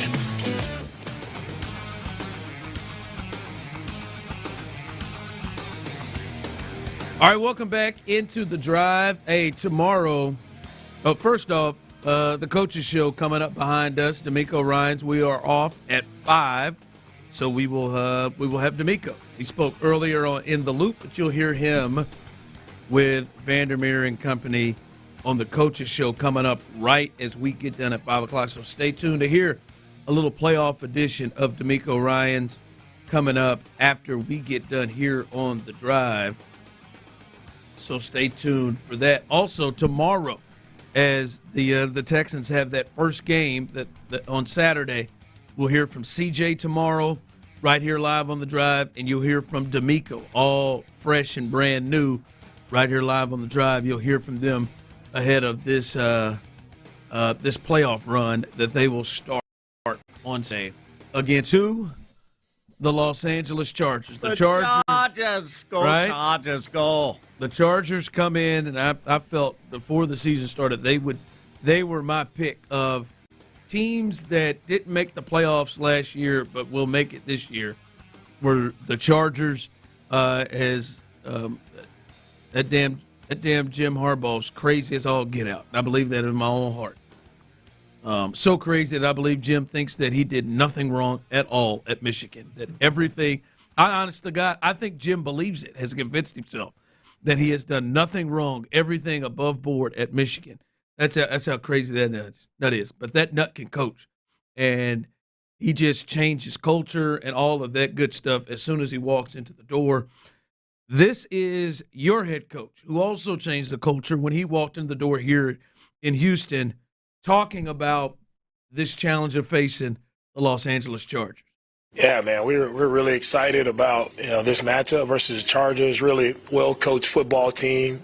You can see Coach Harbaugh's imprint on the football team instantly, just how sound they are in all three phases. Very sound football team. They can run. They're very balanced offensively, run the ball well, and of course, Justin Herbert is one of the better quarterbacks in the league, and he's done a really great job, I think, of just protecting the football. Right, he doesn't turn the ball over a lot. And it's a lot to be said for a quarterback who does that, right? Really puts his team in really good situations to move down the field. They're good on third down. Defensively, I think Coach Mentor has done a really good job with this team. Just eliminating the deep pass. They do a really good job of, playing the shell coverages, mixing the coverages up. And this week we got to find number 3, Derwin James. He's all over the place. You talk about blitzing, safety, nickel, whatever DB position you want to call it. Like Derwin is playing lights out. He's an impact player. We have to have awareness for where he is at all times. Their edge rusher is also good players. Been doing it for a long time. Mack and Bosa, really good tandem there on the edge. So, we have our hands full, as should be, in a playoff matchup, but we're excited to go against a really good football team. All right, they are a really good football team, and Clint, we will go over it the rest of this week as we get ready for this playoff game at home here in NRG against the Chargers. But to me, when you start to look at this team, and I agree with D'Amico what he led off with, and we talked about it, Jim Harbaugh, this is a group, that's one of the biggest things with the Chargers, Clint, is they don't beat themselves or do really, really, really weird, dumb things that they've done in the past. Like, for instance, Brandon Staley and all of that stuff. If the Chargers get up 30 on somebody like they did the Jags a couple of years ago when they made the playoffs, I don't think Jim Harbaugh's losing that game. Right. Right, so that's, to me, the first thing that jumps out about the Chargers is everything that Jim Harbaugh has done and just in terms of how this team is coached. Well, everything school, right? Look, I'm not a huge Jim Harbaugh fan, but I could learn to like the Chargers. When you're Jim Harbaugh, you look out there and you've got this quarterback that can do freakish things with his arm and his legs, and instead of going, boy, how can I let this guy spread his wings and make all these exotic plays and have this crazy offense, this high-powered offense, he looks at that and goes, okay, let me harness all that power. Let me teach this kid to play the game, and let me teach him how to pick and choose when he uses his superpowers, and he can play a winning brand of football. That's rare. Herbert went like 13 weeks with only having one interception. Yeah. I mean, it's just a whole different approach to, the Kellen Moore way of doing things, of drive the football down the field, play what I would call reckless and risky football. And why? Because he's got a big arm and he can make those throws. Why? Because you put him in the pocket. When he can't throw it, he can flush the pocket and make plays with his legs. It's a whole different approach. It's an old school approach, and it starts with the quarterback. He's better now than he's ever been in the league, although the box scores will not tell you that. He's more dangerous to make a run in the playoffs right now than he's ever been. You look at how they play football overall in the trenches, they're one of the more physical teams in the league. Even in his first year, he's already put his handprints all over this team from a physicality standpoint, and putting the emphasis on running the football and being physical up front and not turning the football over and all of that. So, offensively, I like the old school approach. I think seems to be taken well with this. And then defensively, this is a really good defense. I mean, they're top 10 pass game defense, number one scoring defense. I think they're middle of the pack versus the run. They've got a really, really good defense. I think you hit the nail on the head. I think this is a very sound football team that's not going to beat themselves. And look, it may work out different. I don't know. I mean, we've seen Detroit come in here, who I thought was a sound football team, wasn't going to beat themselves, and damn quarterback threw 5 interceptions. When Green Bay played the Texans, you thought they were a very sound, balanced football team that was physical, all the things I just mentioned. And hell, they went out there and Jordan Love went out there and threw 3 picks against the Texans. So you never know what the Texans defense is going to be able to force their offense into doing. But when you look at them leading into a game, I think the biggest thing is it's a sound football team that they're not going to give you 5 interceptions or 5 turnovers. They're not going to give you 3 interceptions and 4 turnovers. You're going to have to go out there and play a clean brand of football and be better than them down in, down out to beat them, even right here in your own backyard. And can the Texans do that? And Clint and Tyler, you guys have seen Jim Harbaugh for as long as I have. You remember him at Stanford. You remember him with the Niners. You remember him at Michigan. This is a guy who had a top 12 draft pick. Played one of the biggest games of their season against Penn State. Just said, you know what? I ain't going to throw it. Yeah, I'm going to throw about 9 times. There is no way in hell that he has not watched that Baltimore Ravens tape.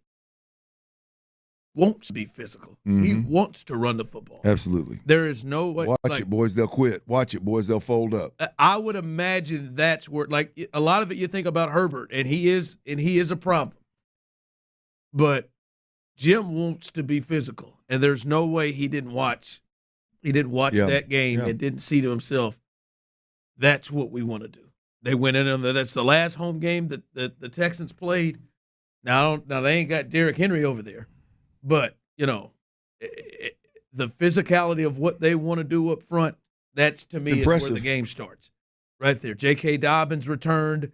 They like him. Gus Edwards, they hope to get back for the playoffs. That to me, is where this sucker's going to start, is up front and trying to out-physically take the game from you. And that's what D'Amico and the Texans got to be ready for. All right, coming up, just before we get to T. Mill's best bets, that's coming up, and before we turn it over to D'Amico Ryan. Speaking of D'Amico, people went back and forth on how they felt about him pulling the plug on the starters early. I know Clint was maybe against it, but maybe the number one reason he was against it, the number one thing that he felt in the message it sends to the team. We'll discuss that coming up next. All right, y'all. Why wait, man? It's 2025. If you're ready to buy that dream home, go ahead and buy that dream home. Buy that dream home now if you love it now. And you do it with Orchard's Move First, Sell Later program. You don't have to wait to sell your current.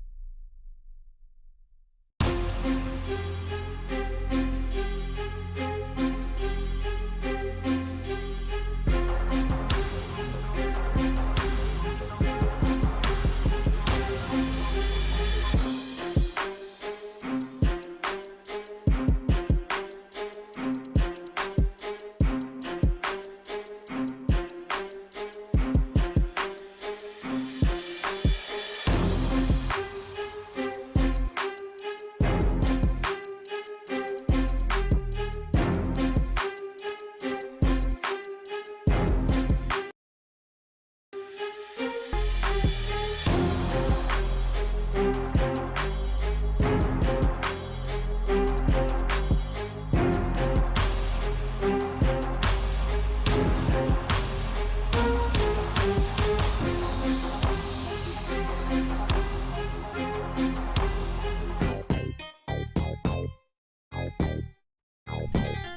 right, welcome back to a Reaction Monday, Victory Monday, and the Texans finish off the regular season by beating the Tennessee Titans, right? That win sent the Titans to the number 1 pick.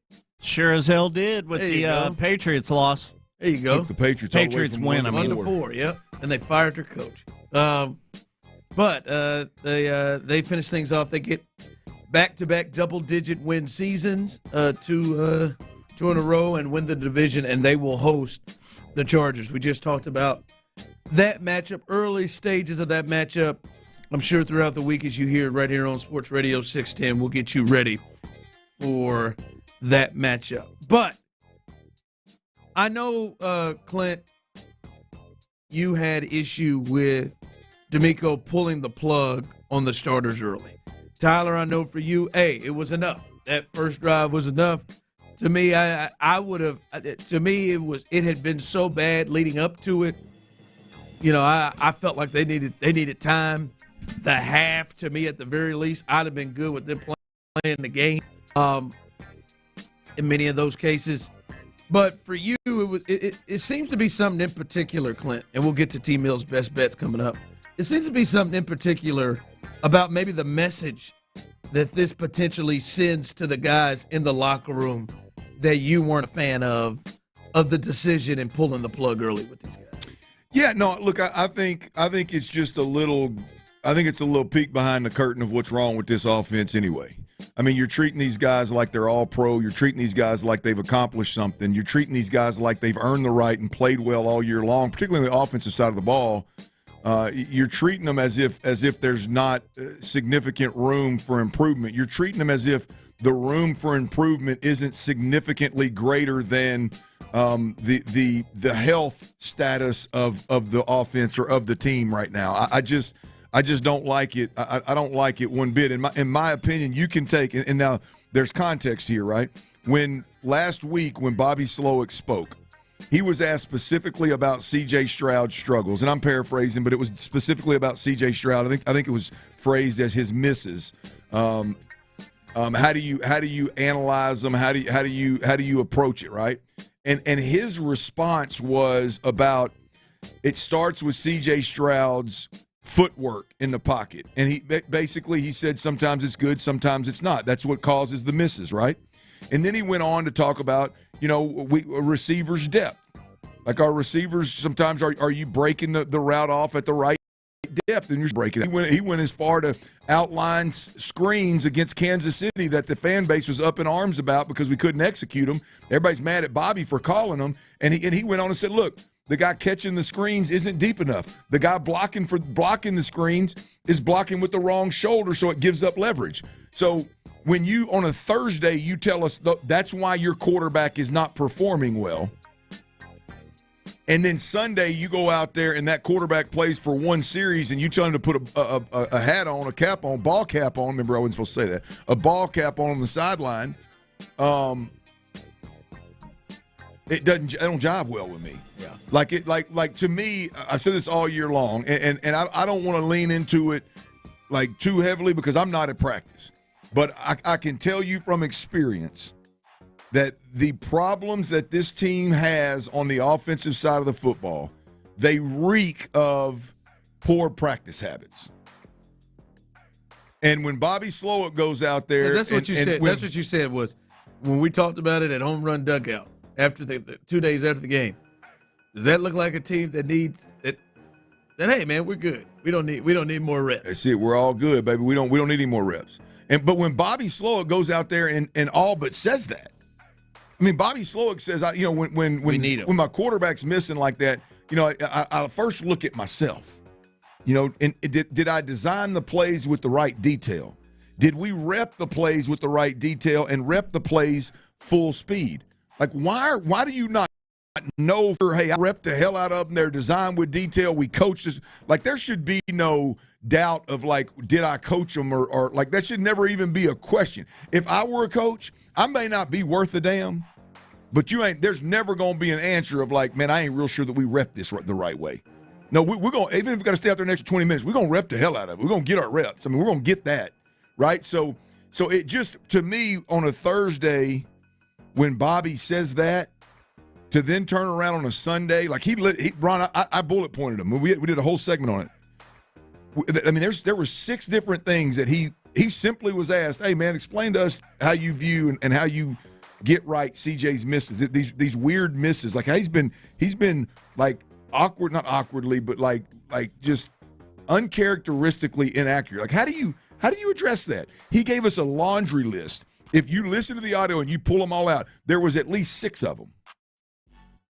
And then you go out there Sunday and we play one series, right? And it's all about risk reward, right? It's all about, we don't want to risk our health. But yet, after that one series, you throw Nico Collins back out there and let him get 1,000 yards, right?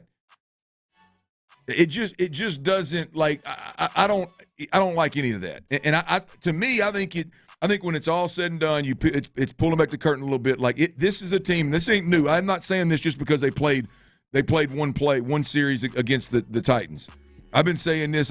We've talked about it behind closed doors multiple times. This reeks as a team. The offensive line problems, whether it's the communication or the inability to execute a double team. We'll look at Dalton Schultz issues. All of this stuff. You look at the receivers, the depth on these routes. There's no plays designed for these receivers to be running together at the same depth. It's silly, right? It reeks of, we ain't working hard enough and we're not working focused enough on the offensive side of the football. And what we saw on Sunday, after hearing Bobby say that on Thursday, to me is very telling about what's allowed with this football team. Because you're the coach or you're allowing it, ultimately on the offensive side of the football. And it seems to me like what we watched on Sunday is a real picture of what I think is wrong with this offense, big picture. You can't have this many. If this is a well-coached offensive football team, you can't have problems across the board at every position. Detail problem, every position. You're like, what the hell are we doing here? I mean, and then he comes out there, Ron, and it's not just the digs that we can watch the All-22 and see it. Hell, he comes out there and tells us Nico Collins ain't getting deep enough on the screen and Xavier Hudson's blocking with the wrong shoulder. Like, there's no – these are professionals.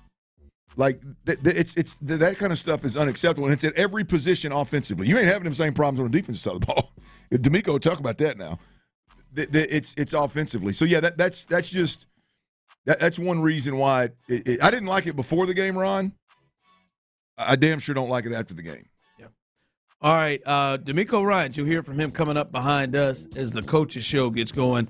T-Mill, what's your best bets tonight? I see a couple of these, and I know one. I feel like it's a good one, but I think your bet with your heart. I think I know which one you're talking about. But, yes, all NBA plays today on a Monday. Got 6 of them. I'll list them off really quick. 3 player props and 3 others. First, I got the 76ers money line tonight. Next, I have the Suns 76ers. That same game, I'm on the over in that one. Over 221.5 if you can get it there. 222, I like it. Love that one. Yes, sir. Mavs, Grizzlies face off tonight. I'm on the under for that one. It is set very high at 231.5 points. And now the 3 player props. First, LA Clippers, James Harden. The guy with the turdish behavior. Under 20.5 points tonight. That might be a lock. Okay. Chris Paul, CP3 with the Spurs, under 8.5 assists for him. I really like that one. And then in that same game, Zach LaVine, Chicago Bulls over 4.5 assists. Yeah, I love the over on the Suns and the Sixers. They're going to get up and not great deep defenders. The Harden one, if I had to select it, I would go with that. I just wouldn't mess with him. I don't know what James Harden gets up and feels. Like I could see James go out there and say, "Let me get everybody else involved," and he'll go 15 and have, 15 assists. Or you could see him feel challenged with Edwards out there and say, "All right, I'm gonna go with him." So I mean, at 20.5, I would say under, but I would mess with it. It's not good enough. Boy, do you ever think there'd come a day where you would feel comfortable taking James Harden? He averages over that. It's just from like James here as he's gotten older has a game where he's like, I'm gonna be a scorer tonight, or I'm gonna be a facilitator tonight, and you just don't know which one it is. All right, Clint, great job. Tyler, great job. Coach's show coming up behind us, and then Area 45. You've been missing them boys at night. They're back 8 to midnight. Patrick, Creighton, Sean Bijani, and Mr. Santiago coming up behind us. Again, as I said, Clint, great job. Tyler, great job. I'm Ron Hughley, as always. Houston, we love you, baby. He's got the Oiler hat on. He's got it pulled out a little bit. We see a little bit of the hair. I like this better than the hat. I like this right there with the look, like the beanie just hanging on the head, yeah, like not all the way down over the ears. I almost want you to drag it back just a taste more to give me more hair. Oh there it my is. God! There it is. Listen, I swear before God today, if your ass don't look like you got a guitar somewhere, that sounds like the John Mayer that I used for white women in my first year. My second year at college at Middle Tennessee State. Wonderland. Oh, that one right there, that and Maroon 5. Like that's what you look like. Another good one. The Texans took down the Titans. 3rd and goal. CJ back to throw. Back in the end zone. Caught. Collins. Touchdown, Houston. I wanted to make sure our guys got into a rhythm offensively to start. So I did that in the first drive, and we were able to get guys out and come out healthy. That was the main thing in this game. Insider access, exclusive content. Sports Radio 610. The Texans play here. From the attorney Steve Lee Traffic Center, 713-CALL-LEE. Your traffic report is sponsored by the Franklin Team Inc.com.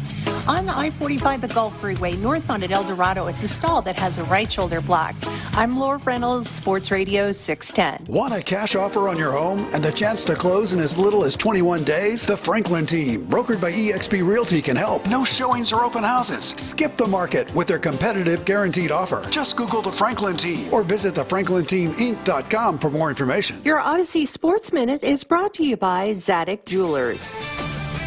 This is Zach Gelb with Odyssey Sports Minute, sponsored by BetMGM, the sportsbook born in Vegas. Please gamble responsibly. Sam Darnold had a tremendous regular season with an awful final game. Sam last night with the number 1 seed in NFC North crown on the line was extremely jittery and missed high on many throws, only completing 18 of 41 passes for 166 yards. And that performance provides more merit to the claim that the Vikings will allow Darnold to ink a lucrative contract elsewhere this offseason while handing the baton over to J.J. McCarthy. I'm Zach Gelb. In a divorce, it's important to have a partner you can count on. I'm Rick Julius, a partner at Cordell & Cordell, a domestic litigation and family law firm. We champion your rights as an individual and your role as a parent, taking an aggressive approach in court while leveling the legal playing field in domestic matters. That's what a champion does. That's what Cordell & Cordell can do for you. Visit us at CordellCordell.com. Offices in Houston, The Woodlands, St. Louis, and by appointment in cities. Schedule an appointment with one of our firm's Houston attorneys. Joseph Cordell, principal partner. CordellCordell.com. You want to feel unstoppable in the new year? Men's Tea Clinic did it for me 5 years ago, and they've been doing it ever since, and they can do it for you. I'm Sean Pendergast, and the Men's Tea Clinic has been one of the best things to ever happen to me. Back in January of 2000, I went in there. They tested my blood. They said, here is our plan of attack to get your quality of life back. A complete, customized approach for me for total wellness, and I've been living it for 5 years now. Men'sTeaClinic.com. There's 5 locations here in the Houston area. Find the one nearest you and make that appointment at Men'sTeaClinic.com. Sweetie, come here. Don't worry. I see a lot of patients with the exact same thing. Ever since the ice skating rink went in next door? Or is it more than Dr. Clark's business is heating up. So many patients need my help. How will I find time to see all of them? They need to hire a scheduler, stat. I need Indeed. Indeed you do. When you sponsor a job on Indeed, it's easier for talented candidates to find it, which makes it easier for you to hire them. Visit Indeed.com/credit and get $75 towards your first sponsored job. Terms and conditions apply.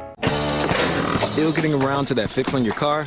You got this. On eBay, you'll find millions of parts guaranteed to fit. Doesn't matter if it's a major engine repair or your first time swapping your windshield wipers. eBay has that part you need, ready to click perfectly into place for changes big and small. Loud or quiet, find all the parts you need at prices you'll love. Guaranteed to fit every time. But you already know that. eBay. Things, people, love. Eligible items only. Exclusions apply.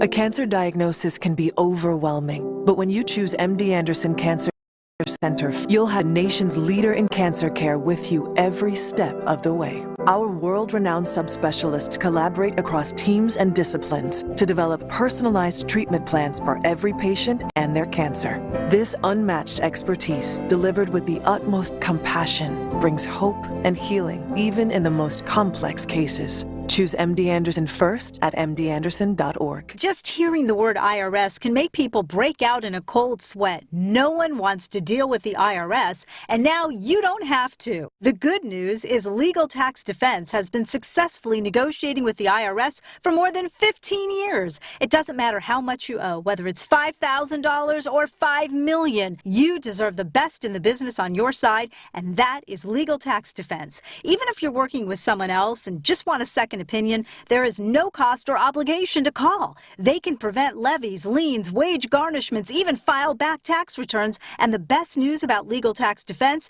is they won't take your case unless they know they will reduce or eliminate your tax debt. Call Legal Tax Defense right now for a free no-risk consultation. 800-265-7681. 800-265-7681. You have nothing to lose but everything to gain. 800-265-7681. It's the new year. Time to make a positive change in your life. I went to My Computer Career because I needed job security. Because I wanted a career in cybersecurity. I went to My Computer Career because IT jobs are everywhere. My old job was going nowhere. I went because I didn't want loans for the rest of my life. Because I wanted a career for the rest of my life. Go to mycomputercareer.edu and take the free career evaluation today. Financial aid available for qualified students, including the GI Bill. 529 college savings plans accepted. Not available in Washington State. It's football time at BetMGM. Use code KOSTOS, KOSTOS, and receive up to $1,500 back in bonus bets if you don't win your first bet. When you register with BetMGM, you'll get instant access to a variety of parlay selection features, live betting options, original bets, and the best daily promotions in the business. Use code KOSTOS, KOSTOS, and get up to $1,500 back in bonus bets if you don't win your first bet.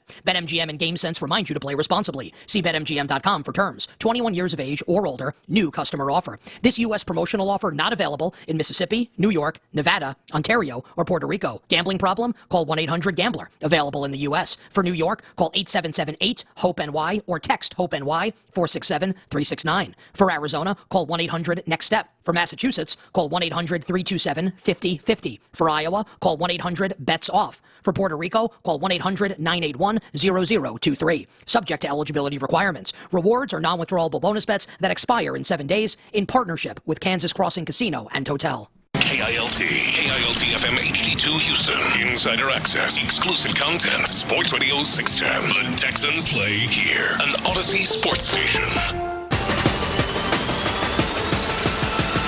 It's Texans Radio. Yes, sir. The D'Amico Ryan Show. Communicate. Over-communicate. Brought to you by Amity Bank. Hello, Texans, and welcome to the D'Amico Ryan's Ram. Following the Texans' regular season finale, a victory over the Tennessee Titans on the road. We'll get into it. And we'll also get into, of course, the playoffs. They start Saturday with the Chargers coming to NRG Stadium, a 3:30 kickoff. Can't wait for the first game of the playoffs, the first of, we hope, are several games in the postseason. But the matter at hand, beating Jim Harbaugh's team. Now, before we get to that, let's dig into some things about the victory over the Titans. It was important to end the regular season on a high note, feel good going into prep for the Chargers. It's a brand new season, as we all know, but we also know the team was coming off back-to-back losses, even though it was a week and a half prior to the Texans taking on the Titans. They needed a spark, and they got it. Opening drive, C.J. Stroud, 6 for 6, finds Nico Collins in the end zone, and after the game, C.J. talked about enjoying the victory and the energy, the mojo being there for the team in this finale, a 10th victory for the team in 2024. We enjoy being around one another, so just the opportunity to be around one another is definitely just amazing because, this year has been a lot of ups and downs, but we've always stuck together. Every obstacle we face, we always, just mesh well more, and we just come together in those moments. And, it kind of just showed right there in that game, just seeing some of the younger guys play or some of the guys who really don't get ops, but also, DB getting a touchdown, just those moments are fun. And they were fun, and you could tell the guys were having fun. What about all the adversity? He said it, ups and downs. How will that help the team now that the playoffs are here? Yeah, sure. And, those adversities and those them hard times definitely, build those calluses. And, we've played really well against some of the best teams in the league and just haven't finished the right way. So, I think we give ourselves our best op by just playing Texan brand football. And so, those trials and tribulations definitely are going to help, in my opinion. We all remember last year's playoffs. The Texans knocked off the Cleveland Browns, a tremendous home victory, and then went to Baltimore and lost to the Ravens. What have the Texans learned from the experience that can help them this year? Really just, every play matters. It's really the same even during the regular season. It's just, it's more amped up definitely during playoffs just because guys are playing harder, it's a lot on the line. And, the main thing is just every play, not going forward, not taking anything back. But even when things happen, just, staying positive, that's something that I learned from last year. Well, C.J. Stroud has certainly learned a lot. 10 wins this season. Last season, as you all remember, he missed 2 games of the campaign. One of them was won by Case Keenum on the road, and then one of them was lost at home against the Cleveland Browns. This year starts every game, wins 10, while his friend Bryce Young, number 1 overall pick of 2023, this came up in the press conference. Young was benched this year, but came back and is playing well. How does CJ see that success for Young? Yeah, he's been balling, man. I'm so happy for him, that, guys around him are rallying around him, but, he's leading them and doing, the plays. And, I'm really just happy for him, and very, very, very, very, very, it inspires me to keep going, and I definitely I'm always a big fan of his, always will be. So, that's a brother of mine, and it's good to hear that. I'm probably watch highlights when I get in the bus. And CJ will keep going. Of course, the playoffs start Saturday, like we said. Let's get into it now. Our conversation with the head coach. It's brought to you by Amegy Bank, the official business bank of the Houston Texans. Here's our visit with D'Amico Ryans. Coach, congrats on the conclusion of the regular season. We've got the postseason starting up, but let's start with the victory over Tennessee. And last week we talked about who are you going to play, who are you not going to play, how are you going to handle it. It all handled itself very well throughout the game. Yes, it did. I'm really proud of our guys for how they handled the week versus Tennessee. I know a lot of, things were in the air of should you rest guys, who's playing, how long are they playing, and man, the way our guys attacked it, it's a lot of weather in play, it's going to rain, it's snow. The way our guys attacked the week, really proud of them. They were really singular focused, just coach, whatever you got, let's go. However long you want me to play, I'll play. And when you have that mindset, good things happen. So to see our offense go out that first drive and drive down the field, really positive drive, a lot of great things that happened, and to finish with a score there to Nico is, man, couldn't have drawn it up any better than that. And I'm like, okay, guys, that's enough. Right? Get guys out of there. But proud of that. The defense, I thought they did a really nice job as well. Aziz getting back out, getting into action. White a little more action this time around. So just overall, guys played well. Different guys were able to show up, make some plays, new guys. Solomon Byrd was able to play in his first NFL game and make a play to help us. Derek Barnett showing up with another touchdown. So it's just a lot. It was a fun day, right? It's an exciting time. A lot of plays being made. A lot of guys getting in on the fun. So I'm really proud of how we finished this season. Coach, you said it last week, and I wish I knew exactly how you said it, but basically it was get ball right.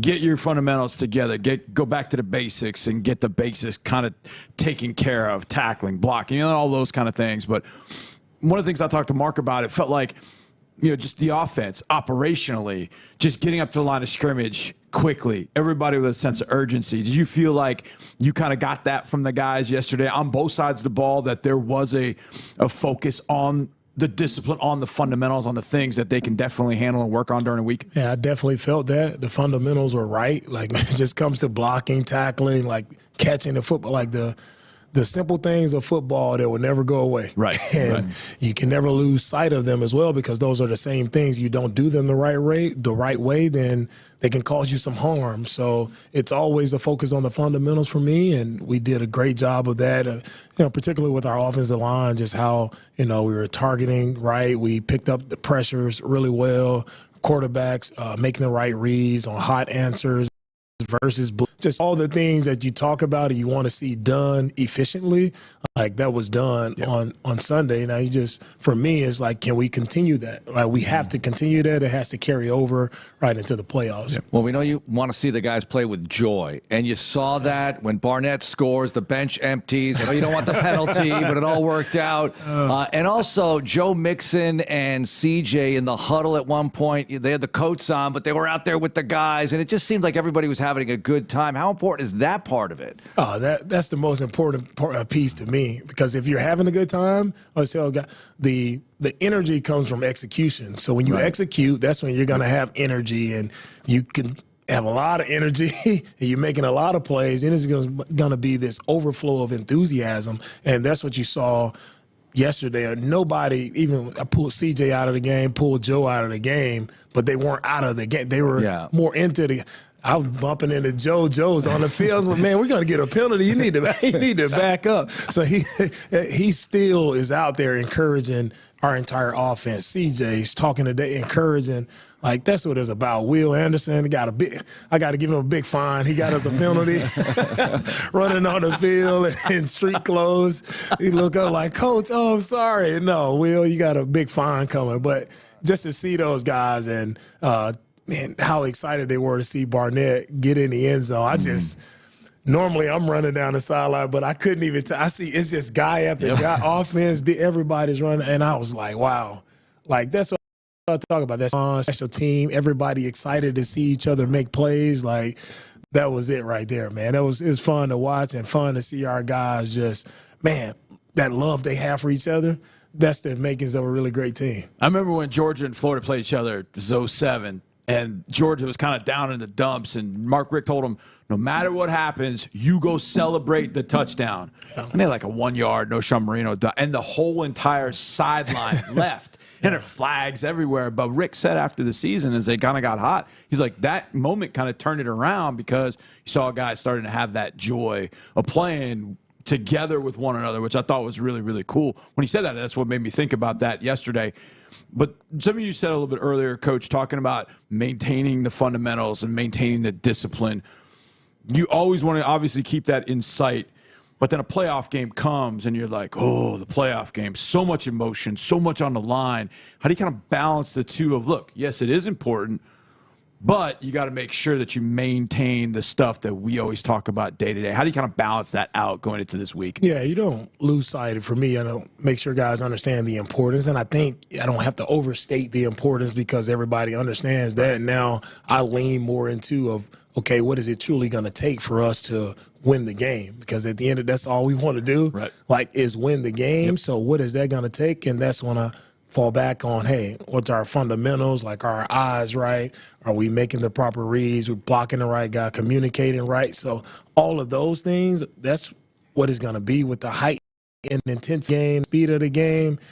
Man, and it comes down to when the ball is snapped, like, are you in the right place? Are you doing the right thing? And are you doing it as fast and as physical as you can possibly do it? That's what's going to be the deciding factor in the game. So that's where my focus leans heavily towards that. A few more things about the Tennessee game. Dameon Pierce playing as well as he did. You always know you can use Dameon Pierce, but that was really nice to see, that long run and all the other plays he made throughout the game. He had the nice return also in the Ravens game before that, so you have an added weapon. I mean, I know you've had him, but it's different as you head into the postseason with that kind of performance. Yeah, it is. I mean, when you see that type of performance, everybody understands, like, DP has had those performances before, right? You just have to give him more opportunities, and that's where it comes down to. Can we get him the ball more, get him more touches? We see what he can do in the return game. He's really been dynamic, one of the best kick returners in the league with the explosive plays that he's made there. And then out of the backfield, like, how can we balance that to get him more touches, get Joe touches? Just all about whatever it takes. Whoever can touch the football and be explosive, make plays for us, that's what we need to lean into. And DP showed his entire team yesterday that he can still make those plays. Coach, one of the things that Mark and I talked about earlier this morning was, when you have a game like that yesterday and you're trying to keep some guys healthy and, CJ, Joe come out of the game, it was like that defensively as well. You get other guys opportunities to go in that maybe haven't played a whole lot. You mentioned your presser. Solomon Byrd got to play an NFL game for the first time. When you see those young guys go and they're doing some good things. What do you think about that from Solomon Bird and some of the guys that we haven't seen a whole lot? Do you feel like they went in and took advantage of their opportunity and did some good things? Yeah, I did. The one thing you want those guys to always understand, like, it's still ball. Don't make it more than what it is. And I think Solomon, just how he's rushed, it just shows guys, like, all the work you put in throughout the year, like whether it's practice squad or you just going through, you can never lose sight. Don't get caught up in the monotony of just, I'm just practicing, and now, you get the call, now you're up. Mm-hmm. Like, have you been practicing in a deliberate manner to prepare yourself for that opportunity when the time comes? And I think Solomon is a guy who's, he's out there consistent every day, working hard, taking every rep, giving our offense a great look, and it's deliberate. Like, he's making sure he's working on his skills, not just going through the motion, and now he goes in the game and he's able to benefit from all the reps he's gotten versus our first team. Yeah. You left the O-line out there a little bit longer than some of the other guys in that group, a new setup for that group. What about that performance? Yeah, that left those guys out,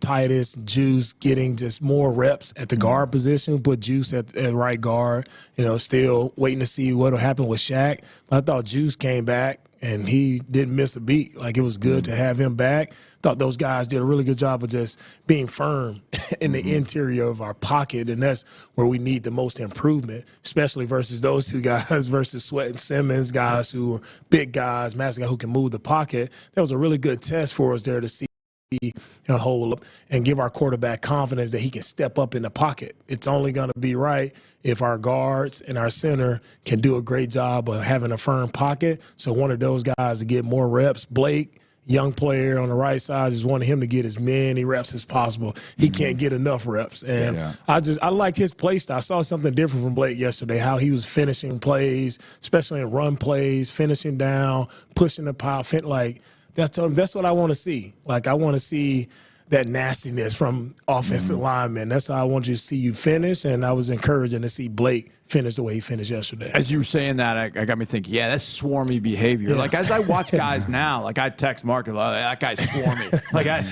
that's the adjective I use for him. Okay, Coach, yesterday was the end of the regular season. We're going to get to the playoffs in a second, but let's leave the regular season behind with this right here.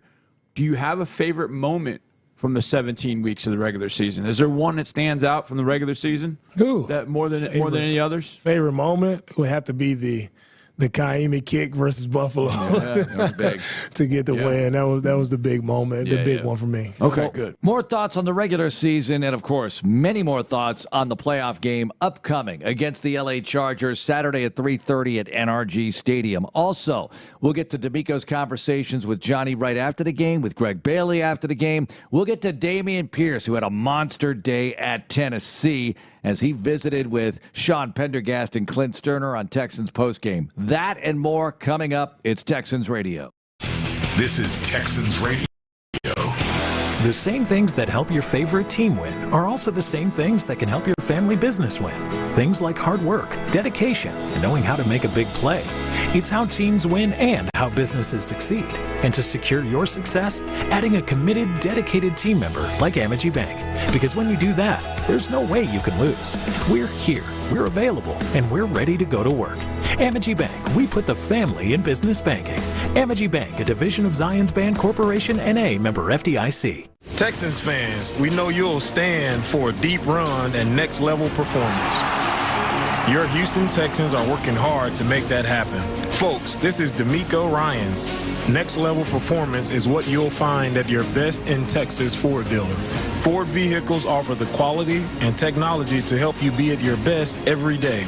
So Texans fans, let's make a deep run together. Stand tall, work hard, and be your best. Ford is the best in Texas. Something amazing is happening. Data is powering insights and innovation. Network security has cyber attacks playing defense. Devices are improving the quality of work and the quality of life. That's what happens when you partner with CDW. Our experts help you get the most from your technology.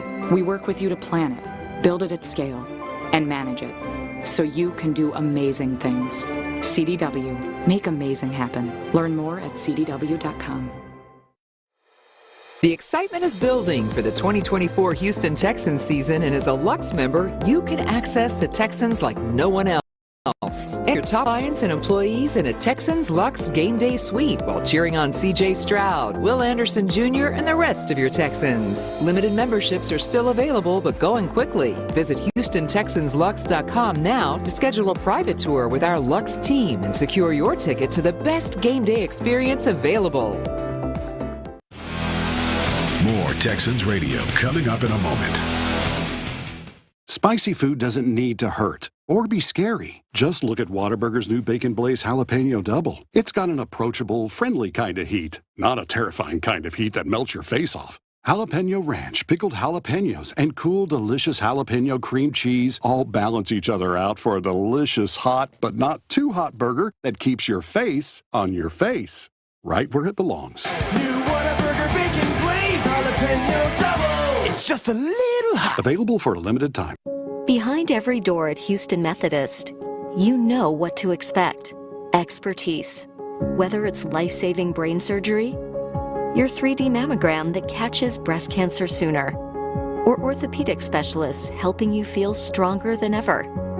With hundreds of doors across Houston, you can get expert care everywhere.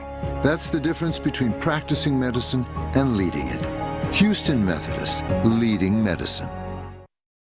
It's always football season in Texas, and Reliant is bringing the energy, powering game day for the Houston Texans and Texans fans across the Lone Star State.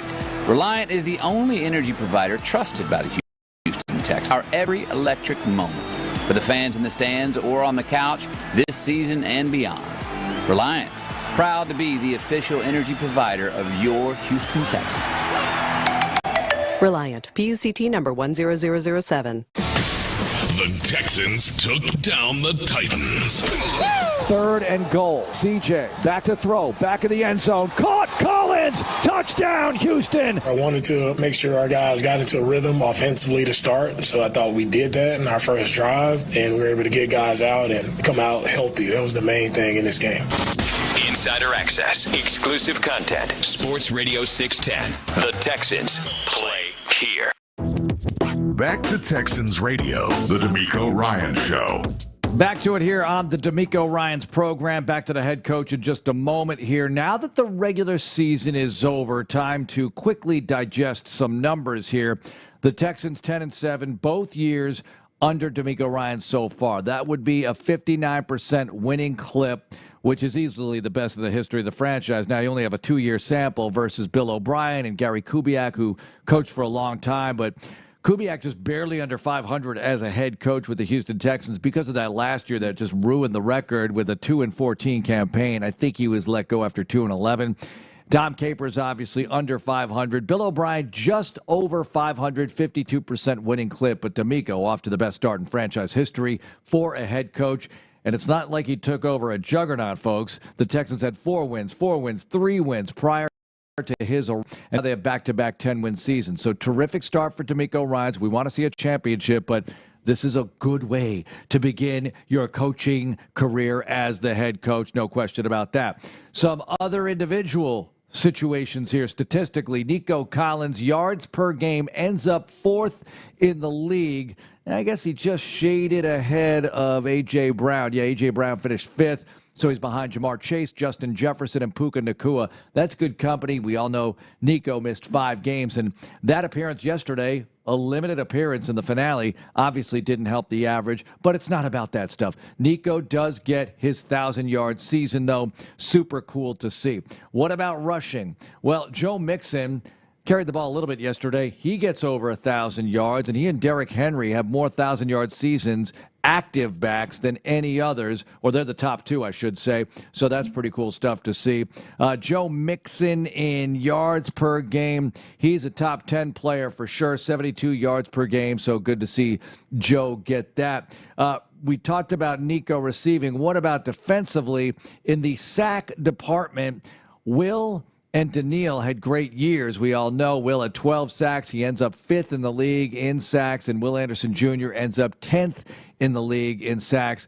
TFLs, Daniil ends up as a tie for 6th with Max Crosby and Brian Burns, so that was pretty cool to see. And in the interception department, it would have been cool if Bullock had gotten that 6th interception, because that would have gotten him a tie for 3rd. No, a tie for 6th with Derek Stingley Jr. and Kalen Bullock. As you all know, Derek Stingley Jr. going to the Pro Bowl. There's some numbers from this year. We've got a lot more, but we've got to get back to it. Our conversation with the head coach brought to you by Amegy Bank, the official business bank of the Houston Texans. Here's more from D'Amico Ryans earlier today in studio. What about just being able to win 10 games back-to-back, division championships back-to-back? We're not done yet here, but for where you are right now, that's a good step. You're playing a first-place schedule, and you hit the postseason with double-digit wins. Yeah, man. I took time yesterday to just, reflect on that. In first 2 years, being able to, hit your goal. And always the goal is to make the playoffs, right? Mm-hmm. You do that by winning your division. So to be able to do that 2 seasons in a row, man, I'm thankful, grateful for this, to be in this spot, leading this team, and we're headed in the right direction. A lot of young guys, a lot of talented guys, a lot of special guys who are hard workers. And so I'm happy to do it with the guys we do it with, thankful for the opportunity that, man, we're in postseason football again. Now, what do we do with it? Right, and that's always my message to our guys. You punch your ticket, you're in. Now, how do you maximize that opportunity? And we have to redeem the time that we have, right? You can count the days or make the days count, right? We have to make each day count, and if we make it count the right way, we'll get more. So, and that'll be our message to our guys. Like, we know we have something special. I feel it in our locker room. I feel the connection. Like, we don't want this to end. So let's keep it going by playing football, playing it with great enthusiasm, with that swarm mentality. Is it Saturday yet? Because I'm ready to go. I'm ready to go, but I know you got work to do. So let's start talking about those playoffs and the opponent. The Los Angeles Chargers. I was very deliberate about saying that because I almost said the SD word. Los Angeles Chargers, coach, you've seen Lamar Jackson. You've seen Josh Allen, Jared Goff, Patrick Mahomes. You've seen the great quarterbacks this year. Now comes Justin Herbert. Why is he such a great quarterback, and why is he a really good fit for that offense in Los Angeles? Yeah, Justin stands out as a great quarterback, different from the other guys. I think a lot of the other guys get highlighted for their ability to move and create, extend plays. Like Justin does that to a certain extent, but mainly he's, to me, like the old school, like pocket passers he's trying to identify coverages pre-snap, trying to get you to break your disguise, and he's running the play clock down to the last second so he can figure out the coverage. And he does a really good job of trying to stay in the pocket and make the right throws. He tries to guess the coverage to make sure he's right, to make the right throw. So he's different in that manner of he's not running all over the place like Lamar or Josh Allen, even Mahomes for that. But he stays in the pocket, and he makes some really good decisions with the football. I think that's where he stands out as well. He's not throwing a lot of interceptions. I think he has 3 interceptions on the year. So protecting the football really well. And your quarterback who protects the football, you're always going to put your team in position to be. He's doing that. They run the ball efficiently behind him as well. Good run scheme, good offensive line at the tackle position. Probably their strengths at the tackle with Slater and with all 2 really good tackles there. So they got a core of guys that's right. And the guy that jumps off the tape to me is Ladd McConkey. Like I love watching his tape when he's coming out of Georgia. It's like, man, can we find a way to get this guy? Like, he's electric, and he's proven that in the NFL. Just one of the better route runners. In the league that you'll see from that slot position, really smart player, and him and Justin, they found that connection, and they've been making a ton of plays. Is efficient the right word for their offense? Because Herbert has thrown for a lot more yards than he's thrown for this year, but you mentioned it. He's not turning the ball over. They run the football. They're trying to be balanced. It's a different approach with Jim Harbaugh. Yeah, it's a different approach. You can tell that's that Harbaugh mentality, watching Michigan for the past couple years and back with the 49er. Like, it's methodical. Like, let's take our time. Let's run the football. They'll get in probably a lot of big personnel groupings where they have 2 tight ends, 2 backs on the field, or 3 tight ends. Like, we're gonna see more big groupings, and basically just gonna run the football. They can try to get in manageable third downs, but they take their time, and I think that's where they kind of just lean on people in that first half, it's kind of close. In the second half, they kind of run away with a couple games like they did here versus the Raiders, just because they just stay with it. They don't make a lot of mistakes, don't make a lot of negative plays, and kind of shorten the game from that standpoint. Their defense, on the flip side, they do such a great job of the field third down, playing really good in the red zone. So they limit the amount of points. They're the top scoring defense in the NFL. So with that combination of methodically moving the ball downfield offensively, limiting points on defense, that's why they're here in the playoffs. Coach, when you go to the other side while you talk about defense for a little bit, I want to focus on Derwin James. Is Derwin the type of player that in certain situations you might treat him like a linebacker, and then there are certain situations where you treat him like a safety, so it maybe changes protection or it changes, who's responsible for what in the run game? Is he a kind of player that you have to do that to? Yeah, I was watching the tape.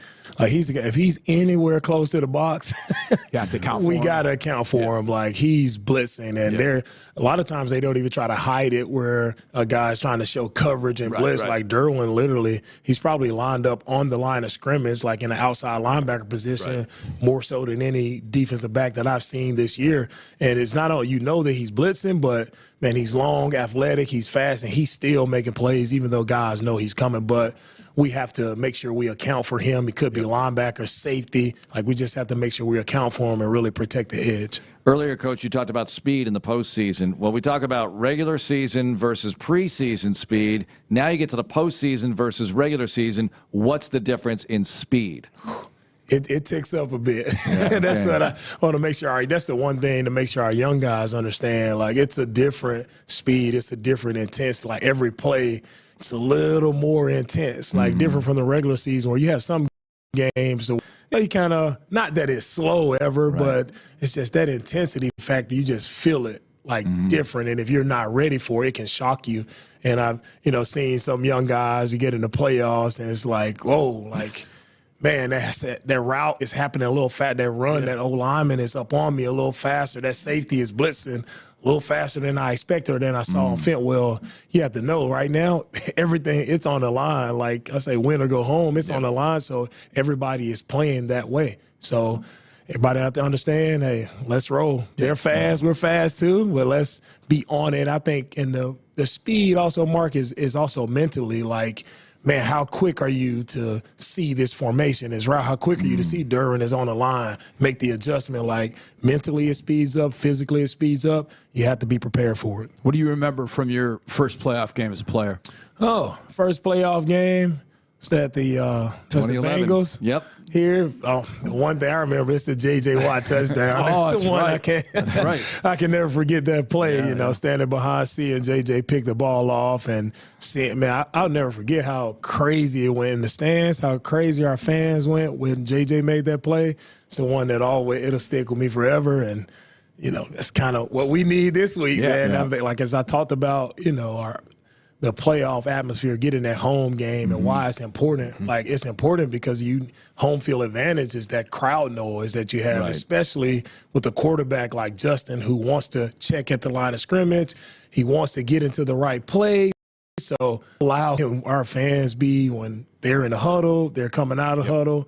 Like, as much noise as you guys can make, we need it this week for sure. Coach, we need you waving your arms on the sideline. Oh, they won't see me. They won't see me. No, that worked last year. I like that. You getting the crowd going. Whatever it takes, I'm with it. What about defensive communication during those loud moments, though? That puts a premium on that. You guys being able to talk to each other about what to do right defensively. Yeah, you have to. It's tough on a defense when you have that noise, but also it's more tough and more challenging on the offense. So defensively, now we're in a groove where, Aziz back, our communication should be very smooth, and those guys have those nonverbals where they can just look at each other now, or they can give some slight hand signals to make sure we're all on the same page. If you can get Aziz and Christian in the game at the same time, what does that mean for the defense? Yeah, getting both of those guys out there, I think, with Christian, just his speed, it changes the game with what he's able to do.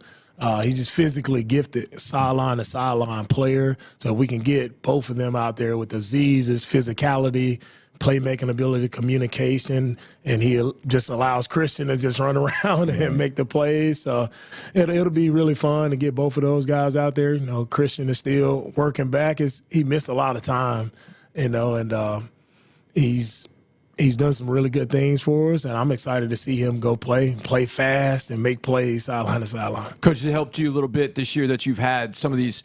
You had to adapt to some of these short weeks. We're, again, playing on a Saturday. We did that in December against the Chiefs, and now we're kind of following the same. Kind of help you a little bit getting ready for this one. Yeah, I know it's a day, but I know in your world, a day, there's a lot you can do in a day. There's a lot of film you can watch in a day because I know you're watching the film all the time.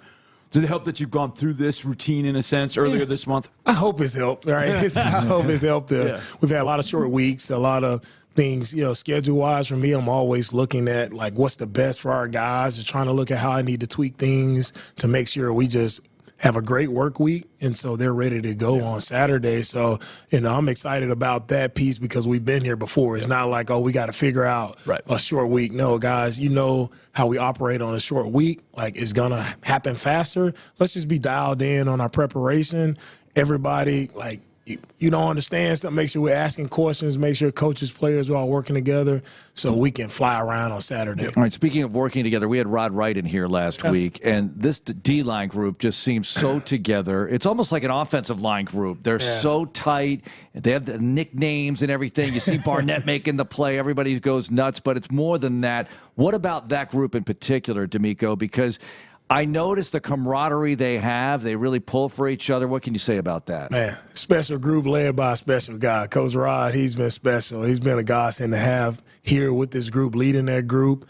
You talk about, I think it's probably for me and what I tell the entire defense or the entire team sometimes in our first team meeting, I was like, we're only going to go as far as our D-line go. Ooh. And I just always put that on the defensive line in front of everyone in the room so they know what I'm expecting a lot out of the defensive line because I know the capabilities that we have in that room, but to see their connection and their bond, like, that's a true brotherhood. That's like it's a mini team all of itself, right? The D-line, because they probably had the most meeting time where they're together, a lot of walkthrough time where they're spending a lot of time together, and those guys have grown tighter, grown closer, and it's a really tight group, special group, and they really love to see, you know, each other do well. Man, they were really pulling for Daniil to get his 100 sacks. Everybody they were pulling for it. So it's just those little things, just Daniil helping out Will. I mean, Jerry Hughes, his experience that he's had and what he's able to do and help out that group, even though he hasn't been playing a lot, but he's still been a huge factor in keeping that room together and keeping them tight. So just a special group, man, and led by a special guy, and I'm fortunate. We're all fortunate to have, you know, the group that we have because we're where we are because of what they've done. I think they broke the sack record for the franchise sack record. They broke that record, so doing a lot of great things. They beat the record they set last year. One more, the Amegy Bank Ask Coach question of the week. Obviously, NFL playoffs, nothing better than that. But other than the NFL playoffs, what postseason do you like as a fan? Basketball, NBA, March Madness, NHL, I don't know, whatever. You can pick whatever you want, Coach. Oh, man. Playoff baseball gets really interesting. Okay. I mean, I like playoff baseball. March Madness is always – it used to be, you know, before me, but now since the teams are so – yeah, you don't know the players. Yeah, I don't know. It's all one and done, so I kind of – I'm off of that now, but what's been exciting here, I mean, it's new for us, but the college football playoff, I will say I've been locked in on some of those bowl games. The way it's been set up, I've enjoyed watching the bowl games, each one really meaning something now that makes everybody tune in a little bit more. So I think that'll continue to get better, and that'll probably be the way I lean. All right, there's the head coach, D'Amico Ryans, and coming up on the show, Dameon Pierce, a guest on Texans Postgame with Sean Pendergast and Clint Stoerner, and it's a great conversation. He talks about his big day rushing, the 92-yard run, the mindset of the team. You'll also hear from Davis Mills on Inside the Game, and D'Amico. More from the head coach as well. It's all coming up here on the D'Amico Ryans program. It's Texans Radio. This is Texans Radio. The Texans and SLB are proud to present the Houston Texans Stats Challenge for our 9th consecutive year. This program is designed to help 6th grade students learn and sharpen their math skills using the game of football. With interactive worksheets and fun videos from Houston Texans representatives, the Stats Challenge presented by SLB makes math fun for everyone. Last year, over 340 teachers and 4,500 students across Texas completed the challenge. Help your local middle school be the next to join them. Visit HoustonTexans.com. Go Texans! Are you an annoying know-it-all? Answering questions no one asked of you? Do people often ask you, how do you sleep at night? Then you should go to Mattress Firm. They have knowledgeable sleep specifically trained to help match you with the right mattress. So anyone, even people like you, can sleep. Get matched at Mattress Firm. Sleep at night. Restrictions apply. See store or website for details. At Hyundai, we make a big deal about the little things, like the little fact that 9 Hyundai vehicles have earned IIHS top safety picks this year, and offering a little thing called America's Best Warranty, because delivering safety and quality, pretty big deal. Visit your nearest Hyundai dealer today. Hyundai, there's joy in every journey. Right now, for a limited time only, get 2.49% APR for 60 months on the Hyundai Tucson. See your local Hyundai dealer today. Offers end January 31st. Call 562-314-4603 for details. The Texans took down the Titans. In the backfield, Levis under center, and a fumble here as it's chased down by Barnett at the 30, 25, taking people with him all the way to the end zone. A lot of guys played, a lot of guys made plays, but what I'm most proud of is that guys played our brand of football. Insider access, exclusive content, Sports Radio 610. The Texans play here. More Texans Radio coming up in a moment. In H-Town, we got that hustle, that swagger. And now you can too with Houston Texans scratch tickets from the Texas Lottery. Play for a shot at $100K and enter to win wild Texans prizes like away game trips with the team, luxury VIP suite experiences, and a chance to win up to $1 million deal. Because with Houston Texans scratch tickets, winners really are H-Town made. Must be 18 or older. Play responsibly. Each home game, nonprofit groups are given the opportunity to staff concession stands at NRG Stadium with members from their organizations. In partnership with Aramark, the Houston Texans donate a portion of each game's profit back to the organizations who dedicated their time to a successful game day. Since the 2002 season, over $7.4 million has been donated and reinvested in the Houston community. Be sure to stop by the concessions this season at NRG Stadium to help support Houston. As the official ticket marketplace of the Houston Texans and the NFL, Ticketmaster has a wide selection of tickets available for every game. Whether you're cheering on the Texans at home or away, Ticketmaster has you covered. With Ticketmaster's interactive seat map, you'll get a 360-degree preview of your seat so you can make sure you have the best view of those pivotal plays. Plus, the Ticketmaster app makes it easy to sell or transfer tickets if your plans change. And mobile tickets make getting in on game day a breeze. Find tickets today at Ticketmaster.com/Houston Texans. NRG Stadium will be packed this Houston Texans season as our 2024 season tickets have sold out. If you're not a Texans season ticket member, why not? Join our priority list for the 2025 season and be the first to know when tickets become available next year. Plus, you'll have incredible benefits like front-of-the-line access to 2024 playoff tickets and last-minute Texans tickets, a one-time 15% discount to use at the Texans team shop in NRG Stadium, and more. Join now at HoustonTexans.com/tickets. Now, Texans Radio, the D'Amico Ryan Show.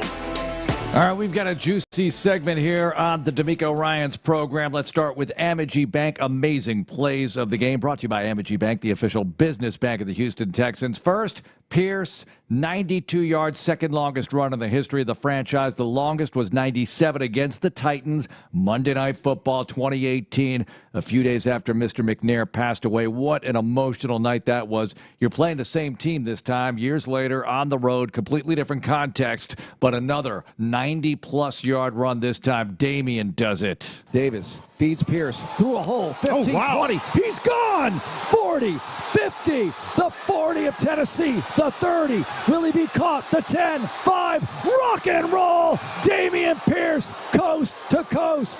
Wow, like he was shot out of a cannon. That's one of them. Let's get to the other. There were numerous plays in this game, regular season finale, but let's just stick with 2 plays here. The other one, you know it is. It's the big guy, Derek Barnett. He does it for the second time this year. Recovers a fumble. Last time he got the sack and the fumble recovery. This time he gets the fumble recovery, pushes Oliver, the receiver, out of the way, and runs to the end zone with people all over him. 2nd and 5 from the Titan 45. Pollard in the backfield, Levis under center, and a fumble here as it's chased down by Barnett at the 30, 25, 20, 15, 10. Barnett still going at the 5, taking people with him all the way to the end zone. Barnett does it again. His 2nd touchdown of the year by running and scoring. Now, what's interesting about this Barnett touchdown, well, a lot of things are interesting about it, but we had Rod Wright, the defensive line coach, in studio just last week to talk about all the nicknames. You know, Will Anderson is the Terminator and Danielle Hunter is Cyborg. Barnett has a nickname too. Here's the story and a little extra about the first touchdown he had against Dallas. Obviously, Cyborg and Terminator are great because they're both just robots on the edge. Yeah. Probably the new one is probably Derek Barnett. I don't know if y'all have seen Suicide Squad. Will Smith, bald head with the beard. Dead shot. When you get a chance, look at Will Smith in a picture next to Derek Barnett. They look exactly alike. They got the beard, bald-headed. They're crazy. Yeah. There's physical. So we also we have a little fun. Like when a guy makes a play, we'll show it to the room, and then after it, like whatever your nickname is, we'll have like either a video or a picture of the guy. And so one day, Derek made a play, and then we put in a quick video of Deadshot, and it's great because nobody knew it was in there, right.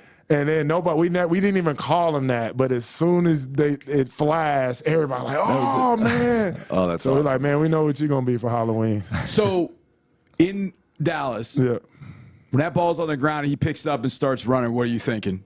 Because, I mean, your group doesn't get a lot of opportunity to have a shot at an end zone like that. What are you thinking? Honestly, I mean, at that point, like, just get in the end zone. Yeah. I mean, he was the guy who got the sack, and to pick up the ball and take it all the way. Like, I'm just, I kind of was just get in the end zone. You know, don't fumble the ball. But I mean, that was an outstanding play. I mean, he did it all to get the sack and to scoop it and get in the end zone, especially there, man. Like that's like a D lineman's dream, you know, to get a sack, the scoop and the score all in one play.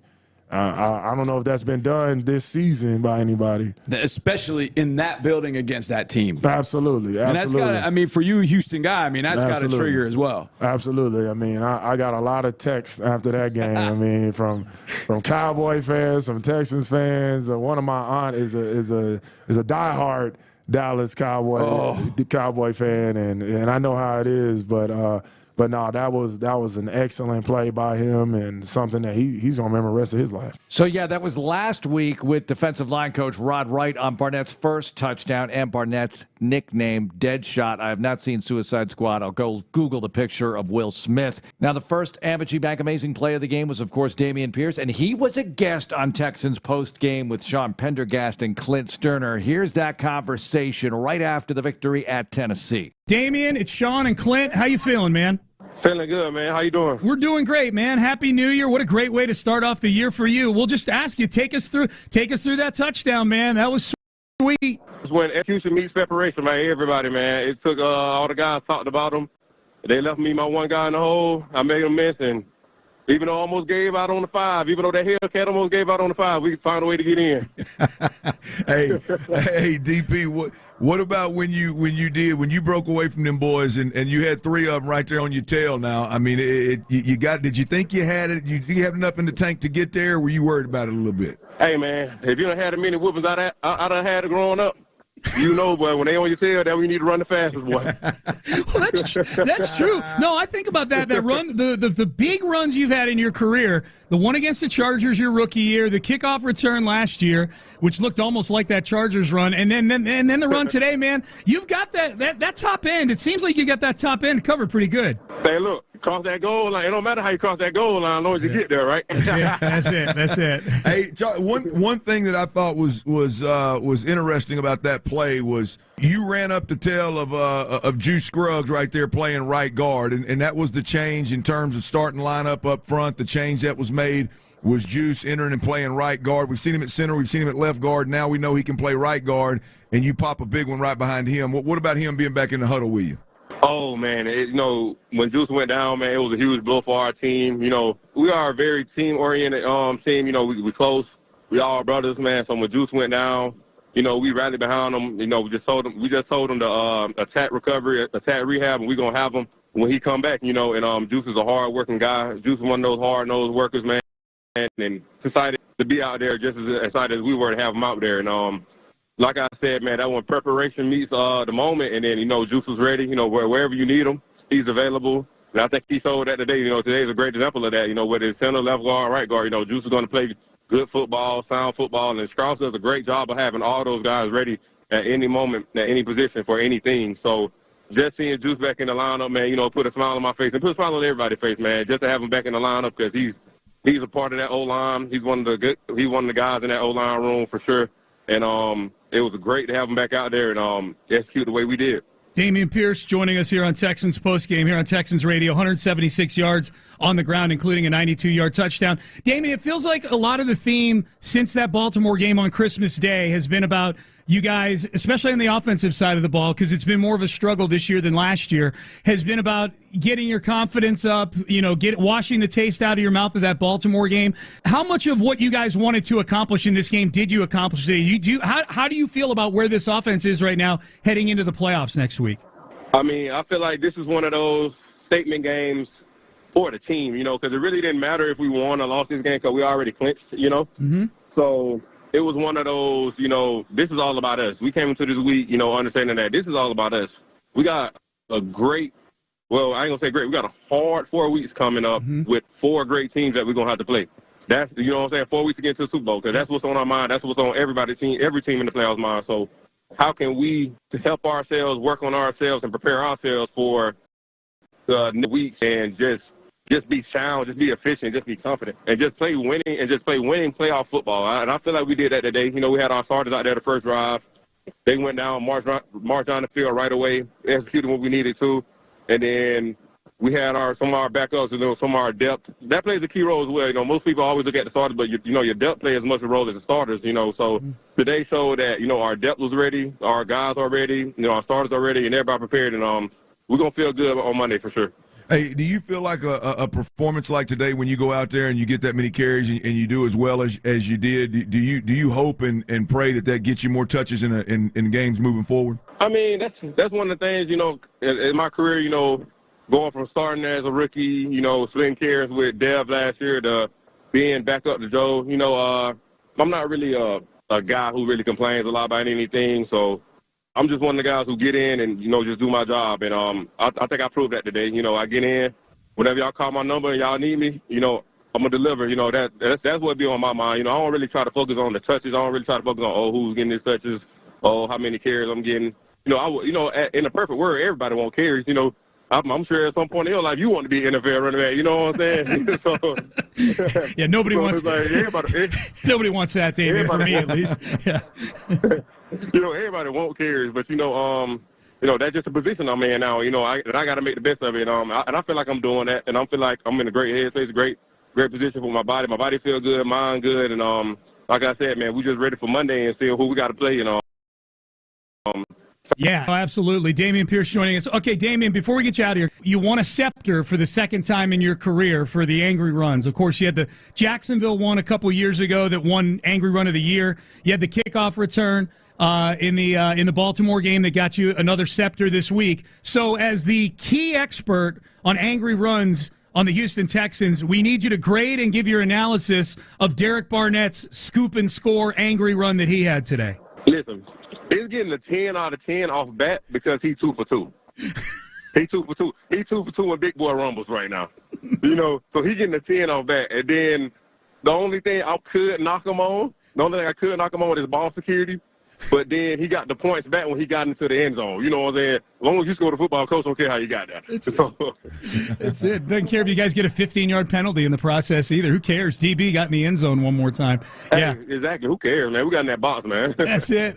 Dameon Pierce, man, 19 carries, 176 yards, a touchdown. Dameon, we love talking to you on the postgame show because it means you had a hell of a game. Have a great flight back to Houston, and we'll see you next week, man. All right, man. Thank y'all for having me, man. God bless. Dameon Pierce after the game. Also after the game, here's Johnny Harris catching up with their head coach, D'Amico Ryans. Coach, 10 wins. How's that sound? No, it sounds great. It sounds great. It's hard to get double-digit wins in this league. So anytime you get that, that's a huge accomplishment for us. And most proud of our guys just continue to be resilient, continue to get better, no matter who we're facing, what we're doing. It's always about us and us.